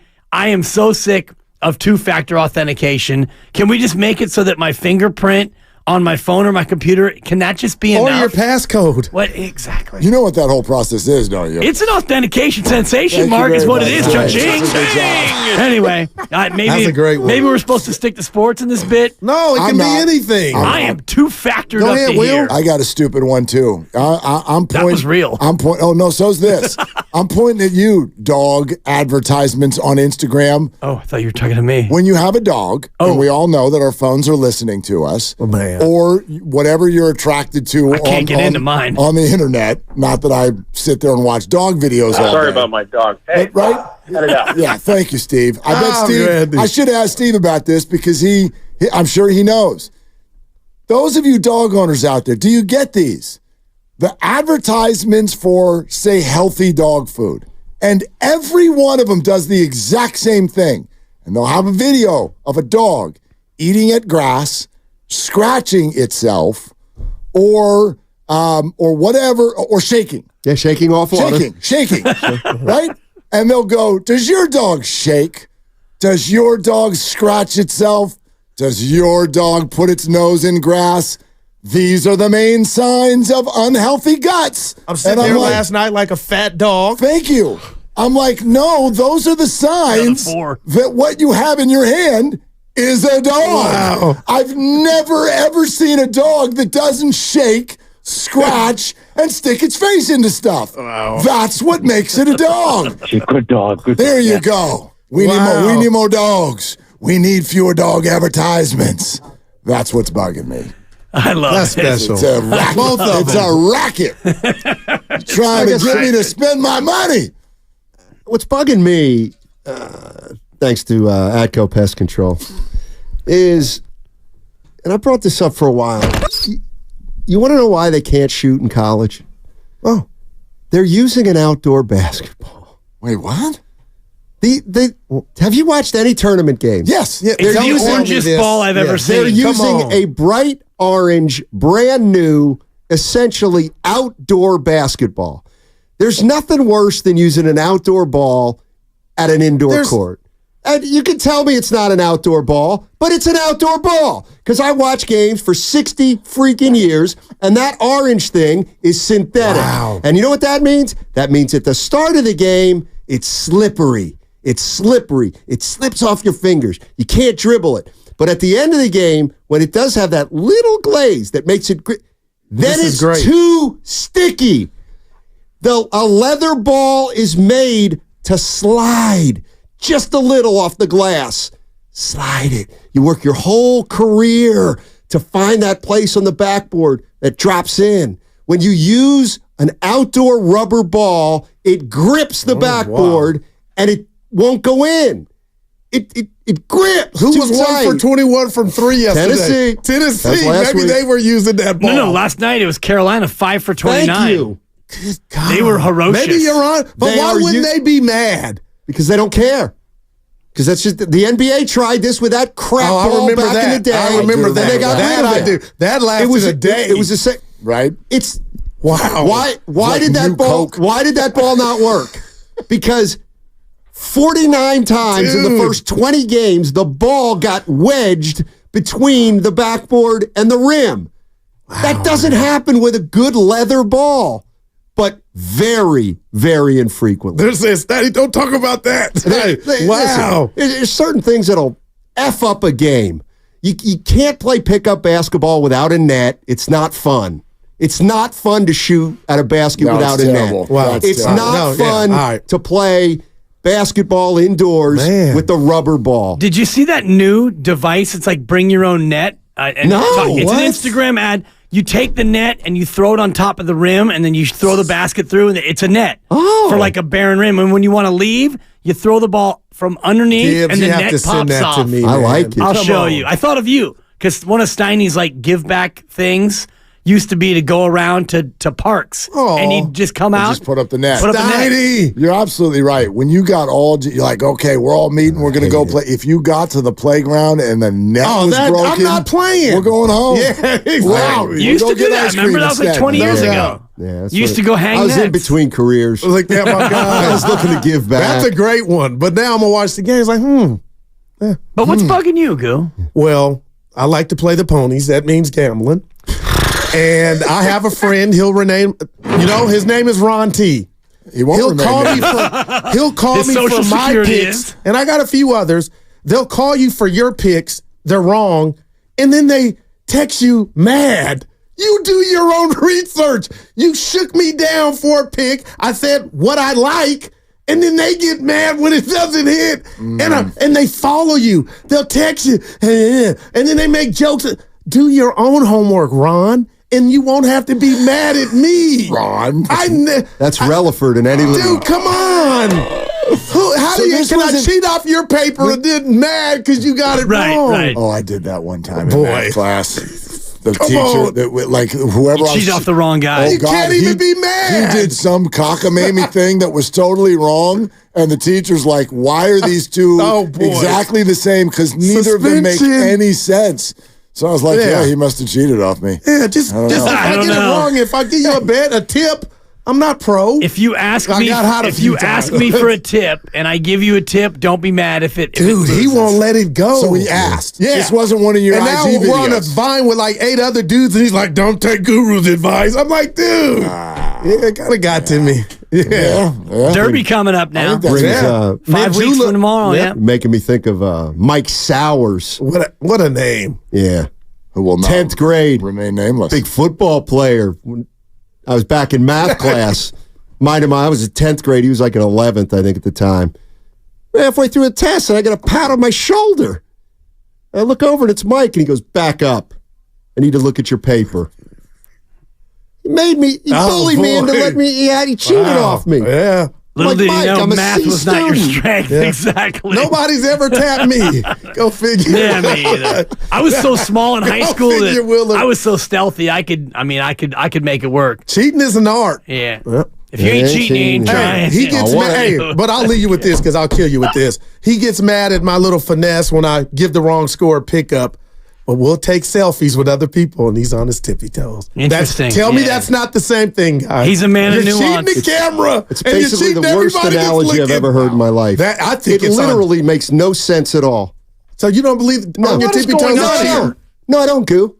I don't. Instagram is nothing but people cheating the camera. Yeah. That's all it is.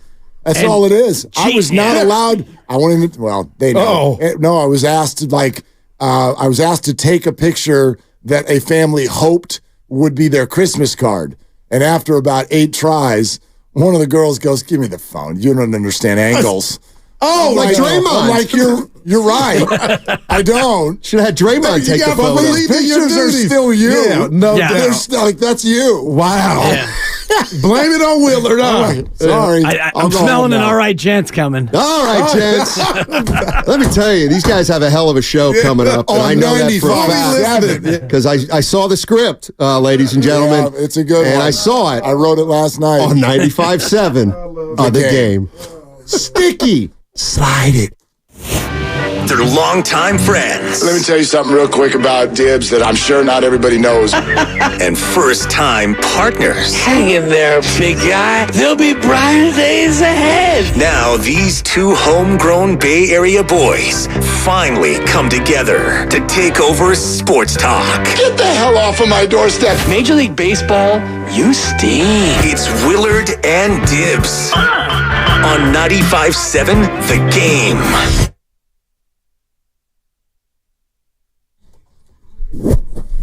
Unforgivable, huh? Strong. Unforgivable. Yeah, I don't know what that means.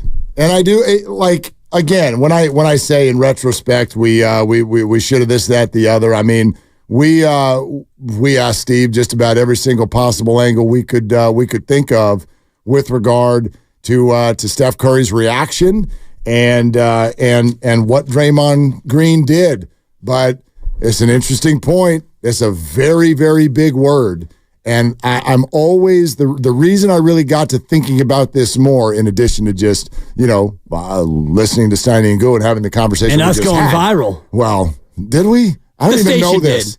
Yeah. I mean, what happened? First Take did a whole 12-minute segment on it, and during their 12-minute segment, the graphic that they have underneath said, courtesy of 95.7 The Game. Got it. Okay. So our station got national run on what's turned out to be one of the biggest topics, not only here locally, but nationwide. And it's because of the Draymond factor, but maybe more importantly, the Steph Curry part of it, the Steph Curry reaction to the Draymond outburst. So those two things combined, Kendrick, Stephen A., the gang, they did a full 12 and a half minutes, and our station was prominently featured therein. I was right now years old when I learned of that. Good. Yeah. Yeah. I've been on the phone with the IRS for about the entire morning. I'm jealous. Nobody did anything bad. Yeah. My 30 minutes with the DMV seems like walk in the park. Clerical stuff. You'd send a message to the IRS and they get to it within the next 5.5 years. That's fair. So anyway, whatever. I don't need to go down that rabbit hole. I've been there enough already today. But it is. The more I've thought about it, it's a big word, and it's not just, okay, so what does that mean? But I am always interested. I feel like we talk about this on the show quite a bit because I want everybody listening to understand a little bit more about the way the media process works for big-time sports celebrities. They choose their words very carefully. Steve was not bombarded by Lucas and it was like, oh my God, I didn't know that I was going on 95.7 The Game at 3 o'clock. I had no idea. No, after an event like that, I guarantee it's a conversation with the great Raymond Ritter or whoever in the Warriors organization and a night of sleep and time to think about it and what they want to say and how they want to package whatever it is that they want to say to the public, because they are celebrities. Their organization and their people, they are massive celebrities. They have PR people for a reason. And so Steve didn't just say that word. Steve knew that question was going to be very, very early in the process, and that word was selected. So what does that mean? Unforgivable. It either means everything or it means nothing, and it's up to Mike Dunleavy, Joe Lacob, Steve Kerr, really to make that decision in the offseason. Because one thing about Steve Kerr, not only does he know that we're going to interview him at a certain time, and he basically sets the time. Just to give the listeners a little bit more of a look behind, we contact Raymond Ritter, the excellent VP of communications, and he and Steve work together to figure out what works for Steve. Then we get the word back on when they can do it. And if it works for us, P.S. it works for us. It works for us. Then we do it at that time. So Steve comes in fully aware of the time and what's going to be asked. And the other thing about Steve Kerr, and I'm sure everybody knows this by now, the words that he uses are measured and they're words that he has thought about. He doesn't get caught off the cuff. He doesn't get caught out of pocket. He doesn't get caught in an emotional state where he says things that he will come back and regret. That's not part of Steve Kerr's repertoire. I got to stop using this comparison, but it keeps coming up. Go back to Kyle Shanahan with what he said about Steve Wilkes after the Vikings game. Like that, the reason we made such a big deal about that is because Kyle had time, right? This was not like in the heat of the moment. You had a night's sleep, you come back, you fly to a different city, you talk to your PR people, you talk to your coaches, your players, and then you have a stack of papers in your hand, and you head on over to the podium and they turn the mic on. And he said, Steve knows he messed up, And I was like, man, that's a big deal. He chose to say that publicly. So if Steve Kerr chose to say the word unforgivable in public, it would suggest that to some degree, in some sort of way, shape, or form, that's the word that describes how the Warriors are feeling right now. And so what does that mean? You know, Steph Curry walks off the floor. There's Draymond with his little night-night, and they give each other, they dap it up, and they give each other a hug. But Steph also, there are no words shared there. It's just a hug, and I keep walking. And that happens sometimes. Somebody that you're furious with walks up and wants to give you a high five or a hug. And it's difficult as a human being sometimes to look that other person in the eye and be like, don't come near me. I'm not there. Right. I don't want to do that. So usually you just do it. And Steph is very well aware that every single thing he does outside of his compound down there in the 408. Atherton. Yes, Yep. Thank you, Atherton. I knew it wasn't Los I think Altos. it might still be 650, but anyway, go ahead. Either way, Yep. he knows that everything he does outside of his house is going to be seen, recorded, It's on film. scrutinized, Yeah, captured, totally, everything. totally. So if he sees Draymond waiting for him, even if the last thing he wants to do is dap him up, and I'm not saying that's it, but he's going to do that no matter what anyway. Of course. Absolutely. Right. Absolutely. So it's an interesting thought process with regard to whether or not there is some sort of an effort in the offseason. Because let's do breadcrumbs. Can we do breadcrumbs for a second? I like breadcrumbs radio. Let's do breadcrumbs. Sprinkle. Okay. You are suspended indefinitely.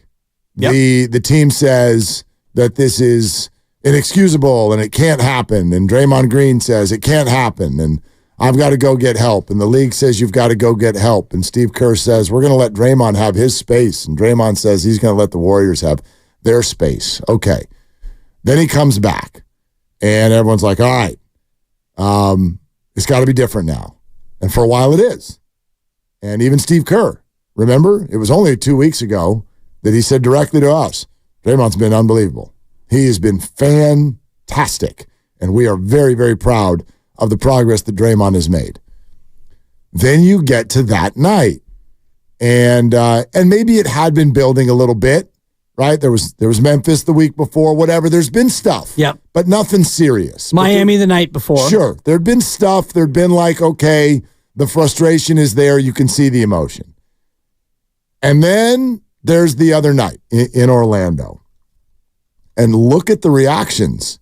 Like pair Steve Kerr saying unforgivable with Steph Curry having his eyes well up on the court, having to be consoled by his head coach, having to pull his jersey over his own face. Then he waits 24 hours. He goes to social media, Steph Curry, and puts pictures of the game and the victory up. None of them including Draymond Green. Obviously, he was barely in the game. And writes, I'll never take these things for granted. Which did suggest to me that he felt that Draymond Green the night before had taken that thing for granted. So put that all together. Is it crazy to not suggest, but wonder? Is it crazy to wonder if the Warriors reached their breaking point 2 nights ago?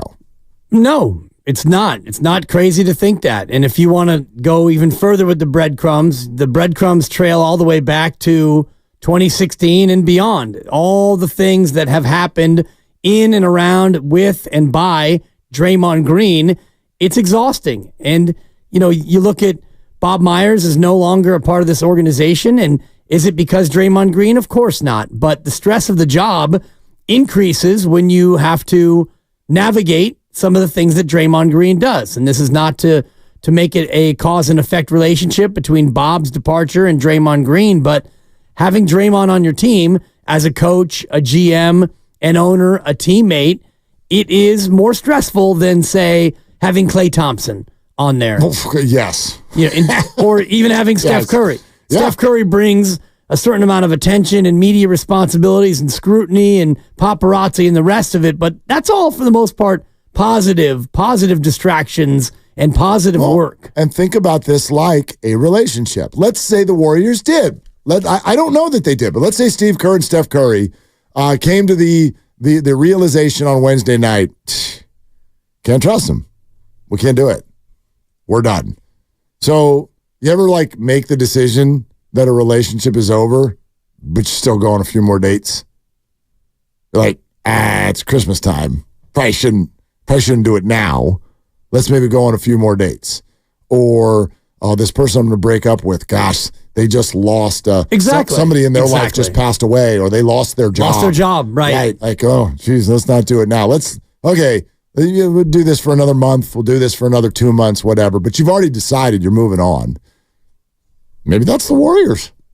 Yeah. Maybe that's the Warriors right now. Like they've got a play-in spot to go secure, so they're not going to do it now. Maybe they did. Maybe they decided the other night that that's it. Well, I don't know that. It's a long way, though, from, let's just say, if you make that decision that night to actually having the breakup come to pass. This is not football where you can just, cut a guy and chop, and what's the dead cap hit and we're moving on. And it's not baseball where you can just DFA a guy. Right. This is $78 million and 3 years of a commitment, and this is a forever Warriors. This is one of your all-time greatest players. So he's a legend. He's a legend. And I don't think that he is statue-worthy, but I'm very tight with my statues. I think there's only one statue guy. We can get into that in the offseason and on a slow day. But no matter what he is, no one will ever wear 23 again for the Golden State Warriors. We know that. His number gets retired. He's going to the Hall of Fame. He's a legendary Warrior. So when you do break up with him, if you do, it's got to be done in a certain way. Complicated. You can't just ship him to Charlotte. It is complicated. For 5 second-round picks and a bag of basketballs. We're here for your phone calls. I actually really want to weigh in. We didn't get to it yesterday, but on something that Jay Williams said on ESPN about Steph Curry the day before. We'll get to all of that. 888-957-9570 is the number. We also have the defensive play of the week, and it's brought to you by East Bay Law Practice. When you need the best defense, you need to call the Bay Area's top criminal defense attorney. Visit eastbaylawpractice.com today. Let's jump back to Wednesday in Orlando. Warriors have no Kuminga and, of course, no Draymond, and they're up by 1 with 2 minutes left in the fourth. Magic have the ball, and the Warriors' defense, well, they huddled up and they buckled up. Back Carroll, middle of the floor, guarded by Payton. Spin dribble to the left hand, to the foul line. Back to the right, pass to the cutter, inside Suggs. It's a shot clock violation.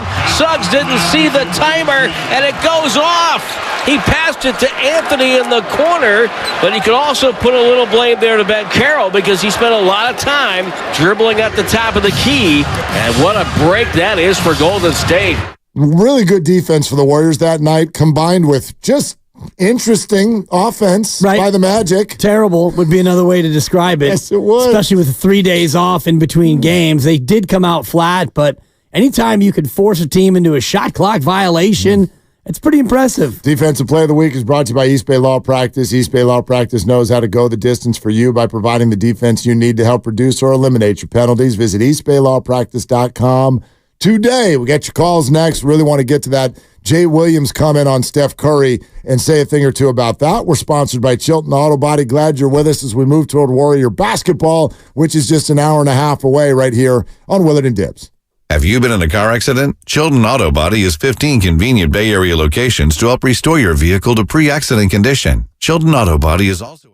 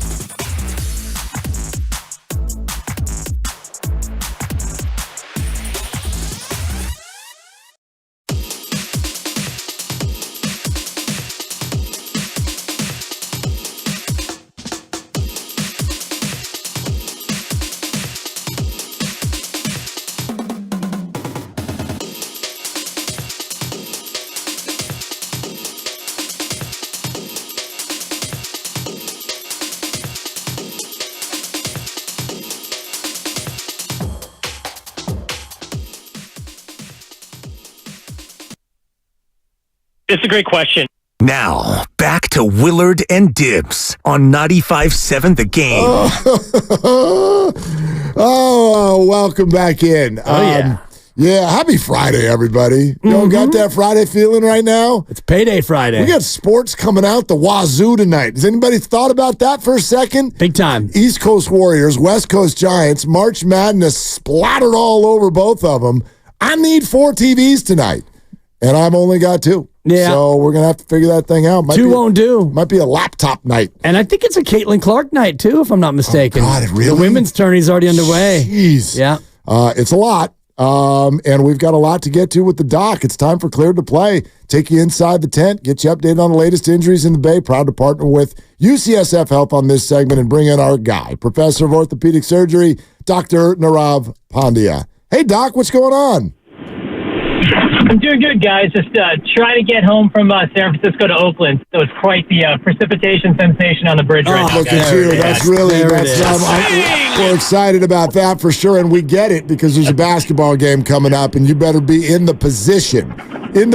Doc. However, when you get there, Jonathan Kuminga does not play basketball tonight. And Steve Kerr says, tendinitis, what should we expect here? Yeah, I think in general, Kuminga's dealt with this in the past before, so I think they're being more cautious than anything. I would anticipate probably the next game he should be able to play. You just don't want that to flare up, particularly if they're trying to get that 9 or 10 seed. So more precautionary given his history before, but I wouldn't be super concerned about it. These aren't things that become chronic. What's the general treatment for tendinitis, not only for a pro athlete, but for the average Joe or Joanne out there, other than just pure rest? It really is honestly rest. I mean, you can do things in terms of ultrasound and, if it's really chronic, you can do injections, but really it's just reducing that load to that area, letting the soreness go away, and then getting you back on the court. So pretty much it's just time and making sure you're maintaining that mobility and strength. So, yeah, not much except just a little bit rest and not stressing that knee. Would you give the same answer for what TJD is dealing with? I know he got back out there, but similar type of thing, you think? Yeah, absolutely. I think with him, especially when you're playing, you're also kind of limiting a little bit more in terms of how many minutes you're out there. And, TJD is explosive, but Kuminga obviously is much more explosive in terms of everything he does. So he's definitely putting more pressure on that. So I think with TJD limiting minutes, and he definitely had a quicker turnaround than Kuminga, probably because Kuminga's had this before. Speaking of limited minutes, Steph Curry's minutes have really been scrutinized. They were limited against Minnesota, back up to normal the other night, even in the second half of back-to-back. What should we look for in terms of Steph's effectiveness as his minutes go down? Yeah, I think in general, if you look at his minutes per game over the past couple of years, usually averages around 34, 35 minutes per season. He's right at 32 right now for this season. So I think they're playing it smart. He obviously has played a lot of minutes. They're trying to rest him. I think the key thing for fans to understand is that even though people get upset about, look at his minutes, 1 to 2 increased minutes per game will not necessarily affect him. What you're looking for is what's going on over a 5 to 10 game stretch. So I think in general, you're going to see him with less minutes be able to be more explosive in the fourth quarter of games. And just the way he moves, people bring up, LeBron plays 36, 37 minutes a game, but LeBron's not moving as much as Curry does. Curry's 32 to 33 minutes is a lot more aggressive. So I think they're playing it smart and putting him in a position to do well for this last 5 to 10 games. All right, I'm going to go totally as you're rushing home. I'm going to go completely off our normal area of discussion and just ask you as a Warrior fan. You forgive Draymond Green? Wow, that's a tough one. I forgive him as a human being, but as a basketball player, I think it's hard to kind of justify his actions on the court. Clearly, there's a lot going on, and I'm sure there's, everything can be said about that. But on the court, you can't let your team down when it's so consequential right now. Doc, yeah. Go ahead. I was just going to say that the final big question then is who plays basketball tonight? With everything that we went through last game, it's Stephen Curry. We gotta be behind Stephen Curry playing basketball. Let's go. Hopefully, Steph Curry doesn't cry tonight. Hopefully, he just plays basketball. Doc, drive safe. Yeah. Enjoy the game. Awesome. Thanks, guys. Take care. Have a good one. All right, there he goes. The proceeding was sponsored by UCSF Health. He's a veteran. As a human, I forgive him. Yeah. As a basketball player, it's a tough one. You're at it. Yeah, totally. I mean, honestly, if you take it to that level, of course, as a human, Go bye-bye. it's not like he committed a felony. He just got ejected from a basketball game. So, Well, right, yeah, right. I mean, Nobody. Oddly, I know it doesn't sound this way when we do radio shows every day. It's not personal. No. I know sometimes it gets taken personal. I get that. It's not personal. With any of these guys. I got a lot of that last night on Twitter. It's, oh, gosh, how ungrateful. They're not the big three anymore. They gave you 4 rings. Yeah, they're legends. We're talking about now. Now. Right. I'm not talking about anything that's been achieved by these 3. I'm pro-statue for all of them. Iguodala and Livingston, too. All of them, Dibs. You're trying to get me mad. Not going to work. Whole team picture. Right. Statue. Ian Clark. Let's bronze him up. He's in. Yeah. Mo Bucket. Angry, Jeff. That's awesome. All right.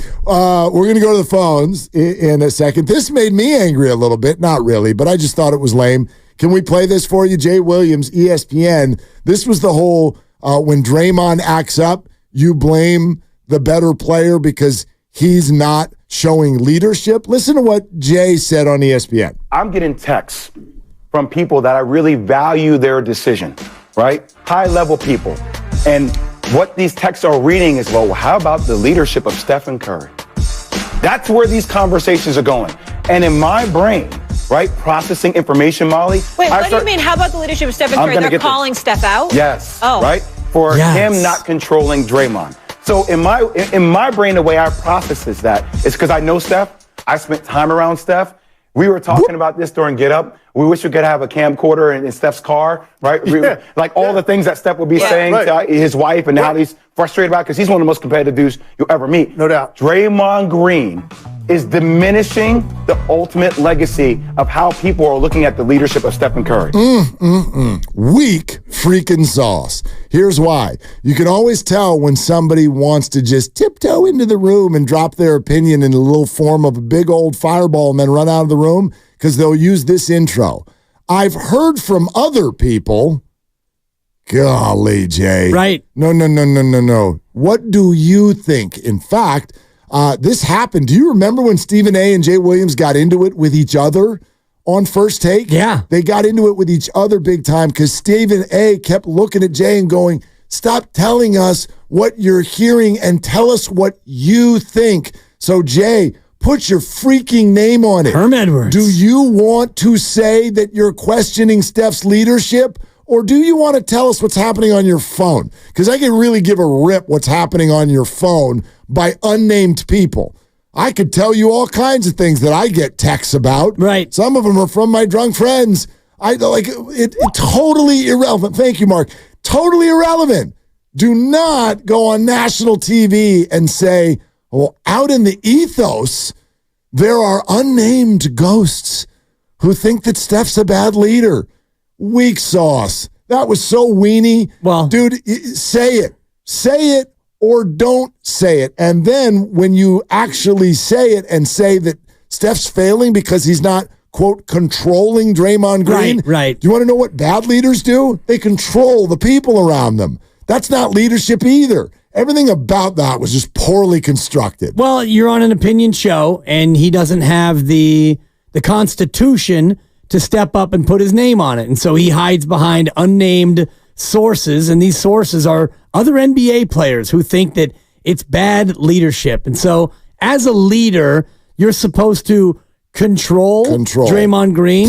And is he also supposed to control Andrew Wiggins' effort? So when Andrew Wiggins doesn't really try some nights, that's a leadership issue. And when Kevon Looney is unable to finish at the rim because physically he's not the player he used to be, is that also a leadership issue?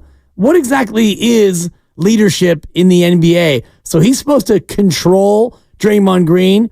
He's supposed to walk over to Draymond and go, Draymond, you know I'm the leader of this team. Put his arm around him and say, Draymond, you need to calm down. I'm the leader. And if you ask Steve Kerr, which we did, he said, yes, Steph was right there next to him, patting him on the back and saying, Draymond, look, enough. Let's go. Let's go. Steph Curry was actually doing exactly what Jay Williams accused him of not doing. And yet Draymond didn't stop anyway. So is that on Steph? Because Draymond wouldn't stop? It's ridiculous. Kobe Bryant, good leader? Probably not.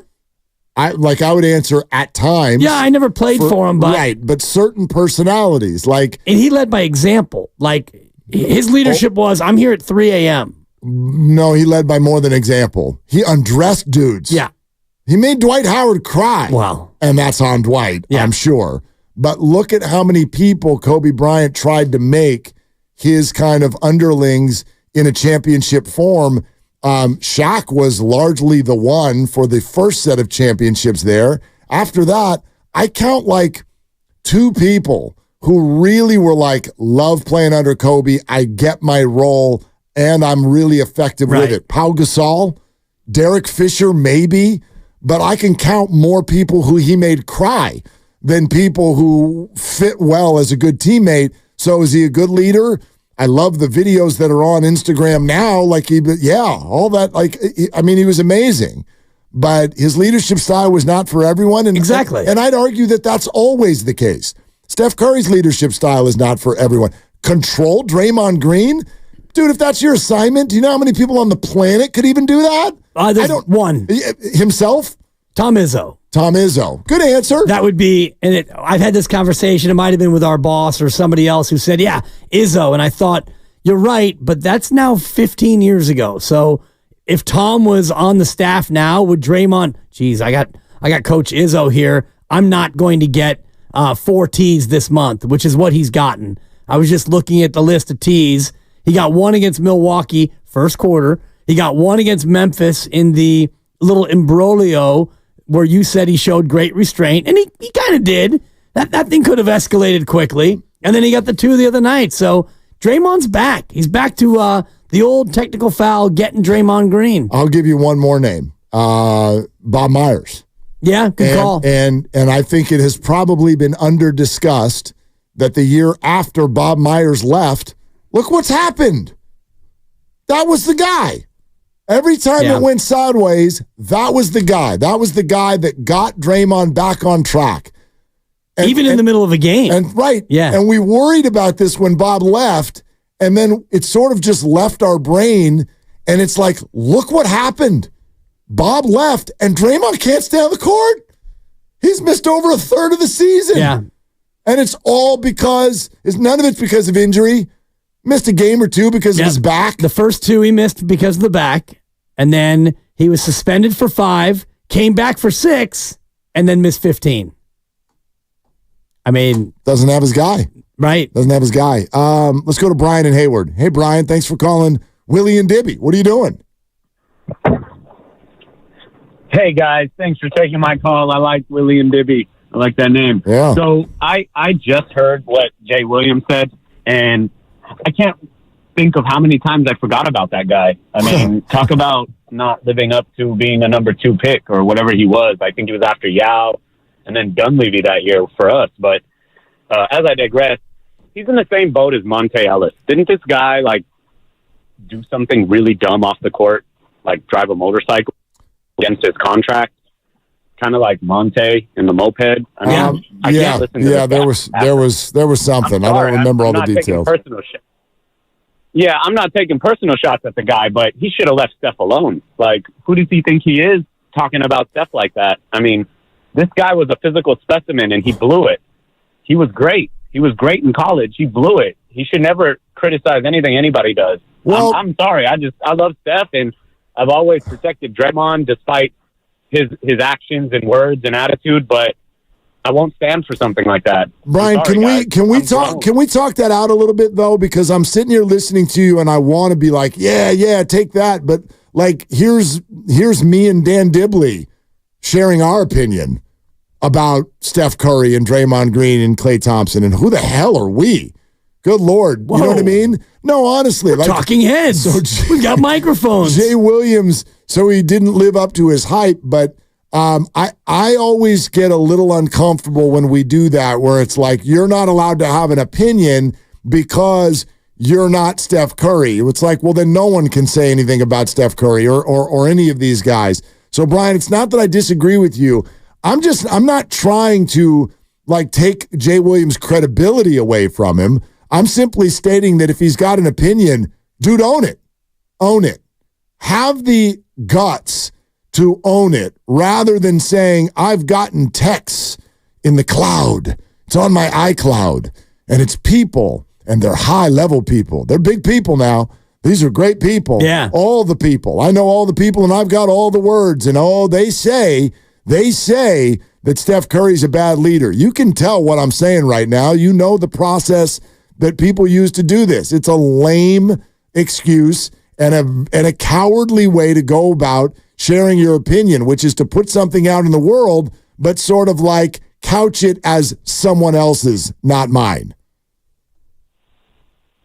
Yeah, you're right. I was more perturbed at him taking shots at Steph's leadership when he's supposed to be the leader on his team when he was playing, and he went off and did something not smart himself. Steph Curry's lack of ability to quote-unquote control Draymond Green, I don't consider that a lack of leadership. I consider that something unrelated. In fact, if anything, I respect Steph Curry for keeping his reputation consistent in terms of, hey, he's not a crazy guy. He's not over the top. He's very cool-headed and lovable. And when you start to take sides, people have an opinion about you, and that love starts to get lost. So I agree with you folks. I really do feel what you're saying. I mean, everybody's entitled to an opinion.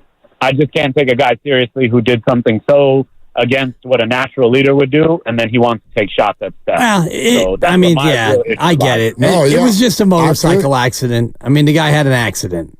Well, no, wasn't there something with the am I thinking of, and thanks, Brian. Jay Williams, highly drafted out of Duke. No, I know who he is. Yeah, career ended with a motorcycle crash. Near death. I don't think that there was anything, that's what he's referring to. I don't think that there was anything more to it than that. I'm going to just. He might have been speeding on the motorcycle. I'm going to like there was something nefarious about it. I thought I could. Not wearing a helmet. No, I mean, no. Yeah. Fractured pelvis. I thought there was something. Severed main nerve. Maybe I'm thinking of a different event. Three torn ligaments. There was something, though. There was something. There was some investigation, at least. Something. I can't place it. I'm just scanning scanning the wiki. Again, if you're on Wikipedia, then never mind. No, it's become as factual as TMZ. Wikipedia is. Oh, no, I'd argue that's not true. Wikipedia is pretty accurate. Can you still just go in there and change it? Don't even get me started, because one of the funniest shows I've ever done. Go in there and change it. We did a show, Jolo and Dibs, and the listeners, we were talking about Lo Neal's Wikipedia, and so Lo opened his own page, and all the listeners start changing it in real time. Next thing you know, Lo's from Baja, California, and Lo is legitimately getting angry. Come to find out, 4 months later, he gets nominated for the Hall of Fame. He is listed as from Baja, California. Oh my God, it's so good. So yes, you can still edit people's wiki. Yes. All right. Well, then no, it's not as good as TMZ, because as annoying as TMZ is, TMZ's kind of on it.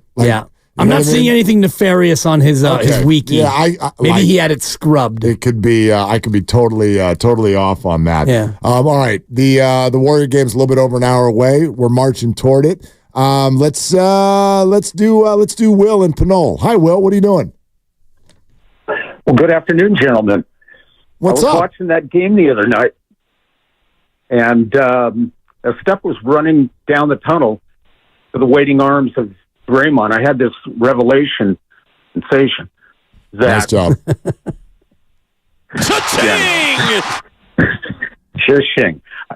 The look on Draymond's face with the open arms was, and there weren't any words said, but I had this feeling that it was, Steph, are we still good? Do you still have my back? And it was more of an urgency thing at this point in the season, knowing that Steph is one visit to the front office away from ending Draymond's career as a Warrior. Maybe not now, but down the road.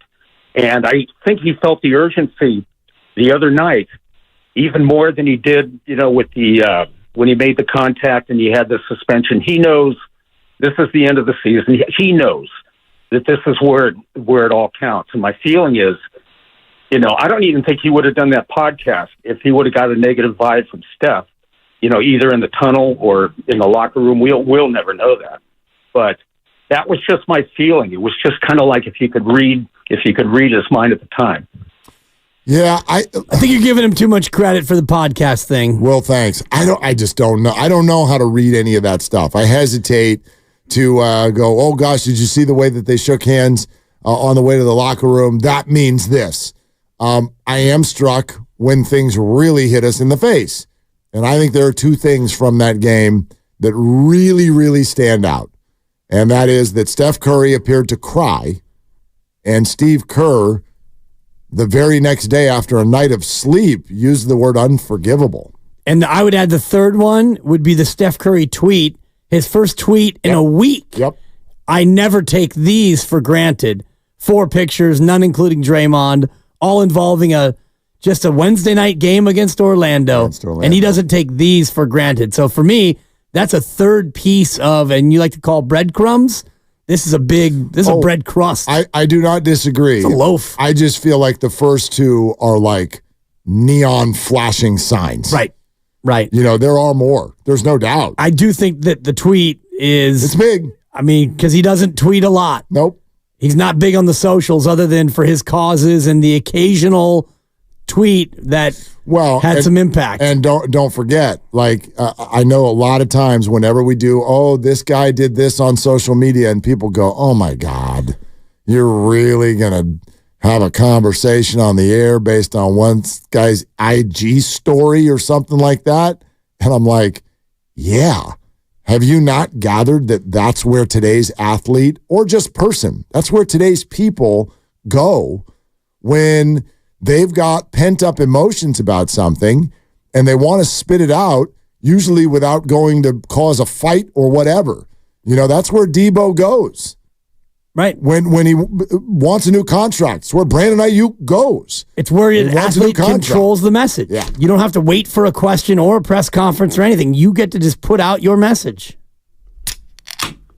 Yeah. Yeah? We get an early one. I love that sound. Early pop. Yeah, it's Friday, and it's 3 o'clock, but it feels like 5 o'clock because we got sports coming out the wazoo. Sports. Okay. Sports. I love that. Remember when Shasky did that? He was so excited. So Sports! Yeah, I love that. That was my favorite. All right, anyway, we got an early Warriors game, so call it the 3 o'clock pop, and it's brought to you by Farmers Brewing Company, whatever time it is, and wherever you are, join us as we get ready for this weekend, which features Warriors basketball, March Madness, and Giants baseball. Going to be sipping on the West Coast IPA, delicious sun up till sundown. Go grab a 6-pack from Farmers Brewing at your nearest grocery store and enjoy the game with us and the beer, Tatis, right here on 95.7 The Game. I think I might crack 2 tonight. 2? Maybe. Double up, Maybe. It's that kind of night. Okay. That kind of night. Number 2. One for the baseball and one for the hoops. It feels like a doubleheader. Yeah. It does. It feels like a doubleheader. Okay. And it feels like a problem. Like tonight is a remote control problem. I need Tennessee to beat Creighton. I need that. Oh, yeah, I sorry. don't want that. What do you mean sorry? I need Creighton to beat Tennessee. That's not sorry. What does the lovely Christy need? Because I'm team She needs Christy. Houston to beat Duke. She Okay. wants Tennessee to win. Okay. But then she wants Tennessee to not win. Yeah. She really wants Gonzaga to upset Purdue. Now, the system is on Purdue, just for people who want to know. Hashtag ride the dibber. The system likes Purdue tonight a lot. Okay. All right. The system's not 100%. No, but the system was clipping at about 70. Okay. Your boy did fairly well down there in the desert. That means I got a Buster Posey base knock chance for Gonzaga to win. Sure do. I got a Michael Conforto chance of being right. Mm-hmm. 3 for 4, am I right? He is hot. He is on fire. We're Stay hot. presented by Fremont Bank. Full service banking, no compromises. Still got time to talk it out with you, Warrior basketball. As we get closer to tip-off, Warriors Live is next with Willard and Dibbs. Are you facing eviction?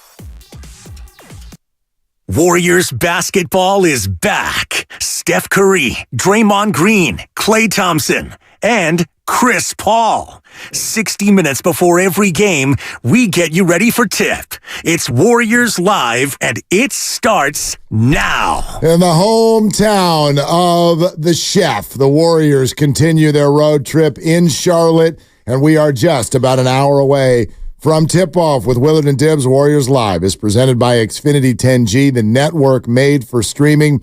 But as the Warriors get started on what would normally be sort of a mundane opponent and gathering through their time trying to grab the 10 seed, which they and their fan base might find a little mundane, it feels like anything but, because here we are embroiled in yet another Draymond Green controversy. And this one, I got to admit, Dibbs, it feels a little bit different. The main thing I'm starting to access as to why this one feels different, it feels to me like members of the Warriors, starting with Steph and Steve Kerr, they took this one personally. And that may sound odd when you're like, dude, he punched a teammate last year. And I think Jordan Poole took that one personally. And I think a lot of the guys for a moment took that one personally. But this one, I think they took it as almost directed at them. Steph Curry doubled over in emotion as Draymond leaves the court the other night. Steve Kerr comes on 24 hours later and tells us it's unforgivable.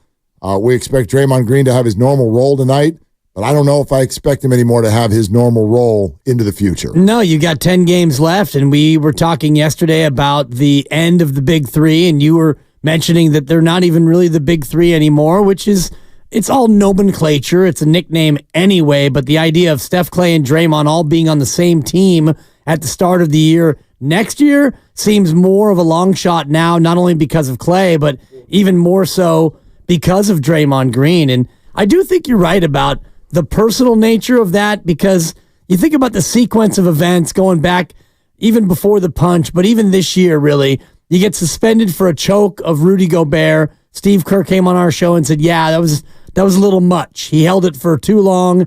That was out of line, 5 games. Then he flail punches Nurkic, and he misses 16 games. And after that, he's getting help and counseling, and everyone vouches for him. We're going to stand by Draymond. We're going to give Draymond all the room he needs. And then he comes back, and less than 2 months later, he gets ejected again, and now 4 technicals in the month of March, and it's like Draymond's back to doing his old thing. So it feels like those people who did step forward and vouch for him, this feels personal. Well, I think that's really well said, because this was only 5 days ago. Yep.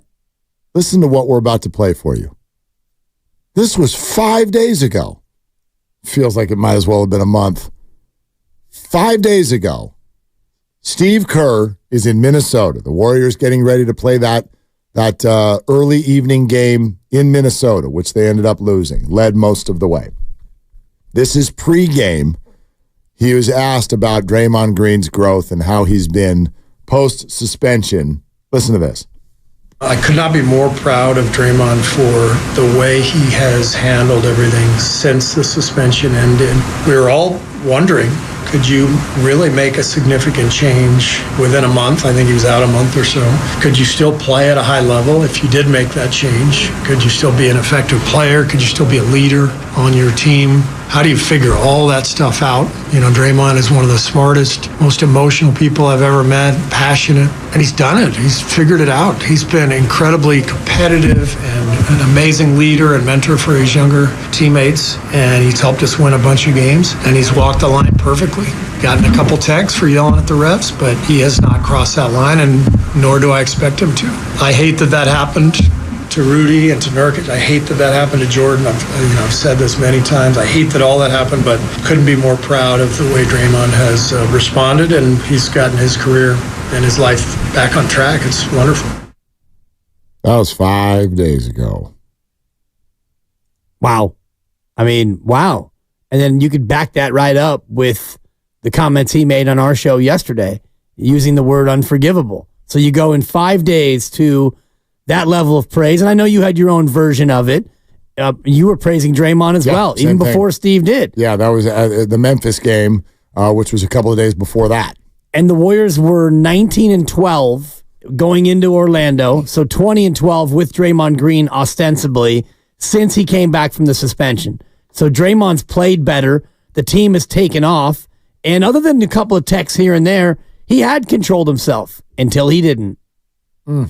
Now, Draymond Green podcast. Listen to this again. The things that make what happened Wednesday night personal for Steve Kerr and Steph Curry. You heard what Steve just said 5 days ago. Draymond Green was asked, and this is in his return from suspension press conference back on January 9th.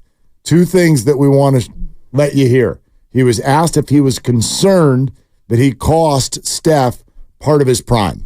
I don't necessarily look at it as costing him some moments of his prime because we're all in this together, right? Like one of us fell, we're all failing. It's a team sport. I think for me personally, I care more about the person. How am I affecting the person? I can care less about a prime if I'm honest, because I don't see his prime coming to an end no time soon. But like, how are you affecting the person that care about you? You know, I spoke about the Stephen A. incident on my podcast. Like, then that's something he got to live with, you know? Forcing him to carry more weight than he necessarily would have to carry. What effect does that have on him? Even more so from a basketball standpoint. Like, it matters more to me how I affect the person. Okay, so it matters more to me how I affect the person. The person. Man, how did he affect the person, Mark? Well, he made him cry. Right. On the court. He made him cry. He made the person pull his jersey over his head because he was so upset. 3 minutes into the game. 3 minutes into a game. The score was 6-4. So, wow. Here's Draymond expanding on what he just mentioned there, the idea of Stephen A. questioning Steph's leadership and that showing itself in Draymond's behavior. One thing throughout this process that really hurt me, I turned on the TV screen and someone, Stephen A. was like, Steph is a bad leader because Draymond did X. And it pissed me off, but it crushed me. It crushed me because how is Steph enduring being a bad leader? Like, this guy doesn't give us anything to tear him down about. This guy does everything the right way. And yet he's being tore down because my actions crushed me. That was a tough blow to deal with. And because he got crushed publicly for that, I'm going to apologize publicly. I sincerely apologize to Steph for my actions because that was a tough pill to swallow. Here's the really hard truth. Wow. No, you don't. Apologies suck, man. I can look at anything. The words. I'm sorry. Yeah. For what? Well, Draymond, the correct answer, if you said I'm sorry and someone said for what, your answer should be I don't know. Because all I'm doing is spitting these words into a microphone. You're not actually changing your actions. Right. And that's what is killing this whole thing. We have had how many press conferences and podcasts now where you say X can't happen, followed by you go do it again and then get offended when other people are upset. I'm surprised you're talking to me. It's pretty good. I give myself a 3 for that. Not bad. Sounded good coming out. Not bad. But you're right, Mark. And always a fun game. It's a cycle. It's a cycle and it's a vicious one. Right, and especially if you're Steph and Steve and the rest of the fellas, and you have to constantly live through it, right? Well, and they appear done with it. That's, again, the 1-2 punch of Steph's tears with Steve Kerr's word unforgivable. Yeah. Like the Warriors are in need of some serious boundaries. They're in need of some serious boundaries because right now they are just on the okie doke train. And they have been for years. And sure, phenomenal basketball player. And therefore, when you're winning rings, you're able to stomach that stuff because it all gets wrapped up in your euphoria. Yeah, you just said it. When you're battling for the 10 seed, this cycle, which has gotten worse, just becomes vicious, almost abusive, to be honest with you. When you're 67-15 and you're winning chips, you can sustain a lot. You can work your way through a lot of different things. But when you're 38-34, facing a a Charlotte game that, darn it, this is a pretty big game tonight. A game against Charlotte in late March, and you kind of need it. That tells you exactly where you are in your arc as a franchise. It is painful when you come to the realization that you need to set new boundaries and you have not been able to do it to this point because you're the one that ends up feeling the loss. And to my best guess, and it is nothing more than that because I don't know the man and I am not in the locker room, but when you see Steph Curry, who we've never seen react like that, when you see him do that on the court in Orlando, Florida, 3 minutes into a Wednesday night basketball game, I can only guess that that's what's happening. The realization that new boundaries need to be set. And I don't know if they think that those can be set with him on the team. There's vulnerability when you give second chances. When somebody apologizes to you and you accept that apology, you're putting yourself in somewhat of a vulnerable spot. You're right. You're saying to that person, yes, I know you were wrong. You know you were wrong. And I'm going to let you know it's not necessarily okay, but I accept your apology and we're going to move forward. And then it happens again and you accept the apology and it happens 19 more times and there's a limit. You get to a point where I can no longer say it's okay. I can no longer accept the apology. I've got to move on. And maybe they're at that point. They might be. Time will tell. To a degree, it feels that way. And people can change their mind and you get further away from the event. Exactly. And by the way, that's the cycle. That's the unfortunate cycle. He won't do it again, though, Mark. This time it's the last time. Yeah. But that is the cycle. Well, you're right. I mean, he'll turn his shoulder this time. Yeah. The shoulder. And that ref won't hear it, and so everything will be cool.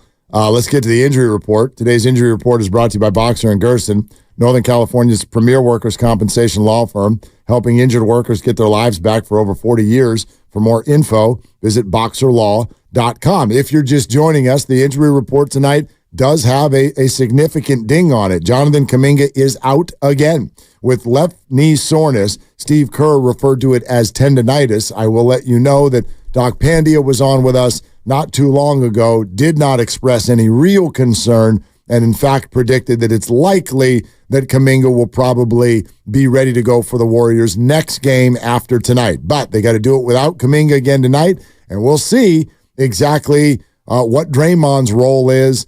The assumption is it's going to be the same as it has been. Dario Saric also out with right knee soreness, but Dario, of course, has been out of pretty much every game, at least in recent weeks. Right, so that's not necessarily a big loss. The Kuminga one, it feels like it could be a big loss, but then you look at what happened the other night with no Draymond, essentially, and no Kuminga. Wiggins came through with another great performance. So how does the Draymond return affect Andrew Wiggins? That's something we can keep an eye on tonight. Yeah, and I have not seen a starting lineup yet, by the way. Grandy, have you? I have not seen a starting lineup. As soon as we do, we or the rest of the group will pass it along to you as it comes out. But I would expect the non-Kuminga starting lineup to be the lineup. I expect Draymond and Klay Thompson both to be in it. And Steph and Wiggins and probably TJD. Probably TJD. You would imagine. Yeah. Hornets, their injury report. LaMelo Ball, of course, is out for the season. That's a right ankle injury. Seth Curry, Cody Martin, and Mark Williams are also out. Davis Bertans is probable with a nose fracture, so he's probably going to be in, but we might get one of those cool masks on the court tonight. Yeah. I mean, mask it up, kid. That's just always a good look for a guy toughing it out there. Just mentioning LaMelo Ball. Yeah. And I was thinking his career, more games played or more games missed. And this is year 4, and he's played in 184 games. For LaMelo? Yes. I mean, like the even better question for his brother. Well, I was thinking about for both of them. And this year, LaMelo has played, as I scroll back up, he's played 22 games. Okay. Which means he's missed 50 games. Right. For his career, he's played 184 out of 4 seasons, which is basically about half the games. 50-50. It's a shame. He and his brother. Yeah, well, Lonzo, I don't even know if he's going to play ever again. Right. But, yeah, it and LaMelo's been out since January 26th. There it is. And Charlotte is an interesting-looking squad without him, by the way. This is, again, Charlotte. I went to see this game when Charlotte came to town just a handful of weeks ago at Chase Center. Thank you. I'll remind everybody the halftime score was Warriors 42, Charlotte 29. Yes, I said halftime. I did not say the end of the first quarter. I said halftime. And Charlotte had 29 points. It was it was the oddest NBA game I'd ever seen in my life. I had never seen a team, and the Warriors were only slightly better. I had never seen professionals perform this way. They couldn't even complete passes to one another. Yeah. It was ludicrous what we were watching. Luda. Yeah, thank you. I would imagine that they will be a little bit better, although I don't want to bet on it tonight. Steph led all Warriors with 15 that night. He had 15 points, and he was the leading scorer. The fam was all in the building. The kids, lovely Christy, we were all betting on Charlotte's final number. We went into the fourth quarter, and we bet on what Charlotte would end up with. They had 52 after 3. Right, and I think my daughter had the lowest prediction. She predicted 68. She thought they'd fit. Now, I think they ended up over 80. 84. Yeah. They erupted for 32 in the fourth. It got loose. Yeah, Garbage time people started coming in. There was definitely some Guy Santos things going on, and it just was like kind of whatever. It was a layup line. But yeah, there was a thought that this game might not even get to 70 or 75 points for Charlotte. Crazy. So they're terrible. So the Warriors should win tonight, no matter who the hell's playing. Yeah, you can save that for your take it to the bank prediction. No, I got a different one. Okay, good. I already do. Warriors Live is presented by Xfinity. At home or on the go, you'll get the fastest internet to all your devices. You're going to love my prediction. Okay. You're going to love my prediction. All right. It's brought to you by Fremont Bank. Full service banking, no compromises. I almost want there to be a drum roll. Do you want to know what my prediction, my take it to the bank prediction? Thank you, Lucas. That's actually the Grandy man. Wow, they're both going. Oh. They got bongos. I love the bongos. Yeah. Ladies and gentlemen, my prediction is... Then normally you supposed stop. to stop. No technical for Draymond Green tonight. Yeah, lock it in. Lock it in. Mine was going to be an opening possession tech. Just so he can let everybody know. Feel like the hockey fight where they just drop the gloves the second they're going to toss the ball up. Draymond's not going to like the angle of the toss, and he's going to beeline for the least experienced official and choose 3 words. He'll go to his 3-word epithet. Boom, quick T, just to let the people know I'm back. Thank God for granting me this moment of levity. I appreciate that. No, you're welcome. My take it to the bank prediction is around the chef. And it's a homecoming. And my prediction was going to be he's going to outscore his brother, but his brother's not playing. You're so right. that's not. But you were right. Yeah, that's a little bit too. Awesome. I'm going to give the chef 6 triples tonight. Ooh. His brother will be there in streets. His daddy's on the mic. It's a homecoming. He's been in a little bit of a slump, 11 for his last 29 from distance. I'm going to give the chef 6 triples tonight. 6 threes. 6 threes for the chef. So at least 18 points for the chef. Yeah, tonight. Which would be more than he got last time they played Charlotte. Right. More than anybody got. There was a Hornets who had 19. It was, I just looked at it. Yeah, it was Miles Bridges. It was Bridges, yeah. Bridges was 19. Which Draymond said after the game that was his boy. That's right. Yeah. Remember the whole thing? Remember there was the fight with like a second left to go. Everybody got all upset. That's right. They got all upset because what's his name? Quinones.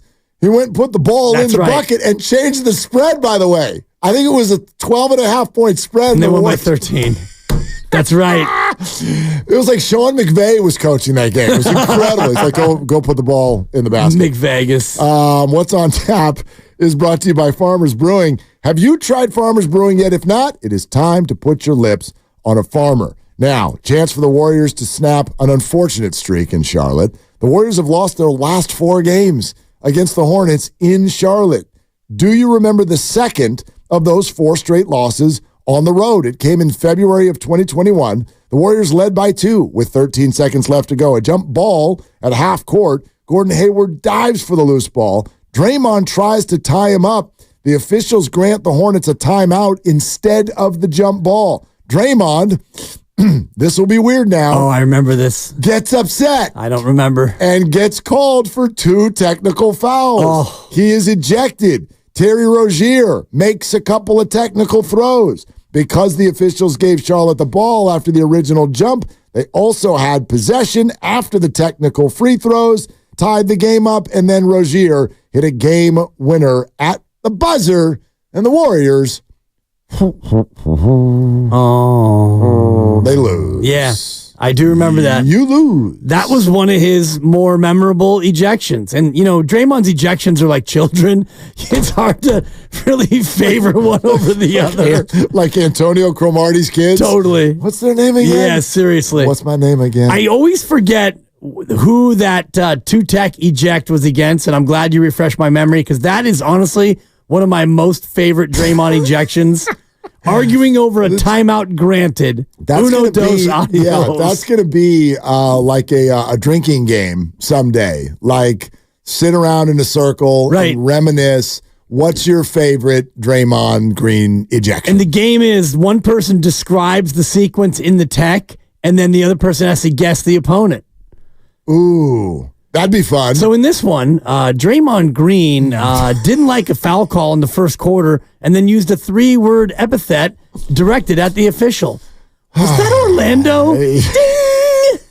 You want a beer. Rockets and Jazz tonight, 6:30 for your post-Warriors entertainment. That's right. We got a lot going on tonight. So busy. We got a lot going on tonight. So enjoy it, everybody. Yeah. And we keep tip-tapping toward the game. Warriors in Charlotte tonight. Jonathan Kuminga is out. Have a great weekend, bud. You want to do it again on Monday? Let's do it Monday, my brother. Let's do it again on Monday. Thank you all for being with us.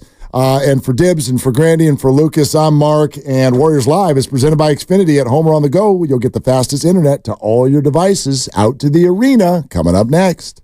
Ladies and gentlemen,